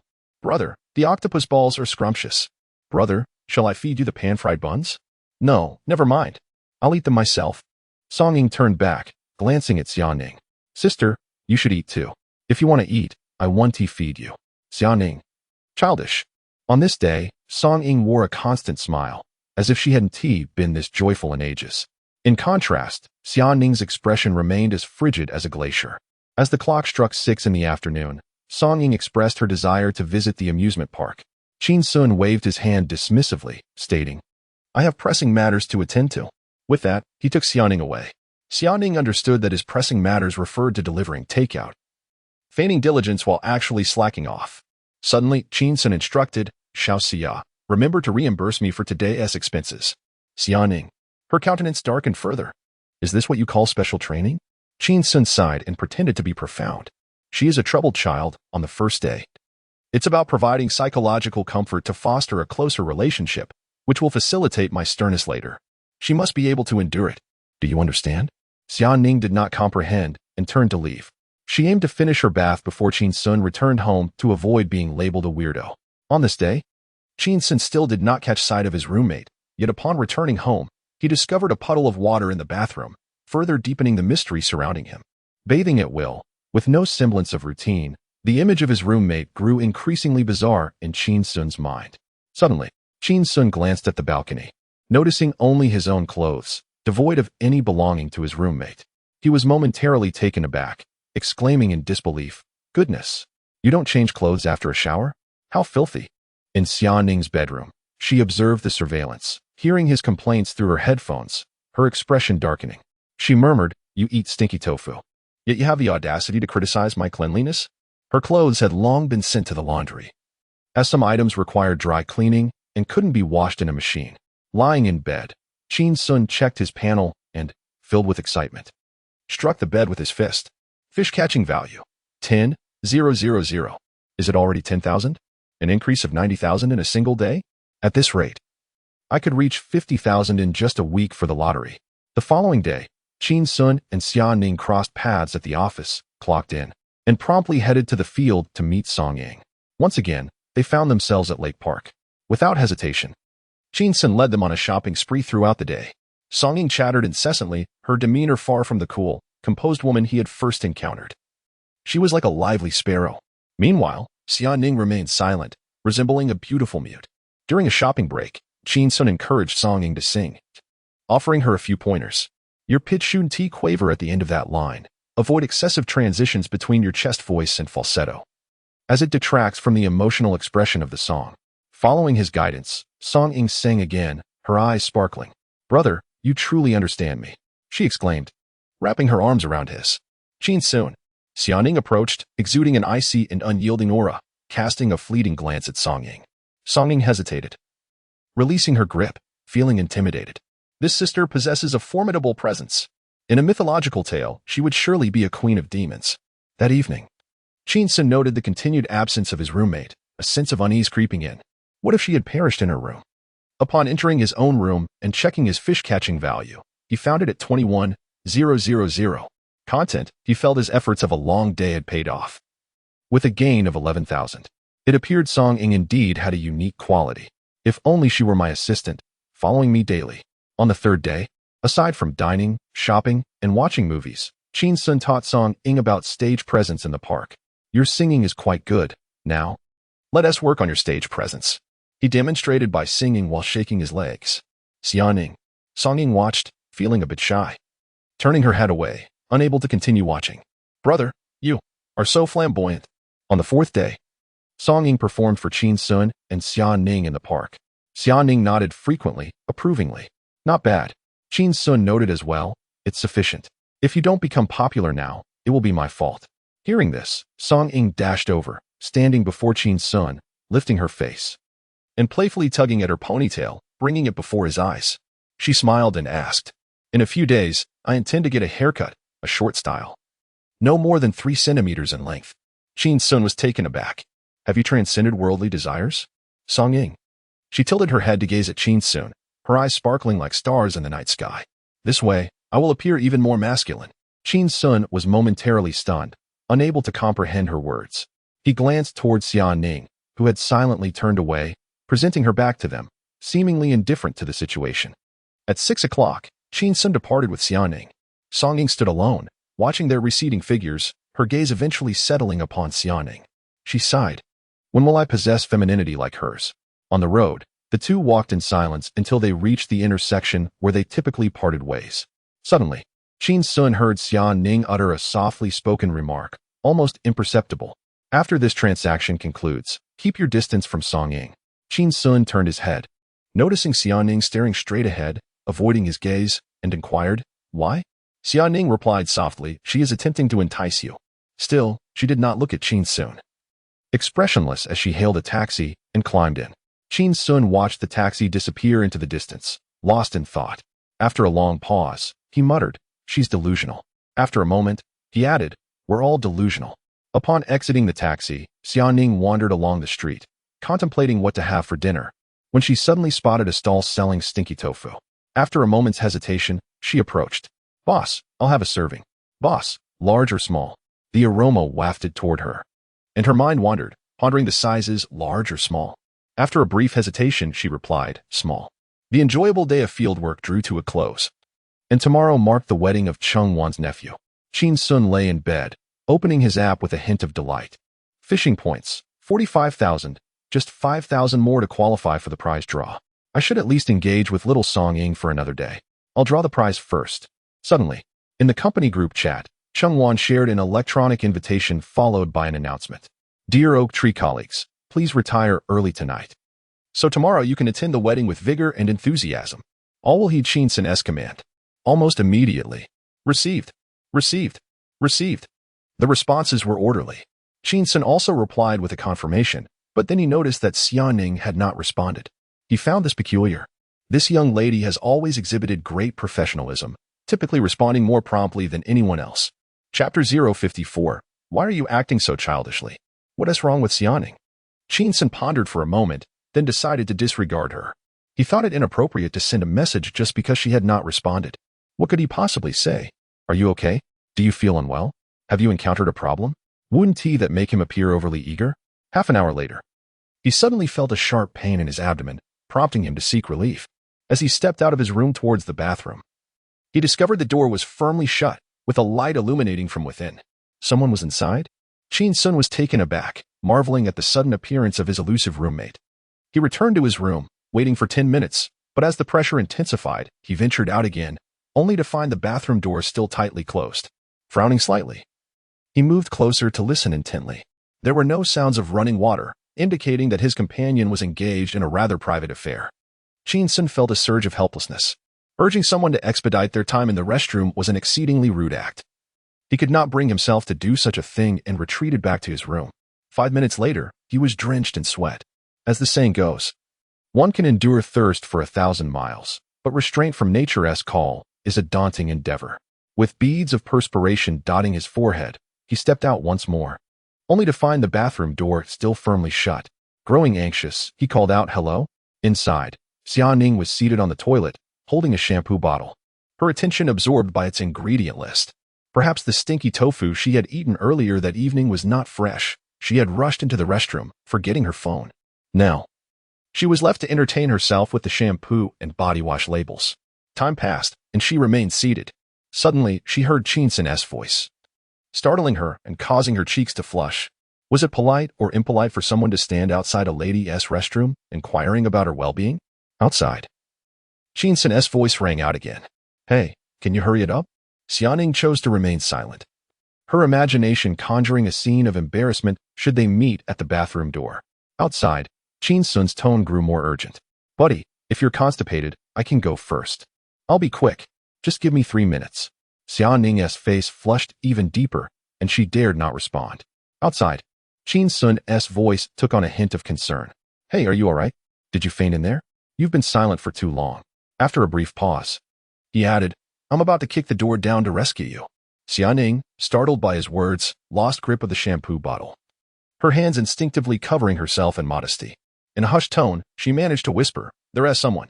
Outside, Qin Xun heard the unmistakably muffled voice and furrowed his brow in suspicion. Was this a case of a male disguised as a female, or vice versa? Staring at the closed bathroom door, he clenched his fists. Was this pervert attempting to challenge him in both competition and survival? With a disdainful snort, he retreated to his bedroom, grabbed his keys, and dashed outside in search of a public restroom on the street. He had made his decision. After receiving her salary, she decided to confront the old pervert and subsequently find a new place to live. What a lack of decorum to monopolize the bathroom. Having released her pent-up frustration, Qin Xun returned home and cast a glance at her roommate's closed door, silently raising her middle finger in defiance. In Xiaoning's bedroom, observing the surveillance footage, Qin Xun raised her middle finger. After a moment's hesitation, she gently reciprocated the gesture towards her computer screen. The following morning, Qin Xun awoke, had breakfast, and delivered another order, earning herself an additional 10 points in her slacking off tally. At that moment, her score read, slacking off points, 45,010. She was nearing the coveted 50,000 mark, with the next lottery draw tantalizingly close. By 11:30 that morning, Qin Xun followed the coordinates provided by Cheng Wan to a 3-star hotel in Haicheng. In a banquet hall named Ryuan on the 3rd floor, she encountered a newlywed couple in Cheng Wan, who was there to welcome guests as a family member. Cheng Wan approached them, introducing her nephew and his wife. "This is our company's future vice president, Mr. Qin Xun." The groom merely chuckled nervously at Qin Xun, appearing somewhat ill at ease in such a setting. The bride, however, seemed more at ease, momentarily staring at Qin Xun as if recognizing him from somewhere. She greeted him warmly, "Mr. Qin. Achieving the position of vice president at such a young age is truly commendable. Your presence here adds luster to our celebration. Please come in." With a smile, Cheng Wan led Qin Xun into the banquet hall, seating him at a table near the main table, right beside Xiaoning. "According to your instructions, I've strategically placed our company employees at different tables," Cheng Wan informed him. "This way, we can capture footage from various angles." Qin Xun nodded in satisfaction. Cheng Wan was always reliable in her duties. Cheng Wan departed with a smile, and Qin Xun surveyed the banquet hall. It was neither too large nor too small, featuring over 30 tables, with a stage at the front adorned with beautiful plastic flowers. A long aisle extended from the stage, covered in a red carpet and flanked by more plastic flowers for the newlyweds to walk down. As the guests began to fill the hall, over 300 people were engaged in lively chatter. Suddenly, Qin Xun turned to look at Xiaoning, noticing that she had applied light makeup, enhancing her already exquisite features. He remarked, "You've put on makeup? Aren't you stealing the bride's thunder?" Xiaoning merely cast him a fleeting glance before turning away, sensing her coldness. Qin Xun found it curious. "Did I offend you again today?" Xiaoning turned back to him. "When have you not offended me?" Qin Xun scoffed dismissively. "Today is the first time I've met you. I haven't even begun to annoy you yet. Recalling the embarrassing encounter in the bathroom the night before, Xiaoning felt her cheeks warm slightly. She turned her gaze to the empty stage, uninterested in continuing the conversation. I'm not talking to you. As Qin Xun overheard her childishly petulant remarks, he observed her standing tall with an air of aloofness. Curiosity piqued within him. One couldn't help but wonder if such a cool and distant woman would call out on their wedding night or remain silent. With that thought lingering, Qin Xun chose to disregard Xiaoning and occupied himself by surveying his surroundings. Suddenly, he caught snippets of conversation from a nearby table. Their chatter reminiscent of the bustling atmosphere of a village information station. Turning his gaze, he noticed the table was occupied solely by women, perhaps classmates, friends, or colleagues of the bride, or even an ex-girlfriend of the groom. Each one wore a smile, whispering excitedly, unable to contain their thrill.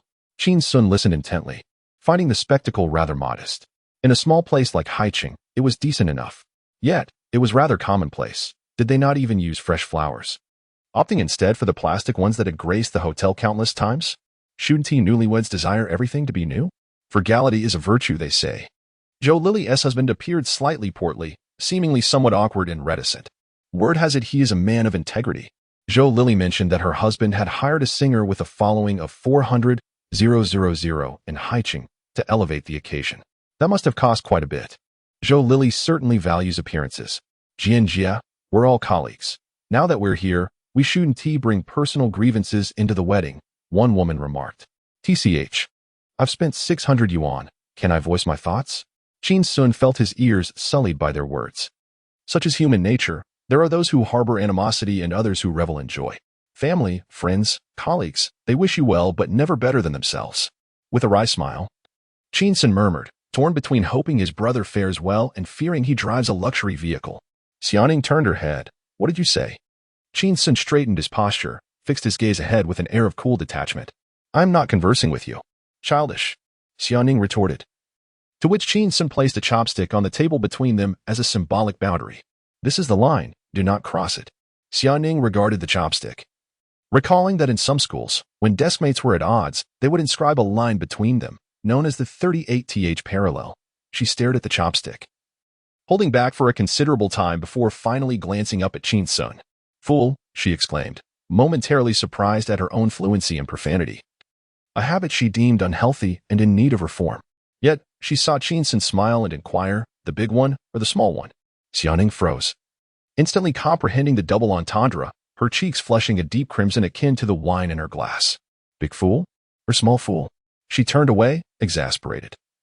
Realizing that her proclivity for cursing was not something to be amended, but rather honed into an art form, lest she suffer greatly at Qin Xun's expense.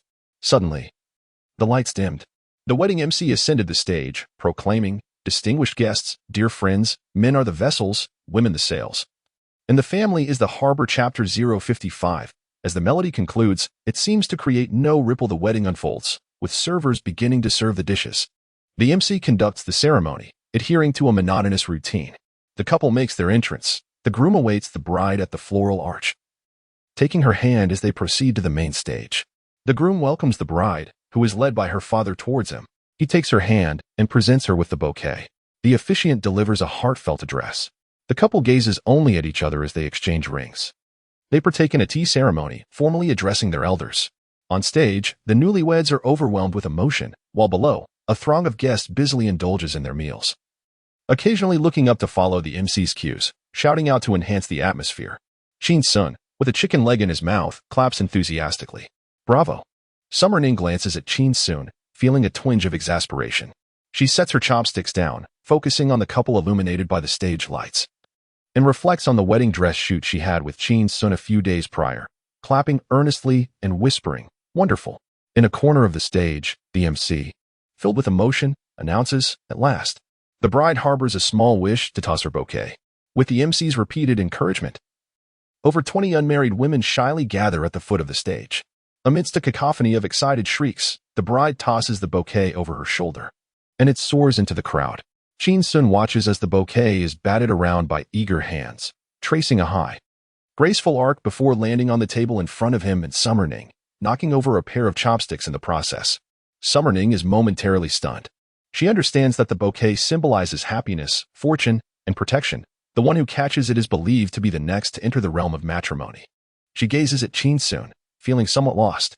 Qin Xun, equally astonished, hears the MC joyfully declare, "We invite the lucky individual who caught the bouquet to come to the stage." Before the sentence is complete, Qin Xun seizes the bouquet and tosses it towards the gathered women below. "I'm getting married." Laughter erupts. The MC is taken aback. Finally, the moment arrives for the entertainment segment. The MC, likely an unorthodox talent, begins with a bout of beatboxing.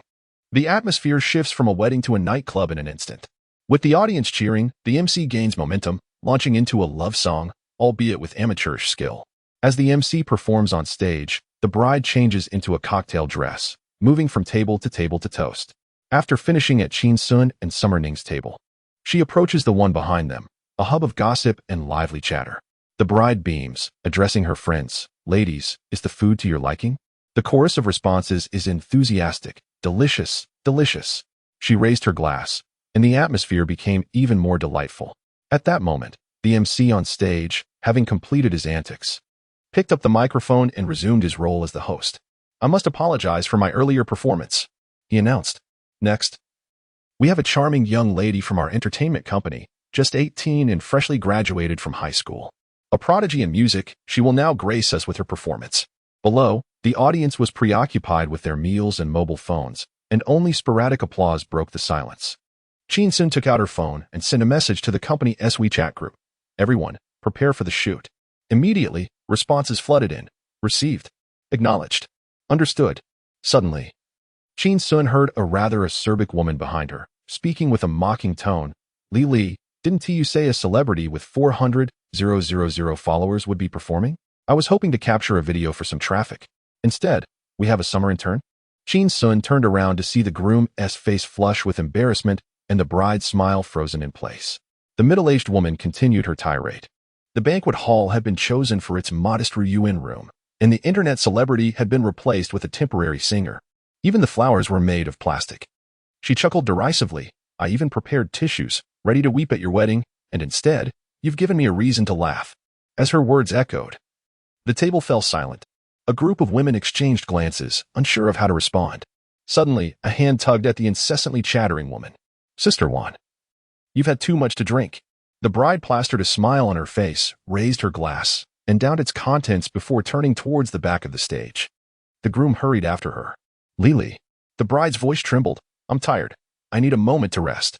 Qin Xun, having finished her fruit, couldn't help but sigh. The complexities of female rivalries. It's best to steer clear. The groom, too, was rather earnest. "If it were me, I would have silenced her," with a sharp retort. Turning back, Qin Xun saw Xiaoning seriously holding her phone, aimed at the stage, seemingly undeterred by the earlier drama. She surveyed the crowd and noticed that nearly every table had colleagues, all raising their phones in unison towards the stage. Qin Xun remarked to Xiaoning, "Your angle is the best and most crucial. Make sure to capture every detail." Xiaoning nodded subtly, choosing silence in response. On stage, a young girl with long hair, clad in a white t-shirt, a gray-black checkered jacket, and fitted light blue jeans, stepped forward. This was the outfit Qin Xun had selected for her, a rather ordinary ensemble. Below, several gentlemen's eyes lit up. What a beautiful girl! Even those further back, unable to discern Song Ying's features, could recognize her striking figure. Song Ying stood upon the stage, observing the diners below, who were indulging in food, drink, and conversation, while children scampered about.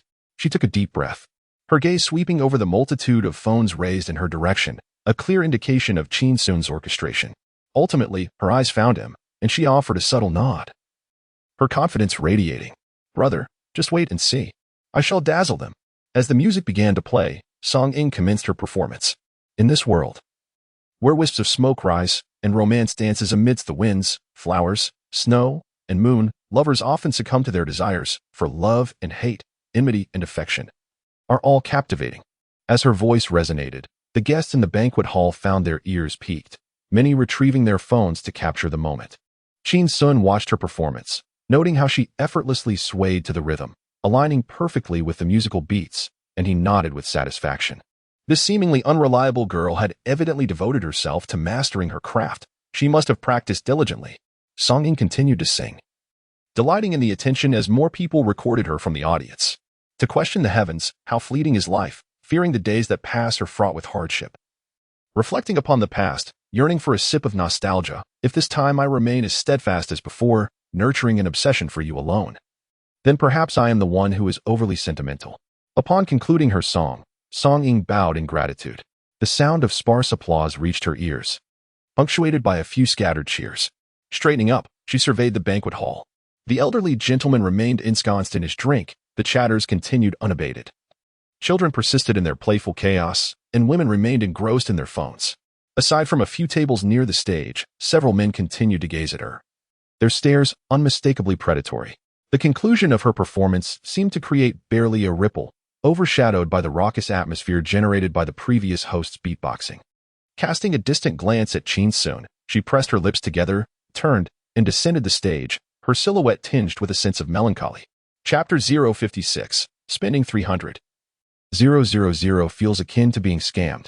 Can this truly gain traction? Xiaoning set her phone down and glanced at the chaotic scene in the banquet hall before turning to Qin Xun with a hint of concern. This song appears ill-suited for a wedding, lacking the fervor one would expect. Qin Xun, unfazed, replied, "We shall know by tomorrow." With that, he rose from his seat. Xiaoning inquired, "Are you heading home?" Qin Xun shook his head. "I'm going backstage to check on the little one. She seems quite upset." Xiaoning nodded in agreement. Indeed, spending 300,000 just for a young lady to partake in a fleeting role at the wedding. Merely to have over 30 amateurs capture the moment on their phones. Had it not been for Qin Xun's esteemed reputation, Song Ying would certainly have reported him for fraud. Backstage, Song Ying sat on a small stool in a corner, her head bowed, her expression one of deep despondency. Observing the scene from earlier, she noted how it paled in comparison to the vibrant atmosphere of her school's evening gala. There, people would shower her with flowers. She simply could not fathom how this could possibly become popular. Suddenly, she heard footsteps and looked up to see Qin Xun. After a moment of silence, she managed a bittersweet smile. "Brother, I do not blame you." Qin Xun was taken aback, then chuckled. "Oh, dear child, you are just too impatient." He approached her and took a seat beside her, intending to offer some comforting words when he was abruptly interrupted by a soft sobbing sound. Turning his head, he noticed, only a few meters away, a bride nestled in her groom's embrace, her voice choked with emotion. "It's all my fault. Had it not been for my grandfather's sudden illness, you would not have had to spend so much for such a modest wedding." The groom consoled her. "It's all right. We are all family." After this brief exchange, silence enveloped them, revealing his struggle with words. The bride felt even more disheartened. What with the plastic flowers and the banquet hall's smallness, and then there's the so-called internet celebrity singer with 400,000 followers. Zhao Wen usually doesn't care about such matters, yet today she insisted on mentioning it, claiming she was prepared with tissues for tears, and ended up merely witnessing a farce. Her voice trembled. Was it so wrong for me to have merely questioned her reimbursement form? It was her mistake, after all. The groom gently patted her shoulder, saying nothing. The bride continued, her grievances intensifying. "It's one thing for Zhao Wen to make snide remarks, but it's a shame you, a grown man, are belittled by them." The groom reassured her, "It's fine. I am unaffected." Upon hearing this, the bride's sorrow deepened. "Why don't you scold me a little?" The groom chuckled softly. "I won tea. I couldn't bear to." Qin Xun observed this exchange, feeling a swell of emotion. In this restless society, witnessing a couple supporting one another through thick and thin was indeed a rare and fortunate sight. At that moment, the MC's voice resonated from the front. "Next, let us welcome our bride's niece to the stage to perform a children's song. A happy life is like a flower." Qin Xun turned to see a little girl dashing backstage, preparing to ascend the steps to the stage. Not long ago, his own grandfather had also spent some time in the hospital. Suddenly overwhelmed, he hurriedly rose and took 2 or 3 steps to catch up with the little girl, seizing her braided pigtails and snatching the microphone from her grasp. "Allow me to go first." The little girl, bewildered, felt as though she was being bullied and was on the verge of tears. Song Ying sat in the corner, equally perplexed, while both the groom and bride wore expressions of confusion. Was he here to disrupt the event? Calmly, Qin Xun ascended the stage. The host, startled by the appearance of a tall and strikingly handsome man, thought, "Isn't this supposed to be a little girl? May I ask who you are?" The host inquired. Qin Xun glanced at him, suppressing the retort, "I am your father," and took the microphone, addressing the guests dining, drinking, and engrossed in their phones below.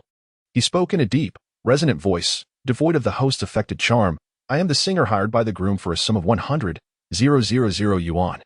His declaration sent shockwaves throughout the hall. The sound of dropped dishes echoed as gasps erupted. 100,000 yuan? That is no small fee. Surely he is boasting. This statement landed like thunder on a clear day, instantly capturing the attention of everyone in the banquet hall. As they beheld the tall, clean-cut figure on stage, uncertainty lingered over whether his words were truth or fabrication. Several young women, their eyes sparkling with infatuation, discreetly retrieved their phones to capture the moment. After all, who would squander the opportunity to surreptitiously photograph a handsome man? The host, caught off guard, noted that such a character was not part of their planned proceedings. Was he truly here to disrupt the event? With a forced smile, he prepared to ease the tension with a quip of gratitude for the amusing joke. But what Qin Xun said next only deepened his embarrassment. I am the most formidable singer in the entire city, considering the groom and bride. I am offering a discount and will only charge 100,000 yuan to perform a song for you today. Silence enveloped the banquet hall as everyone exchanged wide-eyed glances, momentarily stunned by Qin Xun's audacious confidence. Was this a comedic act or a genuine performance? Chengwan. Colleagues. Xianing. She furrowed her brow. Was this Qin Xun's way of cheering up Song Ying?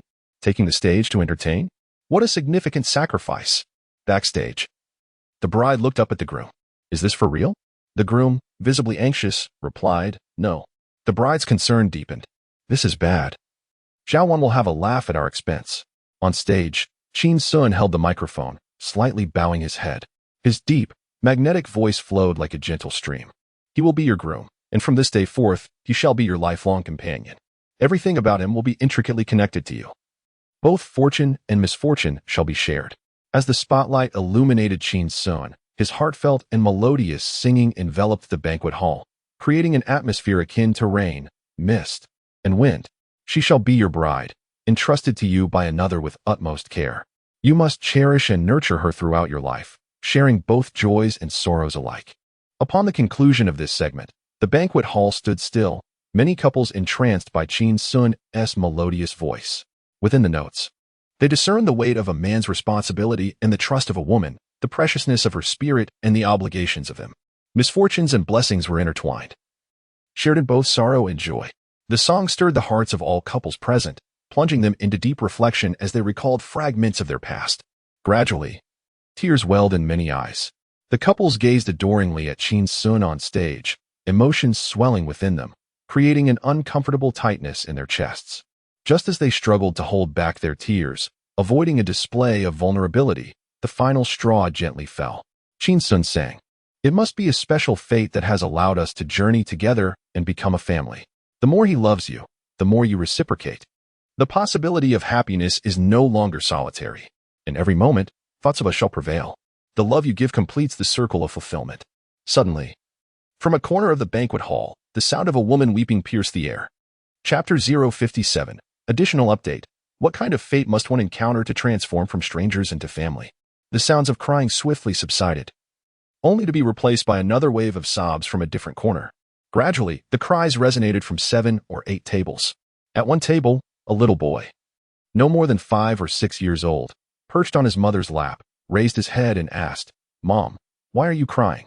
His mother, amidst her tears, managed a smile. "It's nothing, dear. Mommy is fine." At another table, a middle-aged man, reminiscing about his 15 or 16-year-old daughter and her impending marriage, felt a pang in his heart as tears welled in his eyes. This song, beside Chengwan, a middle-aged man wrapped his arms around her waist, his voice thick with emotion. "Warner, I shouldn't have scolded you for adding too much salt to the dish yesterday. You have to work and take care of the children." "And I," his voice faltered. Chengwan, eyes brimming with tears, replied, "I shouldn't have punished you by making you kneel on the washboard just because you hid 300 yuan of pocket money." They exchanged a knowing smile and gently began to hum along with Qin Xun. It must be a special kind of fate that has brought them together as a family. The more he loves you, the more you reciprocate, seeking the possibility of happiness. Backstage, the bride and groom held each other tightly, tears streaming down their faces. The groom comforted her, "Don't cry. This hardship will pass." The bride playfully retorted, "I'm just happy." Others complain that you're not articulate, but they don't realize that those who are less eloquent have the kindest hearts. When Song Ying heard Qin Xun singing, she dashed from backstage to the hall. Upon hearing his voice, a shiver ran down her spine. Although Qin Xun had previously taught her to sing, he had never demonstrated it himself. This was her first time hearing him perform live. She was instantly captivated by his vocal prowess. Was this spontaneous singing? The emotional resonance was astonishing. Had she not witnessed it with her own eyes, she would have assumed it was a recorded track. Quickly, she pulled out her phone and began recording. Brother. I'm not angry. You're about to be famous. Xiaoning surveyed the room, noticing the tears of women everywhere. Some cried alone, others embraced in grief. And some had even succumbed to passionate kisses. She felt a stir of emotion, turning her gaze back to the stage where Qin Xun stood. Could it truly be a special kind of fate? Throughout her life, she had never felt a flutter for any man. Her family had even pressured her to undergo tests to confirm her sexual orientation and to consult a psychologist. The doctor had reassured her, saying, "You are perfectly normal. You simply have yet to meet someone who stirs your heart." Propping her chin on her hand, Xiaoning stared at Qin Xun on stage, lost in thought. What kind of fate is required to change a stranger into family? As the song concluded, Qin Xun exhaled deeply and glanced at the table where the bride's colleagues sat. He pointed towards the back of the stage, where the large screen displayed a slideshow of the couple's wedding photos, speaking softly. The groom, not particularly eloquent, has a few words he wishes to convey to the bride through my voice. His choice of the Desire Hall among the many banquet halls in this hotel stems from the blessings he wishes for her. In the banquet hall, everyone listens intently. Having been captivated by his song earlier, I believe in his prowess, which justifies his substantial performance fee, and I take his forthcoming words with utmost seriousness. Qin Xun speaks slowly, with deep affection, saying, "May your winters be warm, may your springs be mild. May there be light in darkness and umbrellas in the rain. May you find companionship on your journey. May time be gentle, and may old friends remain close." As Qin Xun's words resonate, an unseen warmth flows through the hearts of the attendees. Having participated in countless weddings, today is truly an eye-opener. Emotions brim, and surprises abound. Qingwan, with a motherly smile, wipes away her tears and gazes at Qin Xun, contemplating how to facilitate his endeavors at the company. She is determined to assist him in every possible way, for he has certainly brought her nephew great honor. Xiaoning observes the earnest Qin Xun on stage. Lost in thought. He is capable of such seriousness. Why is he often so irreverent? Is today special because of songing? If so, that would be even more irreverent. As Qin Xun concludes his heartfelt wishes, the hall erupts into enthusiastic applause. Meanwhile, the bride's colleague, Zhao Wan, appears as dark as a frying pan. Someone at the table quips, "I'm nearly moved to tears." "Sister Wan, why aren't you using the tissues you prepared? Aren't you supposed to cry?" Zhao Wan rises. I have matters to attend to. I must leave." Suddenly, from the back of the stage, the groom takes the bride's hand and approaches, standing before Qin Xun. With tears brimming in their eyes, they bow deeply to him, their unspoken gratitude crystallizing into a single word: "Thank you." The hall erupts into even more fervent applause.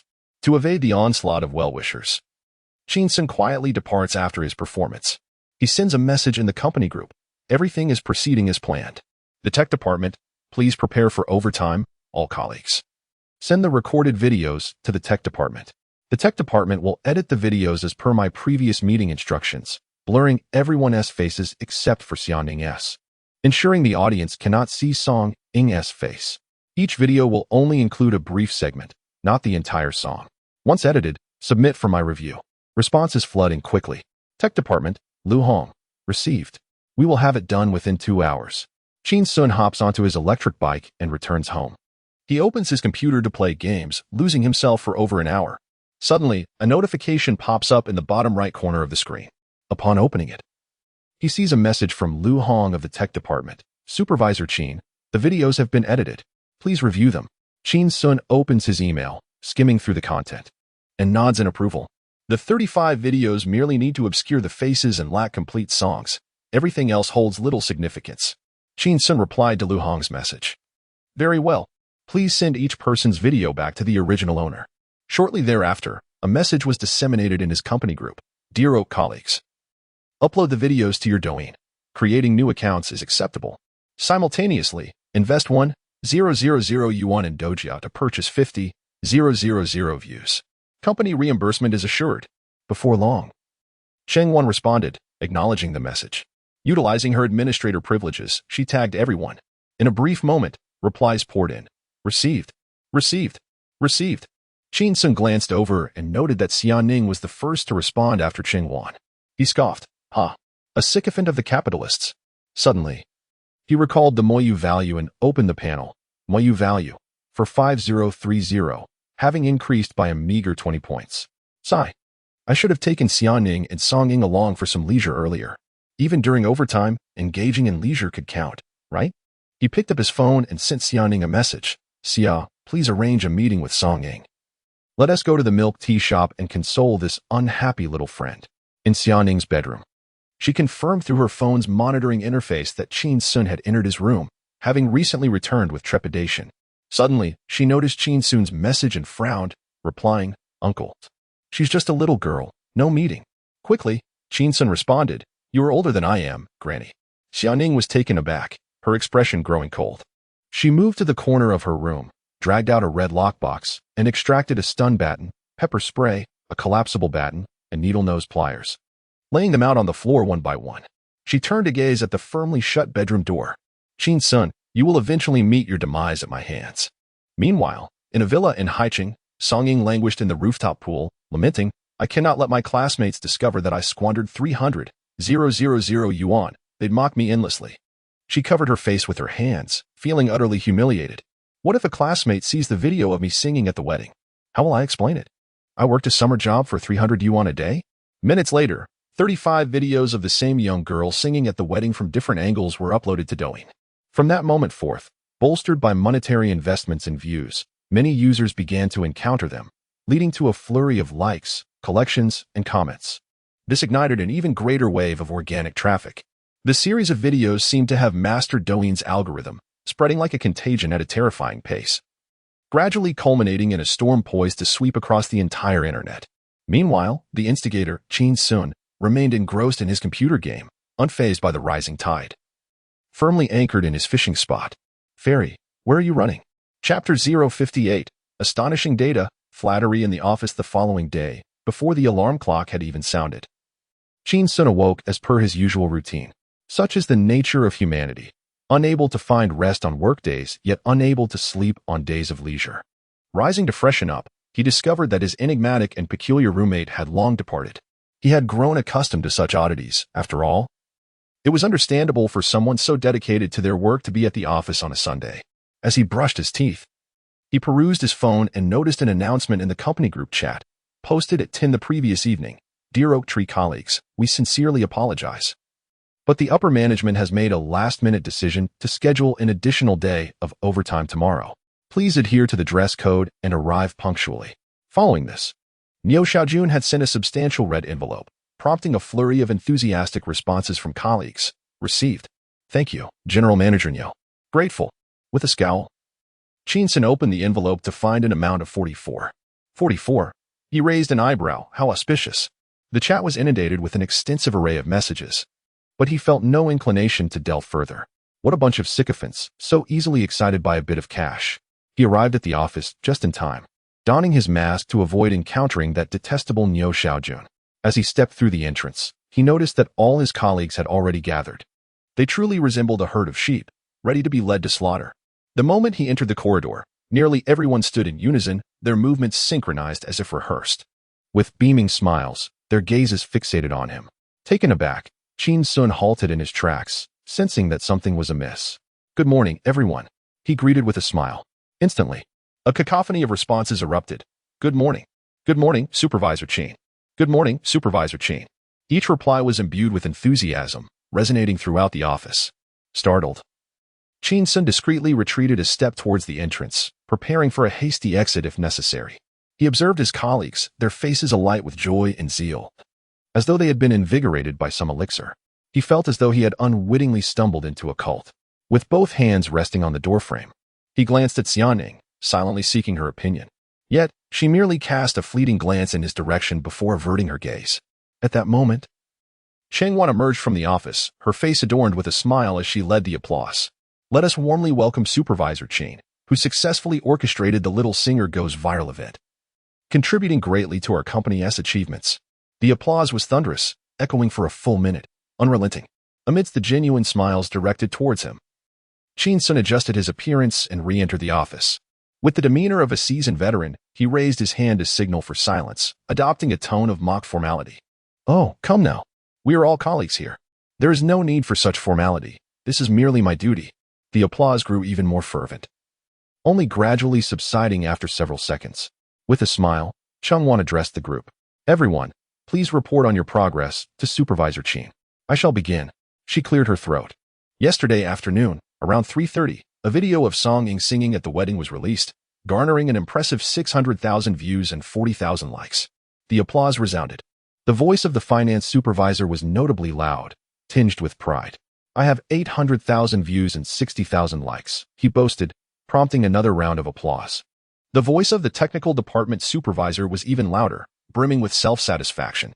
"I have 1 million views and 70,000 likes," he declared, eliciting yet more applause. "I have 200,000 views and 10,000 likes. I have 150,000 views and 12,000 likes. I have 330,000 views and 20,000 likes." The reports echoed back and forth. The atmosphere in the office was jubilant. Once everyone had chimed in with their numbers, Qin Xun smiled and offered a summary. Excluding the video shot by Xiaoning, which was intended for other purposes by Supervisor Qin, I have compiled the statistics for the remaining colleagues.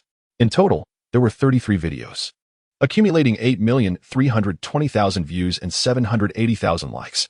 Qin Xun nodded gently. In less than a day, these figures were quite remarkable. Such statistics are often elusive for many internet celebrities with millions of followers. Qin Xun observed Qin Xun's calm demeanor and couldn't help but admire him. Had this been her project, she would undoubtedly be grinning from ear to ear. This success was largely attributed to Supervisor Qin's dedication.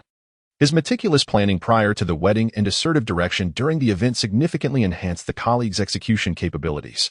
After a moment's pause, she looked at Qin Xun and playfully inquired, "So, how many likes did our Supervisor Qin receive? If we add those in, we might just break 1 million." Laughter filled the office as everyone turned their expectant gazes toward Qin Xun, eagerly awaiting his response. Qin Xun was flattering him, and they were all more than willing to stoke the flames of his praise. With such a successful plan, the company would surely reward them with bonuses. What harm was there in applauding him? Meanwhile, Xiaoning wore a look of disbelief. Was Qin Xun's flattery not a touch too insincere? Qin Xun spent his days frolicking with Song Ying, far removed from the notion of meticulous planning and strong leadership. Yet she spoke of him as if he had nearly exhausted himself in his role. Qin Xun, feeling the weight of their hopeful stares, awkwardly scratched his head. "I didn't T-post. At the wedding, the delicious lamb with skin was simply too tempting. I didn't manage to take any pictures," Xiaoning remarked. She was so focused on filming that she truly didn't notice. This fellow even found a way to slack off at such a crucial moment. Qin Xun's smile faltered for a moment before she resumed her cheerful demeanor. "I was being presumptuous. Supervisor Qin is right. You only need to oversee the big picture, leaving the smaller details to us." She initiated applause to alleviate the awkward tension. The office erupted in enthusiastic applause. Listening to the clapping, Xiaoning glanced at the unperturbed Qin Xun, letting out a sigh. Qin Xun truly knows how to smooth over situations. No wonder Qin Xun initially suspected you had ulterior motives. You indulge him far too much. Even his foul feet deserve your praise. The enthusiastic welcome ceremony for the new workday has finally concluded. Qin Xun settled into his workstation, contemplating how to invite Song Ying along with Xiaoning, in order to maximize the remaining 970 points of his leisure time. Suddenly, he heard Xiaoning inquire, "Qin Xun, with such fervent applause from our colleagues, do you not feel a twinge of guilt?" Qin Xun glanced at Xiaoning, noticing the enigmatic smile on her face. He turned away, disregarding her, and checked the time on his computer screen. It was already 9:10 a.m. A sudden realization struck him, and he smacked his thigh in dismay. "Oh, my goodness!" Xiaoning exclaimed in surprise. Qin Xun turned to face her, his expression one of distress. "I forgot to clock in. That essay deduction of 30 yuan. Xiaoning responded with confusion. Qin Xun sat on his chair, lost in thought. He realized that since his status in the company had risen, he could daydream without concern, as others would not disturb him. As long as he did not overdo it, propping his legs on the desk was permissible. This could be considered a form of leisure. However, the accumulation of leisure points was excruciatingly slow. After a while, Xiaoning's voice jolted him back to reality. Seizing the moment, "I have sent you 3 emails, each containing collaboration invitations from 3 reputable companies. Please take a look. They are all formidable enterprises." Chapter 059. This young lady, 8 million views, still not satisfied? No rush. Qin Xun turned to look at Xiaoning. The case concerning Song Ying was still lacking the final touch. They would discuss it further once the case was resolved. He sighed, glancing around to ensure no one was watching, before lowering his voice to impart a secret of the trade. In the workplace, you exert 10% of your effort, yet only yield 3 at most, 5 if you're fortunate. However, one must feign as though one has exerted 12%. Otherwise, the insatiable CEO will incessantly burden you with additional tasks without any corresponding increase in salary. These capitalists find our idleness more agonizing than their losses. Xiaoning, another insatiable CEO? How does this fellow possess such an abundance of fallacies? Pondering this, she fell into silence for a moment. Well, there seems to be some merit in his reasoning. Qin Xun continued. You see, there is nothing particularly pressing today, yet we are still required to work overtime. Isn't that absurd? Xiaoning regarded Qin Xun quietly for a while before sighing. She was aware that Qin Xun had clearly not read the announcement in the company group chat. The overtime was arranged in preparation for an afternoon team-building event, primarily to celebrate Qin Xun's achievements. She had already instructed Qin Xun to reserve a large private room at a 5-star hotel in Haicheng. The combined cost of meals and drinks had nearly amounted to 20,000. Yet, Qin Xun remained blissfully unaware. Xiaoning, feeling no desire to enlighten him, resolved to take him directly to the hotel when the time came, as a delightful surprise. Suddenly, Xiaoning's phone rang. Upon checking, she saw it was Song Ying. Hello? On the other end, Song Ying's voice sounded despondent and weary. Is my brother there? I couldn't sleep last night, and have a few things I wish to discuss with him. Xiaoning was taken aback by the tone of Song Ying's voice. Insomnia? It seemed she was quite distressed. Just as Xiaoning hesitated, Qin Xun took the phone from her. Hello? There was a brief silence before Song Ying's subdued voice emerged. Brother, I truly don't blame you. Qin Xun was momentarily stunned. Blame me? Xiaoning looked at him with suspicion. She questioned whether Qin Xun had secretly slipped out of their shared accommodation the previous night to meet Song Ying alone. She strained to catch any hints. On the phone, Song Ying continued, her voice barely above a whisper. People may falter as do horses. I cannot be angry. It is my charm that is lacking, not your ability. Xiaoning, unable to hear clearly, felt a surge of urgency. Yet, she noticed Qin Xun furrowing his brow. What do you mean? My charm is lacking and my ability is insufficient. Was my performance adequate yesterday? Charm? Ability? Performance? Xiaoning's eyes widened, fixated on Qin Xun. Her mind a whirlpool of confusion. Qin Xun, brute. She is only 18. Still, barely of age. Qin Xun expressed some dissatisfaction. This little friend. Song Ying was far too greedy. In less than a day, the video of her singing at the wedding garnered over 8 million views and more than 770,000 likes. And it continues to spread rapidly. Yet, she remains unsatisfied. The voice of Song Ying echoed in her phone, accompanied by a sigh. Brother, please don't be angry. Wait until I receive my New Year's money at the end of the year. When I have funds, I'll ask you to help me with marketing. Qin Xun hastily waved his hand, responding, No. If yesterday's outcome does not meet your expectations, seek assistance elsewhere. Do not come to me. I lack the capability. After uttering these words, Qin Xun ended the call. However, he noticed Xiaoning staring at him in shock, her gaze laced with a hint of hostility. Curiously, he inquired, What's wrong? Am I not gentle enough with young Song Ying? Not gentle enough? At this, Xiaoning was struck with goosebumps. Mentally picturing Qin Xun's rough treatment of Song Ying the previous day, he must have exerted himself like a workhorse, only to be mocked by Song Ying today for his ineptitude. Truly, he deserves it. Noticing Xiaoning's silence, Qin Xun offered his phone to her. But she recoiled. With a stern countenance, Xiaoning gestured toward the table. Put it down there. Qin Xun, taken aback, placed the phone on the table. What is the matter with you? Xiaoning remained unresponsive, not sparing him a glance as she picked up a bottle of alcohol and sprayed it on the phone. Qin Xun, what are you doing? Xiaoning, her gaze fixed downward, continued spraying the alcohol, her tone icy. Disinfecting. I find you unclean. Qin Xun. He was left speechless. Could it be that there wasn't a single woman in this world with a sound mind? Meanwhile, in a villa somewhere in Haicheng, Song Ying hung up the phone with a sigh. She sensed Qin Xun's dissatisfaction in his tone, feeling somewhat wronged as she exhaled deeply. She had intended to comfort him. Yet he interpreted her words as mockery. Truly, it was exasperating. A sycophant, indeed, deserves no mercy. Suddenly, her phone rang, glancing at the screen. She saw it was her father. After answering, she pressed the speakerphone button and tossed the phone to the foot of the bed. She collapsed onto her pillow. Her father's voice resonated from the phone. Hello, Ying. Lying on the bed, Song Ying stared blankly at the ceiling. I'm here, still alive. Her father, seemingly accustomed to her manner of speaking, ignored her sarcasm and directly asked, Did you post on Douyin? Upon hearing the word Douyin, Song Ying recalled the previous day's events at the wedding, where she had flirted with a blind man. And embarrassment washed over her as she began to pick at her toes. I often post, her father continued. There was a video of a little girl singing at a wedding on Douyin yesterday. Was that you? Song Ying. No, it was. Her father replied. Though I can't see your face clearly, I have watched you grow up. How could I not recognize you? Song Ying. She covered her face with her hands, feeling even more embarrassed. If my father discovered that I had spent 300,000 on such a trivial thing, I would undoubtedly be nailed to the family's pillar of shame. However, I heard my father sigh and then speak again. Why have you caused such a commotion? You are all over Douyin. You're about to dominate the charts. Is there someone behind you offering guidance? Song Ying released her hands from her face, utterly bewildered. After a moment, her father continued, If someone wishes to sign you, do not sign. If you insist on entering the entertainment industry, I shall establish a studio for you. After a pause, likely due to Song Ying's prolonged silence, he hung up. Song Ying lay on her bed, dazed for a while, then sat up. Still in a state of confusion.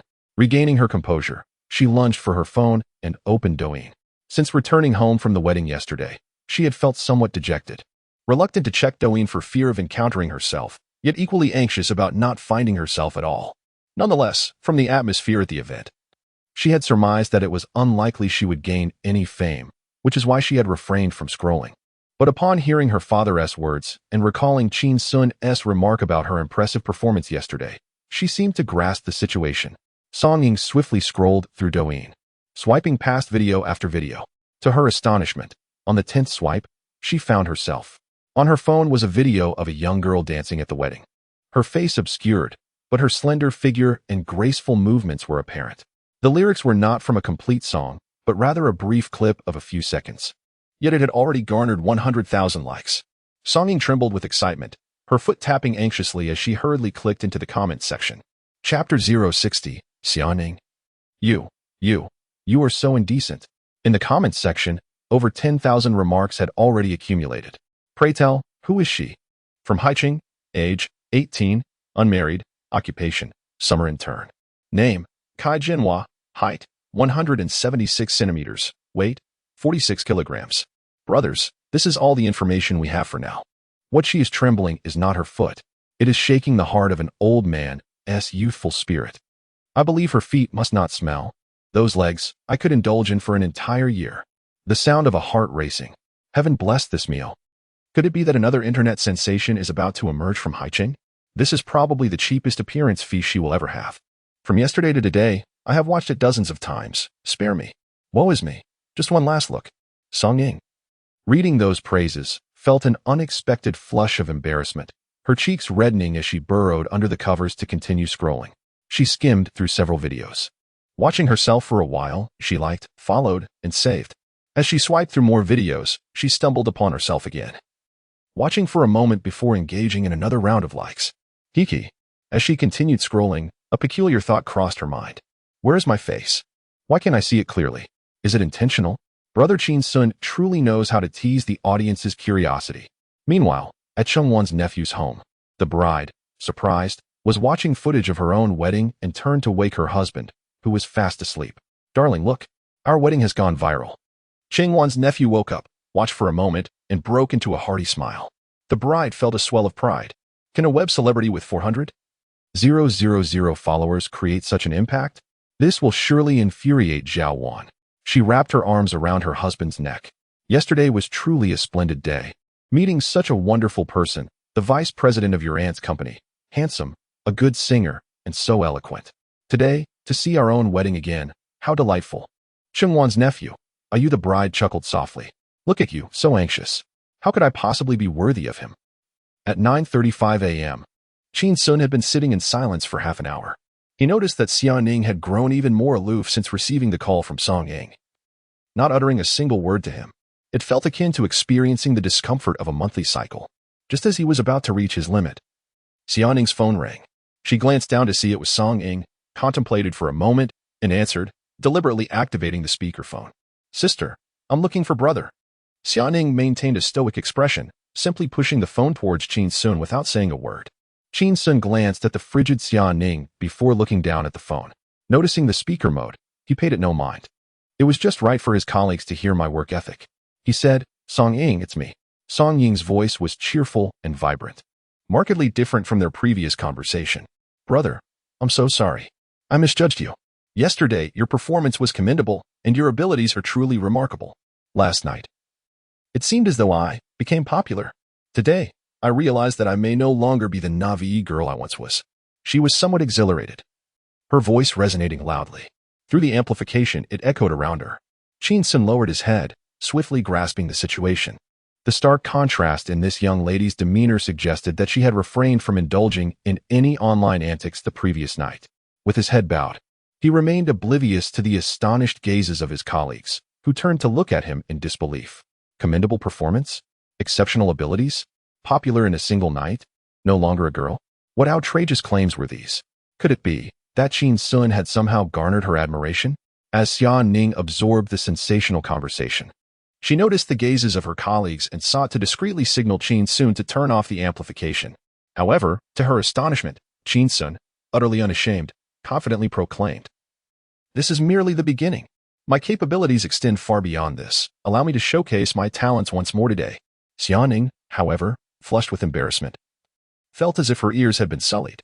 The other colleagues quickly averted their gazes, focusing intently on the ceiling, the floor, the flowers, and the grass. In the office, it was imperative to look anywhere but at Qin Xun. His audacity was astounding. To brazenly entice a beautiful young lady while boasting of his prowess in the office? He felt no shame, yet we all felt the embarrassment on his behalf. Meanwhile, on her phone, Song Ying was somewhat exhilarated. "Brother, do you still have tricks up your sleeve?" Qin Xun nodded affirmatively. "Indeed. Did you not perceive the subtle allure I exuded yesterday? A tantalizing glimpse that left much to the imagination?" Xiaoning was seized by a chill at the thought. A subtle allure? A tantalizing glimpse? How flamboyant! With a stern expression, she stood to leave, only to find Qin Xun looking up at her with a beaming smile. "Besides having me as a good brother, you also have Xiaoning as a wonderful sister. She possesses treasures of her own, and she has a complete." At this, Xiaoning's face flushed crimson, her entire being ablaze, her usually indifferent eyes igniting with a volcanic intensity. This scoundrel dared to suggest a three-way scenario, dragging her into such a predicament? "Complete? Of course, I am complete. Be quiet," Xiaoning coldly interjected, gripping Qin Xun's hair tightly. In the office, an immediate hush fell. One could hear a pin drop. Colleagues exchanged glances, shaking their heads in dismay. Qin Xun, this scoundrel. Just days prior, he had taken wedding photos with her, and now, after having his fill, he turned to pursue a younger girl. Was this not courting disaster? No. Was this not courting death? Xiaoning glared icily at Qin Xun. "Do you not realize that I am the champion of the 7th annual Taekwondo competition for children in Haicheng? Should you dare to utter another word, I shall tear your mouth apart."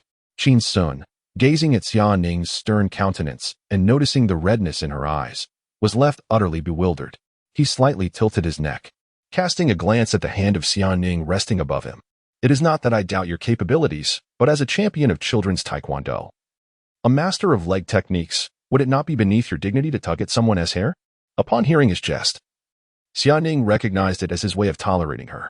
Through their days of interaction, she had come to understand that while Qin Xun often lacked decorum in trivial matters, he exhibited remarkable restraint in significant situations.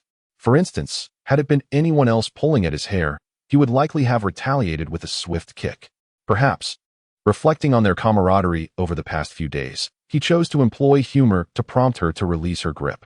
Taking a deep breath, Xiaoning loosened her hold and regarded Qin Xun with a frosty stare. He returned her gaze with equal coolness. Just then, the voice of Song Ying emanated from her phone. "Brother, sister, please cease this quarrel. I merely desire a complete video that clearly shows my face. Why has it escalated to this? Resorting to Taekwondo?" At this, Xiaoning was momentarily taken aback, her mind racing.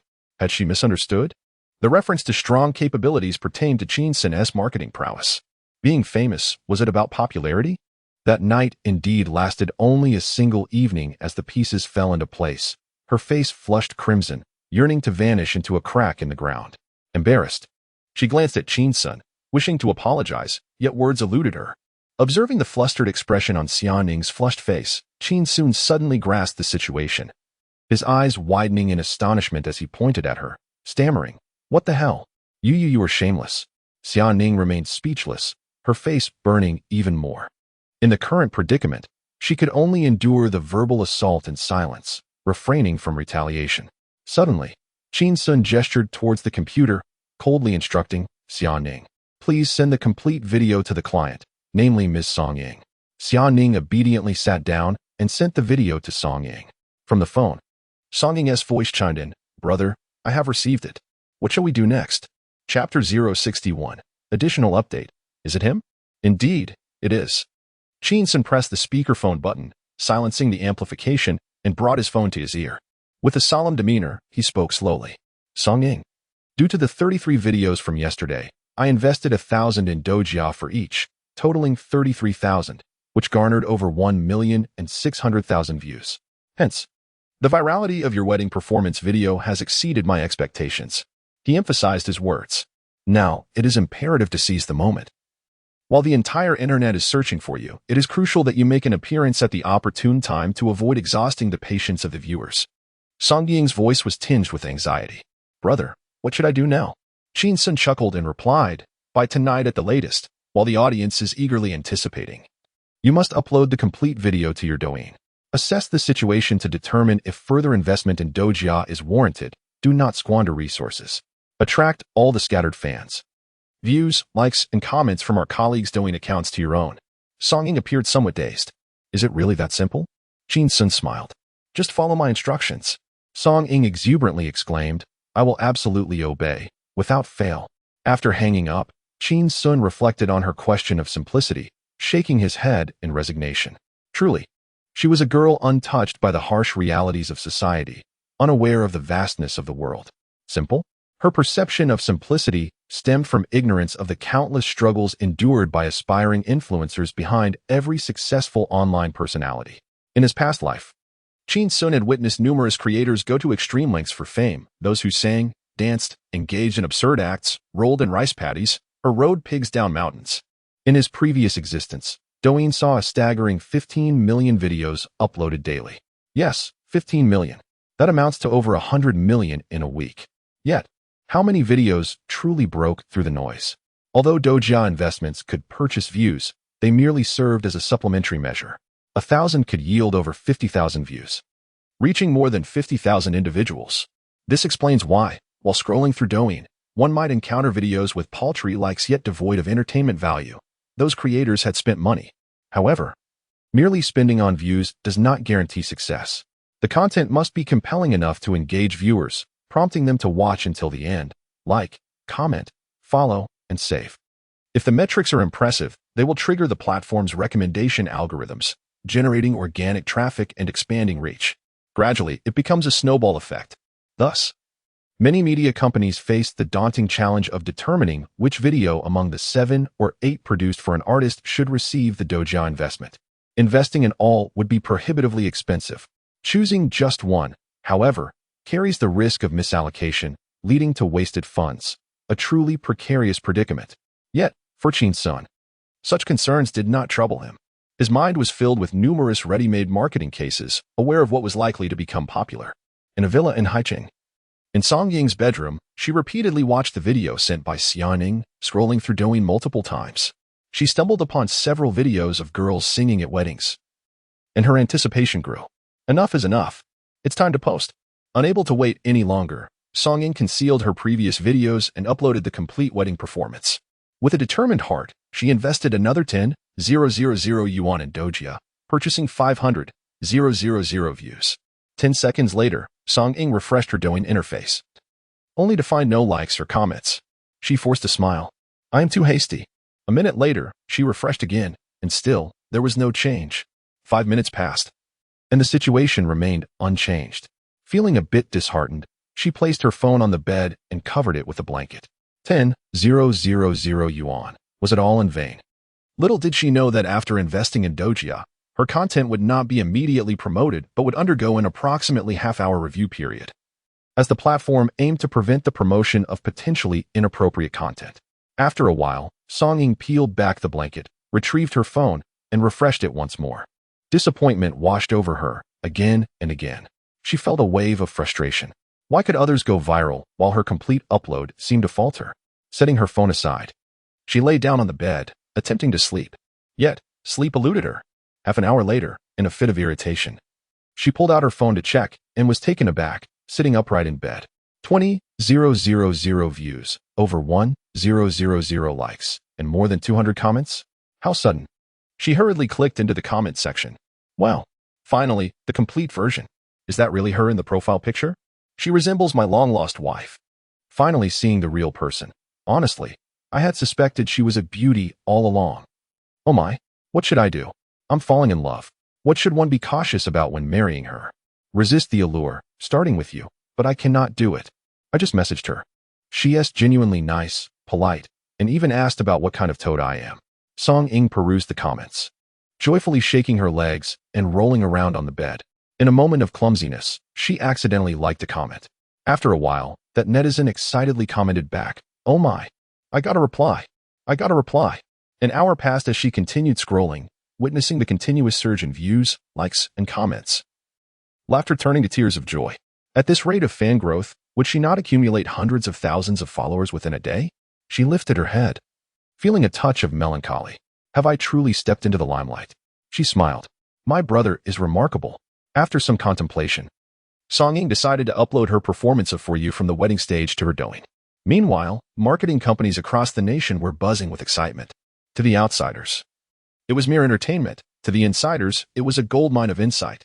These videos are evidently not the spontaneous captures of wedding guests, rather, they represent a meticulously orchestrated marketing strategy. Initially, snippets of the video were released, withholding the full version, while the faces of the performers were obscured, tantalizing viewers' curiosity. Just as anticipation reached its zenith, the complete video was unveiled, revealing a captivating young lady who fulfilled the expectations of the audience. With such a rapid influx of followers, it is feared that over 1 million could be amassed in a single day, and within 2 to 3 days, the count may soar to 3 to 4 million. Which company masterminded this? Who is the architect behind it? Someone, investigate. Investigate. Investigate. As Song Ying uploaded the video of Qin Xun performing For You, many marketing professionals analyzing her video immediately grasped the situation. Is it him again? Damn. Is it that Apple vendor? Who? The planner who knelt to save his daughter? Yes, it's him. Once more, it is indeed him. The marketing insiders were left astounded. With the rise of short videos, it has become an almost indispensable form of entertainment for the nation. Whoever can command the flow of short videos can wield influence in the industry, becoming a kingpin.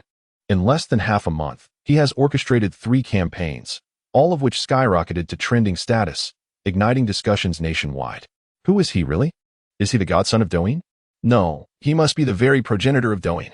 Flowing traffic as if it were free? A sigh escaped someone's lips. I am contemplating printing his image to adorn my wall, venerating him like a revered ancestor. A president of a marketing company bellowed, "You inept planners."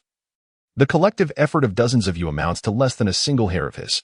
Engage a headhunting firm, issue a bounty in the industry. Chapter 062, additional update. Qin Xun is undeniably talented, albeit somewhat foolishly loyal. In Haicheng, at the Oak Company, Qin Xun found himself enduring until 10:30. Noticing that his colleagues were becoming rather lax, pretending to work while secretly engaging in hushed conversations, he felt a sense of bewilderment. Was this truly overtime? It appeared more like a leisurely break. Xiaoning observed Qin Xun, who was becoming increasingly restless, his body already rising from his chair. She wished to remind him about the celebratory banquet awaiting him, yet her voice faltered. The earlier misunderstanding, the incident involving hair pulling, had become the most embarrassing moment of her life. She silently grappled with her emotions, growing ever more awkward, hesitant to face Qin Xun. As Qin Xun prepared to slip away, Xiaoning, in a moment of panic, grasped the corner of his garment. He turned to her, noting her slightly flushed complexion, and lowered his voice with a hint of seriousness. Do not jeopardize my good fortune. He attempted to shake off her grip and depart when suddenly a ringtone pierced the air. Qin Xun, your phone, Xiaoning exclaimed hurriedly. He turned back, observing her slightly bowed head as she extended her hand, offering him the device. Do you think I would find it unclean? He quipped, noticing her head dip lower. Upon glancing at the screen, he recognized the caller as Song Ying. Qin Xun answered. Deliberately activating the speakerphone, so that Xiaoning could hear just how innocent he truly was. From the phone, Song Ying's voice erupted like a rapid-fire barrage.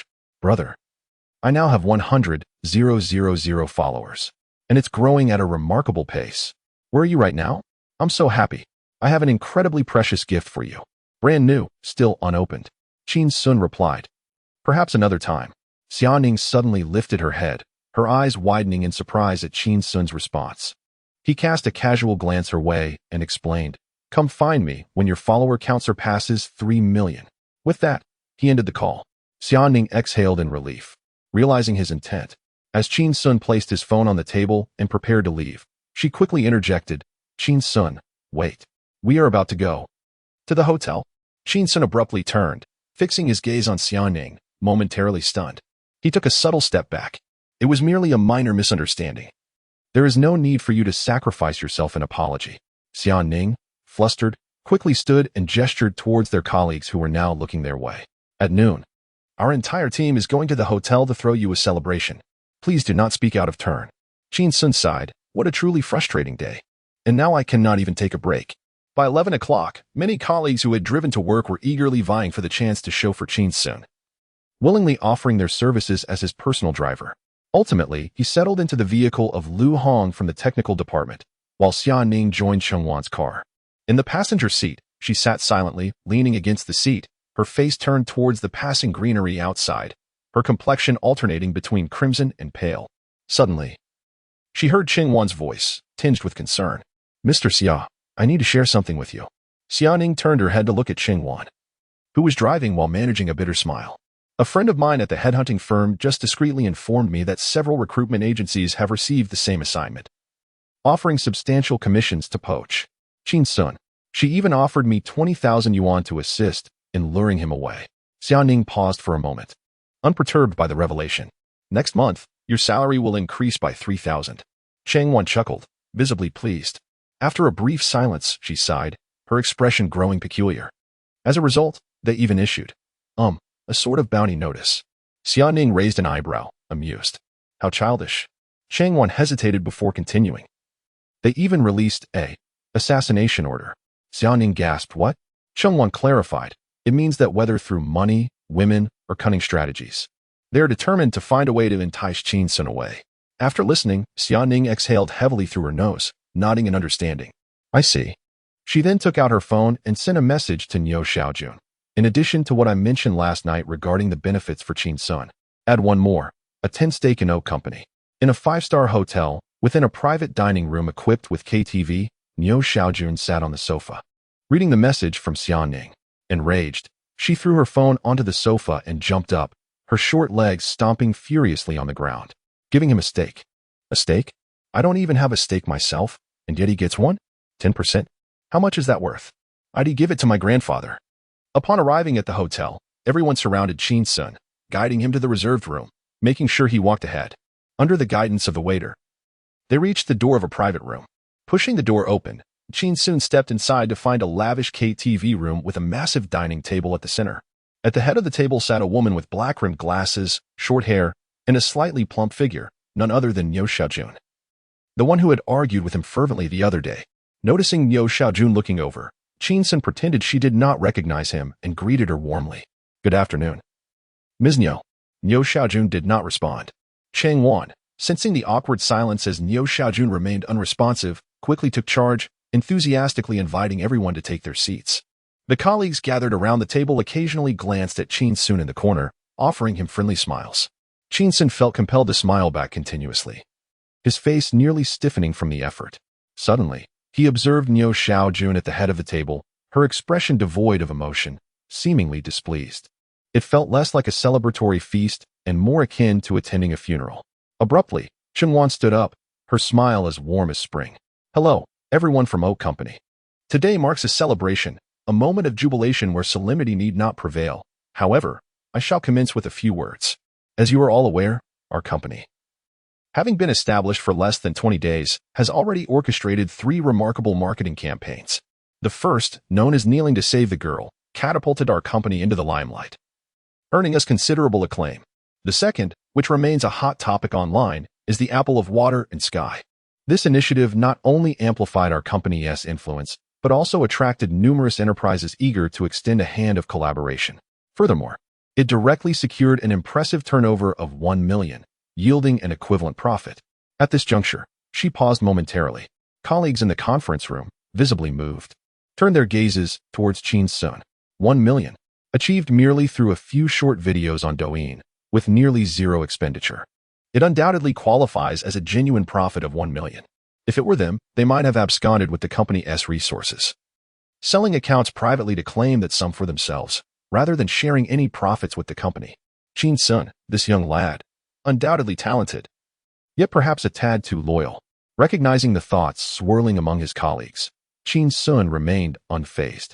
Having been part of 3 companies, with the previous 2 facing dire circumstances, it is this chubby fellow who has endured. If he were to flee, where might he find another company that allows for such carefree indulgence and unrestrained advancement? Chungwan, with a beaming smile, proclaimed loudly. And today, our company has once again stirred the online realm, with the wedding singer girl reigning supreme on the charts. The key figure behind these 3 campaigns is none other than our exceptional employee. She smiled as she pointed towards Qin Xun, raising her voice. Qin Xun, Chapter 063, Additional, completed. What is the meaning of this celebration? Are you all trying to bring me down? Chungwan took the lead in applauding. The restaurant resonated with heartfelt applause. Niu Xiaojun, listening to the clamor, turned to glance at Qin Xun, feeling somewhat disheartened. He recalled the humiliation he had suffered on the mountain that day, the intent to dismiss him thwarted only by Xiaoning, to cater to Qin Xun's feelings. She had limited her presence in the company, yet today he was still expected to celebrate his success. This was truly a profound indignity. The applause lasted for half a minute before gradually subsiding. Chungwan continued, Now, let us invite the star of today's event, Qin Xun, to share his insights. Qin Xun feigned a bashful demeanor as he rose. He surveyed the room, noting the envious expressions on his colleagues' faces. Xiaoning sat across the table among the lower-ranking employees, her smile gentle and serene. Ultimately, his gaze drifted to Niu Xiaojun beside him, and he offered a faint smile. Good afternoon, Mr. Niu. Niu Xiaojun appeared momentarily taken aback, glancing around before a rather forced smile crept onto his stern visage. He looked at Qin Xun, smiling and nodding. Good afternoon. Relieved, Qin Xun thought to himself that as long as an employee's worth was substantial enough to generate significant profits for the company, they could occasionally overshadow their superiors. If I smile, you must too. At least we must maintain a facade of harmony. It seemed he could remain in this company, daring to be a little lazy in the future. Meanwhile, Niu Xiaojun felt as though he had swallowed a fly. This wretched individual. Just moments ago, he had ignored Qin Xun's greeting and snubbed him, only to be publicly rebuffed now. Qin Xun turned to his colleagues at the table and spoke loudly. I know some may think I am foolish.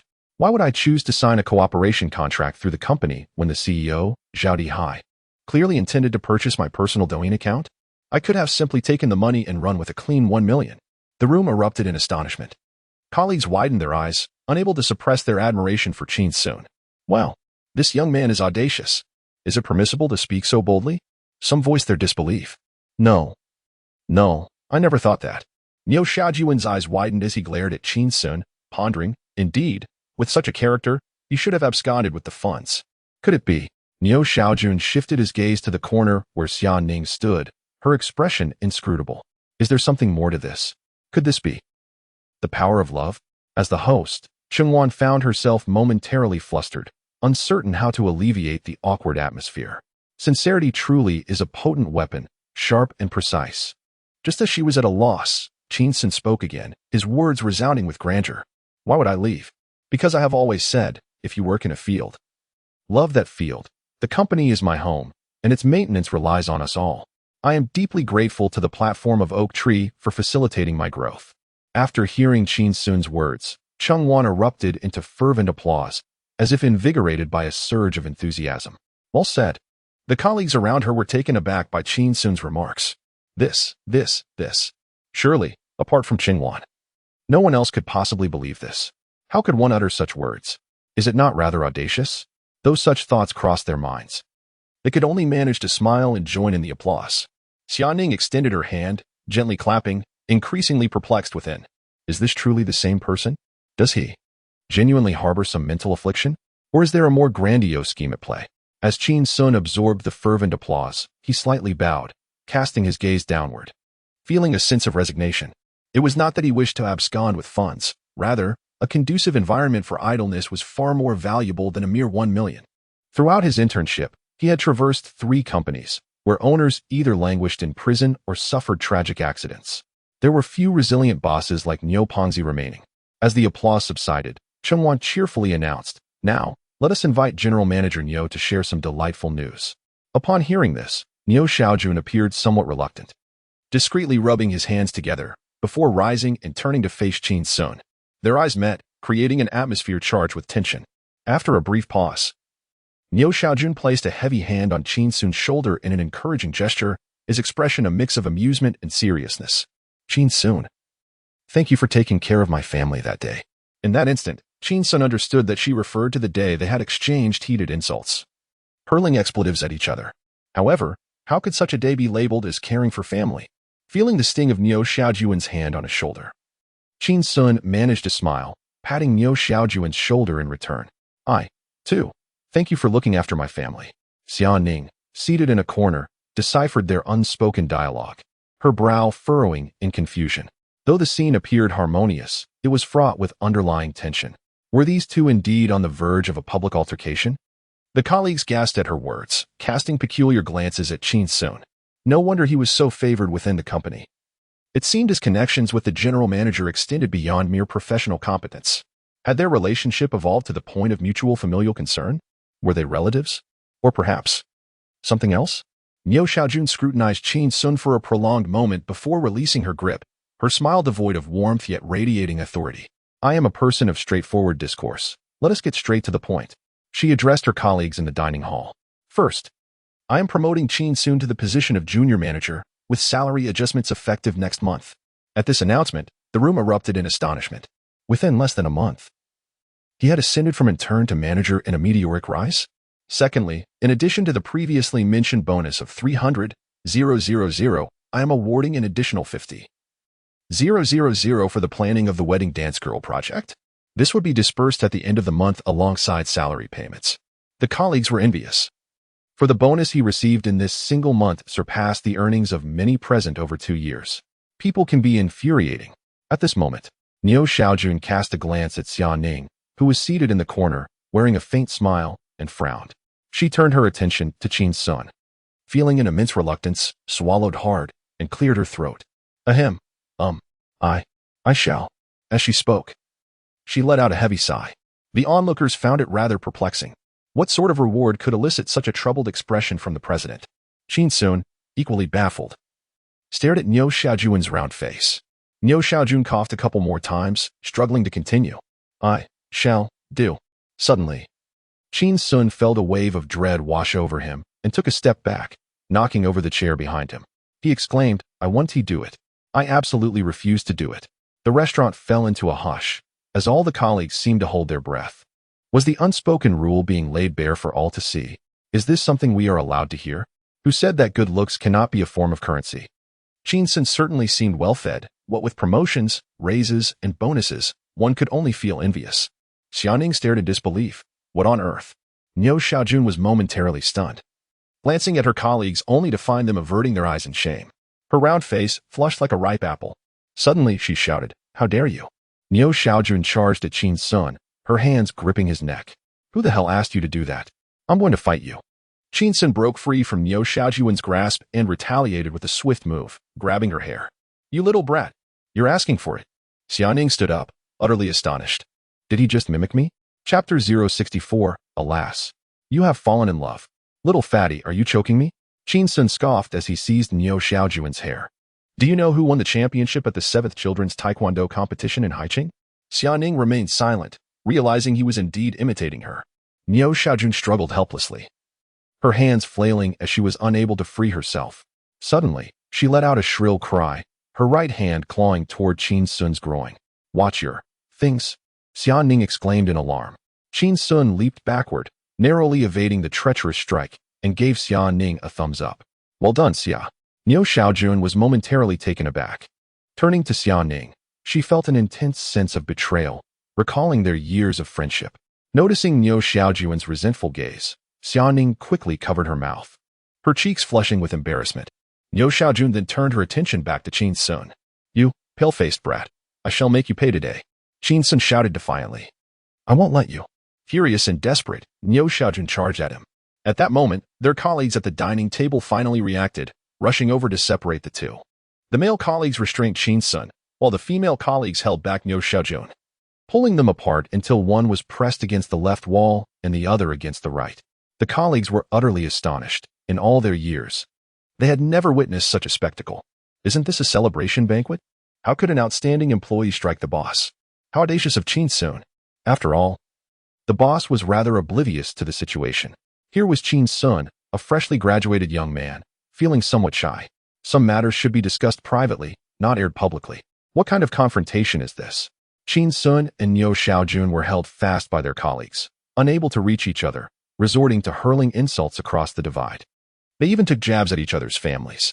I'll screw your mother. I'll curse your sister. I'll screw your grandfather. I'll curse your grandmother. Niu Xiaojun was incensed, her fury palpable. I won't even spare your dog. Qin Xun paused, momentarily taken aback. Feel free. Niu Xiaojun, realizing she had lost the upper hand, retorted. Why are you not following the rules? Qin Xun smirked. Fool. Niu Xiaojun, flustered, struggled to find her words. In this world, there are not many people whose character matches my own. Unexpectedly, your tongue is more foul than mine. Qin Xun was momentarily bewildered, unsure whether to take it as a compliment or an insult.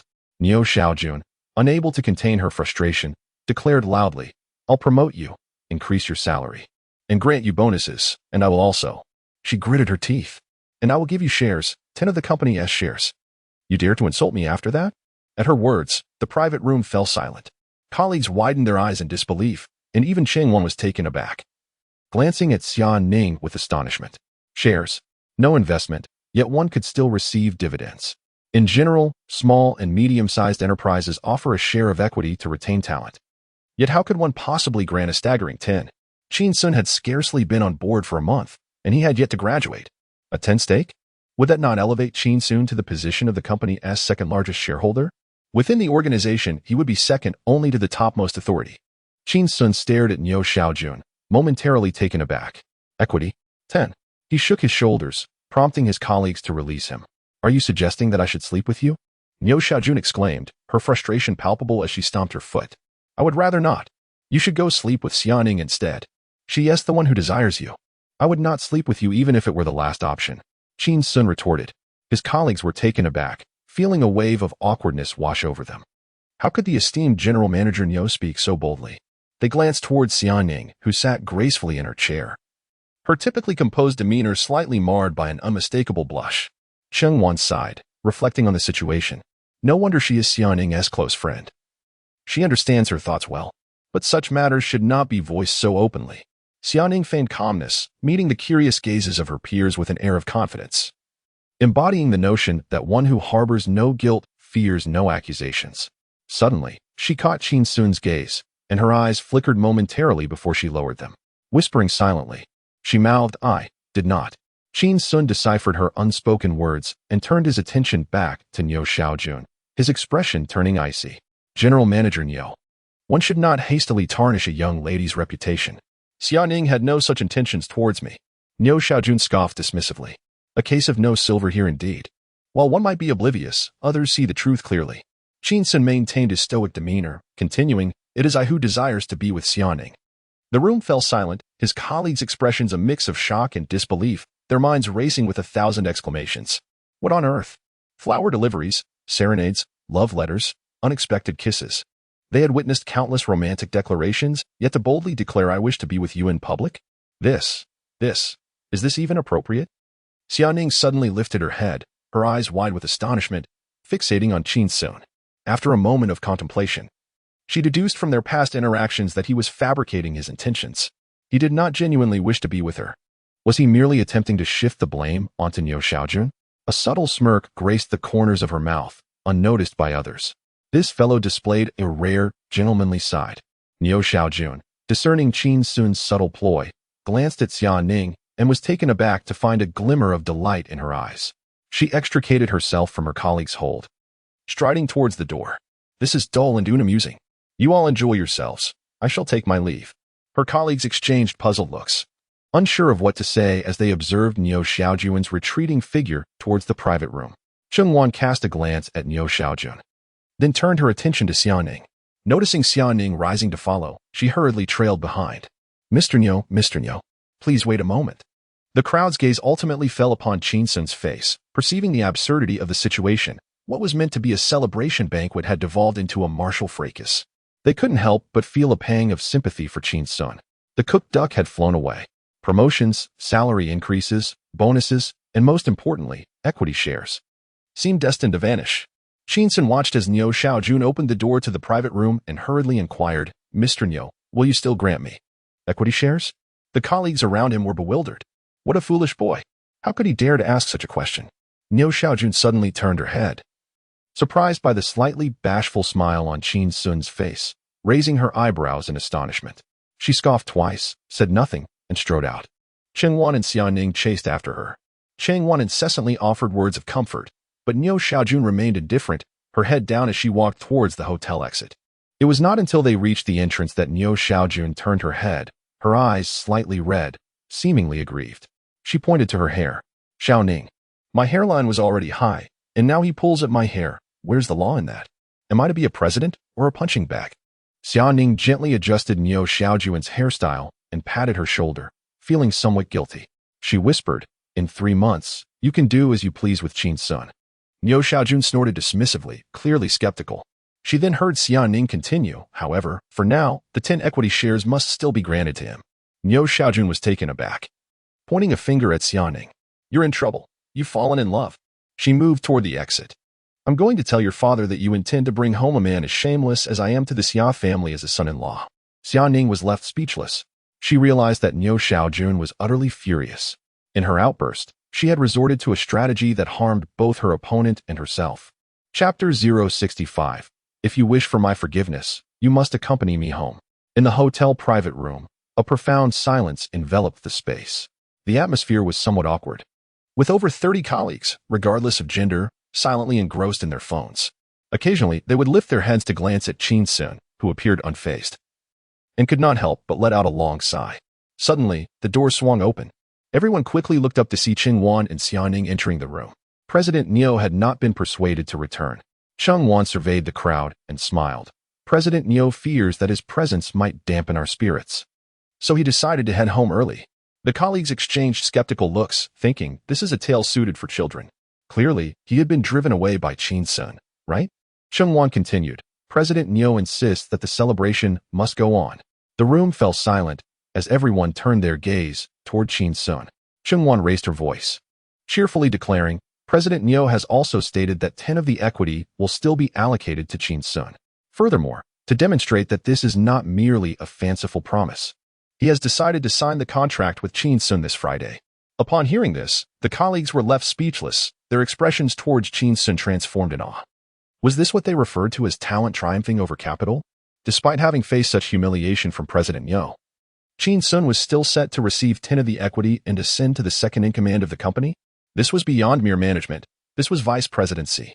Suddenly, someone began to applaud. The others quickly followed suit, their applause resonating throughout the room, echoing endlessly. Qin Xun was momentarily taken aback, but soon found himself admiring Niu Xiaojun. This little rotund figure was indeed a capitalist. For the sake of profit, he could seemingly barter away his soul, dignity, and even his very flesh. After all that had transpired, he did not dismiss me but instead chose to retain me as his golden goose. This portly character was destined for greatness. No wonder he was so resilient. At this thought, Qin Xun felt a pang of trepidation, realizing how impulsive he had been. In the past, few could withstand my ferocity like this little fellow. Our first encounter had left him chastened, the second had him limping, and the third had resulted in further physical reprimand. He nodded resolutely, vowing to treat Niu Xiaojun with utmost care henceforth, ensuring she would not suffer any further harm. After all, should she encounter misfortune, which company would remain unscathed? The dishes were served. The drinks flowed. The atmosphere of the celebration was exceedingly vibrant. The colleagues were not naive. Having witnessed Qin Xun deliver a thorough thrashing to the president yet still secure a 10 stake, they could hardly be oblivious to his significance. They began to speculate about the true nature of the relationship between the two. Moreover, given that the president was rarely present in the company, While Qin Xun clocked in daily, wouldn't it be wise to curry favor now to avoid future repercussions? One by one, colleagues approached to toast. Qin Xun enjoyed a modest drink but was not one for excessive indulgence and had initially intended to decline. Yet, his colleagues were particularly boisterous, insisting, President Qin, feel free to indulge. I shall drink to you. General Qin, from now on, I shall rely on you. I am ready. General Qin, should there be any matters in the future, feel free to command. They spoke with reckless abandon, eager to drink. Some downing 2 glasses in rapid succession, while others managed 3. Qin Xun could only sip slowly, gradually consuming several glasses of white liquor. Half an hour later, he found himself intoxicated. The private room featured a KTV setup. Cheng Wan took charge of the atmosphere, leading the way with a song and encouraging everyone to join in. His colleagues, slightly tipsy, were all in high spirits, eager to showcase their vocal talents. Xiaoning sat quietly at the table, a subtle smile gracing her face as she occasionally glanced at Qin Xun. Observing his drunken state, his eyes hazy, he enthusiastically cheered for others. Good. Brother Wang, splendid singing. Good. Sister Li, marvelous performance. Good. Brother Lu, wonderful. Like a malfunctioning tape recorder, it was quite amusing. Suddenly, someone shouted loudly, General Qin, your turn. The crowd erupted in playful chants. General Qin, your turn. General Qin, your turn. Unable to decline their fervent request, Qin Xun staggered to his feet. Cheng Wan quickly seized the microphone and rushed over to steady the swaying Qin Xun. He accepted the microphone and shouted, let us sing a mountain song. Cheng Wan responded, great. His colleagues cheered, applauding with enthusiasm. Xiaoning, seated below, rested her chin on her hand, eagerly anticipating his performance. She had witnessed Qin Xun's singing prowess before. The song The Beauty of the World is intertwined with you often echoed in her mind, though she regrettably could not sing it herself. She hesitated to ask again, fearing it might provoke unnecessary thoughts in Qin Xun. He coughed a couple of times and began to sing directly. Old driver, take me to Kunming.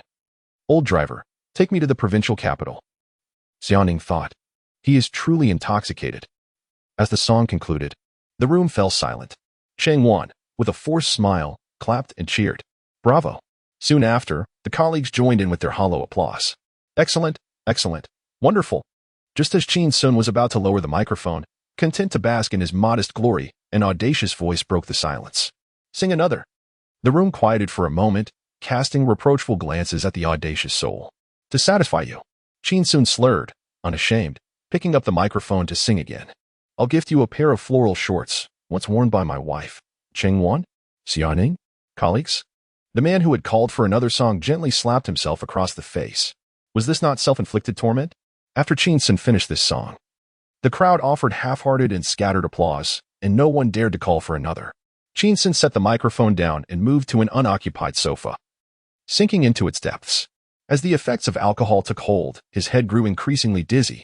Suddenly, he noticed Xiaoning approaching with a full glass of red wine. Taking a seat beside him, Qin Xun waved his hand dismissively. I really cannot drink any more. Are you not going to spare me either?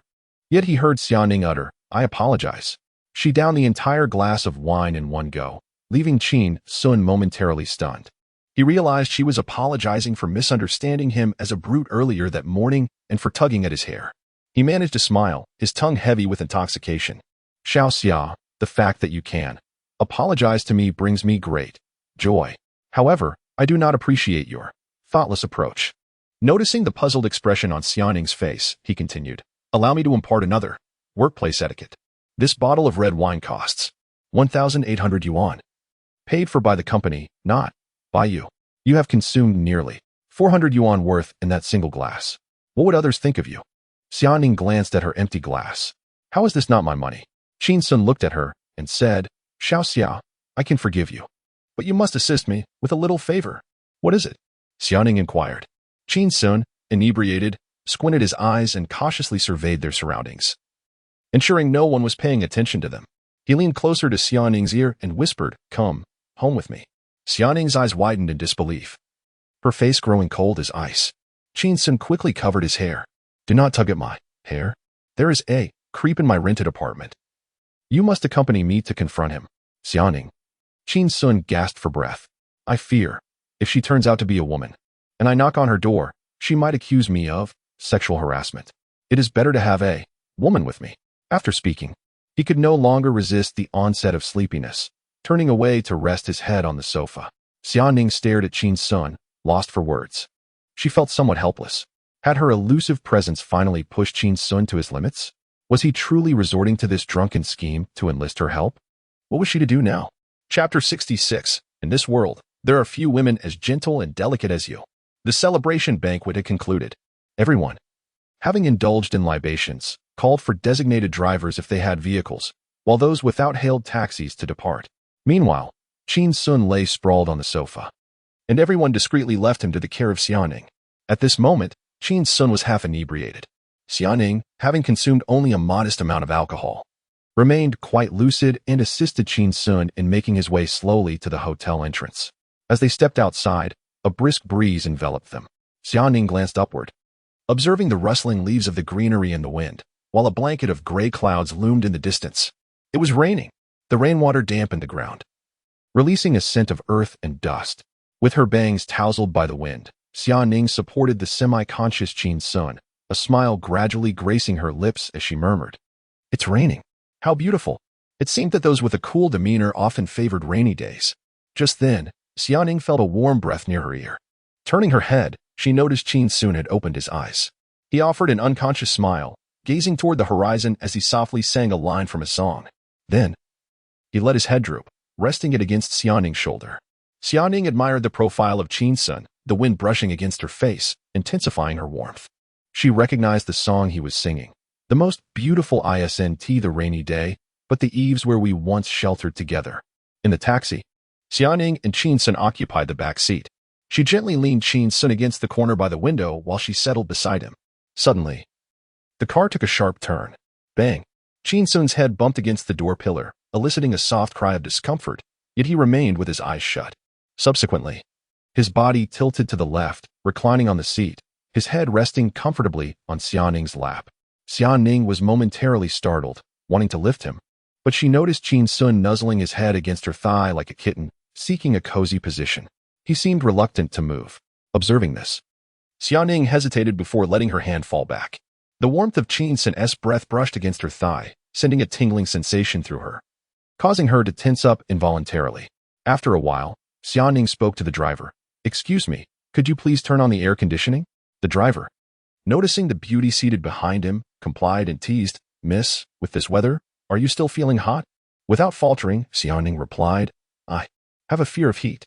Suddenly, she felt Qin Xun nuzzle again, and soon after, a wave of warm breath enveloped her abdomen, causing her cheeks to flush. Glancing down, she realized that Qin Xun had turned his face towards her midsection. Feeling the accumulating warmth, Xiaoning bit her lip tightly and gently repositioned his head. In an effort to divert her attention, she took out her phone to scroll through Douyin. To avoid disturbing the driver and Qin Xun, she kept the volume low. As she scrolled, she heard a faint sound of sniffing and looked down to see Qin Xun, cold and sniffling. Xiaoning raised her head, feeling somewhat embarrassed. "Master, could you please lower the air conditioning again?" The driver glanced at her through the central rearview mirror, turned off the air conditioning, and chuckled. This young man is truly fortunate to have such a gentle and delicate girlfriend. Xiaoning was taken aback and softly replied, "I am not." The driver chuckled again. "Young lady, your face is quite tender." Xiaoning shook her head, contemplating but ultimately refraining from offering any explanation. She has always been a person of few words. It was merely a misunderstanding from a stranger of little consequence. Xiaoning lowered her gaze and continued scrolling through Douyin. Suddenly, a familiar melody wafted through the air. "It must be a special fate that brings us together as a family. The more he loves you, the more you reciprocate, in search of happiness." Xiaoning was startled to discover that the avatar of the Douyin user who posted this video was actually Song Ying. The title of the video read, "Didn't he expect this? There was a master at that wedding." The video had already garnered 123,000 likes and over 10,000 comments. How could it have achieved such high traffic in less than 4 hours? Xiaoning was taken aback and ventured into the comments section. "How can I get him to sing this song at my wedding? How much? I'll take out a loan. I want to play this song at every wedding I attend. Just for this song, I'm willing to marry 5 times. Can I invite you to sing at my second wedding? I'm currently going through a divorce. Why did my entire family laugh so hard on my wedding day? My buddy got drunk at my wedding and, in front of my wife, shouted at me to wash his feet. I cried so loud. If he doesn't sing at my wedding, I want to get married. Xiaoning couldn't help but chuckle at the amusing comments from the netizens. They were surprisingly entertaining. She was not one to be easily amused, yet these comments struck her as quite delightful. Suddenly, she sighed quietly, feeling a wave of concern. Song Ying had thrust Qin Xun into the limelight, likely drawing the attention of many companies eager to capitalize on him. In addition to marketing firms, there could also be music companies, modeling agencies, and entertainment enterprises interested in him. She glanced at the sleeping Qin Xun and mused that offering him a tin steak didn't seem excessive after all. Continuing to scroll through the comments, she stumbled upon some rather gossipy remarks. The hatred of a wife stealer, unforgivable. The hatred of a husband stealer, unforgivable. My heart is shattered. This young lady is taken. A perfect match. I'm the king of sabotaging relationships. Seeing this rival. I'll retreat, and it will be a lifetime retreat. It must be a special fate that allowed you to journey together and become a family. Suddenly, Xiaoning felt that the netizens were rather mundane. They were simply a group of bored individuals. The driver, upon hearing the song, couldn't help but feel a sense of nostalgia. The young girl. The song you just played resonated deeply with someone of my age. I find myself wishing to leave work early today to buy some chicken feet for my fierce partner. She has quite the fondness for them. I also wish for your journey to culminate in becoming a family. In today's society, it is rare to find a woman as gentle as you. Xiaoning lifted her head and smiled slightly, saying nothing. Suddenly, she felt a wave of warmth in her lower abdomen and glanced down, realizing that Qin Xun had turned his face away again. She recalled the comments in Song Ying's section where people were fervently shipping their couple, and a hint of displeasure crossed her mind. With both hands, she cradled Qin Xun's head, propping him up and nudging him into the corner of the seat. He slumped softly against the car. Suddenly, the vehicle turned. Bang! Qin Xun's head gently bumped against something, yet he remained in a deep slumber. Another turn. Bang! His head collided again. The driver quickly cautioned, "Young lady, there are many bins ahead. Please steady your boyfriend." Xiaoning turned to see Qin Xun leaning towards her once more. With a cold expression, she extended her unyielding hand and firmly pressed his head against the car window. She remained expressionless and nodded. "Very well, driver. This should keep him steady." The driver sighed. Realizing that in this world, tender and considerate girls are indeed scarce, it seems they all resemble their own fierce partners. Upon arriving at the community, Xiaoning roused Qin Xun, assisting him with great effort, taking over 20 minutes to help him back to the rented room. Once he was settled on the bed, she gazed at his peaceful face, noting that he appeared as if he were merely in a deep sleep. Reflecting on the saying that a person's character is most apparent when intoxicated, she pondered that perhaps Qin Xun's nature was not so bad. He seemed even more endearing than when awake. Xiaoning went to the bathroom to fetch a towel for Qin Xun, wetting it with warm water to wash his face. Just as she was about to leave, suddenly, Qin Xun's phone rang. Chapter 67, Additional, Xia, you haven't escaped? The screen of Qin Xun's phone displayed an unfamiliar number, unaccompanied by any notes. Xiaoning furrowed her brow, instinctively sensing that this was likely a headhunting call. She promptly disconnected. The phone rang again, this time from yet another unknown number. Xiaoning terminated the call once more, seated at the edge of the bed, casting a glance at the peacefully slumbering Qin Xun. Quietly, she took hold of his hand and, using his thumb, unlocked the phone. Indeed, a message notification appeared. Upon opening it, she read, "Mr. Qin, greetings. This is the Feibao Headhunting Company. Several marketing firms are currently offering exceptionally lucrative conditions, with the highest salary reaching 50,000 per month, along with substantial bonuses. We cordially invite you to join us. May I trouble you for a moment to take a call?" Immediately, another unfamiliar number rang in. Xiaoning's expression hardened as she hung up, deleting the message. She glanced at Qin Xun, stealthily erasing the call log as well. Subsequently, she modified his phone's contact settings, ensuring that all unfamiliar numbers could neither call nor message him, apart from those already in his contacts. Having accomplished this, she set down Qin Xun's phone and stealthily made her way towards the exit. Suddenly, she felt a large hand grip her left hand tightly, exerting considerable force. The phrase drunken debauchery echoed alarmingly in her mind. Cautiously turning around, she found Qin Xun lying in bed, his eyes slightly open, mumbling indistinctly, "Xia." Xiaoning felt a surge of anxiety, only to hear Qin Xun release his grip and awkwardly gesture for silence. "You should run. My roommate is a pervert." Quietly, "Don't let him find out. We will deal with him another day." Xiaoning exhaled in relief, feeling fortunate that her earlier mischief had gone unnoticed by Qin Xun, yet she also felt a twinge of embarrassment. She recalled how Qin Xun had invited her to confront his perverted roommate earlier, and now he was urging her to sneak away. It seemed he had assessed his current inability to fight back and preferred to postpone their confrontation. Qin Xun was quite a decent fellow after all. Xiaoning exited Qin Xun's room and gently closed the door. She sighed, feeling the situation had become increasingly awkward. Caught in this predicament, she was uncertain how to face him. Silently returning to her own room, Xiaoning sat by the window, lost in thought as she watched the rain intensify outside. It was dusk, and the light was gradually fading. In the darkness, Xiaoning lay in bed, drifting into sleep, when she was suddenly startled awake by a series of thuds. In the obscurity, she groggily sat up, straining to discern the source of the noise, which seemed to emanate from the living room.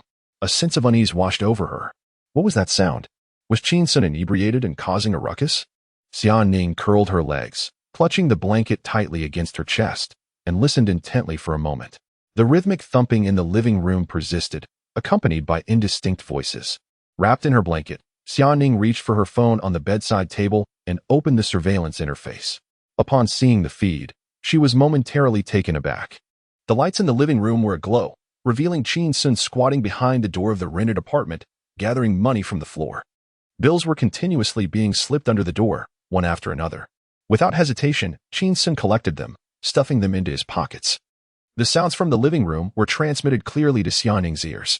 Outside the door, several male voices called out, "Mr. Qin, please open the door. The gap is too small. We can't fit many through. We come bearing sincere intentions." Suddenly, a woman's voice chimed in, syrupy and enticing. From the sound, it was evident that she was scantily clad.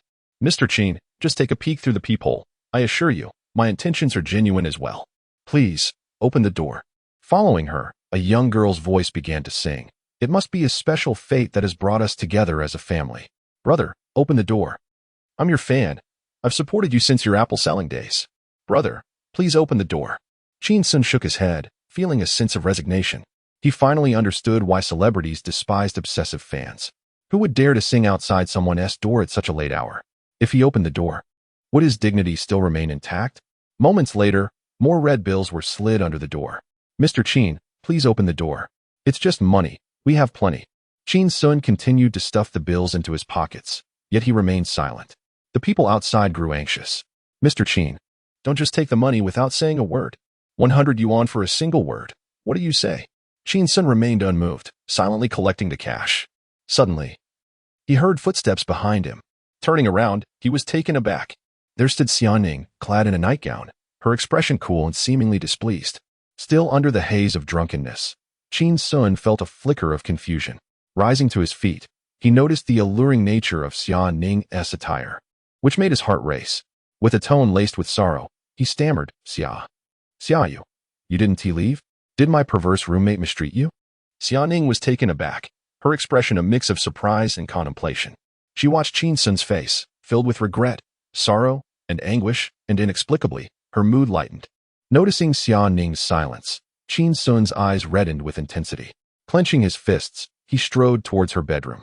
"Xia, call the police. Then call for an ambulance. I will put an end to this beast. It's all my fault. Even if I end up in prison, I will ensure he cannot reproduce." As he passed by Xiaoning, a soft voice interrupted him. "I'm fine." Qin Xun turned around, only to see a hint of a shy smile on Xiaoning's face, which gradually soothed his tumultuous emotions. Her gaze fell upon her hands, startling him. It was then that he noticed Xiaoning wielding a stun baton in her left hand and a collapsible baton in her right, exuding an aura as if she were prepared to cleave through from the southern heavenly gate to East Palai Road. Sensing the gravity of the situation, Qin Xun discreetly stepped back. "Xia, what are you planning to do?" he inquired. Xiaoning offered a fleeting smile, only to retract all expressions, her demeanor turning icy and composed.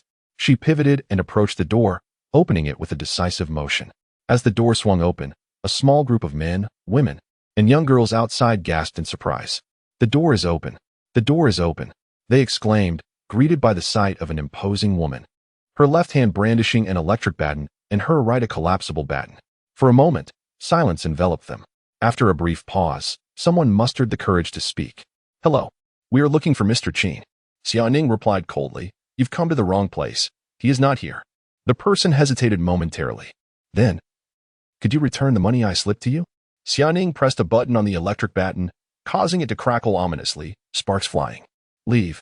Do you want me to call the police? The men outside scattered in a hurry.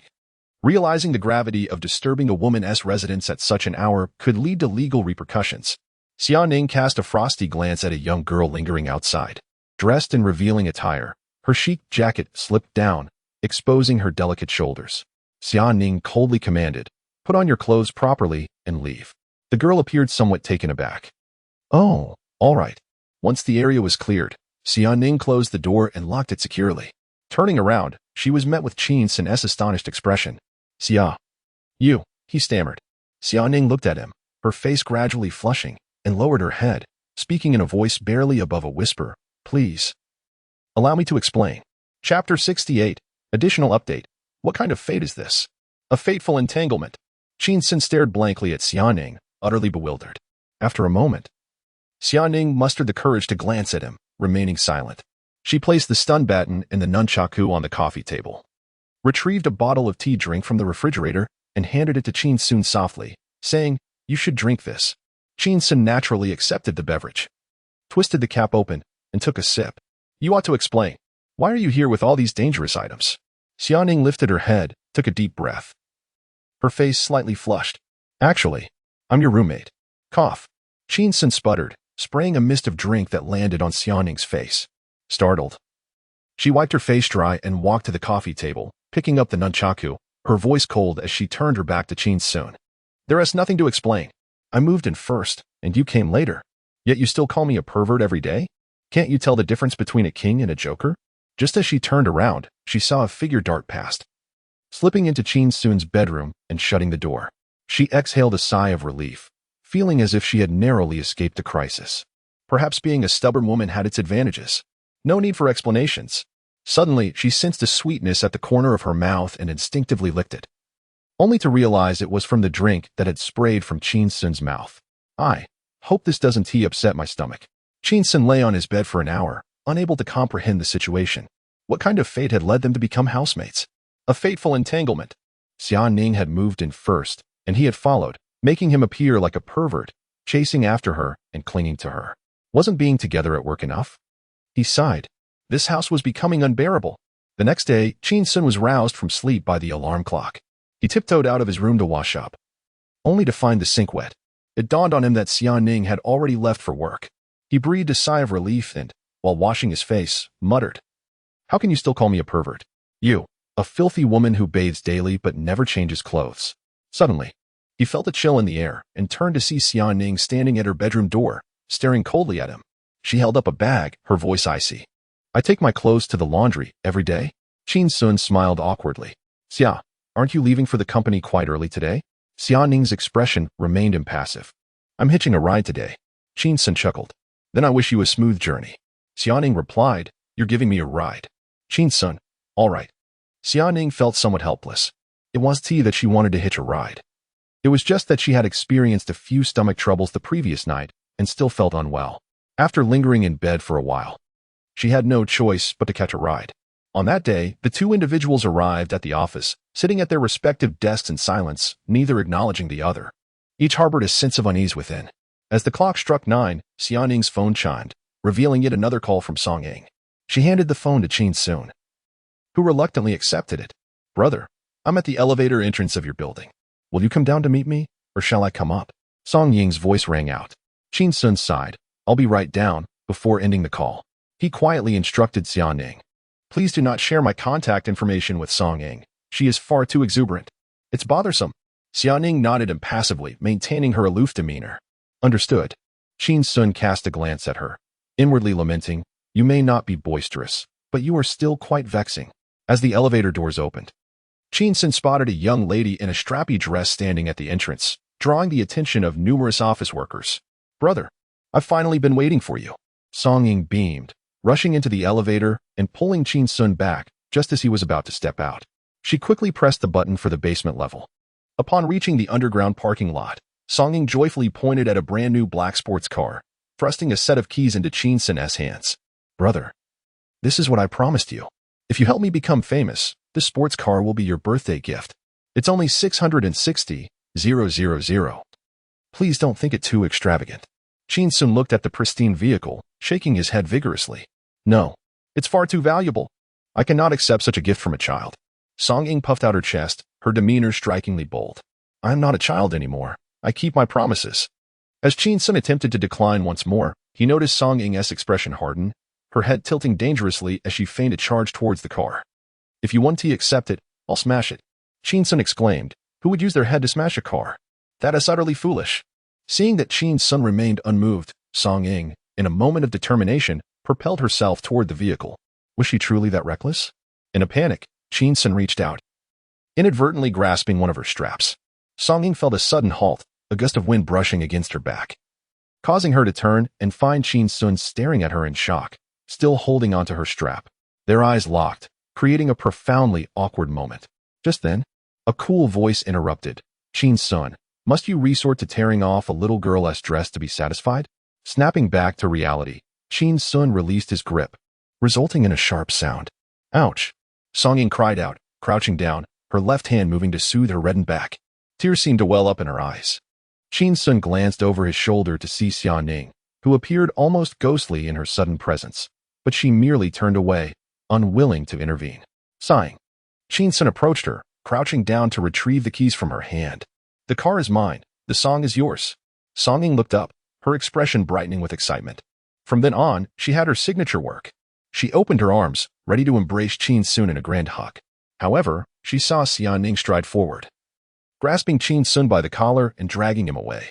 Qin Xun sat on the ground, tilting his head to gaze at Xia Ning's chin. Goodness, you possess such strength?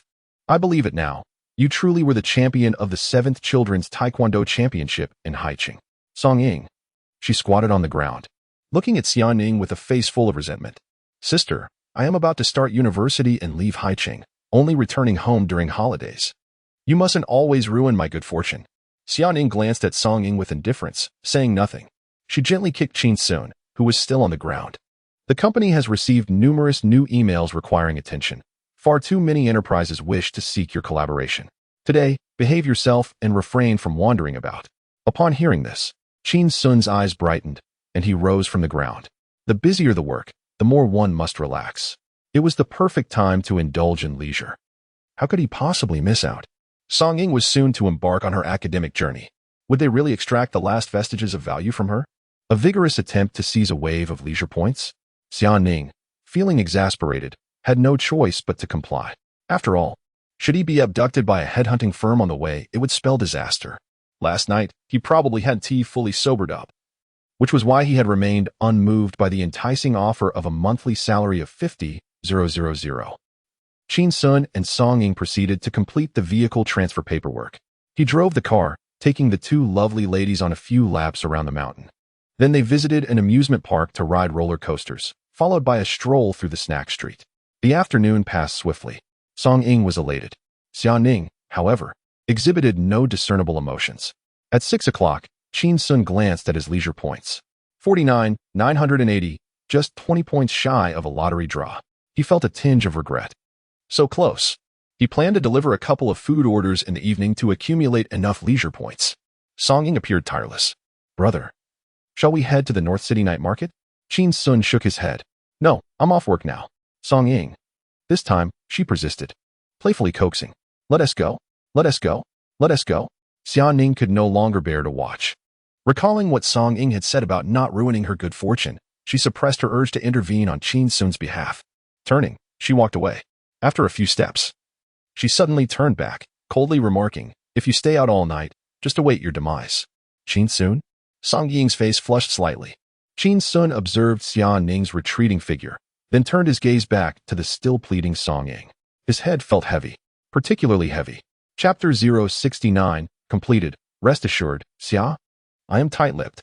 At 10 o'clock in the evening, Qin Xun leisurely delivered an order to the affluent villa district of Haicheng. Upon exiting the community, he buzzed along like a diligent little bee, making his way to the next merchant to pick up another meal. Suddenly, he noticed a beautiful woman squatting at the entrance of a fruit shop, clutching her abdomen, seemingly in pain. Beside her lay a basket of fruit. That silhouette bore a resemblance to Xia Ning. He halted his electric scooter and paused to observe. He noticed numerous passing men casting concerned glances her way. Some bolder souls even approached to strike up a conversation. Yet, The beauty merely shook her head gently, dismissing them with an air of indifference. Out of the blue, she lifted her head and locked eyes with him. They recognized each other instantly. Xiaoning appeared somewhat astonished. He had managed to shake off Song Ying and was now engaging in a leisurely delivery run. Truly, he was not swayed by beauty. She propped herself up on her knees and waved at Qin Xun, her voice barely a whisper. Come here. Qin Xun heard her clearly. He parked his electric scooter and approached. Observing Xiaoning's flushed cheeks and pale lips, he noted a fine sheen of sweat on her forehead. What is the matter, Xia?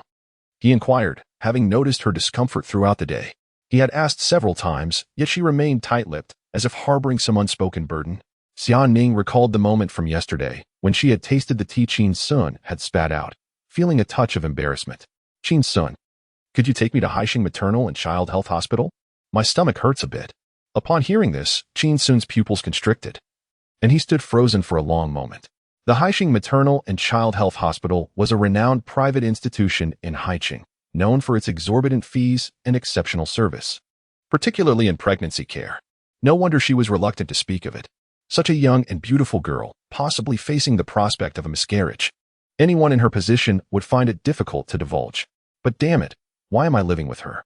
Wouldn't this lead to misunderstandings? This place is utterly intolerable.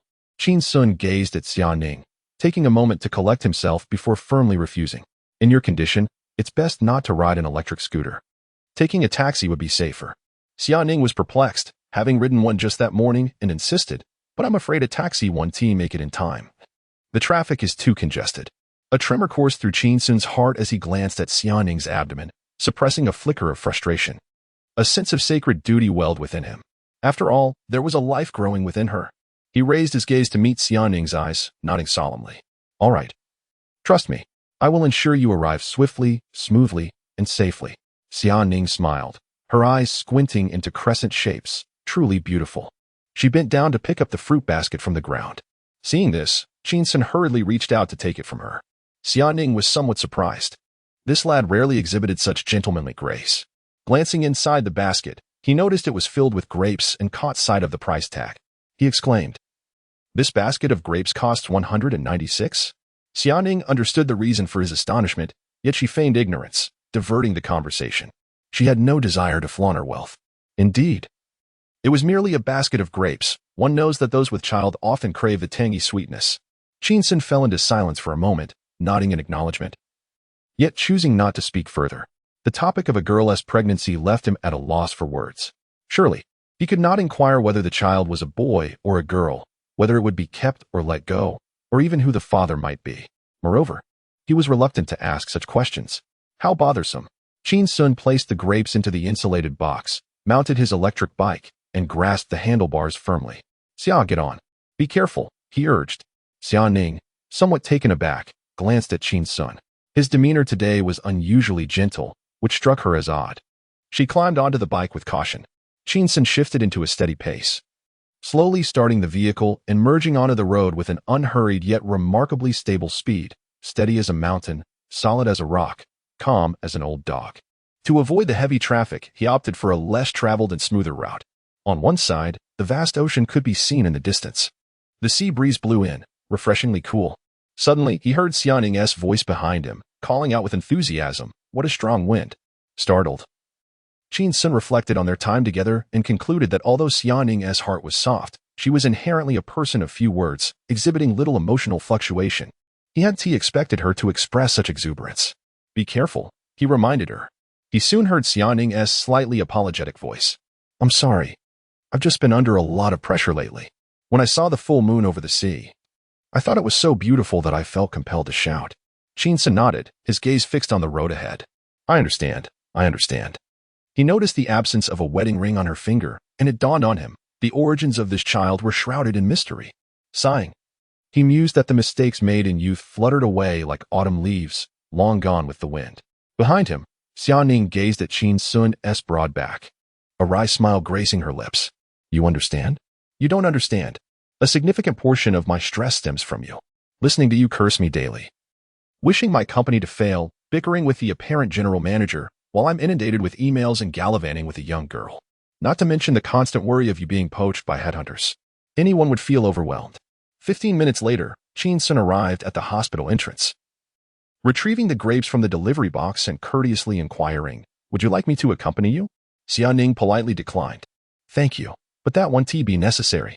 She cast a glance at his delivery box and chuckled. "I wouldn't want to interrupt your leisure." Her smile was radiant, momentarily causing Qin Xun to lose his train of thought. What a beautiful girl. Such a pity she is destined to become a married woman. For reasons unknown, a sense of heaviness settled in his heart. "Xia, rest assured, I can keep a secret." Qin Xun cast a lingering glance at Xiaoning, offered her the grapes, mounted his electric bike, and departed without a backward glance. Xiaoning regarded Qin Xun's retreating figure, pondering the nature of his silence. What sort of silence was it? Was it truly a sign of restraint, or merely a reflection of his sharp tongue? She noted that he did not turn around even once, letting out a cold huff. This man. He is less than a dog. A fresh wave of pain surged through her abdomen. Is the tea spewed by a foul mouth truly that toxic? Xiaoning slowly made her way into the hospital, arriving at the inpatient department. In a single patient room, lavishly adorned like a five-star hotel, lay a woman of enduring charm, savoring the grapes Xiaoning had just delivered. Standing by the window, Xiaoning gazed out into the night. "Mother, are you so eager for just this mouthful of grapes? Why the rush?" Xiaoma turned to her slender daughter, a soft smile gracing her lips. "I simply wanted to see you. It was mentioned you've moved out. With your delicate stomach, can you handle the food outside?" Xiaoning recalled Qin Xun's tea, feeling a dull ache in her belly. "It's not particularly dirty. I can manage." Xiaoma sighed with some exasperation. "Why does a young woman like you need to start a company? Your father is busy, and now you are too. Who will keep me company and chat?" Xiaoning turned to her mother, offering an apologetic smile. "Once my company stabilizes, I will make time to accompany you properly." With that, she immediately turned her gaze back to the window. In the moonlight, she spotted a distant glimmer. It flickered along the coastal road. That was the path Qin Xun had taken to bring her here. Perhaps that light belonged to him as well. Suddenly, her mother's voice broke the silence. "Ning Ning, what are you looking at?" As Xiaoning watched the light along the coastal road vanish, she couldn't help but smile. "I'm watching a fool." The room fell into silence. A deep silence, still silence. "Ning Ning, how have you come to speak such coarse language?" Her mother's voice was tinged with concern. Xiaoning turned back, approached the window, and peeled a grape, recalling Qin Xun's irritating face. One becomes like the company they keep. Xiaoma sighed helplessly, exhaling heavily. "Ning Ning, you must bring a man home this year. At your age. How can you still be single? They say a lifelong single existence is just like you. Had I known, I would have burned all those love letters you received in middle and high school." Xiaoning chuckled lightly, unperturbed. "No man. How about a dog?" Xiaoma was taken aback by her daughter's words, momentarily speechless. Then, clutching her abdomen, she began to exclaim, oh dear, I might lose the baby. We must perform a celebratory ritual, or it surely won't survive." Xiaoning promptly stuffed the peeled grape into her mother's mouth. "All right, I understand. Truly. So bothersome." After an hour and a half, Qin Xun completed his 2 delivery orders. Leaning against a utility pole, he enjoyed a sip of beer. Uncertain of the reason, he felt an inexplicable desire for a drink. He sighed and gazed at the rental advertisement on the telephone pole, saving the contact number. Tomorrow, he would borrow some money from Xiaoning to rent an apartment. Ding. A cold, mechanical voice echoed. "Congratulations, host. You have successfully acquired 50,000 points of leisure value and gained an opportunity to enter a lottery. Would you like to participate?" Chapter 070. What is the Grandmaster level culinary skill? Qin Xun was momentarily taken aback, lifting his beer bottle to take a sip, a smile gracing his lips as he softly remarked, "What a joke." Ding. Congratulations, host. You have acquired the Grandmaster level culinary skill. A shiver coursed through Qin Xun's body, as if a tempestuous force surged within him. Once the tremor ceased, he found himself in a state of utter bewilderment, feeling no discernible change within. What on earth? Grandmaster culinary skill? Shouldn't that pertain to culinary artistry? Moreover, which Grandmaster are we referring to? Is it the esteemed executive chef of a state banquet, the elderly gentleman at the village entrance? Or perhaps a character from Chinese culinary master or god chef Little Fugu? Regret washed over him for his earlier flippant remarks. Upon checking his status panel, he was met with the following. Leisure points, 0, 100, 000 leisure points remain until the next lottery draw. Qin Xun's expression soured. This system is rather unscrupulous. Has it really climbed to 100, 000 points? Through keen observation over the past few days, He deduced that the more outrageous and reckless one's leisure activities, the faster the points accumulated. In 100,000 points, one would need to indulge in leisure like a king to amass such wealth. With a sigh, he instinctively raised his beer bottle for another sip. Instantly, the flavor of the beer exploded in his mouth, vivid and distinct. The once unnoticed nuances of taste now crystallized in clarity. He spat it out. The beer was poorly balanced, the craftsmanship lacking. Truly horrendous. Suddenly, he was struck dumb. Licking his lips, his eyes began to glimmer with realization. By the heavens! Does the Grandmaster-level culinary skill imply that I can discern the quality of any food, be it industrial or chef-made, and articulate its merits and flaws? Without hesitation, Qin Xun discarded the beer bottle into the trash and ventured into a nearby small eatery. The establishment was bustling with patrons, nearly devoid of available seating, and the air was suffused with the enticing aroma of cooked dishes. Taking a gentle inhale, Qin Xun paused momentarily, then indulged in a deep breath, his face lighting up with delight. Ah, the fragrance of gutter oil. Quite splendid. Noticing the owner's expression grow cold, revealing a hint of alarm, Qin Xun quickly exited and made a report. Hello. Is this the Market Supervision Administration? I have discovered a... He began, before stepping into another restaurant. The proprietress greeted him warmly, and upon noticing his handsome features, promptly seated him in a location near the counter for a better view of the attractive gentleman. Qin Xun ordered 3 dishes, which arrived expeditiously. After tasting a portion of stir-fried meat, he nodded in satisfaction, muttering quietly, the peppers are undercooked, and they weren't even washed. Failure. The garlic lacks fragrance and is sprouted. Failure. The meat is frozen, cut unevenly, with incorrect proportions of fat to lean. Failure. The proprietress observed Qin Xun's hushed critiques, her expression akin to one who had just ingested a fly. Another bowl of spicy boiled fish was served. Qin Xun inhaled deeply, gazing at the layer of crimson oil floating atop the dish, his expression transforming into one of rapture as if he had caught a whiff of floral fragrance. He murmured softly, quite delightful. This red oil is a seasoned veteran. He picked up his chopsticks and sampled a piece of fish. Truly splendid. Truly splendid. It's a dead fish, not one freshly killed. He thought to himself that this establishment surely deserved to prosper. He set down his chopsticks, pushing the boiled fish aside, disinterested in continuing. The waiter brought the 3rd dish, cilantro beef, to the table. Qin Xun glanced at it, nodding in satisfaction, while murmuring, not bad. Not bad at all. This place still possesses a modicum of integrity. Opting for a mid-grade mix of duck and pork rather than the lowest quality pure duck meat from Mongolia. He lifted his chopsticks, ready to take a taste. Suddenly, he noticed a figure approaching him. Looking up, he found it was the proprietress. She looked down at Qin Xun, her face displaying an awkward smile as she placed a red bill on the table. Handsome, running a business these days isn't easy. Could you show some mercy? Qin Xun clarified, Madam, you misunderstand. I'm not here to extort money. The smile on her face faltered momentarily, before she retrieved 200 from her pocket and slapped it onto the table. Why not go to another restaurant to complain? Qin Xun was taken aback. Is it truly so difficult to enjoy a meal nowadays? He sighed, took the 300 bills, and silently exited the restaurant. Later that night, at 11:30, Qin Xun returned to his rented apartment. As he opened the door, he saw Xia Ning clad in a sleek black robe, seated on the sofa, engrossed in the television. The black fabric was both cool and alluring, and Xia Ning wore it with grace. She sat upright, meticulously poised, not leaning against the back of the sofa at all. Upon his entrance, Xia Ning turned her head, nodded in acknowledgement, and greeted him. Qin Xun returned the gesture, his gaze subtly drifting to her abdomen before he quietly entered his room, shutting the door and making his way to his bedroom. Suddenly, he heard Xia Ning call out to him. Qin Xun, you returned so late.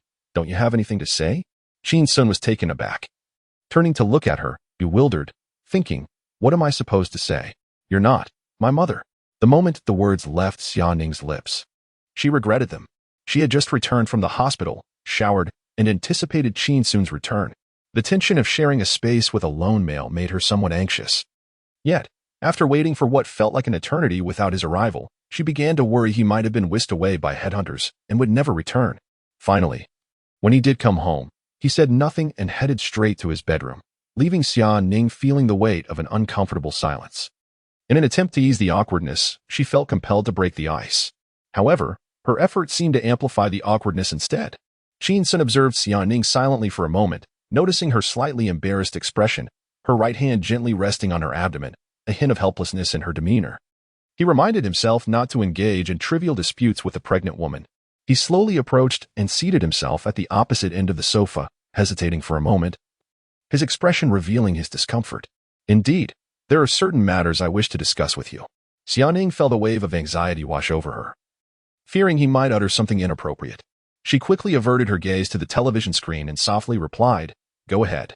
On the screen, Animal World was showcasing a scene in which a majestic lion mounted a lioness. Her cheeks flushed with a sense of embarrassment akin to being caught watching something scandalous. Yet, she remained still, pretending to be engrossed in the spectacle, feigning innocence as if her heart was pure and unaffected by the display before her. Then, she heard Qin Xun's voice pierce through her thoughts. "Xiaoning, your family must be quite affluent, right?" Xiaoning swiftly turned her head. Anxious he might uncover her identity as the company president, her nervousness palpable, she maintained her composure. It's just an ordinary family." Observing Xiaoning's fidgety demeanor, Qin Xun hesitated but ultimately pressed on. "Could you lend me 2,000 yuan? I promise to repay you when my salary comes at the end of the month." Xiaoning exhaled in relief. Without a moment's hesitation, she picked up her phone and transferred the requested amount. "What do you need to borrow money for?" she inquired as he accepted the funds. "Rent. I'm moving out tomorrow," Qin Xun replied. Xiaoning's eyes widened in disbelief as she fixated on him. Her voice icy and measured. "Return the money." Chapter 071. SCHR Dinger's Gentleman What? Qin Xun found it hard to believe his ears. Just moments ago, when Xiaoning transferred money to him, she had displayed no hesitation whatsoever. How could she suddenly turn the tables? "Ah, women." With a frosty expression, Xiaoning fixed her gaze on Qin Xun. "I suspect you are deceiving me regarding my funds." Qin Xun was rendered speechless. "Why do you think that?" Xiaoning turned her attention to the television and explained, "I recall that you took some money from someone through the crack in the door yesterday." Qin Xun replied, "It was merely 900 yuan. Typically, one must pay 2 months' rent and a deposit. This amount is hardly sufficient." Without batting an eyelash, Xiaoning continued, "I remember that General Manager Zhao Dihai gifted you a watch, along with ginseng, deer antler, and other supplements, all of which could easily be liquidated. Are you truly in need of money?" Immediately regretting her words, she thought, wasn't that a reminder for him on how to make money? Yet, Qin Xun interjected, "The watch and supplements, I sent them all back home." Xiaoning turned to him, quietly observing.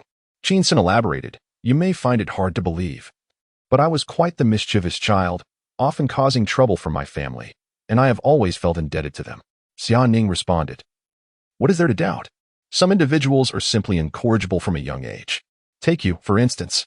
Qin Xun sighed and continued, "Moreover, my mother has been pressing me to find a girlfriend with increasing urgency. Hence, I decided to send everything back as a means to bribe her into leaving me be." Xiaoning offered a gentle smile, understanding his predicament. It seemed that parents were all cut from the same cloth, strictly forbidding romantic relationships during school, only to later wish for their children to achieve instant success upon graduation. After Qin Xun's explanation, Xiaoning could surmise that he had little money left, which lightened her mood somewhat. "Why do you want to move out?" she inquired. Qin Xun regarded Xiaoning, raising a single finger, and earnestly declared, "First, you are a woman, and I am a man. It is inappropriate for us to share a residence together to avoid any unnecessary misunderstandings. I must be responsible for my future girlfriend." He glanced down at Xiaoning's abdomen. "You must also be responsible for yourself." Xiaoning observed the rare seriousness on Qin Xun's face, feeling a twinge of frustration. She was a girl who had put herself on the line. What was he being so pretentious about? Silently watching him, she chose not to respond. Qin Xun raised a second finger, continuing with his earnest demeanor. "Second, considering that someone blocked the door last night, it is likely that my presence here has been compromised. I have gained a modicum of fame, and to avoid any unwarranted trouble, I must relocate." Hearing this rationale, Xiaoning felt slightly better. Indeed, this place had become somewhat unsuitable for habitation. As Qin Xun glanced at Xiaoning, who was draped in a nightgown that exuded a blend of elegance and languor, he offered a heartfelt reminder, "Xia, as a young lady, you should refrain from sharing a residence with others in the future, especially with men. Had I not been a man of integrity, any other man would have been as ferocious as a lion on the savannah upon seeing a woman like you clad in a nightgown." Xiaoning's cheeks flushed slightly as she turned to glance at the television. On the screen, a lion mounted its lioness, tireless and heedless of peril. Her face grew warm. She averted her gaze, unable to look at the television, let alone at Qin Xun, and softly murmured, "I am prepared." Qin Xun, not fully grasping her words, chose not to inquire further. When it comes to a pregnant woman, one must maintain a respectful distance, avoiding excessive familiarity or concern. A mere hint suffices. Suddenly, a series of knocks reverberated through the air. Outside, a voice called out, "Mr. Qin, Mr. Qin. This is Xiao Zhang from the Flying Leopard Headhunting Company. Are you at home? I visited yesterday. Yesterday, your girlfriend frightened us and sent us away." Xiaoning was momentarily taken aback, then let out a cold laugh. "Speak of the devil, and he shall appear." Qin soon stood up and quietly approached the door, crouching behind it. Sure enough, moments later, a stack of red bills was slid beneath the door. The speed was markedly quicker than yesterday. In no time at all, he had accumulated 300. Seeing this, Xiaoning grew concerned that Qin Xun might gather enough through the door to rent a place outside, so she hurried to the bedroom to retrieve a weapon. Emerging from the bedroom, she swiftly approached Qin Xun, noticing he was about to reach for the money, and she stepped on his hand. Qin Xun was taken aback. Looking up in shock, there stood Xiaoning, her expression icy, wielding a high-tech compound bow, an object he had only ever seen on television. He exclaimed, "What is this?" Xiaoning gestured with her eyes for Qin Xun to move aside. He complied, retreating to a corner of the living room, watching from a distance as Xiaoning, tall and elegant in her black nightgown, poised the compound bow at the three men outside the door. "I shall say this once more. You have come to the wrong place. Leave."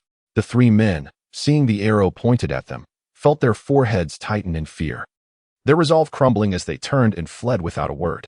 What manner of woman is she? Yesterday it was a stun baton and a baton. Today, a bow? Will she arrive tomorrow wielding a Gatling gun? Is Mr. Qin's taste so extravagant? Is this cosplay taken to such an extent? Xiaoning lowered her bow, closed the door, and turned to face the astonished Qin Xun, offering a shy smile. "I did say I was prepared." After a brief pause, her smile widened. "If the man I share a residence with harbors ill intentions, I shall ensure he regrets it." Qin Xun chuckled awkwardly. He now. The man sharing a residence with Xiaoning is none other than himself. He inquired, "What else have you prepared?" Xiaoning glanced at Qin Xun, placed the bow and arrow on the coffee table, and retreated into the bedroom. Qin Xun approached the tea table, extending his hand to caress the compound bow, distinctly feeling its metallic composition, far removed from the plastic of mere toys. Picking up an arrow, he noticed the sharpened tip glinting ominously. A true weapon capable of inflicting lethal harm. Before long, he observed Xiaoning emerging, dragging along a large crimson suitcase, which she set down with a thud. A gentle smile grazed her serene features, tinged with a hint of shyness. She opened the suitcase, methodically extracting various items, placing them on the tea table. Here lay a canister of pepper spray, there an electric baton, a telescopic baton, a set of brass knuckles, and a fruit knife. As she spoke, she retrieved a sleek black object resembling a pin, pressing it to reveal a 10-centimeter steel needle. "This is a personal safety device," she declared, its sharpness evident. Qin Xun gazed at Xiaoning, her serene smile sending a chill down his spine. He shook his head and sighed deeply. "You have prepared a needle for killing, a knife for dismemberment, and a suitcase for disposing of bodies? Truly professional," he remarked, recognizing that those who frequently engage in violence understand that a suitcase may hold either currency or corpses. Xiaoning's cheeks flushed crimson at his teasing. "I merely wish to be prepared for any eventuality. Fortunately, you still maintain the demeanor of a gentleman." Rising, Qin Xun turned away from her, letting out a leisurely sigh. "No, do not place too much trust in men. I may currently embody the essence of a gentleman, but that is solely due to your modest attire." Xiaoning glanced down at her nightgown, relieved that it was indeed sufficiently modest after her careful selection. She lifted her gaze to Qin Xun's retreating figure, a sense of unease washing over her. Was there an undercurrent of danger? Chapter 072. Are we beginning to build a love nest at the company? After a moment, Qin Xun turned around, a hint of sympathy in his eyes, and remarked, "Why go to such lengths? Preparing a myriad of weapons.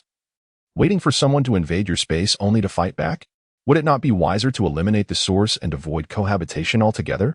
Xiaoning was taken aback, momentarily at a loss for words. Surely, she could not confess that she had destroyed his house, setting a trap for him to move in.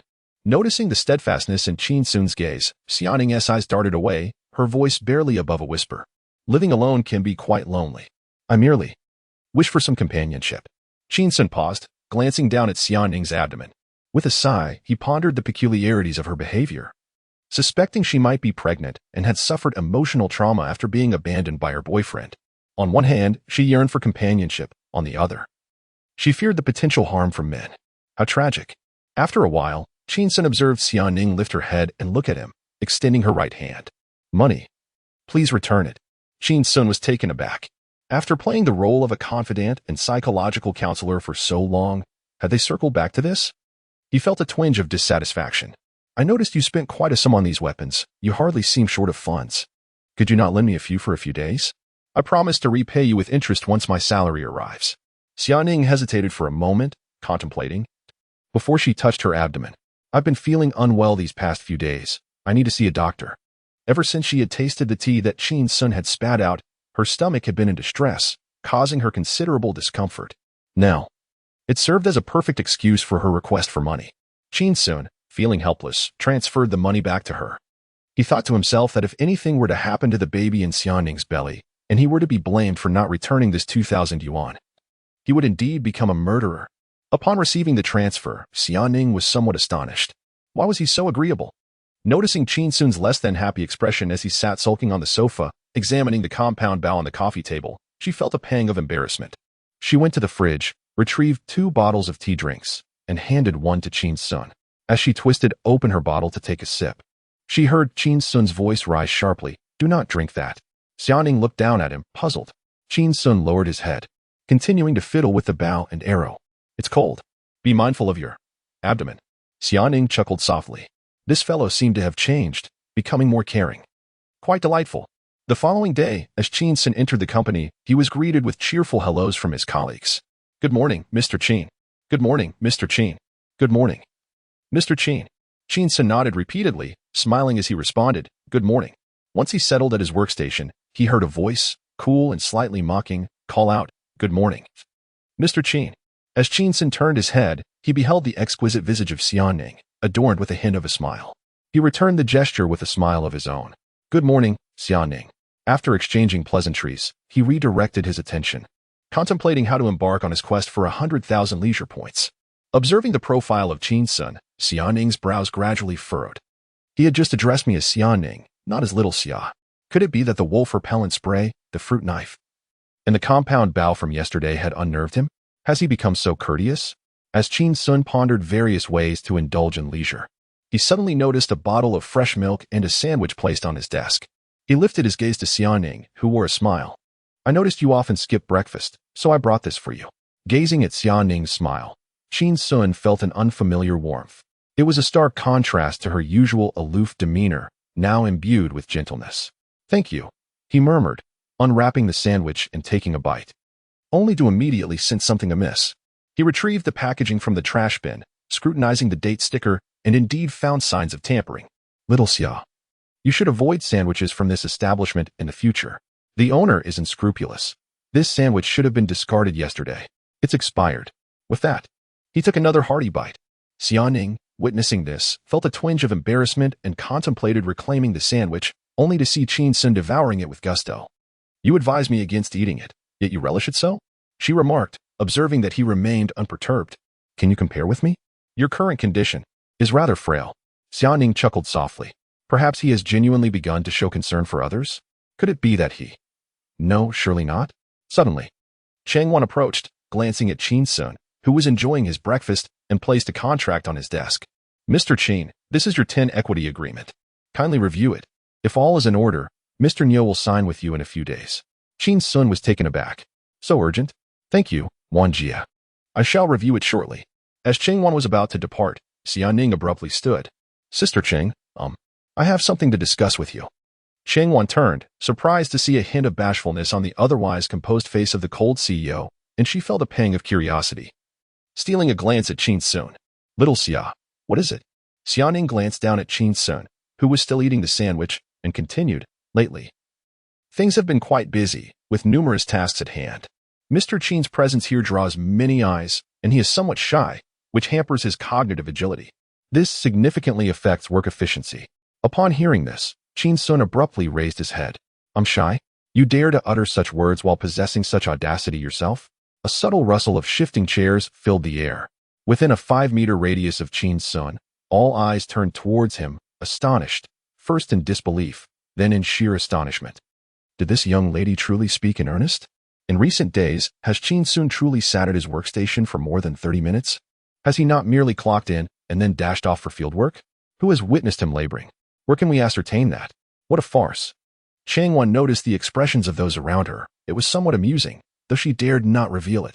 After spending some time with Qin Xun, even General Manager Xia had learned to jest. With a gentle smile adorning her face, she inquired, "So what is it that you wish?" Xia Ning, gazing earnestly at Changwon, responded, "Sister Cheng, the construction crew 1T arrived to work on President Qin's office until the weekend. In the meantime, might President Qin temporarily utilize the General Manager's office? After all, in a few days, High City is expected to be struck by a typhoon, rendering fieldwork unsuitable." Upon hearing this, Changwon's smile froze. The department heads exchanged glances, their expressions a mixture of disbelief. Could one not endure a few days at the workstation? After all, no one dared to challenge him. Is this what they call one person achieving success and elevating all around? Even Qin Xun's assistant dares to covet the general manager's office? Such audacity. Changwon discreetly glanced at Qin Xun, noting his look of utter astonishment. She realized this was Xia Ning's surprise gift for him, and she couldn't help but feel a twinge of admiration. This young man truly knows how to navigate the affections of women. To have prompted Xia to go this far was impressive indeed. Changwon feigned seriousness as she declared, "I shall go request this from General Manager Niu." 5 minutes later, Changwon emerged from the office and approached Qin Xun. "General Manager Niu has agreed." Qin Xun's face was one of incredulity. Is it possible that Fatty Niu is so magnanimous? Should I refrain from giving her a hard time in the future? Suddenly, he became aware that everyone in the office was looking at him, their expressions filled with shock, admiration, and disbelief. Qin Xun turned to glance at Xia Ning, who bore a subtle smile and sighed deeply. What a calamity! Am I to become an unexpected father? A profound silence enveloped the office. The sheer absurdity of this turn of events left everyone speechless. Indeed, when a handsome individual possesses exceptional abilities, everyone tends to yield to him. Ahem, here. The term ability pertains to work proficiency. How dare this young lady Xia compete with General Manager Niu for a man? Half an hour later, Changwon watched as Xia Ning, cradling a large cardboard box, made her way toward the general manager's office and let out a sigh. Alas, even a female hero finds it challenging to navigate the realm of strong men. Is she truly preparing to create a private space for two within the company? How outrageous. Let us hope this doesn't stir up any commotion. Chapter 073, Additional Update. Do not be too kind to me. I'm allergic. In the office of the general manager, the space was neither small nor cluttered, exuding an air of cleanliness and order. Directly opposite the entrance stood an exquisite desk, adorned with a computer of considerable value. To the left, a bookshelf graced the wall, while to the right, several sofas and a tea table were arranged for casual conversations over tea. Qin Xun settled into the general manager's chair, accessed the unprotected computer, and then casually propped his legs upon the desk, retrieving his phone to indulge in a game. Suddenly, the door creaked open. Instinctively, Qin Xun slammed his phone down onto the desk, retracted his legs, and hastily looked up. To his relief, it was Xia Ning, who entered carrying a cardboard box. He exhaled a sigh of relief, thinking, "You startled me. I thought someone else had come in." Xia Ning placed the box on the desk and glanced down at Qin Xun. Noticing him engrossed in his game once more, she furrowed her brow slightly and said coldly, "Yield your position to me. I need to use the computer, as you have no intention of doing so." Finding merit in her reasoning, Qin Xun, still manipulating his phone, rose and seated himself in the chair opposite the desk. "What brings you in here as well?" he inquired. Xia Ning settled into her chair, meticulously arranging the documents from the box, her expression devoid of emotion. "I was concerned you might be hiding here watching inappropriate content, so I came to supervise you, lest you tarnish the company's environment." Engrossed in an intense game, Qin Xun's attention was suddenly diverted by her words, causing him to look up in shock as his character met an untimely demise at the hands of adversaries. Astonished, he realized this was the first time he had heard Xia Ning make a joke, particularly one of such risky nature. Typically aloof and serious, she seemed sincere, leaving him unsure whether she was jesting. Qin Xun protested, "After all this time together, do you still doubt my character?" Xia Ning raised her gaze to meet his, revealing a faint smile. "The more time I spend with you, the more I find your character to be rather untrustworthy." In response, Qin Xun raised a middle finger. Uninterested in further discussion, he returned to his game, regaining control of the situation and energetically rallying his teammates. As one game concluded, Qin Xun looked up at Xia Ning, who was diligently working, and after a prolonged silence, he spoke. Xiaoxia, you seem a bit unusual today. Xiaoning lifted her eyes to him. Qin Xun's expression was peculiar as he continued. You have been unexpectedly kind to me today. Xiaoning paused, seemingly taking his comment as a clumsy flirtation, feeling somewhat embarrassed. Aside from borrowing money, everything else is negotiable, she replied, lowering her head, her voice softening yet remaining cool. People reciprocate, she added. If you care for others, they will care for you in return. Then she heard Qin Xun's voice, low and serious. You need not be so kind to me in the future. When she looked up, she saw his expression was earnest. A sense of discomfort washed over Xiaoning as she quietly regarded him. Qin Xun offered a faint smile. I am prone to allergies. Xiaoning fell into a moment of silence before softly uttering a single word. Oh. Qin Xun chuckled, and Xiaoning joined in the laughter. As if everything had returned to its origin. At 11:30 in the morning, Qin Xun suddenly rose and stepped outside. Xiaoning watched his retreating figure in silence, saying nothing as she continued to sift through emails, searching for potential collaboration opportunities. Suddenly, her phone rang with an unfamiliar number. Upon answering, a stranger's enthusiastic voice greeted her. Hello, may I ask if you are Miss Xia, assistant to Mr. Qin Xun? I am Xiao Wang, the public relations manager of the Legion headhunting company. Xiaoning coldly interjected, Sorry, you have the wrong number, and hung up. 3 seconds later, the phone rang again. Growing increasingly irritated, she quickly disconnected the call. Feeling a discomfort in her stomach, she placed a hand on her abdomen, reflecting on how overly polite her response had been. She ought to emulate Qin Xun. When the caller inquired, Are you Miss Xia? She should have retorted with a curse instead, casting a glance at the closed door.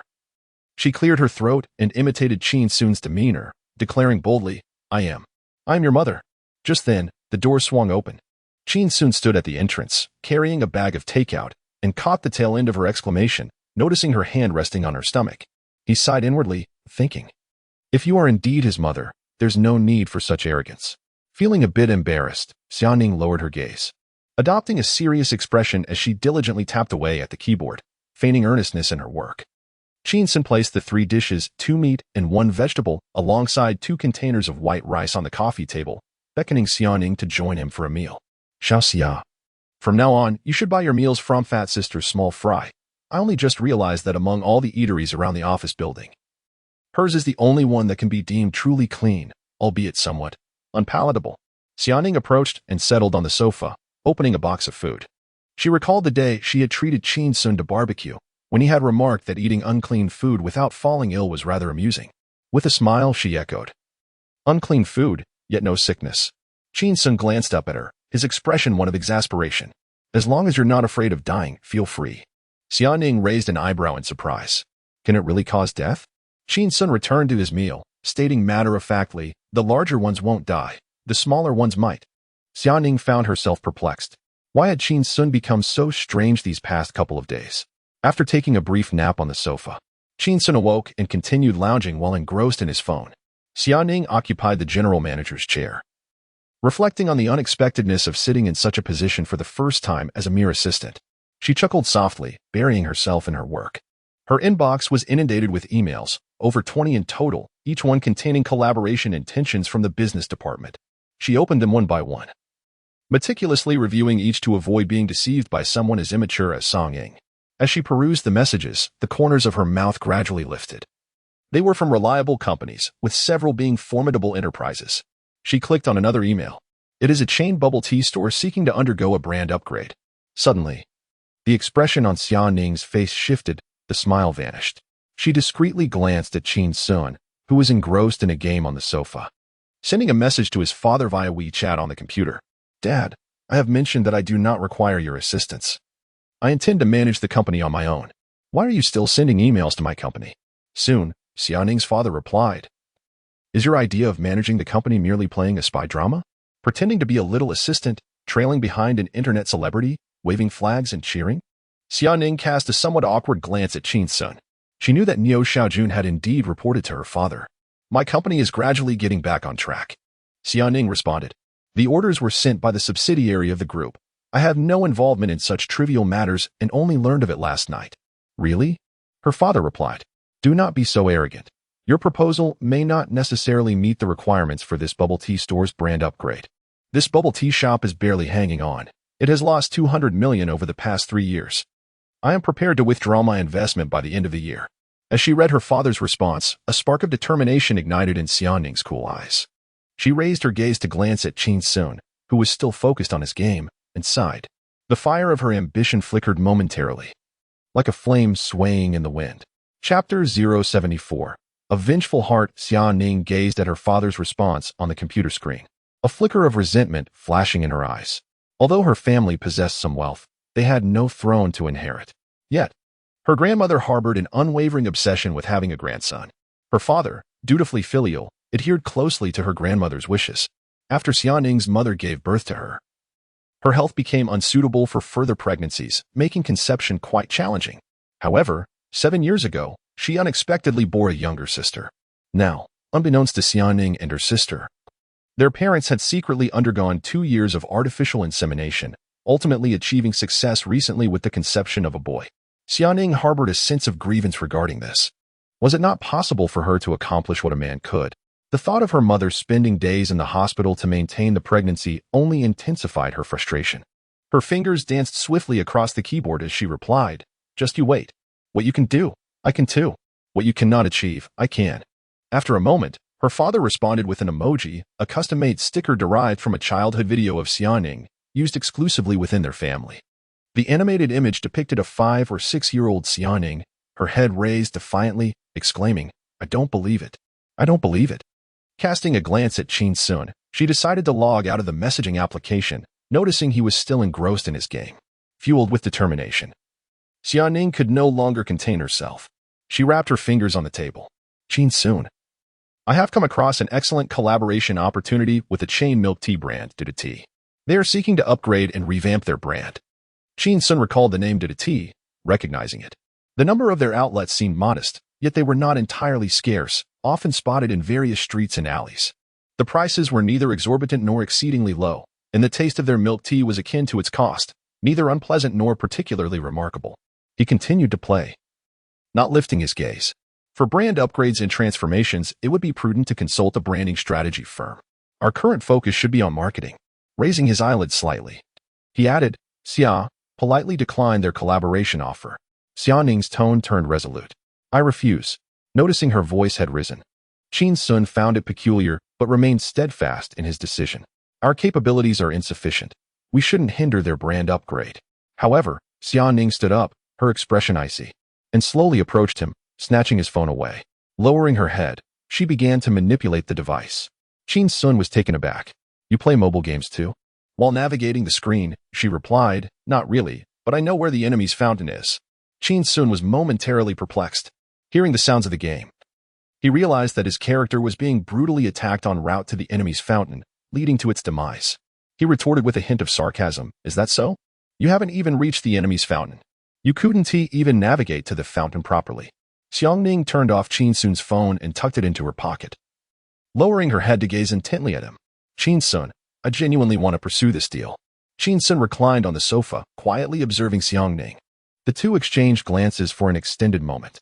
Suddenly, Xiaoning's expression dimmed, her lips pressing together, her tone unexpectedly tinged with a hint of pleading. "Please." It was the first time Qin Xun had witnessed Xiaoning display such vulnerability. In an instant, he envisioned a melodramatic narrative, a naive sister who fell in love with the son of a chain milk tea shop's president.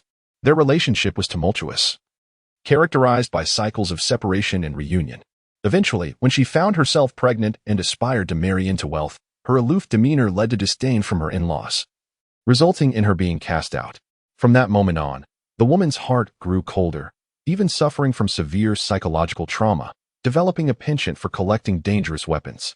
Later, she joined a company and was overwhelmed with emotion upon receiving an invitation to collaborate on an upgrade for the milk tea brand owned by her child's father. She aspired to excel and make a name for herself, determined to strike back at his family. Xiaoning observed Qin Xun lost in thought for quite some time before finally speaking. "Have you made up your mind?" Qin Xun sat up, pondering for a moment before inquiring, "This deal is crucial to you?" He placed particular emphasis on the word "you." Xiaoning met his gaze, silently nodding. After a brief hesitation, Qin Xun tentatively asked, "Do you seek revenge?" Xiaoning was taken aback, contemplating whether her grievances truly warranted such animosity. Yet, she heard Qin Xun ask again, "Is it because of the childbearing situation?" Xiang Ning was startled, her pupils narrowing, astonished by Qin Xun's perceptiveness. He had only accompanied her to a maternal and child health hospital once, and could infer her mother's advanced age at childbirth had fostered some resentment towards her father. She regarded Qin Xun as if he were an enigma, silent for a moment before slowly nodding. Yes, Qin Xun continued. Do you wish to vent your frustrations? Xiang Ning silently nodded once more. He pressed on, the louder the better. Noticing Qin Xun's apparent enthusiasm, she felt a surge of joy and eagerly nodded. The bigger, the better. Qin Xun then asked loudly, the more ruthless, the better? Xiang Ning, feeling a rush of excitement, nodded vigorously. The more ruthless, the better. Qin Xun looked at Xiang Ning, sighed, and silently turned away, hands clasped behind his back. What kind of revenge could merely involve marketing strategies? One must be ruthless to maintain stability. I shall orchestrate a grand spectacle for you. He approached the window, drew back the curtains, and gazed at the clouds over the sea, speaking in a deep voice. I have a brand strategy that can set idleness on fire in its early stages, appearing prosperous, only to collapse dramatically in the end. Ultimately, idleness will go bankrupt. The mastermind behind it will face familial disintegration and ruin, besieged daily by creditors, with even their pet dog captured and cooked. After Qin Xun finished speaking, he let out a long sigh, feeling a sense of grandeur akin to the renowned poison master of the Three Kingdoms period. Upon hearing the prolonged silence from behind, he turned to find Xiang Ning's eyes wide with shock and her lips trembling ever so slightly. It was evident to Qin Xun that his audacity had startled her. He approached her, gazing intently, and softly reassured, Xiang Ning, do not be afraid. You may appear cold, yet your nature is undeniably gentle. Otherwise, how could you? He cast a glance at her abdomen. How could you endure such indignities? Gently patting her shoulder, he offered comfort. Fear not. Together, we shall confront them. They will inevitably kneel before you, begging for mercy on the ground. Xiang Ning, momentarily stunned, turned her pale face towards the sky outside, apprehensive of a sudden thunderstrike. After a considerable pause, she looked at Qin Xun and inquired, Are you unwell? Qin Xun was taken aback. Huh? Xiang Ning continued. My enmity with him is not that profound. In fact, it hardly qualifies as enmity. My goal is merely to elevate the brand of Dudu Tea, expanding its influence nationwide, enabling it to generate greater profits. I wish to showcase our capabilities. Qin Xun silently regarded Xiang Ning for a long moment before sneering coldly, the compassion of a woman. Xiang Ning pursed her lips, fixated on him, her eyes unblinking. Qin Xun, feeling exasperated, sighed and declared, present them with a quotation. The entire plan, 10 million. If they can manage it, then let them. If not, then let it be. Xiang Ning responded with disbelief. Are you even aware of what you are saying? Observing her astonishment, Qin Xun clarified tersely, currently, I possess a 10% stake in the company, and I intend to seize this opportunity wholeheartedly. 10 million. Not a cent less. Xiang Ning raised her hands and rubbed her temples, feeling a headache coming on. Are you mad? Or am I the one losing my mind? Chapter 075. We agreed to work hard together. Earning you money for baby formula, do you comprehend the magnitude of 10 million? Xiang Ning gazed at Qin Xun, letting out a sigh. If a 100 yuan bill takes 3 seconds to burn, then 10 million could be consumed in 8 or 9 hours. Enough to fuel your workday from start to finish. Upon hearing Xiang Ning still bargaining for that ungrateful man, Qin Xun shook his head and offered a wry smile. Your mathematical skills are commendable, yet, who in their right mind would incinerate money? Suddenly, his expression grew cold, and he spoke slowly. I am not a saint, but I can be rather passionate at times. He struggled to find the right words and settled on the term passionate. A storm of emotions brewed within him. He harbored a desire to impede Dudu Catering's success. Noticing Xiang Ning's puzzled expression, he continued, a 10 million contract entitles our department to a 3% bonus, which amounts to 300,000. The department head receives 40% of that, leaving me with 120,000, while the remaining 180,000 can be distributed among the planning department specialists. However, at present, our department only has you as an employee. Xiang Ning felt a jolt in her heart, staring at Qin Xun in a daze. Could it be that he is considering me? Seeking to secure benefits for me? Qin Xun went on, 180,000 is ample to support a woman through pregnancy, childbirth, and the nurturing of a child until the age of 4 or 5. He observed the gradual flush creeping onto Xiang Ning's face and found it curious, attributing it to her being moved by his words. With earnestness, he continued. Some men are not men, they are hardly human. Yet, I am a true man. I will ensure that you receive the funds for raising your future children. Xiang Ning. Her cheeks aflame, felt her entire being tense as she pressed her lips together. She was bewildered by Qin Xun's sudden boldness. Did he just declare himself a true man? Is he actually offering to provide for my child-rearing expenses? Is this a confession? Is he skipping straight to thoughts of children? It feels akin to that online phrase about wanting to be buried in my ancestral grave after death. This is rather excessive. Qin Xun, observing the stunned Xiaoning, inquired, "Do you understand?" Returning to reality, Xiaoning met his gaze, her face still flushed as she nodded gently, at a loss for words. "That is good." Qin Xun acknowledged with a nod. "So, let us strive together." Xiaoning felt her face burning intensely, her mind blank. What? Striving together to have children? Such a confession feels utterly shameless. For a moment, she was at a loss, unable to meet Qin Xun's eyes, and hurriedly turned away. She swiftly retreated behind her desk, seating herself in a chair and hiding her face behind the computer screen. Taking a discreet deep breath, she sought to cool her flushed cheeks, hoping Qin Xun would not perceive her in her turmoil. After much internal conflict, she instinctively wanted to refuse, yet found it unkind to do so. From childhood to adulthood, Xiaoning had resolutely rejected others hundreds of times. For the first time, she hesitated. Xiaoning found herself lost in thought. Should she perhaps adopt a more subtle approach? Her heart raced anxiously as she cautiously peeked from behind her computer screen. To her surprise, she found Qin Xun sprawled on the sofa, engrossed in a game, even pausing to scratch his back nonchalantly. He appeared utterly unconcerned.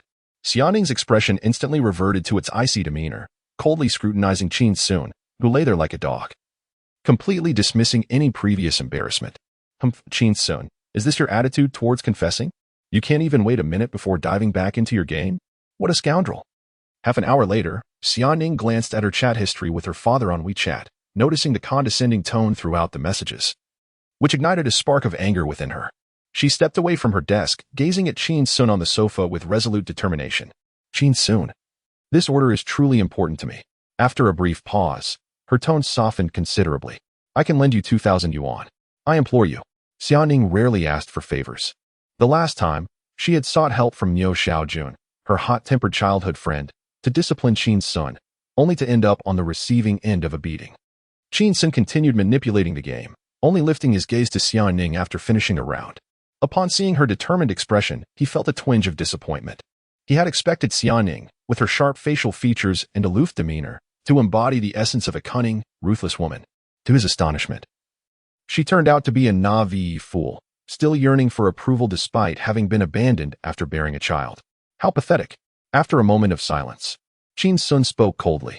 "We agreed to work hard together, to earn money for the child's formula. If you can't do it, I can." Xiaoning was taken aback. Seeing Qin Xun persist in his brazen confession, she felt a surge of anger, ready to deliver a firm rejection. Yet, she heard him insist. 10 million. That is my offer. If he agrees, I will do it. If not, I will seek alternatives.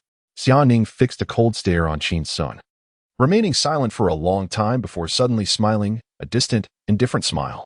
"In truth, I have always regarded you as merely an ordinary friend." Qin Xun felt a jolt. Within her words lay an unexpected significance. He looked up to see Xiaoning turning away, departing. Returning to her desk, Xiaoning sat in silence for a moment, refraining from further entangling herself with Qin Xun. Following his suggestion, she sent a message to her father on WeChat, hoping for a stroke of luck. "Xia, we require 10 million for the entire project. Our company will take it on." Before long, her father responded with an emoji, a gift from Xiaoning's childhood. The animated image depicted young Xiaoning, wide-eyed and slack-jawed in astonishment. "No wonder you are the daughter of Xia Shujia. You have a ruthless heart." Xiaoning felt a blush creep across her cheeks as she glanced at Qin Xun, who was still sprawled on the sofa, lost in his game. "Our company's chief strategist exudes confidence, and I have no doubt he does not impose arbitrary charges. I hold faith in his capabilities. He is truly remarkable." After a brief pause, Xia's father responded, "Someone remarked to me, you are in trouble. You have fallen in love. Initially, I was skeptical, but now I am convinced. However, it is worth noting that women in love tend to view their partners through a filter. You believe in him, but I do not." Xiaoning remarked with a sardonic smile as she discerned her father's intentions.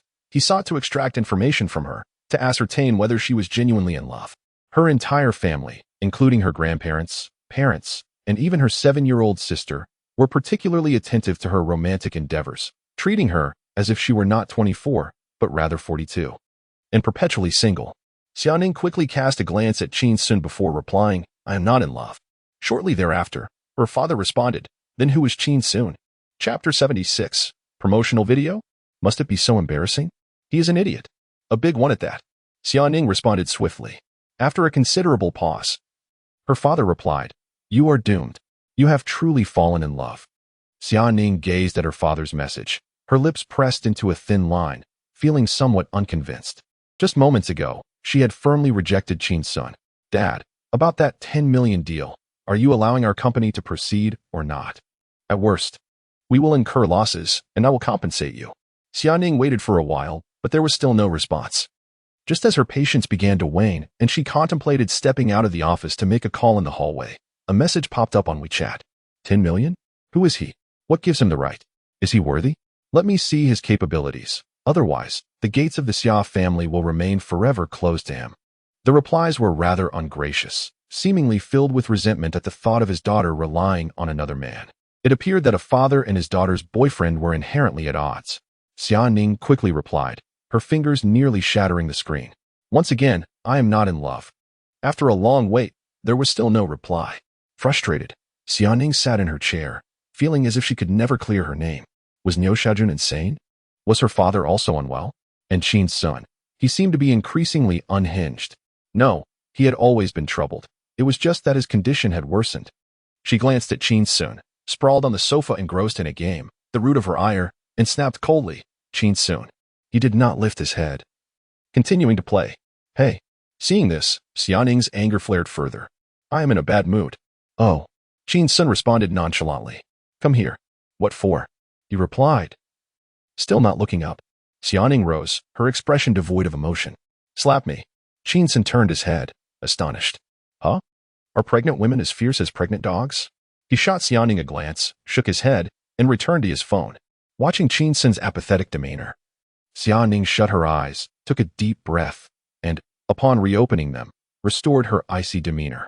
Qin Xun, she reiterated, if you desire this 10 million, you must make him understand who you are, what gives you the right, and if you are worthy. Echoing her father's words, she added a personal touch. What are you? Anyway, after saying this, she felt a surge of satisfaction. Take that. A 5-kill sound effect echoed from her phone. Qin Xun turned from the sofa, sitting up and looking at Xiaoning with a cold smirk. Is this a provocation? Xiaoning felt a twinge of anxiety, fearing he wouldn't take the bait. Yet, she saw Qin Xun smile slightly. This little temper of mine relishes such challenges. Just as she felt a sense of triumph, she heard Qin Xun remark, there will come a time when he kneels before me. Xiaoning was left speechless. Why did he always envision her father begging him? Qin Xun rose to his feet, his head bowed and brows furrowed, pacing within the confines of the office. Suddenly, he lifted his gaze, determined to demonstrate to this wretched fellow who he truly was and what his worth entailed. Xiaoning inquired, do you have a plan? Qin Xun nodded affirmatively. We are a marketing company, tirelessly promoting others while neglecting our own image. It is imperative that we find a spokesperson to represent our firm. He clasped his hands together, gradually separating them, emphasizing the widening distance.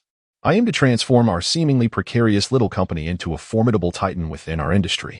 I want prospective partners to feel compelled to present us with millions merely to express their interest in collaboration. Upon hearing the phrase on the brink of collapse, Xiaoning's brow furrowed slightly. The company was evidently thriving at present. Unless Qin Xun was poached. President Qin, she exclaimed. What do you intend to do? Only upon hearing his title did Qin Xun recall that he was indeed the company's vice president and the second largest shareholder.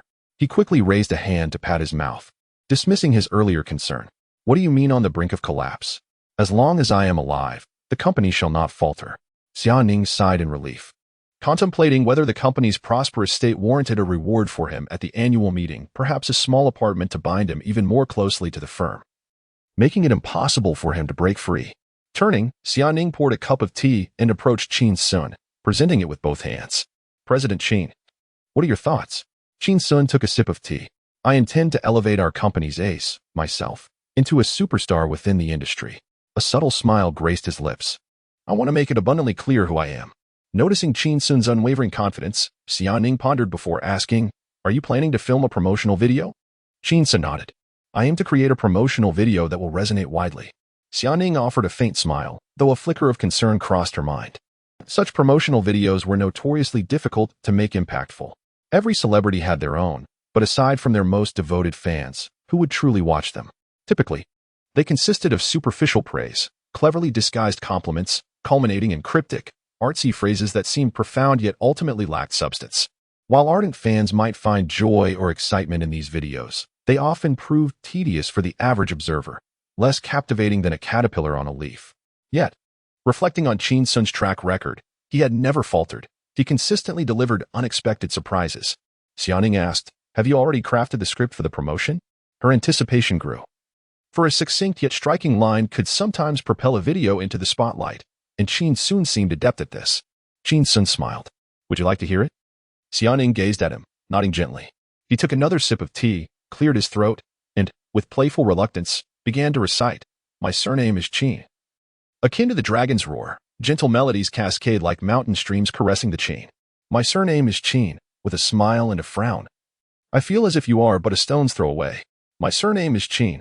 I command respect, able to challenge a multitude single-handedly. My surname is Qin. Diligence is rewarded by the heavens. I prioritize wealth before romance." Upon finishing his song, he raised his teacup for another sip to soothe his throat, only to be halted by a delicate, pale hand pressing down on the cup's rim.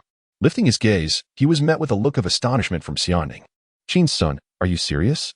Is this how you promote?" Qin Xun found her expression amusing and shook his head. "Of course not." Just as Xiaoning's expression began to ease, he continued, "And you too." Xiaoning, bewildered, responded, "What about me?" Qin Xun smiled slightly. "When the time comes to shoot the promotional video, everyone in the company must participate. How could you possibly be excluded?" As Xiaoning regarded Qin Xun's grin, an ominous premonition washed over her. Suddenly, she heard him proclaim, "My surname is Xia. Call me Laundry Xia. With a mere flick, I can shake the realm. With boundless righteousness, I shall rise, raising the battle flag and mounting my steed. My surname is Xia. I fear not. I reign supreme across seas and lakes." Abruptly, Xiaoning covered Qin Xun's mouth with her hand. The force was considerable, nearly toppling him over. Chapter 077. You should save that 2,000 yuan for childbearing. Qin Xun was taken aback, her eyes widening in surprise.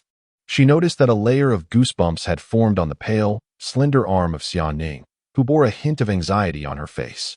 I can't call anyone," she stammered. Qin Xun chuckled. Did she actually believe her? How easily she was deceived. It was no wonder she had ended up pregnant and abandoned, so naive and gullible.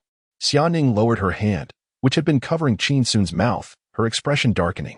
Restless, she paced around the office, envisioning the 30-plus employees standing in front of the camera in perfect unison, like children in a kindergarten choir. Each one calling out their surnames. "My surname is Qin, Qin Yan. My surname is Xia, Xia Yu. My surname is Cheng, Cheng Yan." The thought made her feel that the company was doomed. With a heavy sigh, Xiaoning returned to her office chair. Forget it. She might as well abandon her dignity. Qin Xun's seemingly absurd marketing tactics, like crawling to save a girl or selling apples while hawking meat, had ultimately proven successful. Xiaoning created a new document on her computer and transcribed the slogans Qin Xun had just shouted. The more she read those words, the more embarrassed she felt. Resisting her nausea, she placed her hands on the table, fingers gently tapping a rhythm. Quietly parting her lips, she began to practice silently. "My surname is Xia, Xia Yu. Can a reversal shake the world? How awkward." Suddenly, she caught a glimpse of Qin Xun approaching and instinctively straightened her posture, regaining her cool demeanor. Qin Xun stood behind her, a hint of amusement in her voice. Not bad. Your memory is impressive. You could recite it after just one listen. You'll be the center of our company's promotional video." Xiaoning replied. "I don't think that's necessary. My position is low. I can just stand in the back corner." Seeing Xiaoning's awkwardness, Qin Xun chuckled. "Practice a bit longer. Later, contact the Mangrove Photography Studio.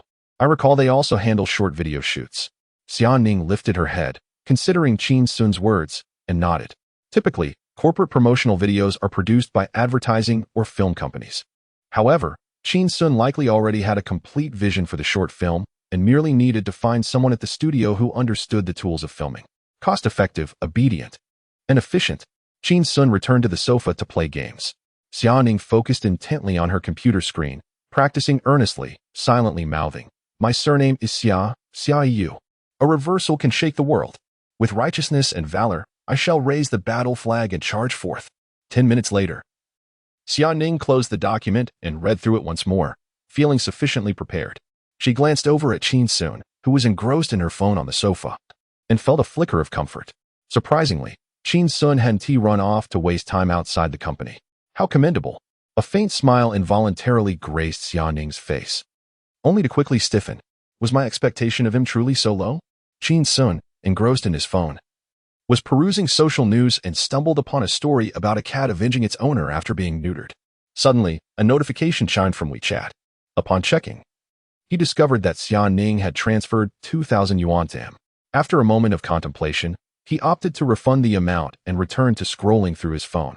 At that moment, Xiaoning's voice cut through the silence, laced with a hint of coldness. Why won't you accept it? Qin Xun looked up, noticing the barely concealed anger flickering across her face.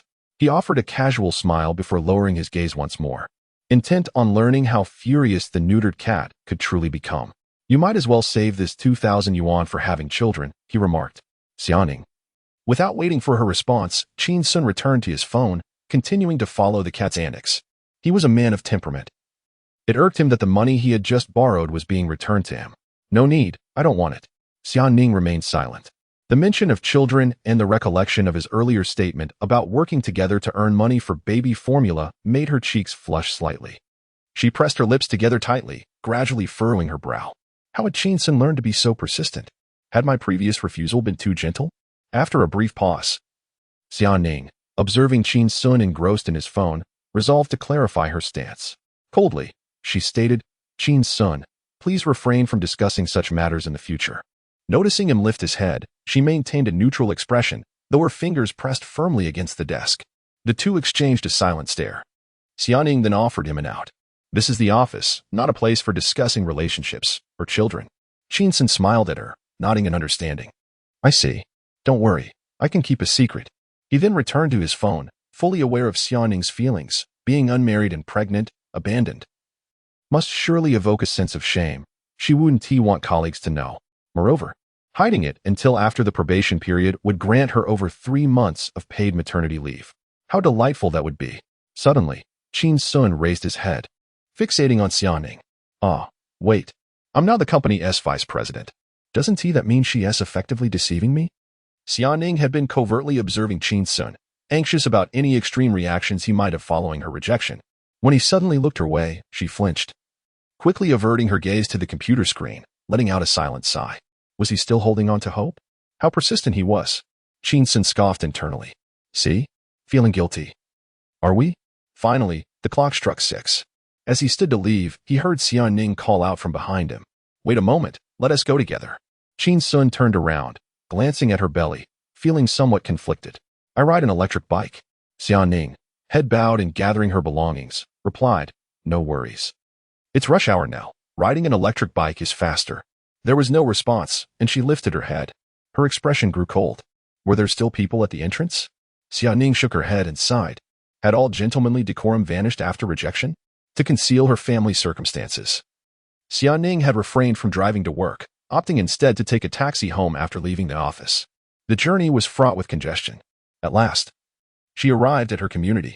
Upon entering, she spotted 4 flamboyantly dressed women at the entrance of her building, surrounding Qin Xun, tugging at him. Mr. Qin, come with us. Our boss is interested in a collaboration. The remuneration is exceedingly generous. Xiaoning noticed that one of the buttons on Qin Xun's shirt had been torn off, exposing his chest, which bore several scratch marks. Her expression hardened. Was this the so-called predatory decree from the headhunting company that Qin Xun had mentioned? Qin Xun found himself encircled by 4 chattering women, feeling the soft pressure of their bodies around him, rendering him somewhat unable to move freely. Just as he was at a loss for what to do, a cold and indifferent voice suddenly pierced the air. Where did this wild chicken come from? Chapter 078, Additional Update. The indifferent Ice Queen's Chinibu performance upon hearing someone hurling insults. For women felt a surge of irritation and instinctively lifted their gazes. Approaching them was a strikingly beautiful woman, her expression devoid of emotion, exuding an aura as piercing as the winter wind. Instantly, the atmosphere turned tense, rendering them speechless, as if a wild hen had encountered a phoenix, feeling the weight of ancestral lineage. Xiaoning strode forward, reached out, and took Qin Xun's hand, pulling him from the surrounding women's grasp. Naturally, she looped her arm through his, casting a cold glance at the four disgruntled women, and softly remarked, "If you are unattractive, refrain from attempting to steal men at my doorstep." Qin Xun? What do you mean, men at your doorstep? The four women looked at the frosty and regal Xia Ning, their mouths opening to retort, yet no words emerged. They were not unattractive. On the contrary, they possessed a certain beauty, if only they weren't standing next to this aloof enchantress. Xia Ning's voice turned icy. "Leave." The four women, deflated, scurried away. After a few steps, one woman, feeling humiliated, abruptly turned back, feigning a fierce demeanor, and inquired, "What is your name?" Xia Ning maintained her emotionless stare upon the woman until the latter felt a twinge of anxiety and considered fleeing, at which point Xia Ning suddenly responded, "My surname is Xia, as in laundry. My presence can stir the world." Her expression remained indifferent, the gravity of her words underscored by an air of sophistication, creating a stark contrast to the content. The woman? Qin Xun? The other three women swiftly turned back to Xia Ning, their faces displaying shock. Could it be she is insane? No wonder Manager Wang mentioned that Mr. Qin had a girlfriend with a penchant for cosplay, who appeared regal yet possessed fierce combat prowess. It now seemed that she was not only aloof and formidable but also somewhat eccentric. Meeting their astonished gazes, Xia Ning maintained her calm demeanor. The four women, realizing their folly, fled in embarrassment. Not worth the trouble. As they retreated, Xia Ning released her hold on Qin Xun's arm. Qin Xun turned to her, his expression a mix of confusion and intrigue. "Xiao Xia, what was that back there?" Xia Ning fixed her gaze ahead, her face stern as she endeavored to keep her tone composed. "I merely realized that if I cannot articulate the lines I practiced this afternoon in front of four people, how could I possibly deliver them before dozens tomorrow during filming?" Qin Xun. He raised a thumb in approval. "Well done, exceptional employee." His demeanor was exceedingly earnest. Xia Ning pressed her lips together, interpreting this as a compliment. Suddenly, Qin Xun felt a lingering warmth on his arm from where Xia Ning had held him, his emotions becoming somewhat tangled. He patted his arm, looking at Xia Ning with utmost seriousness, and cautioned, "In the future, do not touch me." Xia Ning. Hearing such words typically spoken by a pristine maiden, she pondered whether Qin Xun had appropriated her lines. Coldly, she replied, "Do not take advantage and then act innocent." After a brief pause, she spoke slowly. "You stingy person."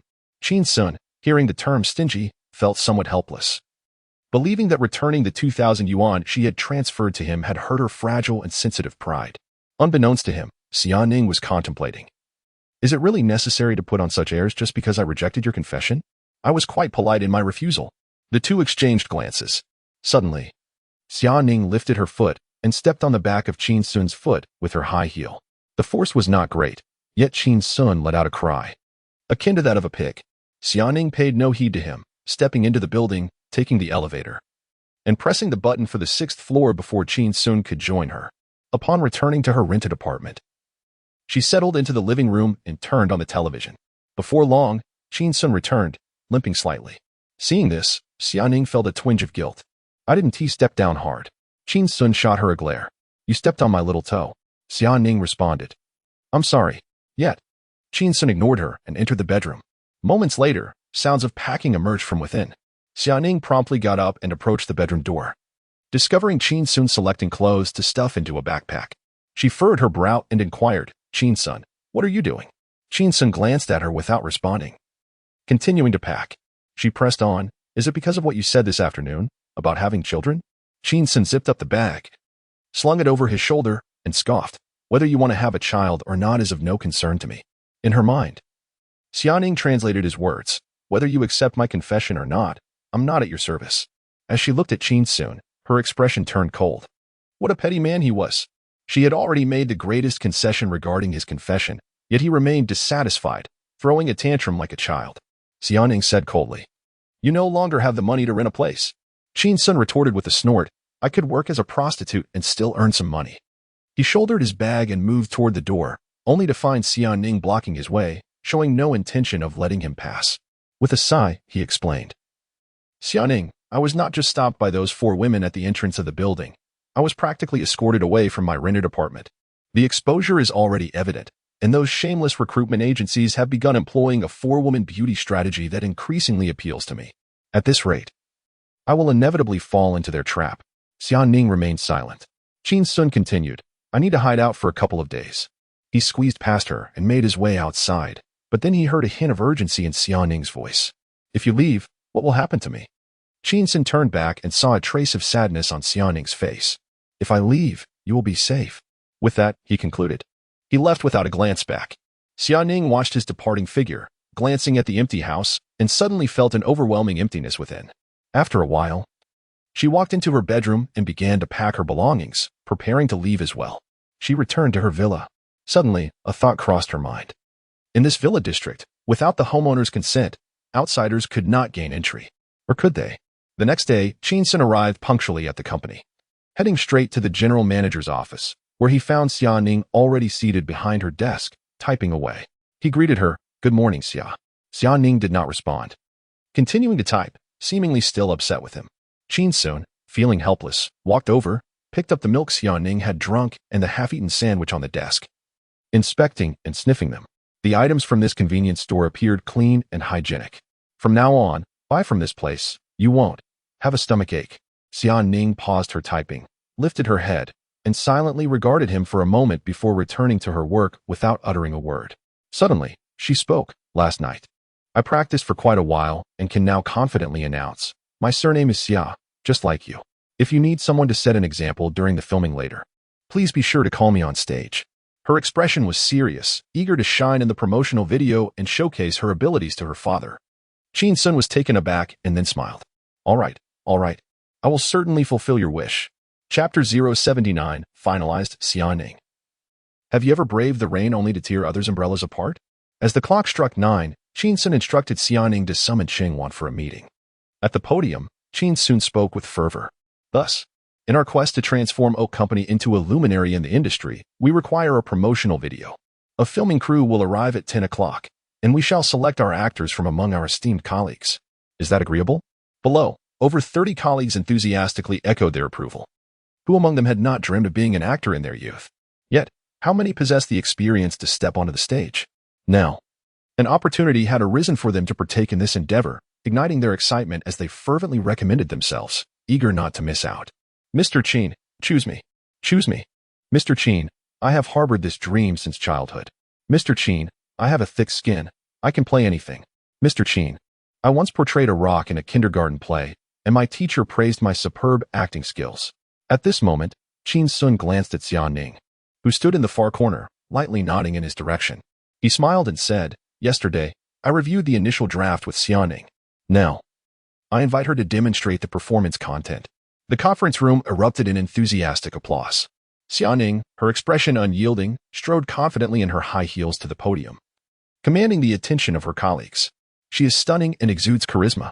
Is she not the quintessential leading lady? They whispered. Her presence radiated authority, surpassing even that of Mr.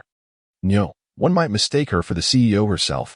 Upon reaching the front, she paused, slightly bowed, and met Qin Xun's gaze, receiving an encouraging nod. Without a trace of shyness, she proclaimed, my surname is Xia, Laundrier Xia. With a single gesture, I can stir the rivers and lakes. A heart as noble as the clouds. I raise my battle flag and mount my steed. My surname is Xia. I fear not. Across all seas and lakes, I reign supreme. After her spirited performance, she bowed once more, her face devoid of expression as she softly added, thank you. Qin Xun maintained a serious demeanor, stifling laughter with great difficulty. The room fell silent, and the expressions of his colleagues morphed into a tableau of astonishment, their mouths agape. Had Xiaoning no sense of decorum? Could she truly utter such lines? Though she was alluring, could she withstand such antics? Was Mr. Qin truly so adept at transforming his assistant from a poised ice queen into an exuberant youthful spirit? Gradually, a sense of trepidation washed over the colleagues, as they began to feel embarrassed about their earlier eagerness to volunteer. Qingwan swallowed hard, feeling conflicted. Mr. Qin, are we really expected to perform this? My surname is not Xia. She exhaled a sigh of relief, repeatedly emphasizing, my surname is Cheng. I am Cheng. Qin Xun cast a glance at Qingwan, smiled, and replied, Sister Wan, you may proclaim, my surname is Cheng. For you I shall sink, losing myself and my soul. My surname is Cheng, filled with sorrow, willingly locking my heart for you. My surname is Qing. I have heard whispers, yet time shall not alter my innocence. Qin Xun stood at the podium, a smile gracing his face as he called out to the audience. Everyone was astonished, Was Qin Xun's mind truly so quick? Did he simply speak as he pleased? Chang Wan, feeling utterly embarrassed, covered her face with her hands, wishing for a crack in the ground to hide herself. Mr. Qin, this is too mortifying. I am a mother as well as someone's daughter. I still have my dignity. Her plea resonated with many. Colleagues chimed in, echoing her sentiments. Indeed, Mr. Qin, please reconsider. The company's promotional video requires careful thought. Others joined in, saying, Mr. Qin, I suddenly recalled I once flubbed my lines as a rock in kindergarten. I'm not a great performer. Mr. Qin, I have an upset stomach today. Mr. Qin, I have my period. Qin Xun observed the fervor among his colleagues. Sensing their collective frustration, as if they would pack their belongings and resign if pressed further, he chuckled softly. It appeared that the team was not pleased with this proposal. Acknowledging that he was not one to disregard the opinions of others, he decided to implement an alternative plan. Upon hearing this, Xiaoning was taken aback, abruptly turning to look at Qin Xun. Am I being toyed with? She thought, her frustration simmering beneath the surface as she recalled her earnest practice the night before, only to be embarrassed in front of her colleagues. Xiaoning glanced at her colleagues below, who were visibly relieved. Some regarded her with a teasing glimmer in their eyes, igniting a belated sense of shyness within her. Unable to contain herself any longer, she turned to Qin Xun. A gentle smile on her face as she spoke in a soft tone, Mr. Qin, does this mean my efforts yesterday were in vain? Qin Xun shook his head. Not at all. It is precisely because I wish to honor your efforts that I had you perform. You did splendidly. Noticing Xiaoning's smile falter, he continued earnestly. Seeing your dedication yesterday inspired me. Even a small employee, still in her internship, possesses such commendable work ethic. I, as the company's second in command, cannot betray the expectations of others. He approached Xiaoning, mimicking the encouragement of a seasoned leader, and gently patted her shoulder. Thus, I stayed up last night rewriting a short script for you, casting you as the lead. Xiaoning regarded Qin Xun's serious demeanor with skepticism. Really? Qin Xun nodded earnestly, swearing an oath. If I am lying, then Oak Tree Company shall collapse, go bankrupt, and its owner shall be arrested. Xiaoning was taken aback. Not only was he deceiving her, but he was also cursing her. With an impassive expression, she walked away, retreating to a corner. Qin Xun retrieved his phone and shared the script he had penned the previous night at the Internet CAF with the group. As colleagues opened the document, they quickly perused the concise text, which vividly depicted various scenes, the ambitious newcomer in the workplace, late-night overtime, and the unspoken rules of the client. The family's disapproval of their son's dreams, the unrequited love of a devoted admirer, the indignities inflicted by the client, and the elation that follows success. Colleagues collectively exhaled in relief, resuming their cheerful discussions. This is splendid. This is truly a proper script, they exclaimed. It seems my talents once again have room for expression. As for the leading lady, indeed, only Xiaoning could embody the role. Her beauty is striking. Suddenly, Lu Hong raised his hand and exclaimed, Mr. Qin, I believe I am particularly suited to portray that old lecher. Laughter erupted among the crowd. I will play the devoted admirer. I want to be the client. I will portray the son pursuing his dreams. Then I shall be the father. As roles dwindled, the atmosphere began to shift. I will be the passerby. I will be the rain. I will be the discarded folder. Just as everyone was joyfully engaged in animated discussion, a discordant voice interrupted, Mr. Qin. If this is merely an ordinary script, a patchwork of common scenes with hardly any dialogue, I fear this mute-style corporate promotional video will not make even the slightest ripple in the industry. All eyes turned to Xiaoning in the corner, who was gazing intently at Qin Xun on the podium. I believe, rather than this, it would be more prudent to hire a small celebrity to endorse the company. She paused before continuing. I even think this script pales in comparison to the earlier surname Mike, at least that could capture attention. After her remarks, she silently fixed her gaze on Qin Xun. Earlier, Qin Xun had put her on the spot, and now she sought to turn the heat back on him. Colleagues were eager to stomp their feet in frustration. Had it not been for Xiaoning's aloof demeanor and her position as Qin Xun's assistant, they might have felt compelled to confront her seriously. How could she demand others shout out the same when she had just invoked the surname Mike? Was it not akin to tearing apart someone else's umbrella after having weathered the rain herself? Moreover, how could this young woman, emboldened by Mr. Qin's tolerance, dare to publicly oppose him? She exhibited no sense of workplace decorum. Xiaoning remained silent, her gaze unwavering as she looked at Qin Xun. He, in turn, met her gaze and suddenly broke into a gentle smile, articulating each word with clarity. Who says, this is a mute play? Xiaoning was taken aback, her heart racing with a flicker of anticipation. Every time Qin Xun was poised to showcase his talents, he displayed this particular demeanor, calm, serene, with a hint of a smile. Yet when he acted, it was like thunder. Colleagues turned their attention to Qin Xun once more. At that moment, I will provide the voiceover, he declared with a firm, confident, and steady tone. You only perceive my fragrance, yet you do not see my perspiration. You have your rules, and I have my choices. You may deny my present, but I shall determine my future. You mock me for having nothing, yet I pity you for always waiting. You may underestimate our youth, yet we shall demonstrate whose era this truly is.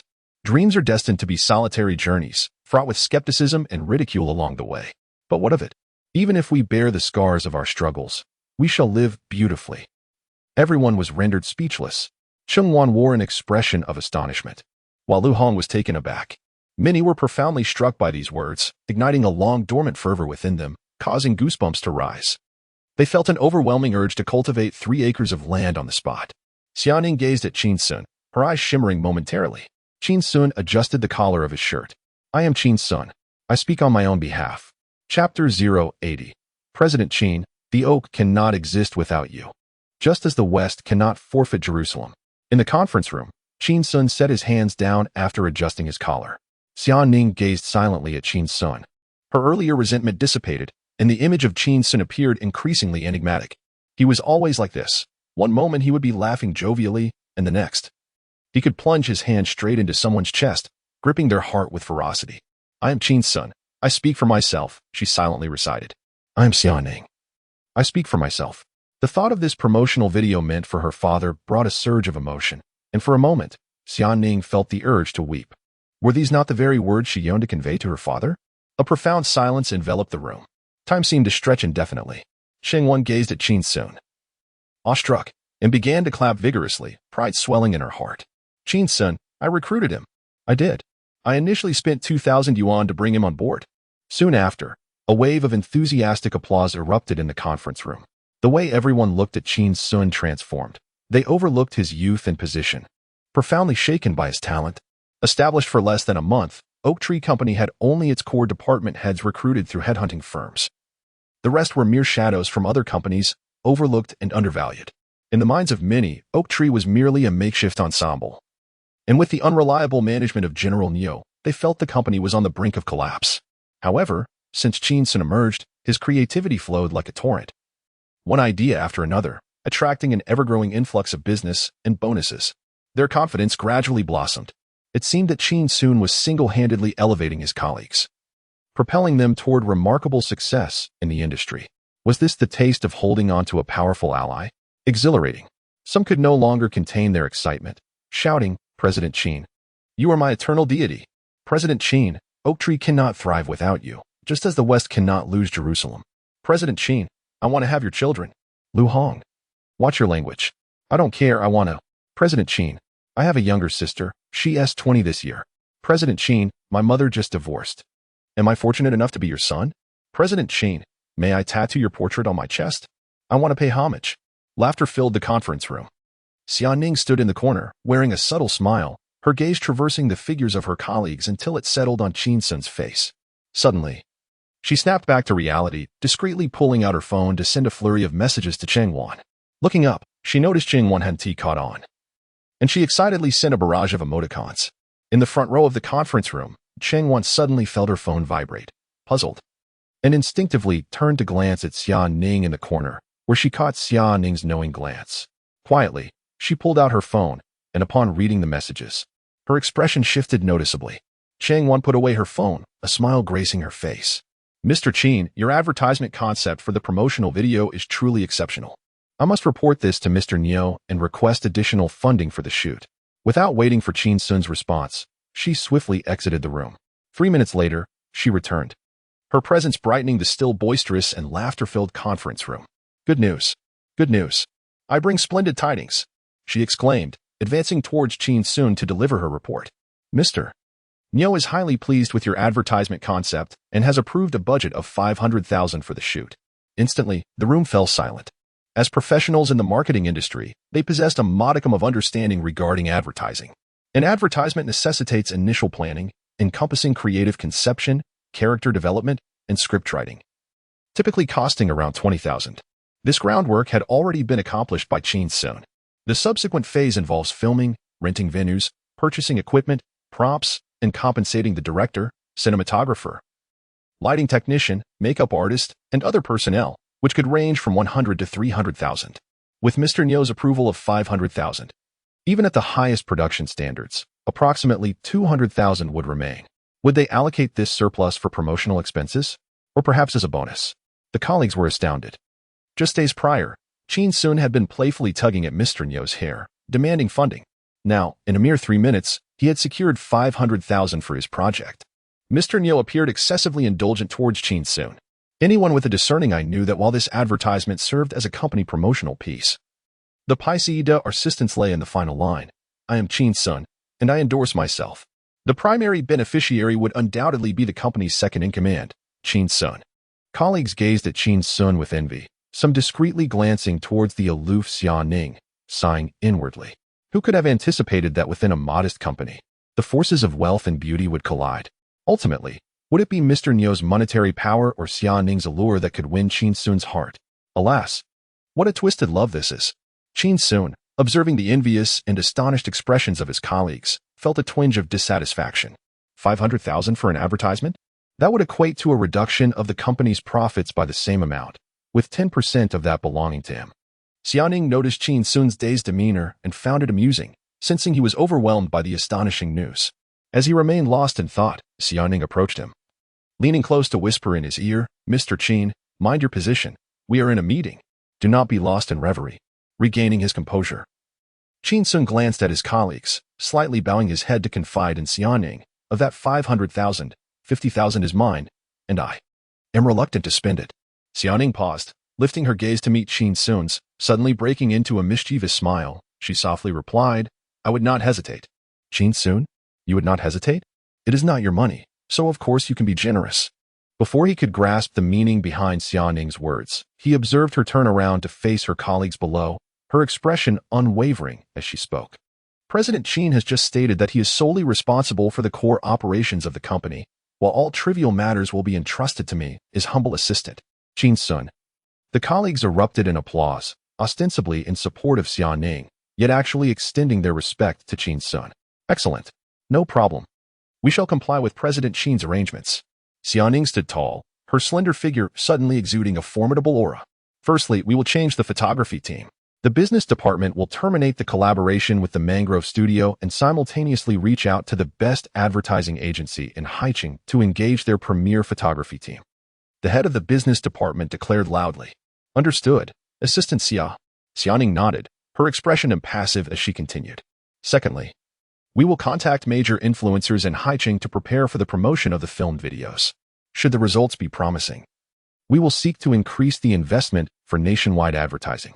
In addition to the prominent influencers, we could even extend our advertising to other video platforms. Qin Xun, serving as both the human resources and administrative supervisor, had no choice but to take on some ambiguous tasks, responding assertively, understood, General Manager Xia. Xia Ning cast a fleeting glance at Qin Xun. Qin Xun? Chapter 081. Is there still a woman knocking on your door at night? Understood, Mr. Xia. The moment the words left Qin Xun's lips, her expression changed dramatically, and she quickly corrected herself. Understood, Assistant Xia. She broke into a cold sweat from fright. Some colleagues were amused by this scene and were about to laugh when they caught sight of Xia Ning's serious demeanor, which rendered them speechless under her formidable presence.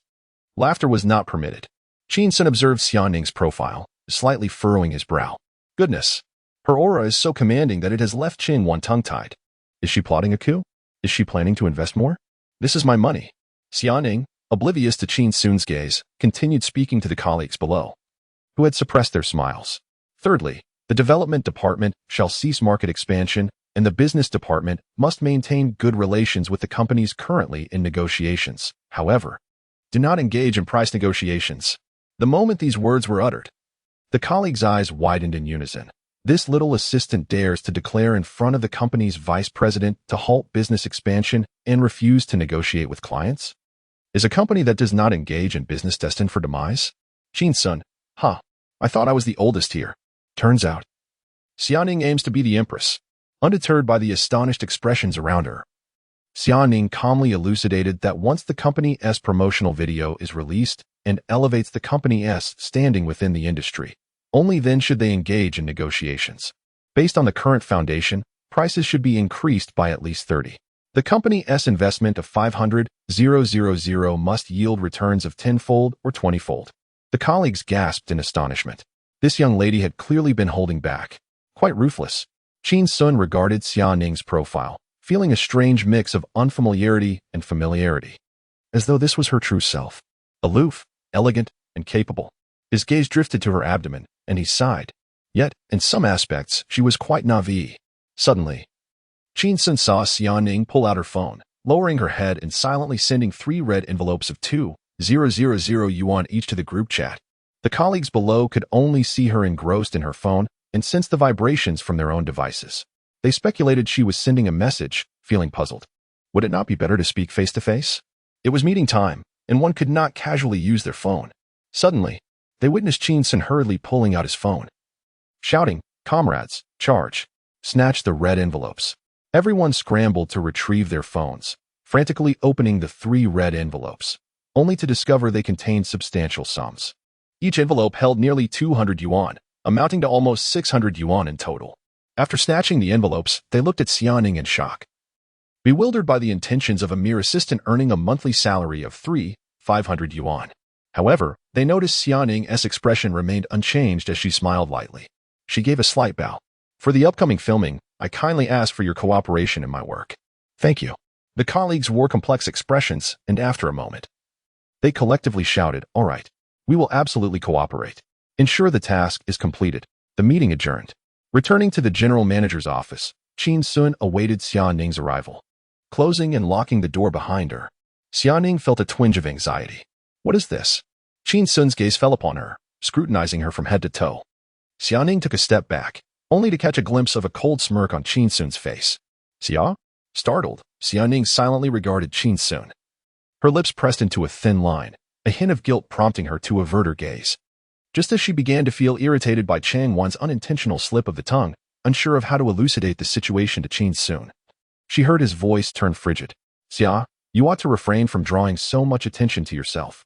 With Niu Xiaojun absent, I am the reigning authority in this company. Today, you've taken advantage of my resources, distributed red envelopes. What does that imply? Are you trying to overshadow me? Do you realize the implications of your actions?" Xianing turned to face Qin Xun, pausing momentarily before offering her explanation. "I aim to secure the 10 million yuan contract with Duda Milk Tea. I didn't want to squander your creativity. I sought to maximize the impact." Qin Xun shook his head, moving behind the desk to take a seat, lightly tapping his fingers on the surface as if asserting his dominion. "Xia, pour the tea." Xianing exhaled in relief, hastily preparing a pot of tea and pouring a cup, presenting it to him with both hands. After taking a sip, Qin Xun remarked, "The money you just sent in red envelopes. Remember to get reimbursed by the company." "Oh," she replied, obedient and compliant. Noting that Qin Xun had finished his cup, she picked it up and approached the tea table to refill it. Suddenly, she heard Qin Xun's stern admonition. "Your salary isn't substantial. To give away 6,000 all at once. What will you do when you have children? Where will you find the funds?" After a brief pause, his tone softened. "Your family. They must be quite wealthy, right?"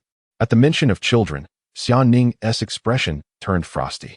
What sort of person discusses such matters? Confessing daily? And always using children as a metaphor? Doesn't he realize the embarrassment associated with such a topic? Does he think he can act brazenly simply because I have a good temperament? Silently, Xianing poured a glass of plain water and turned to present it to Qin Xun. "My family is quite ordinary." Qin Xun accepted the cup, taking a sip naturally. After receiving Xianing's red envelope, the colleagues were invigorated, diving into the advertising shoot as per her arrangements. The advertising company was contacted swiftly. By afternoon, representatives arrived. Reviewing the script with Qin Xun, making slight adjustments to the scenes to align with the nature of Oak Tree Company as a marketing firm. Once the script was refined by Qin Xun and the advertising team, Xianing seized the opportunity to inquire, "Excuse me, what is the quickest time frame for completion?" The representative from the advertising agency replied, 3 days. Xianing's tone was resolute as she countered, 2 days. The advertising representative was taken aback. He was well acquainted with the Prime Minister's gatekeepers, the favored concubines of the elite, and the secretaries of high-ranking executives. Though they may not seem to hold high positions, they were certainly individuals one could not afford to offend. Furthermore, this female secretary was exceptionally attractive, undoubtedly embodying the adage that when there is business, the secretary is busy, and when there is none, the secretary still occupies one's thoughts. However, completing a high-quality advertisement shoot within merely 2 days posed a considerable challenge, leaving him in a quandary as he glanced at Qin Xun. Qin Xun cast a sidelong glance at Xia Ning and nodded in acknowledgement. Just 2 days. The advertising team's enthusiasm was palpable. It was evident. There was definitely something more than mere professionalism at play here. They were indulging her in an extraordinary manner. Was this a prelude to a game of political intrigue? As the clock struck 6, Qin Xun opened the fish-catching system panel, only to frown at the displayed figures. Fish-catching points. 180 points needed for the next lottery. 100,000. He had been somewhat lethargic these past few days, having focused too diligently on work and neglected to indulge in his usual distractions. How frustrating. Xia Ning, seated behind her computer, leaned forward and noticed Qin Xun's furrowed brow. After a moment of hesitation, she inquired with a hint of concern, "What is troubling you?"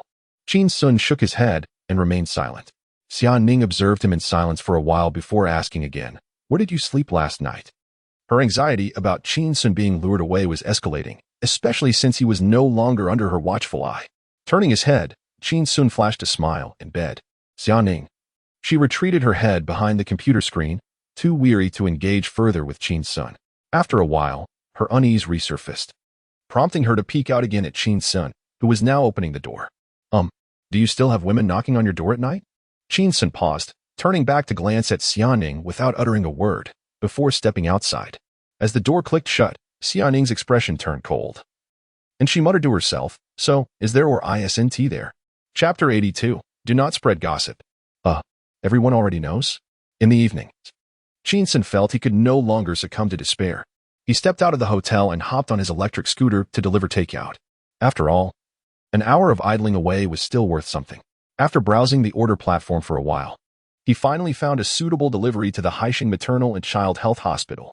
Due to its remote location, there were hardly any other orders along the way, making it difficult to earn a decent profit. No courier was eager to take on such a task. However, Qin Xun found it appealing. Suddenly, he recalled having previously taken Xia Ning to this hospital for a checkup and shook his head with a sigh. What a foolish woman. The next day, under Xia Ning's meticulous organization, the Oak Company collaborated wholeheartedly with the advertising agency for filming, in pursuit of quality, and with Qin Xun, Xia Ning, and other colleagues lacking any acting experience. Many scenes had to be shot repeatedly. By the end of the day, everyone was utterly exhausted. Nevertheless, spirits were high as they fancied their performances rivaled that of award-winning actors, convinced they were on the verge of securing accolades. After work, they dispersed from the set, each heading home. When Xia Ning intended to seek out Qin Xun, she discovered he had already sped away on his scooter. Watching his figure vanish around the corner, she felt a twinge of disappointment. After all, they were roommates. Couldn't he have at least offered her a ride? At that moment, Cheng Wan approached and quietly inquired, "Xia, would you like a lift?" Xia Ning replied, "No, thank you." Cheng Wan felt a bit awkward. After a brief silence, Xia Ning explained, "Traffic can be quite congested. I prefer my electric scooter."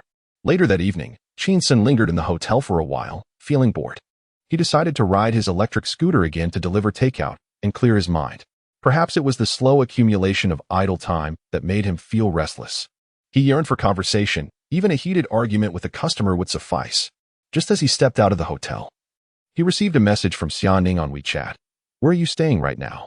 He chose not to reply.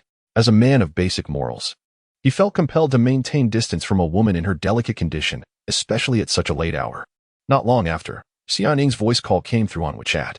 Without a second thought, he hung up. Immediately, another message pinged in. Such a miser. Not a real man. Qin Xun stared at the message, utterly perplexed, feeling quite wronged.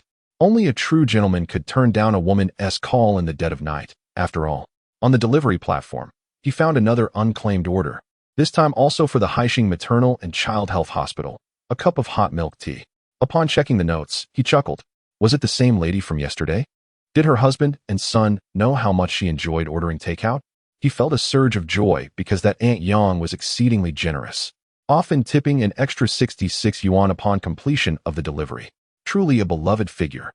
On the third day, another exhausting day of filming ensued, leaving the advertising crew completely drained. Having received a substantial sum from others, we dare not be negligent regarding the quality of the final product, lest we evoke any suspicion of deceit. Mr. Qin, we shall work tirelessly through the night on the post-production, and we assure you that the completed work will be delivered by tomorrow morning at the latest. Should you have any suggestions, please feel free to voice them, and we shall make the necessary adjustments. Qin Xun nodded in agreement. Very well. After parting ways with the advertising company personnel, Xiaoning watched as they boarded their vehicle, her gaze lingering on the camera in their possession, filled with hope. She was the leading actress in the promotional film, with more screen time than Qin Xun. Observing the happiness radiating from her face, Qin Xun inquired, "What are you thinking about?" Xiaoning, reflecting on the arduous days past, smiled and spoke at length. "I have a rather peculiar feeling. My current mood resembles that of awaiting the birth of my own child. And I am particularly certain that this child will be exceptionally remarkable." Qin Xun, taken aback, felt a chill creep over him. "Then I wish you and the child a safe delivery." Xiaoning paused, nodded in gratitude, and smiled as she asked, "Aren't you looking forward to it?" Qin Xun shook his head, moved to the roadside, mounted his electric scooter, and turned to gaze quietly at Xiaoning, seemingly with something to say. Xiaoning silently observed him, a flicker of anticipation igniting within her, followed by a tangle of thoughts. If he were to invite me to share a ride, would I accept? It might not be appropriate for him to discover that I reside in a villa area. Yet, she noticed Qin Xun exhale heavily through his nose. "I am not looking forward to it." Xiaoning? A hint of disappointment washed over her, and she retorted coldly, "Regarding this child, you have certainly exerted considerable effort, making you somewhat of a father." Her voice was not quiet. Qin Xun, hearing her words, appeared somewhat flustered. "Xiaoning, in your current state of being, perhaps it would be best to refrain from such comparisons?" He concluded, "You truly are quite clever." With that, he twisted the throttle and sped away.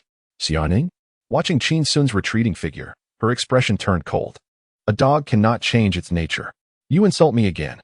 Xiaoning felt a surge of anger. "You're allowed to use childbirth as a metaphor for confession. Yet I cannot employ a child to symbolize success in my work? What audacity!" After a moment, Cheng Wan quietly approached, glancing down at Xiaoning's hand resting on her abdomen, and lowered her voice. "Miss Xia, are you hitching a ride?" Xiaoning turned to see Cheng Wan's expression was somewhat peculiar. "Miss Xia, I rode an electric scooter today." Xiaoning, puzzled by Cheng Wan's stammering, replied, "Not hitching." Cheng Wan. She sighed in relief.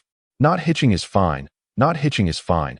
Electric scooters are not safe. Electric scooters are not safe." Cheng Wan turned her gaze toward the direction where Qin Xun had vanished and shook her head. What a scoundrel! Xiaoning felt that Cheng Wan was rather verbose today, so she summoned a taxi to return home. Cheng Wan stood by the roadside, letting out a sigh.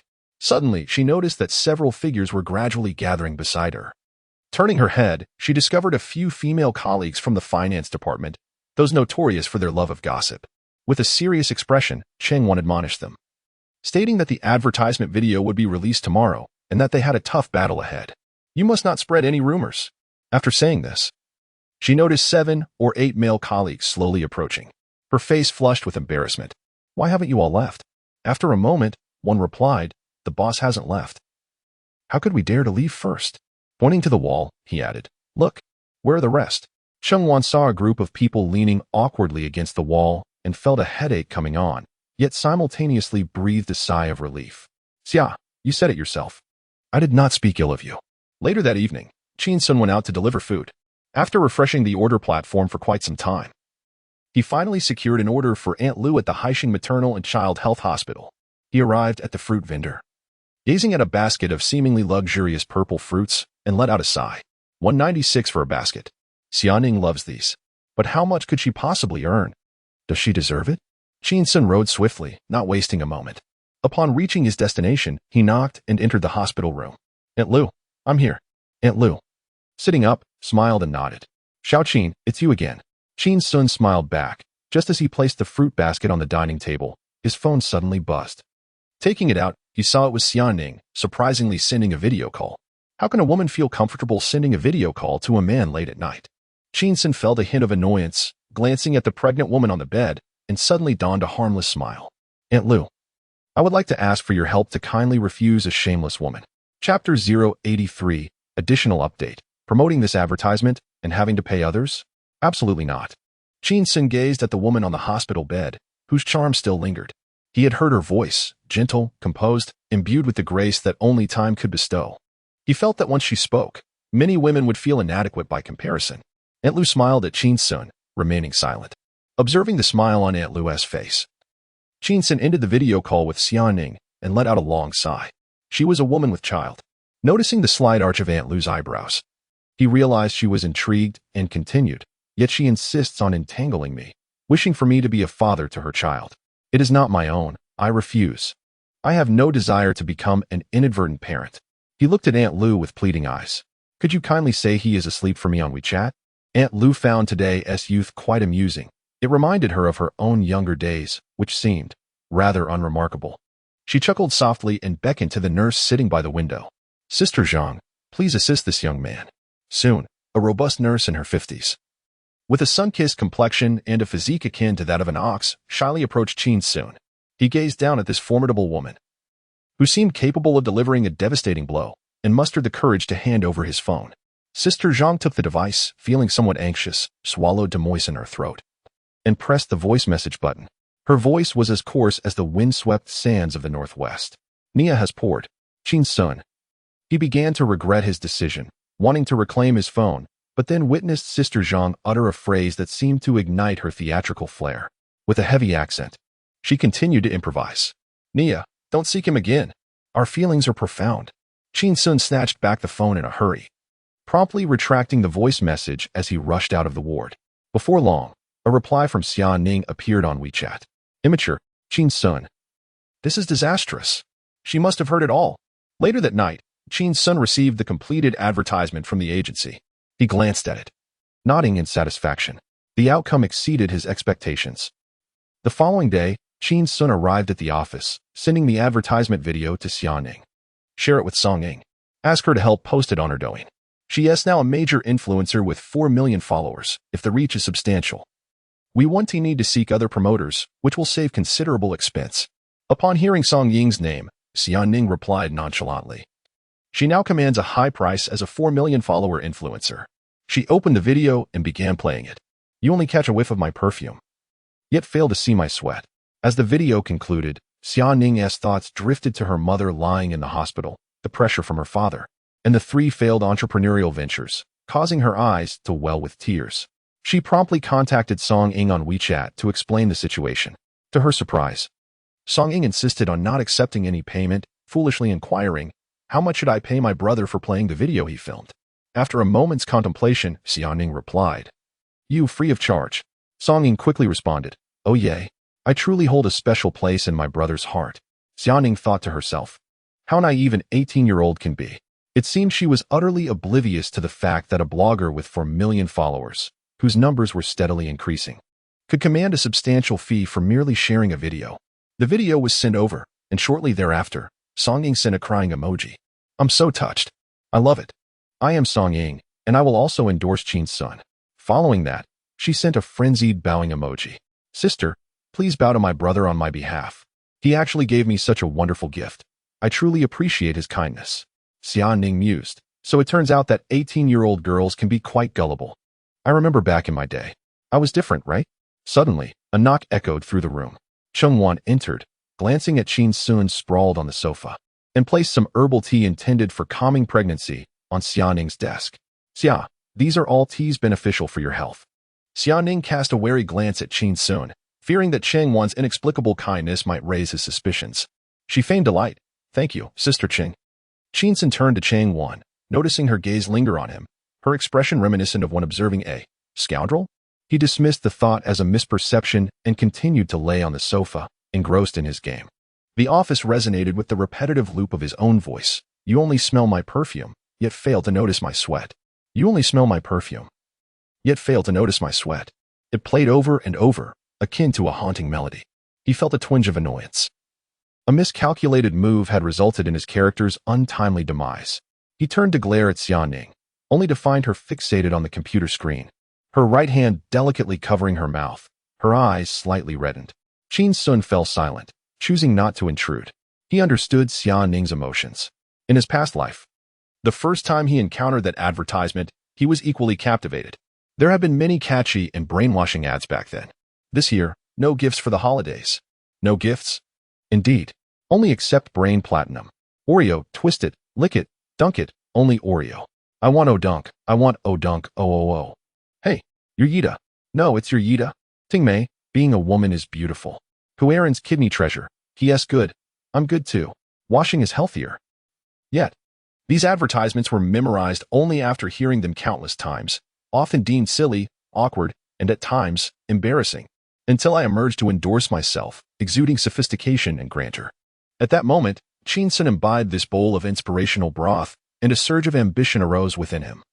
Embodying the spirit of self-reliance in adversity and the allure of companionship in prosperity, Xia Ning, now in a delicate state of pregnancy, was particularly vulnerable and sensitive. Encountering such a motivational advertisement was sure to strike a chord within her. Suddenly, Qin Xun heard Xia Ning's voice, tinged with excitement. Qin Xun, let us proceed as planned. We shall allocate the remaining 200,000 funds entirely for promotion. I urge all prominent bloggers to share our company's promotional video. Initially, she intended to assess the performance of Song Ying's video before deciding on any investment. However, after watching it repeatedly, she found herself captivated, almost eager to invest everything. Qin Xun, engrossed in his game, did not lift his head. No need. Don't squander money. It's sufficient that I'm not charging them for sharing our promotional video. Do they expect to profit from me as well? Xia Ning sighed, observing Qin Xun. Not everyone possesses the navet of someone like Song Ying. Qin Xun remained undeterred, exuding confidence. Although Xia Ning was nearly moved to tears by the advertisement, she still failed to grasp its true potential. In a previous life, this very advertisement had propelled the founder of Jume Yupin into public prominence, transforming him into a youth idol who rose from humble beginnings, refusing to succumb to fate. It catalyzed the rapid expansion of the company, which went public in the United States within 3 years, reaching a valuation exceeding $7 billion at its peak. To describe this as a billion-dollar advertisement would not be an exaggeration.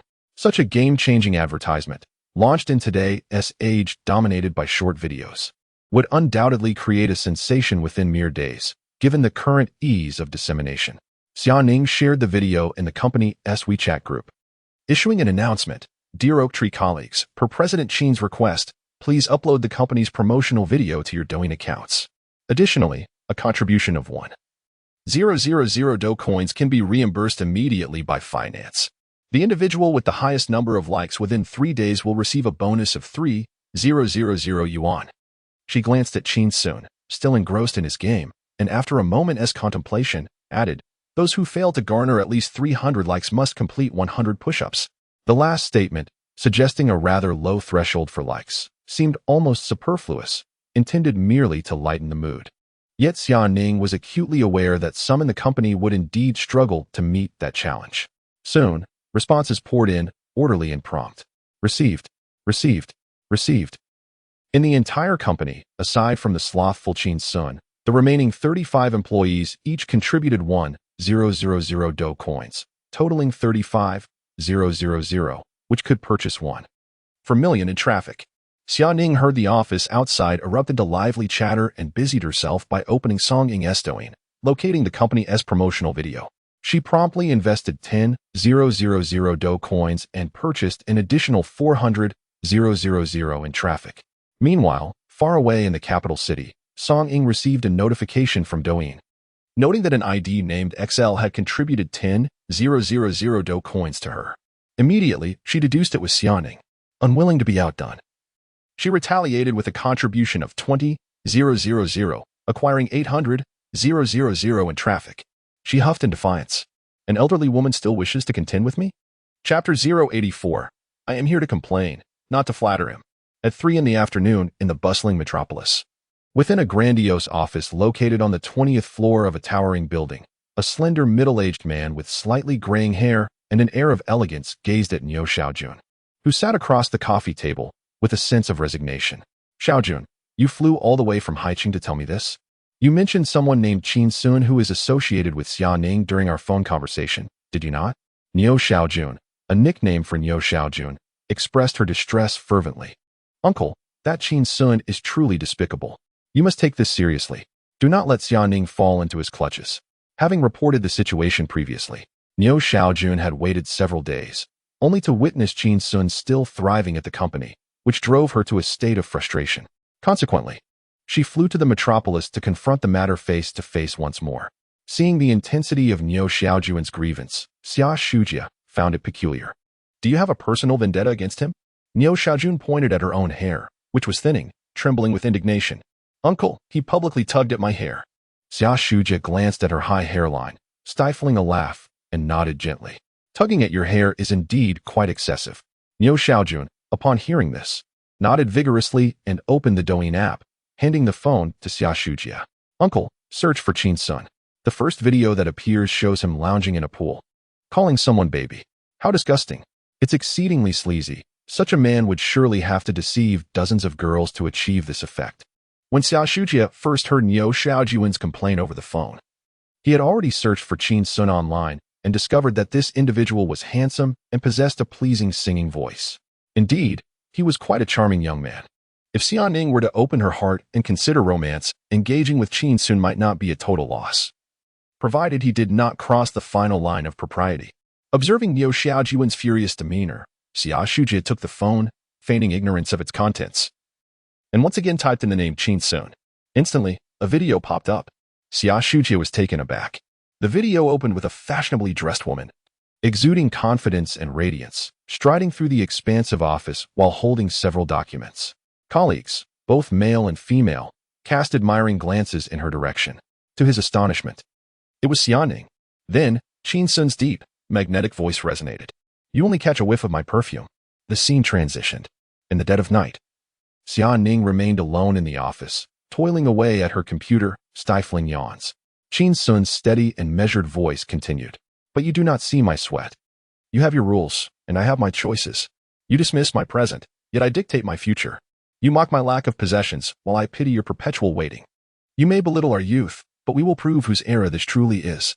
As the visual shifted in tandem with Qin Xun's narration, Xia Shujia's expression grew serious. Attentively observing the scenes that corresponded with the voiceover, Xiaoning attempted to evade the touch of the client and walked away. The parent overturned the child's drawing board, scattering the paint palette, and vehemently berated him, pointing an accusatory finger at his nose. The client discarded the completed proposal, leaving documents strewn across the screen. The one who bore the brunt of it all was Qin Xun. In an instant, Qin Xun transformed, donning a suit and tie, standing beneath the incessant flashes of the reporter's cameras, exuding the aura of a successful individual. Qin Xun's narration was calm and self-assured. Dreams are destined to be a solitary journey, fraught with skepticism and mockery along the way. At that moment, the scene depicted Qin Xun delivering a powerful punch that shattered a mirror. But what of it? Even if battered and bruised, one must live beautifully. Qin Xun stepped gingerly over the shards of glass, advancing toward the camera while bandaging his injured hand. His expression confident and his tone resolute.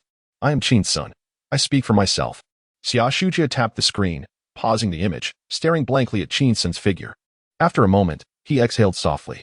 Having navigated the business world for many years, he had increasingly found it difficult to feel the passion of youth. Yet just now, he experienced a flicker of that youthful excitement. Xia Shujia lifted his head and chuckled, remarking, "This kid is even more audacious than I was at his age." Niu Xiaojun chuckled awkwardly, sensing that things were taking a turn for the worse. Xia Shujia glanced at the screen and noticed that the blogger named Xiaoling had garnered an astonishing 100,000 likes on her video, with over 20,000 comments. Even though he rarely browsed Douyin, he recognized that such engagement was exceptionally high, reaching a staggering level. Delving into the comments, he discovered that netizens were ablaze with enthusiasm. My mom just asked me why I was kneeling to listen to an advertisement. Let it burn. I could kick my family's prized pig right now. Qin Xun, do us a favor and take a break. You trend more than the Middle Eastern wars. I'm feeding myself a bag of salt. Damn it. I'm going to confront my boss right now. He just insulted me to my face for $3,000 a month. I've always wanted to quit and start my own business but lacked the courage. Thank you for inspiring me to take this step. When I succeed, I'll hire you as my spokesperson. Oh, another essay filled with flowery language. Absolutely badass. Some say this year the purple star will descend. Could it be that the purple star isn't in the entertainment industry, but in marketing? A star emerging from the marketing realm? My boss just chastised me for not understanding the rules of dining etiquette. To hell with social niceties. I just want to eat and raise a toast. I leap onto the table and do a 360-degree spin, clearing the dishes, then pounce on my boss to flip him over. Colleagues, don't even think of escaping. I'll devour you all.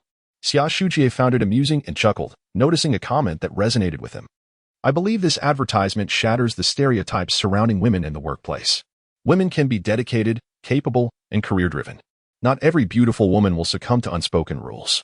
Just like that saying, you may underestimate our youth, but I shall prove that this is our era.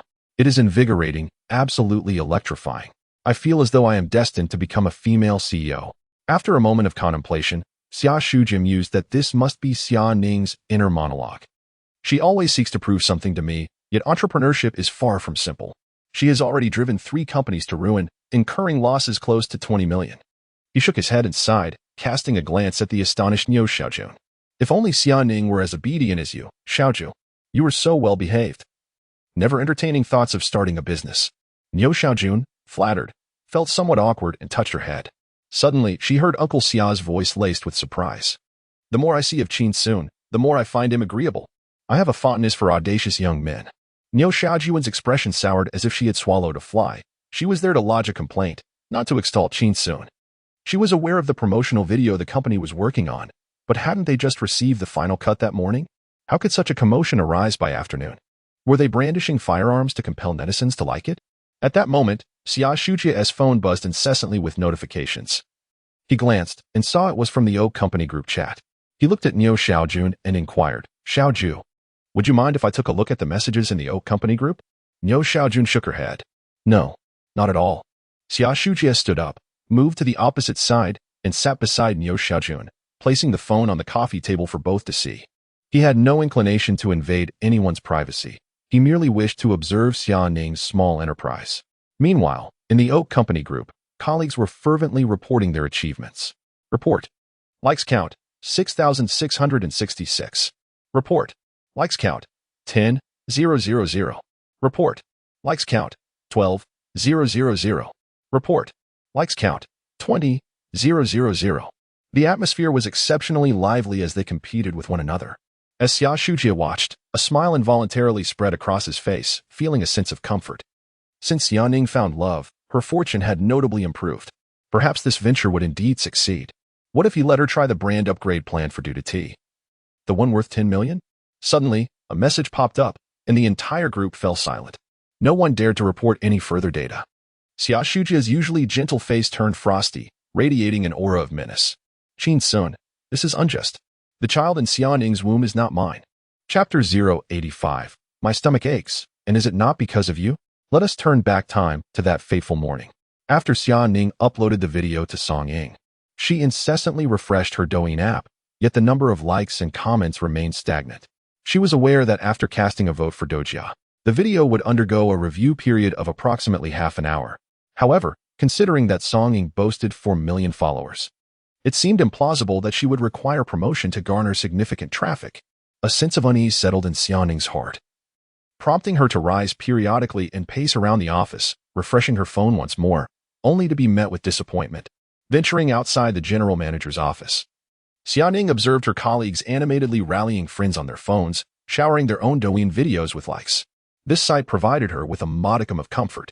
Yet, she couldn't help but find it peculiar that their glances towards her were evasive, laced with hints of sympathy, disappointment, and even disdain. Did they truly believe she would become the unfortunate soul whose video would not surpass 300 likes? Returning to the general manager's office, Xia Ning set her phone down, resolving to endure another hour before checking again, believing that a more pronounced increase in data would be evident. The passage of time was arduous, yet she persevered. Declaring she wouldn't check, she managed to abstain from doing so entirely. An hour later, her phone chimed. It was Song Ying. Xia Ning answered, and she could detect a note of excitement in Song Ying's voice. Sister, I'm looking for brother. Xia Ning glanced over at Qin Xun, who was sprawled on the sofa engrossed in a game, placing her phone on the table and activating the speakerphone. Qin Xun, Song Ying is looking for you. Without lifting his gaze, Qin Xun replied, just tell her I'm not here. Xia Ning. She stared at her phone, and after a moment, Song Ying's melodramatic voice echoed from the device, resonating loudly. I heard that. Do you find me bothersome? Qin Xun suddenly looked up. He quickly stowed away his phone, sat up, and approached her, saying, "How could I? Our esteemed influencer with 4 million followers, Little Ing, is someone whom countless netizens adore day and night. I was merely a tad shy." He spoke with a composed face, devoid of any telltale signs of embarrassment. All the while, Song Ying's laughter, as sweet as silver bells, rang out from the phone. "I know you're deceiving me, but I don't mind. I'm not as stingy as Sister Xiaoning. I only bully my brother." "Xiaoning, I heard that." "Song Ying, it's all right. I did it on purpose." "Xiaoning? Song Ying, you refuse to share any contact details for brother, wanting to keep him all to yourself. But now his endorsement advertisements are skyrocketing online, making him the hottest sensation on Douyin. You can't possibly hold on to him." Xiaoning cast a glance at the somewhat awkward Qin Xun. "It's he who doesn't want me to share your contact. He finds you too noisy." Qin Xun. Has Xiaoning's emotional intelligence truly sunk to such depths? Is this something one can openly declare? A silence enveloped the phone for several seconds, followed by a cold chuckle. I don't believe it." Then, the call ended abruptly. Xiaoning lifted her head, gazing at the wide-eyed Qin Xun. Her lips pursed in slight embarrassment as she softly uttered, "Please leave." Qin Xun turned away and walked off. What a nuisance. Xiaoning recalled Song Ying's earlier mention of a surge in endorsement advertisements. Her heart stirred, and she quickly reached for her phone, preparing to open Douyin. To her surprise, she noticed that Song Ying had transferred 50,000 yuan to her via WeChat. "Thank you, brother, for helping me gain 50,000 followers in just an hour. I estimate I could reach over 500,000. I'm grateful. I'm low on funds now. Please don't think poorly of me." Stunned, she glanced at the oblivious Qin Xun reclining on the sofa and accepted the payment without changing her expression. She thought to herself that she would pay him back at the end of the month when her salary arrived. Upon entering Song Ying's Douyin, Xiaoning discovered that the promotional video for Oak Tree Company had already amassed 20,000 likes and over 3,000 comments. She was taken aback. It had only been an hour. Suddenly, she heard Qin Xun's phone ringing. "Hello, Director Zhao. Long time no see." Xiaoning's heart raced with caution, and she lifted her gaze to observe Qin Xun, who was conversing with a beaming smile. "Director Zhao, you want me to go live and sell apples? You're also considering bringing me to your company? Establishing a department just for me? A salary of 1 million a year? Plus bonuses? And beautiful women? Director Zhao, I'm not that kind of person." "What? Free? What a statement. Abundant supplements for vitality? Director Zhao, you're putting me in a tough spot." Qin Xun was momentarily stunned. Zhao Dihai's approach was incredibly straightforward and crude, simply throwing money around. If 1 million wasn't sufficient, he would add more bonuses. If 1 woman wasn't enough, he would offer 2. Moreover, his sincerity was evident, accompanied by promises of invigorating supplements. Just as Qin Xun was lost in thought, he suddenly noticed Xiaoning approaching and taking his phone from him. "Director Zhao, I apologize. But Qin Xun is now a major shareholder of Oak Tree Company, and he must share both the prosperity and adversity of the company." Before Zhao Dihai could respond, she hung up decisively. Qin Xun exclaimed, "What are you doing?" Xiaoning, unfazed, replied, "Be careful not to be deceived." Qin Xun retorted loudly, "I trust Director Zhao's character." Hearing the term character, Xiaoning felt a twinge of guilt for having pocketed Qin Xun's 50,000 yuan and silently returned to her desk. Meanwhile, Qin Xun contemplated the enticing conditions and discreetly messaged Zhao Dihai on WeChat. "Director Zhao, could you share your birth details with me?"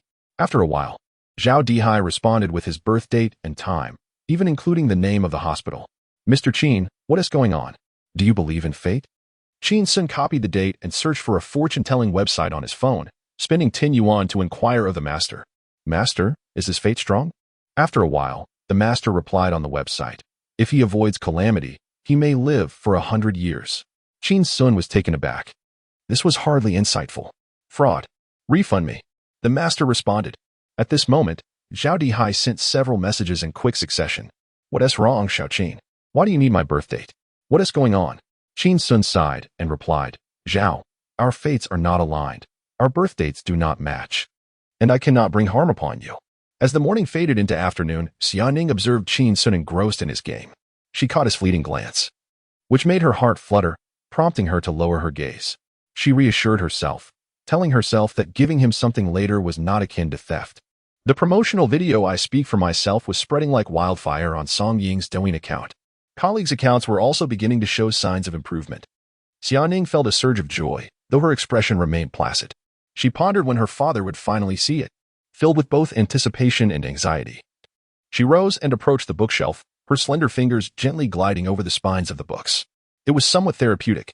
Her hand moved from the left side of the row to the right, then back again, her nails tapping rhythmically against the book spines.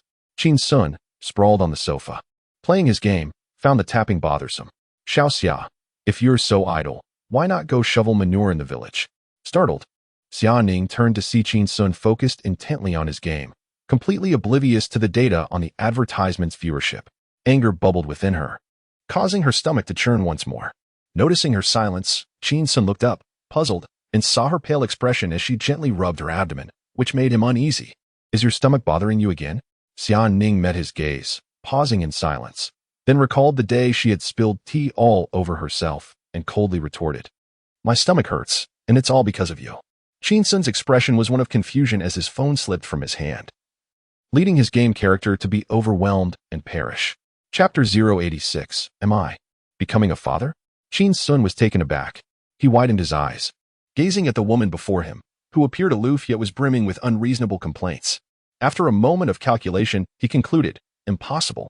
Absolutely impossible. We have only known each other for less than a month. There simply isn't enough time. Moreover, every morning, I rise with vigor and strength akin to that of a young man. This is a power reserved for the innocent. Besides, I merely got intoxicated at the celebration banquet that day, losing half a day as consciousness. It could not be that mere days later, she would be pregnant. Qin Xun exclaimed with wide eyes. Am I to blame? Xiaoning fixed her gaze on Qin Xun, remaining silent. Qin Xun's tone grew somewhat cold. I am quite disappointed in you. Xiaoning was taken aback, her heart constricting sharply. Reflecting on her earlier words, she realized they stemmed from his unreasonable behavior. Before he had sprayed tea onto her face, her stomach had begun to feel unwell. Song Ying could act irrationally because she was foolish. However, I am not. Xiaoning lowered her gaze as she looked at Qin Xun. I'm sorry, Qin Xun. He had not anticipated Xiaoning to admit her fault so swiftly. Please refrain from such comments in the future. I cannot bear this burden.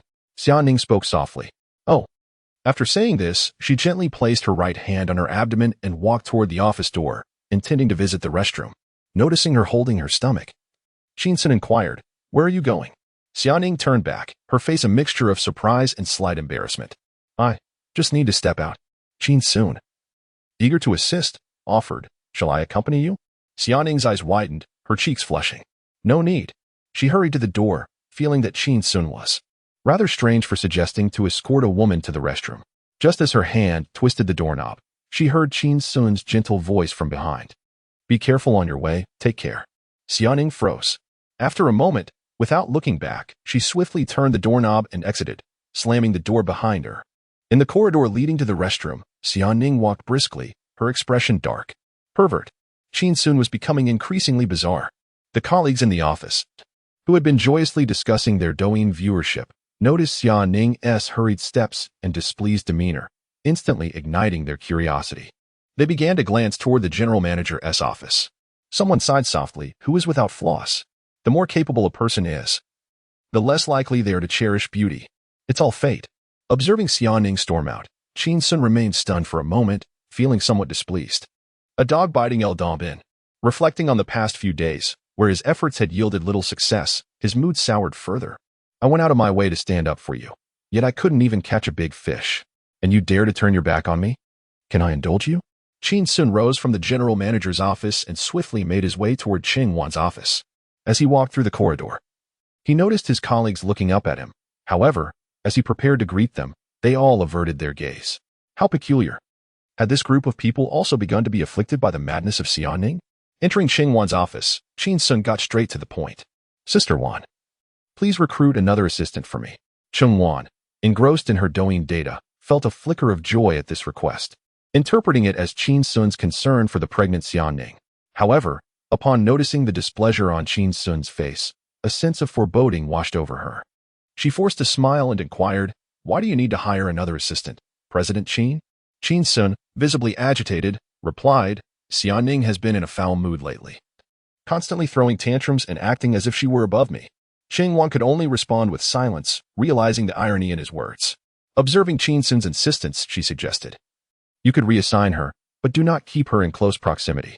After a brief pause, he spoke in a grave tone, "Or, simply dismiss her, granting her the maximum severance pay and deducting 3,000 from my 35,000 bonus at the end of the month." Qin Xun was taken aback by his audacity. Dismiss Xiaoning? That would be akin to defying the heavens. Even if she had 100 times the courage, she would never dare to entertain such a notion. A silence enveloped the Human Resources office for a moment. Qin Xun gazed at Qin Xun, concerned that he might inadvertently offend the true power players of the company.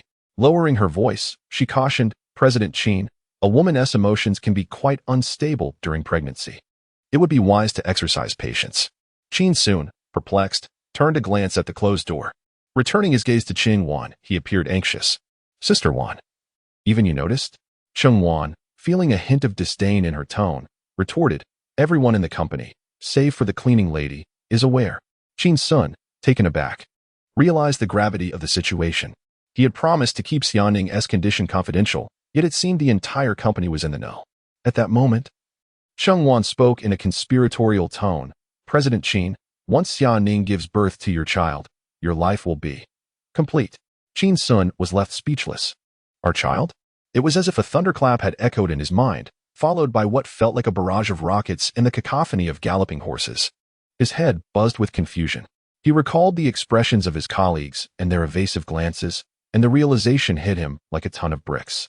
Goodness, they all think I'm the father of Xianing's child. Am I becoming a father? Qin Xun then held up her phone, presenting it to Qin Xun. "President Qin, look, this is the view count for our colleagues' promotional video, each one surpassing the last, all vying for attention." Qin Xun glanced at the screen, noticing a flood of numbers scrolling by. Report. Likes, 6,666. Report. Likes, 10,000. Report. Likes, 12,000. Report. Likes, 20,000. Qin Xun added, a hint of envy in her voice. "President Qin, you are now enjoying both career and romance, and with a child on the way. It's a triple blessing. Truly enviable." Qin Xun's complexion turned somewhat pale. Although he had always been eager to assist others since childhood, helping elderly ladies cross the street, he found himself unable to extend such assistance to Xianing in this matter. He quickly retrieved his phone and sent a message to the group on WeChat. When it comes to rumors, they must be promptly and decisively quelled. Otherwise, what starts as a minor issue may spiral into something far worse. Meanwhile, Xianing was squatting on the toilet, observing her colleagues in the group as they reported increasingly favorable data, a smile gradually spreading across her face. Suddenly, Qin Xun's message disrupted the flow of the conversation. "Qin Xun, this is unjust. The child in Xianing's womb is not mine." Xianing. Chapter 087. Xianing, remain calm. "This is a grotesque love." Xianing stared at the message from Qin Xun, scrutinizing it 3 times before confirming that her eyes were not deceiving her. Her expression gradually became composed, eerily serene. Suddenly, her phone rang. It was her father. Xianing answered the call, her voice steady. "Hello." On the other end, her father's voice was unusually urgent, lacking his usual composure. "Ning Ning, are you pregnant?" Xianing's expression remained unchanged. "No." She heard her father let out a sigh of relief over the phone. "What about the news in the group?" Xianing immediately deduced that Niu Xiaojun had once again tattled, likely sitting right beside her father at that moment. She replied coldly, "He is spreading rumors." Xia Shujia responded vehemently, "Deal with him." Xianing nodded softly. "All right." After hanging up, she noticed a message from Qin Xun on WeChat. "Xiao Xia, I had promised to keep your pregnancy a secret, but today I discovered that everyone knows, and they all believe that the child in your womb is mine. I have said before, I cannot bear this blame." Xianing's gaze turned slightly frosty. No wonder Qin Xun had been acting peculiarly towards her lately. She racked her brain, pondering at which point things had gone awry. Emerging from the restroom, Xianing meticulously washed her hands at the sink, then tidied her disheveled hair in the mirror before slowly stepping out. She noticed her colleagues peering curiously in her direction.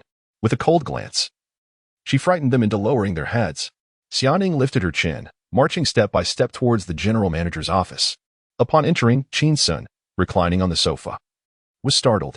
"Ah, Xianing, didn't you go to the hospital?"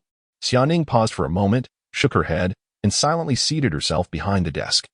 At that moment, a sea breeze stirred outside, Dark clouds gathered, threatening rain, much like her own turbulent emotions. Seeing her somber demeanor, Qin Xun sighed and offered reassurance. It's all right. There are many unwed mothers in the world. We will not view you through tinted lenses.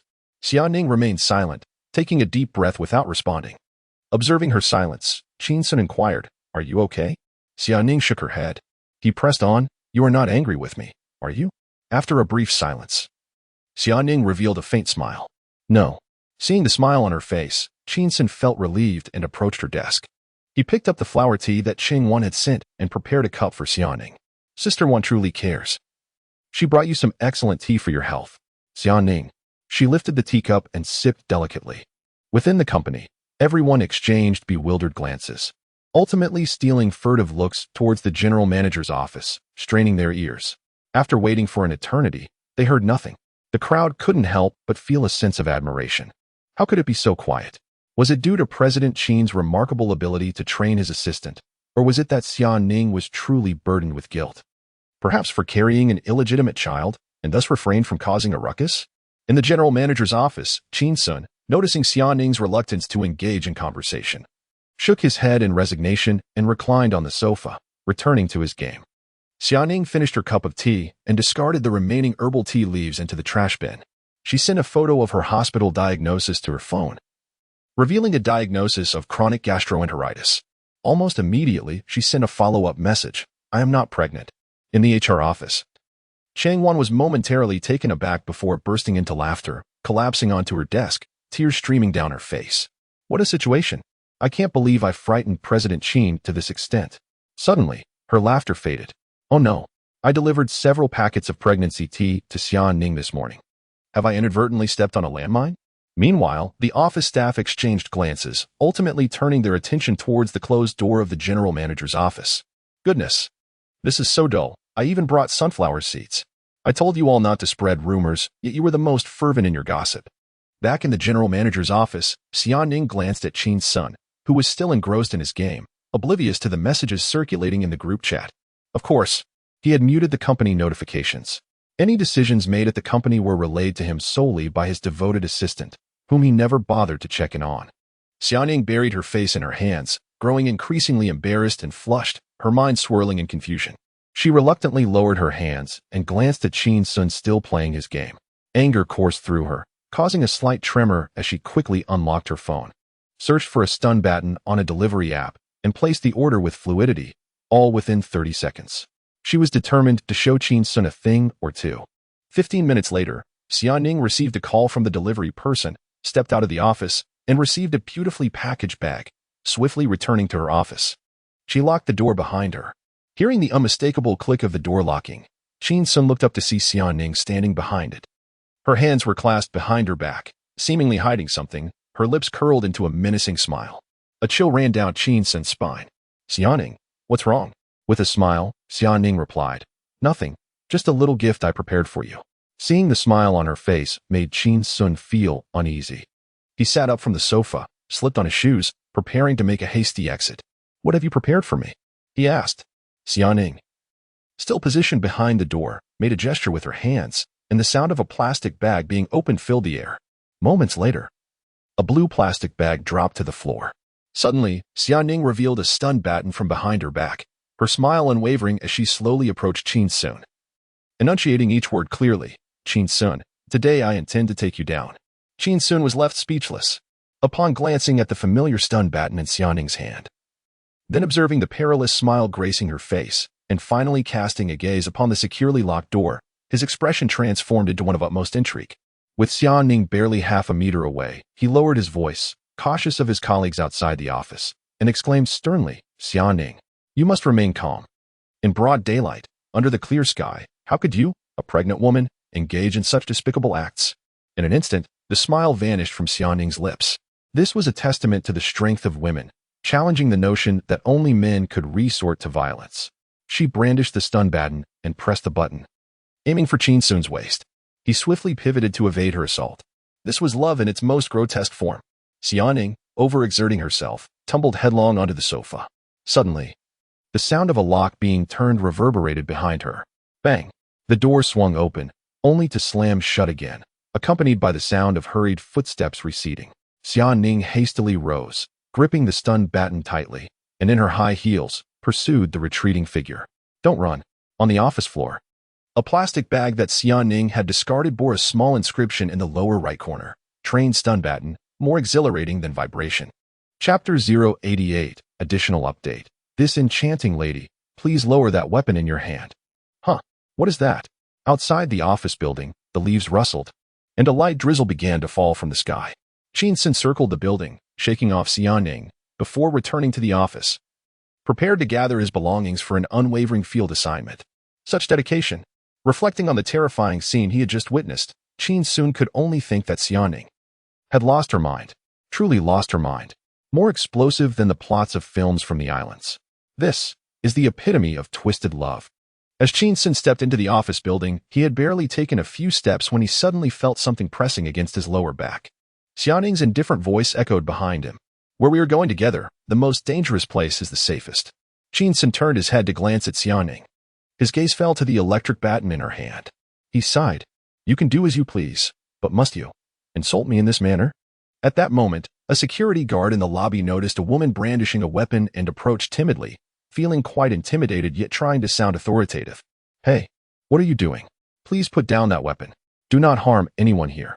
Suddenly, upon seeing the petite electric baton in Xia Ning's hand, coupled with her stunning beauty, the guard's expression shifted dramatically. He waved his hand dismissively. If you want to engage in playful antics, do it at home. This is a workplace. Do not tarnish the decorum. Xia Ning was baffled. This was clearly a crime scene. How could this guard presume it was flirtation? Noticing the dazed expression on Xia Ning's face, Qin Xun found it amusing and pointed at the electric baton pressing against his lower back.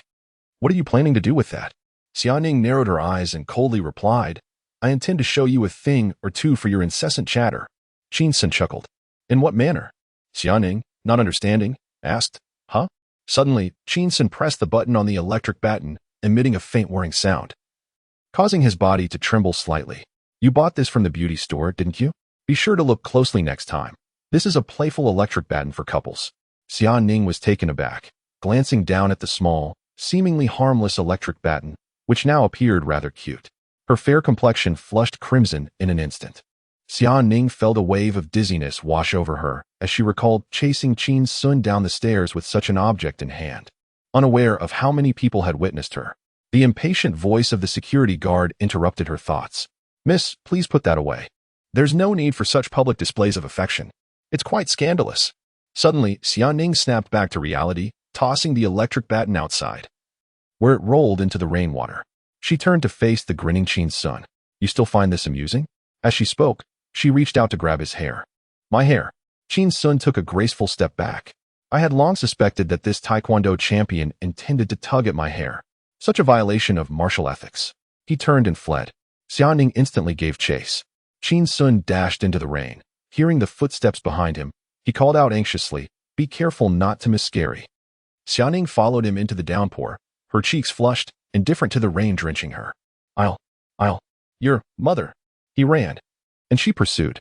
Qin Xun glanced back and noticed that Xia Ning was soaked, her clothes clinging to her figure, her running posture somewhat awkward, clearly. The heel of her high-heeled shoe had broken. He sighed, halted his steps, and tilted his head back to let the rain wash over his face. What a calamity! Before long, Xia Ning caught up, reaching out to grasp Qin Xun's wet hair. Qin Xun's skin quivered, his gaze fixed on Xia Ning. This is too much. Rain fell upon them, pattering softly. Xia Ning stared into Qin Xun's eyes, her chest rising and falling, unsure if it was from anger or exhaustion. She exerted her grip, and Qin Xun yelped in pain. Damn! He couldn't finish his sentence before hearing Xia Ning's cold voice. Who told you to spread rumors that I'm pregnant? Qin Xun was taken aback. Huh? Xia Ning replied, I'm not pregnant. His gaze slowly shifted from her face to her abdomen. The rain soaked through her clothing, clinging tightly to her skin, revealing her slender waist and flat belly. Xia Ning coldly clarified, the discomfort in my stomach stems from chronic gastroenteritis. Qin Xun. He paused for a moment. The wind brushed against his face, and the sound of the rain grew clearer. Suddenly, he chuckled. So you're not pregnant?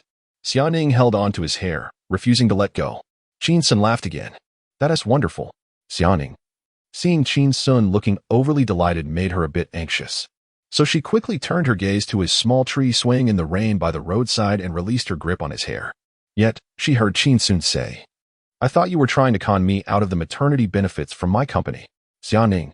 She turned her head, silently observing Qin Xun as he wiped the rain from his face. Suddenly, she too smiled, her smile faint yet charming. Beneath the eaves, Qin Xun and Xiaoning sheltered from the rain. The office building was just across the road, the company situated within it, merely 100 meters away. Yet neither proposed to return. Perhaps it was the fear of colleagues witnessing their drenched state, or perhaps the storm was too fierce, making even 100 meters seem arduous. Or perhaps it was something else entirely. The rain fell softly. The two stood under the eaves, quietly watching the rain outside, neither speaking a word, yet feeling utterly relaxed. After a while, Xiaoning stealthily took out her phone and sent a message to Chengwan. "Chengwan, please contact the property management of the office building and delete the video of me chasing Qin Xun just now. Delete all angles where I appear. I will pay for it." "Soon," Chengwan replied. "Xiao, why is that?" Xiaoning's face flushed. "Don't ask." Suddenly, she heard Qin Xun chuckle softly. Xiaoning instinctively tucked away her phone, her expression turning frosty as she turned to face Qin Xun. "What are you laughing at?" She observed Qin Xun shaking his head. "How could you not recognize that thing?" Xiaoning recalled how she had held that object confidently, her face warming again. She bit her lip, letting out a cold huff. "How could I possibly know something like that?" She emphasized her words, retorting, "It should be me asking you how you could identify it at a glance." She narrowed her eyes at Qin Xun, suspicion etched on her face. Qin Xun, with a hint of pride, puffed out his chest. "I have seen countless films." Xiaoning. How boastful he is. The two fell into a prolonged silence, yet it was not awkward. After a while, Qin Xun leaned against the wall and turned to look at Xiaoning. He noticed her quietly gazing at the heavy rain outside, her elegant and graceful figure exuding a softness that contrasted with her usual cool demeanor. The rain clung to her clothes, accentuating her alluring silhouette. Without turning her head, Xiaoning continued to observe the rainwater cascading from the eaves, her tone indifferent. "Have you had your fill of watching?" Chapter 089 completed. The beautiful woman appeared rather cold. Be cautious lest you be deceived. Soon, Qin Xun cast a sharp glance once more before turning his attention to the torrential rain outside the eaves. "Xia, what grievances do you have with the founder of Duty?" Reflecting on their earlier office encounter, he found amusement in envisioning a high-strung, aloof beauty abandoned by a wayward scion of wealth. Xiaoning's expression turned slightly awkward, half sincere, half playful. "Actually, I once ventured into entrepreneurship and opened several coffee shops. By a twist of fate, I was ridiculed by the chairman of Duty, who claimed my vision was lacking and that I would surely close down within 3 months. Qin Xun inquired, "And the outcome?" With a hint of pride in her tone, Xiaoning replied, "I lasted 6 months. Qin Xun responded, "What is there to be proud of?" He then asked, "Xia, when I asked if your grievance stemmed from having children, why did you affirm it?" Xiaoning hesitated, turning to Qin Xun, and earnestly explained, "Do you know why the term incubation is often used to describe starting a company?" Her face remained composed, her heart steady. The word incubate embodies patience, gentleness, intricacy, love, care, companionship, and guardianship. Once you establish a company, you will regard it as your child. She turned away, gazing once more at the relentless rain. Duty cursed my child to perish, and indeed, my coffee shop did close down. Is that not a legitimate grudge? Qin Xun sighed, observing the profile of her face. Women's minds often drift into peculiar territories, favoring erratic metaphors. Am I not now a vice president of a company? Yet, I cannot say that the oak tree is my child. Xiaoning turned to look at Qin Xun, anticipation in her gaze. What then? Qin Xun chuckled. A wild offspring. Xiaoning. Outside the eaves, the wind howled and the rain fell. The two remained in silent observation. Xiaoning recalled a line from the song Qin Xun had sung that day. The most beautiful is not the rainy day, but the eaves under which we once sheltered together. A faint smile unconsciously graced her lips. Suddenly, from the corner of her eye, Xiaoning noticed Qin Xun inching closer, his breath quickening slightly. Yet, she heard him say, Xia, could I borrow 2,000 yuan? It's an emergency. The hotel I stayed at yesterday has been exposed. And with the spread of advertisements, I fear it will become increasingly difficult to find a suitable place to rent. Xiaoning's expression remained impassive as she replied, no.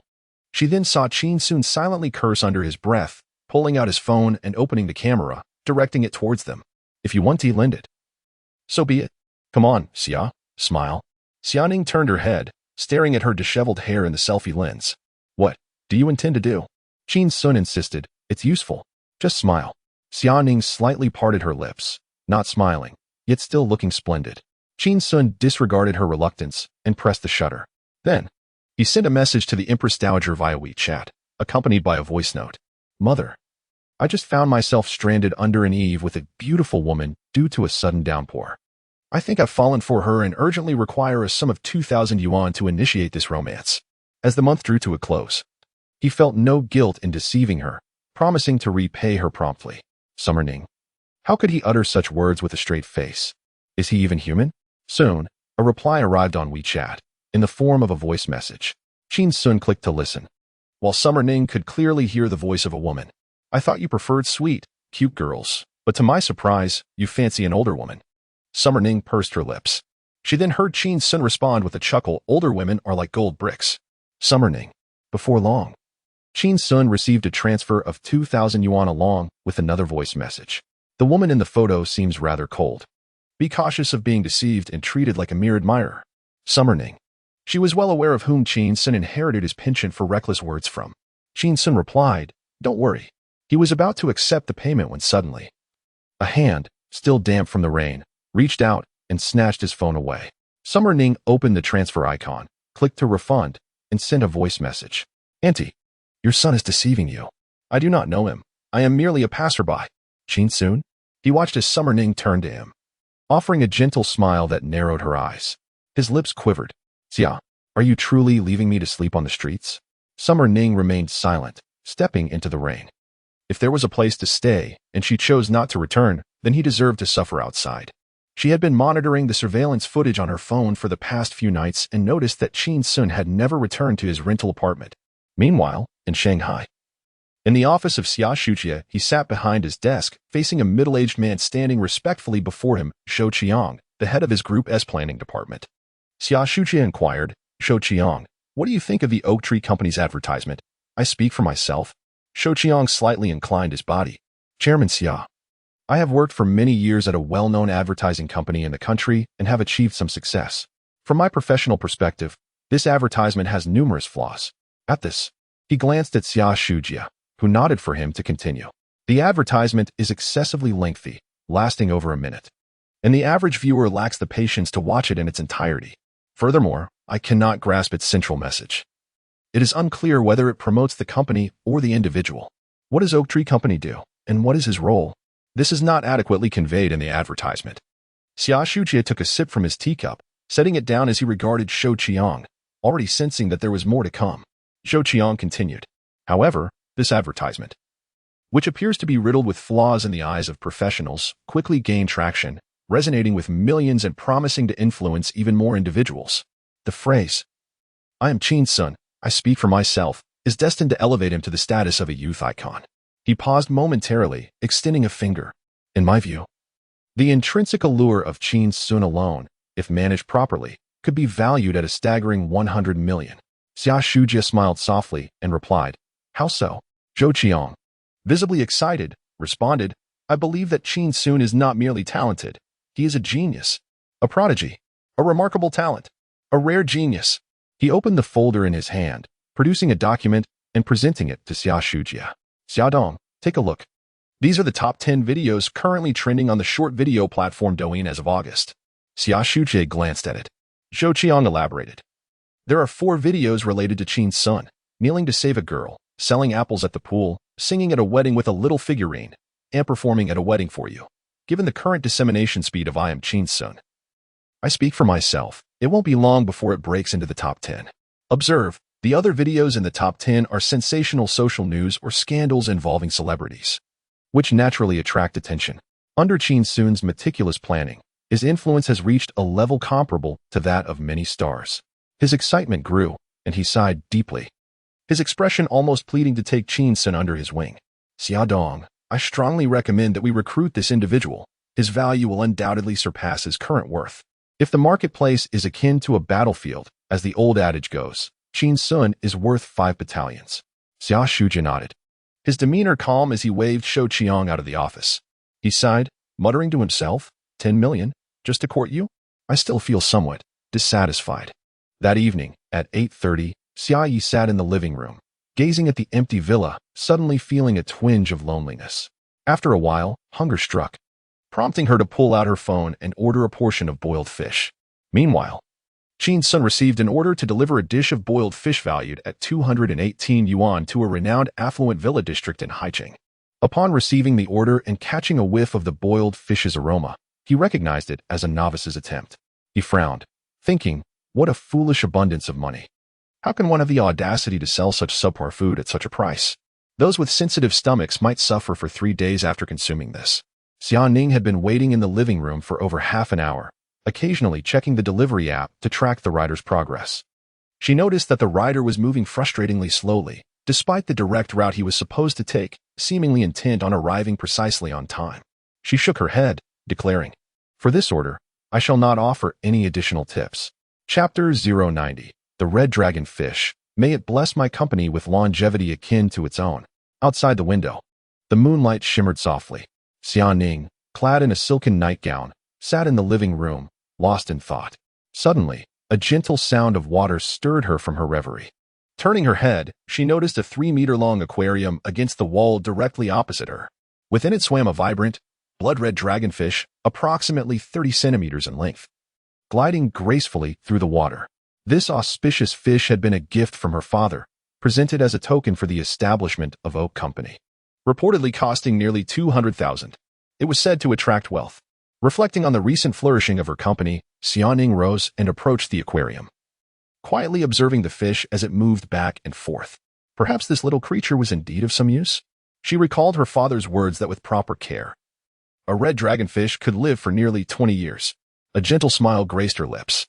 May Oak Company also endure through the years. Suddenly, her phone chimed. Xia Ning picked it up to find a video call from her father. Each week, he would call her at least twice, and she would always answer, though their conversations were often brief. As she connected the call, her father's warm smile filled the screen. If any of Xia Shujia's employees were to witness this, they would surely be taken aback, for the imposing chairman was revealing a surprisingly tender side. "Nyang, have you had dinner yet?" he inquired, his tone gentle. She nodded. "I will eat soon." On the other end, Xia Shujia's brow furrowed slightly, a hint of reproach in his voice. "Why are you eating so late again? Don't get too caught up in work. You must eat on time, especially since your stomach isn't in the best condition." Xia Ning nodded softly. "I understand." Suddenly, Xia Shujia seemed to spot the red dragonfish through the screen. "Do you like this red dragonfish?" he asked. "Yes," Xia Ning replied. His voice carried a note of amusement. "I had someone bring this fish back from abroad. A feng shui master claimed that placing it in the home could attract wealth." Abruptly, Xia Shujia's tone became slightly more urgent. "This fish doesn't seem very lively. Could it be that the water temperature in the aquarium is off?" Xia Ning leaned closer to the aquarium, observing the fish swim about without any visible abnormalities. "I think it seems fine," she replied. Xia Shujia chuckled. "Do you know how to care for fish?" Xia Ning fell silent. In truth, she had never tended to this fish herself. It was always the housekeeper who took care of it. However, today, the housekeeper was off, attending to her feverish daughter, leaving Xia Ning to fend for herself. Xia Shujia continued with a light-hearted tone, "Adjust the water temperature in the aquarium down by 1 degree. I'll check back in a bit. Just don't let the fish suffer under your care." Xia Ning moved to the side of the aquarium, locating the temperature control button, and made the adjustment. Throughout the interaction, her expression remained largely unchanged. Suddenly, Xia Shujia sighed. All right. It's quite a feat to finally get you on the line. And yet you're giving me the cold shoulder. In a few days, someone from Duty will come to discuss brand upgrades with your company." His voice took on a more serious tone. "The 10 million must be spent judiciously. Do not squander it on frivolous pursuits. There seems to be an underlying implication." Xia Ning tilted her head slightly while gazing at her phone, a smile gracing her lips. "Dad is the best," she exclaimed, before adding, "I would like to commence discussions on this business deal tomorrow." Upon hearing this, Xia Shujia furrowed his brows. "Are you the client, or am I? The money has been entrusted to you. Surely the timeline should be determined by me?" Xia Ning chuckled softly. "Father, by allocating this 10 million to Oak, you are essentially granting it to me. It remains within our household, does it not?" Xia Shujia paused, momentarily taken aback, scrutinizing his daughter through the screen with a hint of skepticism. "Whom did you learn such twisted logic from? I can give it directly to you. There is no need for you to pay taxes." Xia Ning remained silent. With a touch of resignation, Xia Shujie gently explained, in a business deal of this magnitude, Didity must adhere to the necessary procedures. Things cannot happen overnight. Patience is required. Xiaoning quietly regarded her father, her eyes fluttering as if to express a form of endearment. This was her way of being coy. Xia Shujie sighed. I truly find you exasperating. The soonest I can manage is the day after tomorrow. Xiaoning beamed with joy. You are the best, Dad. The father and daughter indulged in light-hearted conversation, and today, Xiaoning exhibited a warmth and eagerness that was notably more than usual. Suddenly, she heard the doorbell ring, deducing that her takeout had arrived. Ending the video call, she turned to the red dragon fish in the aquarium, clasped her hands in a gesture of reverence, and thought to herself, Little Hong, you've worked hard. This is not superstition. It is a form of psychological solace and a prayer. May Oak be with you. Xiaoning then turned and approached the living room door, glancing at the display screen beside the entrance to see a delivery person waiting outside the gate. The delivery person, wearing a helmet and a windproof mask that concealed all but his eyes, stood there. Xiaoning stepped out of the living room, traversed the small courtyard, opened the gate, and smiled at the tightly wrapped delivery person. Thank you, she said, only to notice him momentarily taken aback. Xiaoning's expression soured slightly. She was well aware of her own attractiveness and could sense the eyes that secretly watched her daily, but she was accustomed to it. However, it was rather impolite for him to stare so intently. Excuse me, please hand me my takeout, she insisted, her tone growing firmer. Yet, the delivery person remained unmoved, his gaze appraising her from head to toe before finally glancing into the house behind her. Xiaoning grew apprehensive, suspecting he was ensuring there were no others inside. She instinctively retreated, grasping the iron gate to shut it. Suddenly, a strong hand pressed against the door. Xiaoning gasped. You're still young. Do not act impulsively. She pushed against the door with both hands, exerting her strength. There are plenty of security personnel in this community. If I call out, they will arrive within a minute. However, the delivery person forcefully shoved the gate open. Xiaoning retreated several steps before finally coming to a halt. Before her stood the tall delivery man, who strode into the courtyard and, with great force, hurled the takeout onto the ground. Eat, eat, eat, eat your heart out, he exclaimed, suffering from chronic gastroenteritis. And you choose to indulge in such rubbish? Upon hearing that familiar voice, Xiaoning was momentarily taken aback. Qin Xun. The delivery man pulled down his windproof mask to reveal his face, a playful smirk adorning his features. Xiaoning breathed a sigh of relief. But a flicker of anger ignited within her as she pointed at the takeout on the ground, her voice cold and clipped. I haven't eaten yet. To her astonishment, Qin Xun raised his foot and kicked the takeout box, sending it rolling far away until it collided with the courtyard wall. Xiaoning clenched her fists, her gaze fixed intently on Qin Xun, who then voiced his discontent. An ordinary household? In such a grand villa, you dare to call this an ordinary household? Chapter 091. Is this red dragonfish really only 20 per pound? Have you purchased a counterfeit? Xiaoning remained silent, observing the irritation etched on Qin Xun's face, apprehensive that he might uncover something amiss. Qin Xun continued, While I wander outside, I live in constant fear, terrified of being ambushed by some fierce beauty. I change hotels daily. Xiaoning felt a pang of guilt as she gazed at the windproof mask covering his chin, inwardly frustrated. She forcibly shifted the topic with a cold laugh. You wrap yourself up so thoroughly. It's more exaggerated than those celebrities. Qin Xun raised an eyebrow, indignant, his expression slightly haughty. I am quite popular online now. Can those celebrities compare to me? They merely possess good looks or acting skills or singing talent. I, on the other hand, not only have good looks and can sing well, but I also do advertisements. Xiaoning. She wished to retort but was at a loss for words, opting instead for silence. She then noticed Qin Xun gradually approach her, circling around as he complained, Xiaoxia. You live in a grand villa, yet you can't even spare me 2,000 yuan? You still expect me to deliver takeout to you?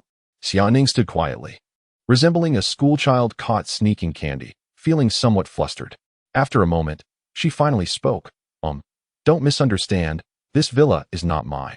Qin Xun paused, regarding Xiaoning with surprise. He noted her appearance was distinct from her usual work attire and their shared rental. Her long hair cascaded over her shoulders, and she donned a loose-fitting nightgown that gently accentuated her graceful figure. Most notably, it was a V-neck nightgown. Although it wasn't a deep V, Qin Xun, being tall, had a keen eye that could see deeply. The air was imbued with the fragrance of shower gel, evoking fanciful thoughts. Xiaoning caught sight of his lingering gaze, her cheeks flushing, poised to protest. However, Qin Xun sighed, turning away to the corner of the small yard, retrieving a box of takeout, and returning to her with it held politely in both hands. His voice was cool. "Miss Xia, here's your takeout. Kindly leave a 5-star review." Upon hearing the term Miss, Xiaoning suddenly understood. Qin Xun must have concocted a melodramatic narrative, believing her to be a mistress, a caged canary. His imagination was vivid yet prone to wild conjectures, having previously fabricated stories of her being abandoned while pregnant. Xiaoning fixed her gaze into Qin Xun's eyes. Her tone icy as she declared, "This is my father's villa." Qin Xun stood in stunned silence.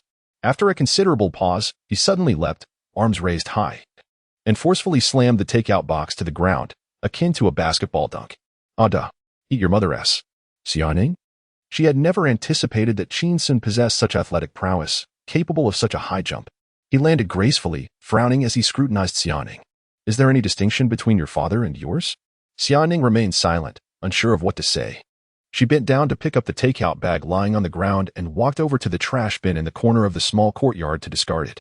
With her back turned to Qin Xun, she softly remarked, "Littering shows poor character." After saying this, Xiaoning quietly passed by Qin Xun, treating him as if he were merely a figment of air, and proceeded into the house without even glancing at him. Behind her, a somewhat disgruntled voice emerged from Qin Xun. "Xiao Xia, aren't you going to invite me in for a moment?"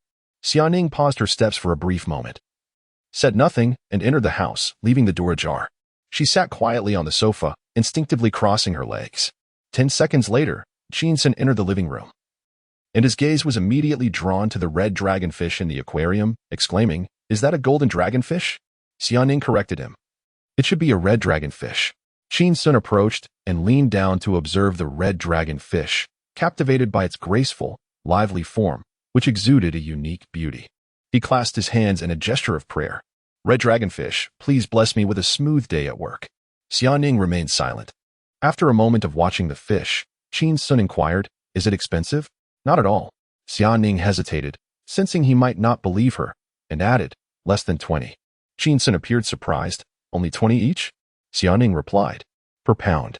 Qin Xun's expression shifted to one of disappointment. 20 per pound? That's indeed inexpensive. You must have been tricked into buying a counterfeit." Xiaoning observed Qin Xun's silhouette and gently nodded. "Indeed, I know little about fish and was deceived, but fortunately, it was cheap, so it's not too much of a loss." Qin Xun promptly lost interest, convinced that his earlier wish was futile, and silently spat at the red dragonfish. He turned around, surveying the living room as decor, and couldn't help but shake his head in astonishment. He sat beside Xiaoning and turned to admire the cool profile of her face. "Xiao Xia, what are you thinking? Your family is so affluent. Why are you even working?" Xiaoning fixed her gaze ahead, avoiding eye contact with Qin Xun. After a moment of contemplation, she responded, "I mentioned before that I once owned several coffee shops, but ultimately lost several million. My father was furious and forbade me from starting another business. However, I cannot remain idle, so I found a random company to pass the time." Qin Xun nodded in understanding. For those of her social standing, merely avoiding losses could be seen as generating profit for their families. In her previous life, many affluent families, devoid of vices, sought out leisurely jobs under the guise of self-fulfillment. Suddenly, Xiaoning sensed a gaze upon her, realizing that Qin Xun was staring at her without blinking. She glanced down at the neckline of her nightgown, where there was a slight opening, and her long legs, crossed, revealed a considerable expanse, shimmering softly in the light like satin. Xiaoning inhaled quietly, turned her head, and coldly regarded Qin Xun. "Do you find it appealing?" Qin Xun regained his composure, offering a sheepish smile as he quickly turned his gaze away. Xia, I have an unusual request." Xiaoning immediately felt a wave of tension, her eyes fixating on the fruit knife resting on the coffee table. Qin Xun continued, "Could you lend me 2,000 yuan?" Xiaoning let out a sigh of relief, rising from her seat and striding across the living room, leaving behind a curt remark. "You smashed my takeout and still have the gall to ask me for money?" Qin Xun felt a surge of irritation. How was it that a company president repeatedly found himself borrowing money from his assistant, yet still fell short? Was there no justice in this world? He gazed at Xiaoning's tall silhouette. "I am asking you for money because I hold you in high regard." Xiaoning turned back, her expression a mix of surprise and subtle sarcasm. "Oh?" Qin Xun raised his voice once more. "If I truly needed to borrow money, I could easily approach Cheng Wan, Zhao Dihai, Song Ing, or any number of people in the company, who couldn't possibly lend me such a trivial amount. Suddenly, he paused, realization dawning upon him. Oh, right. He slapped his forehead in exasperation. What a foolish thought. How did I not consider that before? With that, he retrieved his phone and sent a WeChat message to Chung Wan. Sister Wan, are you there? Just then, he heard hurried footsteps approaching. Looking up, he found Xia Ning standing before him, swiftly bending down to snatch his phone from his hand. In a cold tone, Xia Ning declared, compensate me for my boiled fish, and I shall lend you 2,000 yuan. Qin Xun, momentarily taken aback, nodded slowly. Oh. Xia Ning sensed something amiss in his expression. Suddenly feeling a draft against her chest, her heart fluttering as her breath quickened, she released Qin Xun's phone, pretending as if nothing had occurred. Her face a mask of indifference as she straightened up. There's fish and all the seasonings in the kitchen. Go and prepare it for me, she instructed. Her voice steady. Qin Xun, still in a daze, nodded absent-mindedly. Once he heard her footsteps fading away, he gradually regained his senses. Leaning back against the sofa with a long sigh, murmuring to himself, so large and round, and so white.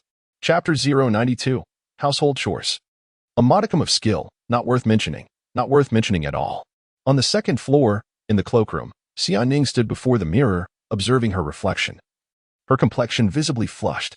She pressed her lips tightly together, acutely aware that Qin Xun was watching. She also recognized that he knew she was aware of his gaze. Yet, an unspoken understanding lingered between them, sparing them from further awkwardness.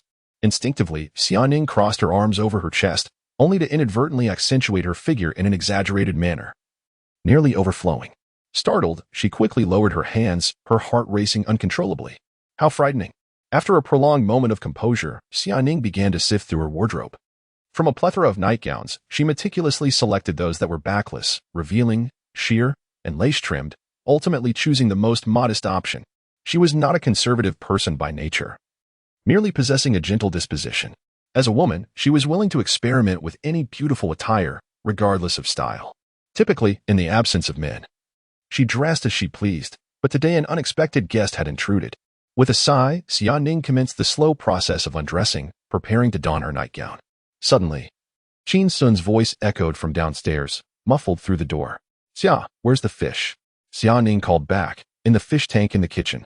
Having adored fish since childhood, she preferred them freshly caught.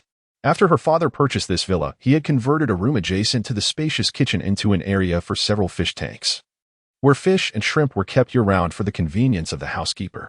The fish tanks were visible through the innermost door of the kitchen. More indistinct sounds emanated from outside the door. What? Xia Ning, halfway through changing, found it inconvenient to open the door, so she raised her voice again. In the fish tank. Got it, came the response from outside. Downstairs, in the living room, Qin Xun stood before the fish tank, gazing at the striking crimson dragon fish. Its body resplendent and graceful, letting out a sigh. What a pity. Only 20 yuan per gene, and you've reached your end. Earlier, he had roamed downstairs, discovering the expansive kitchen, which left him quite astonished. After rummaging through the refrigerator for quite some time, he found an array of excellent ingredients, yet no fish, prompting him to call out to Xia Ning upstairs. Observing the leisurely swimming red dragon fish, he realized how unfortunate it was for this little creature to be confined here.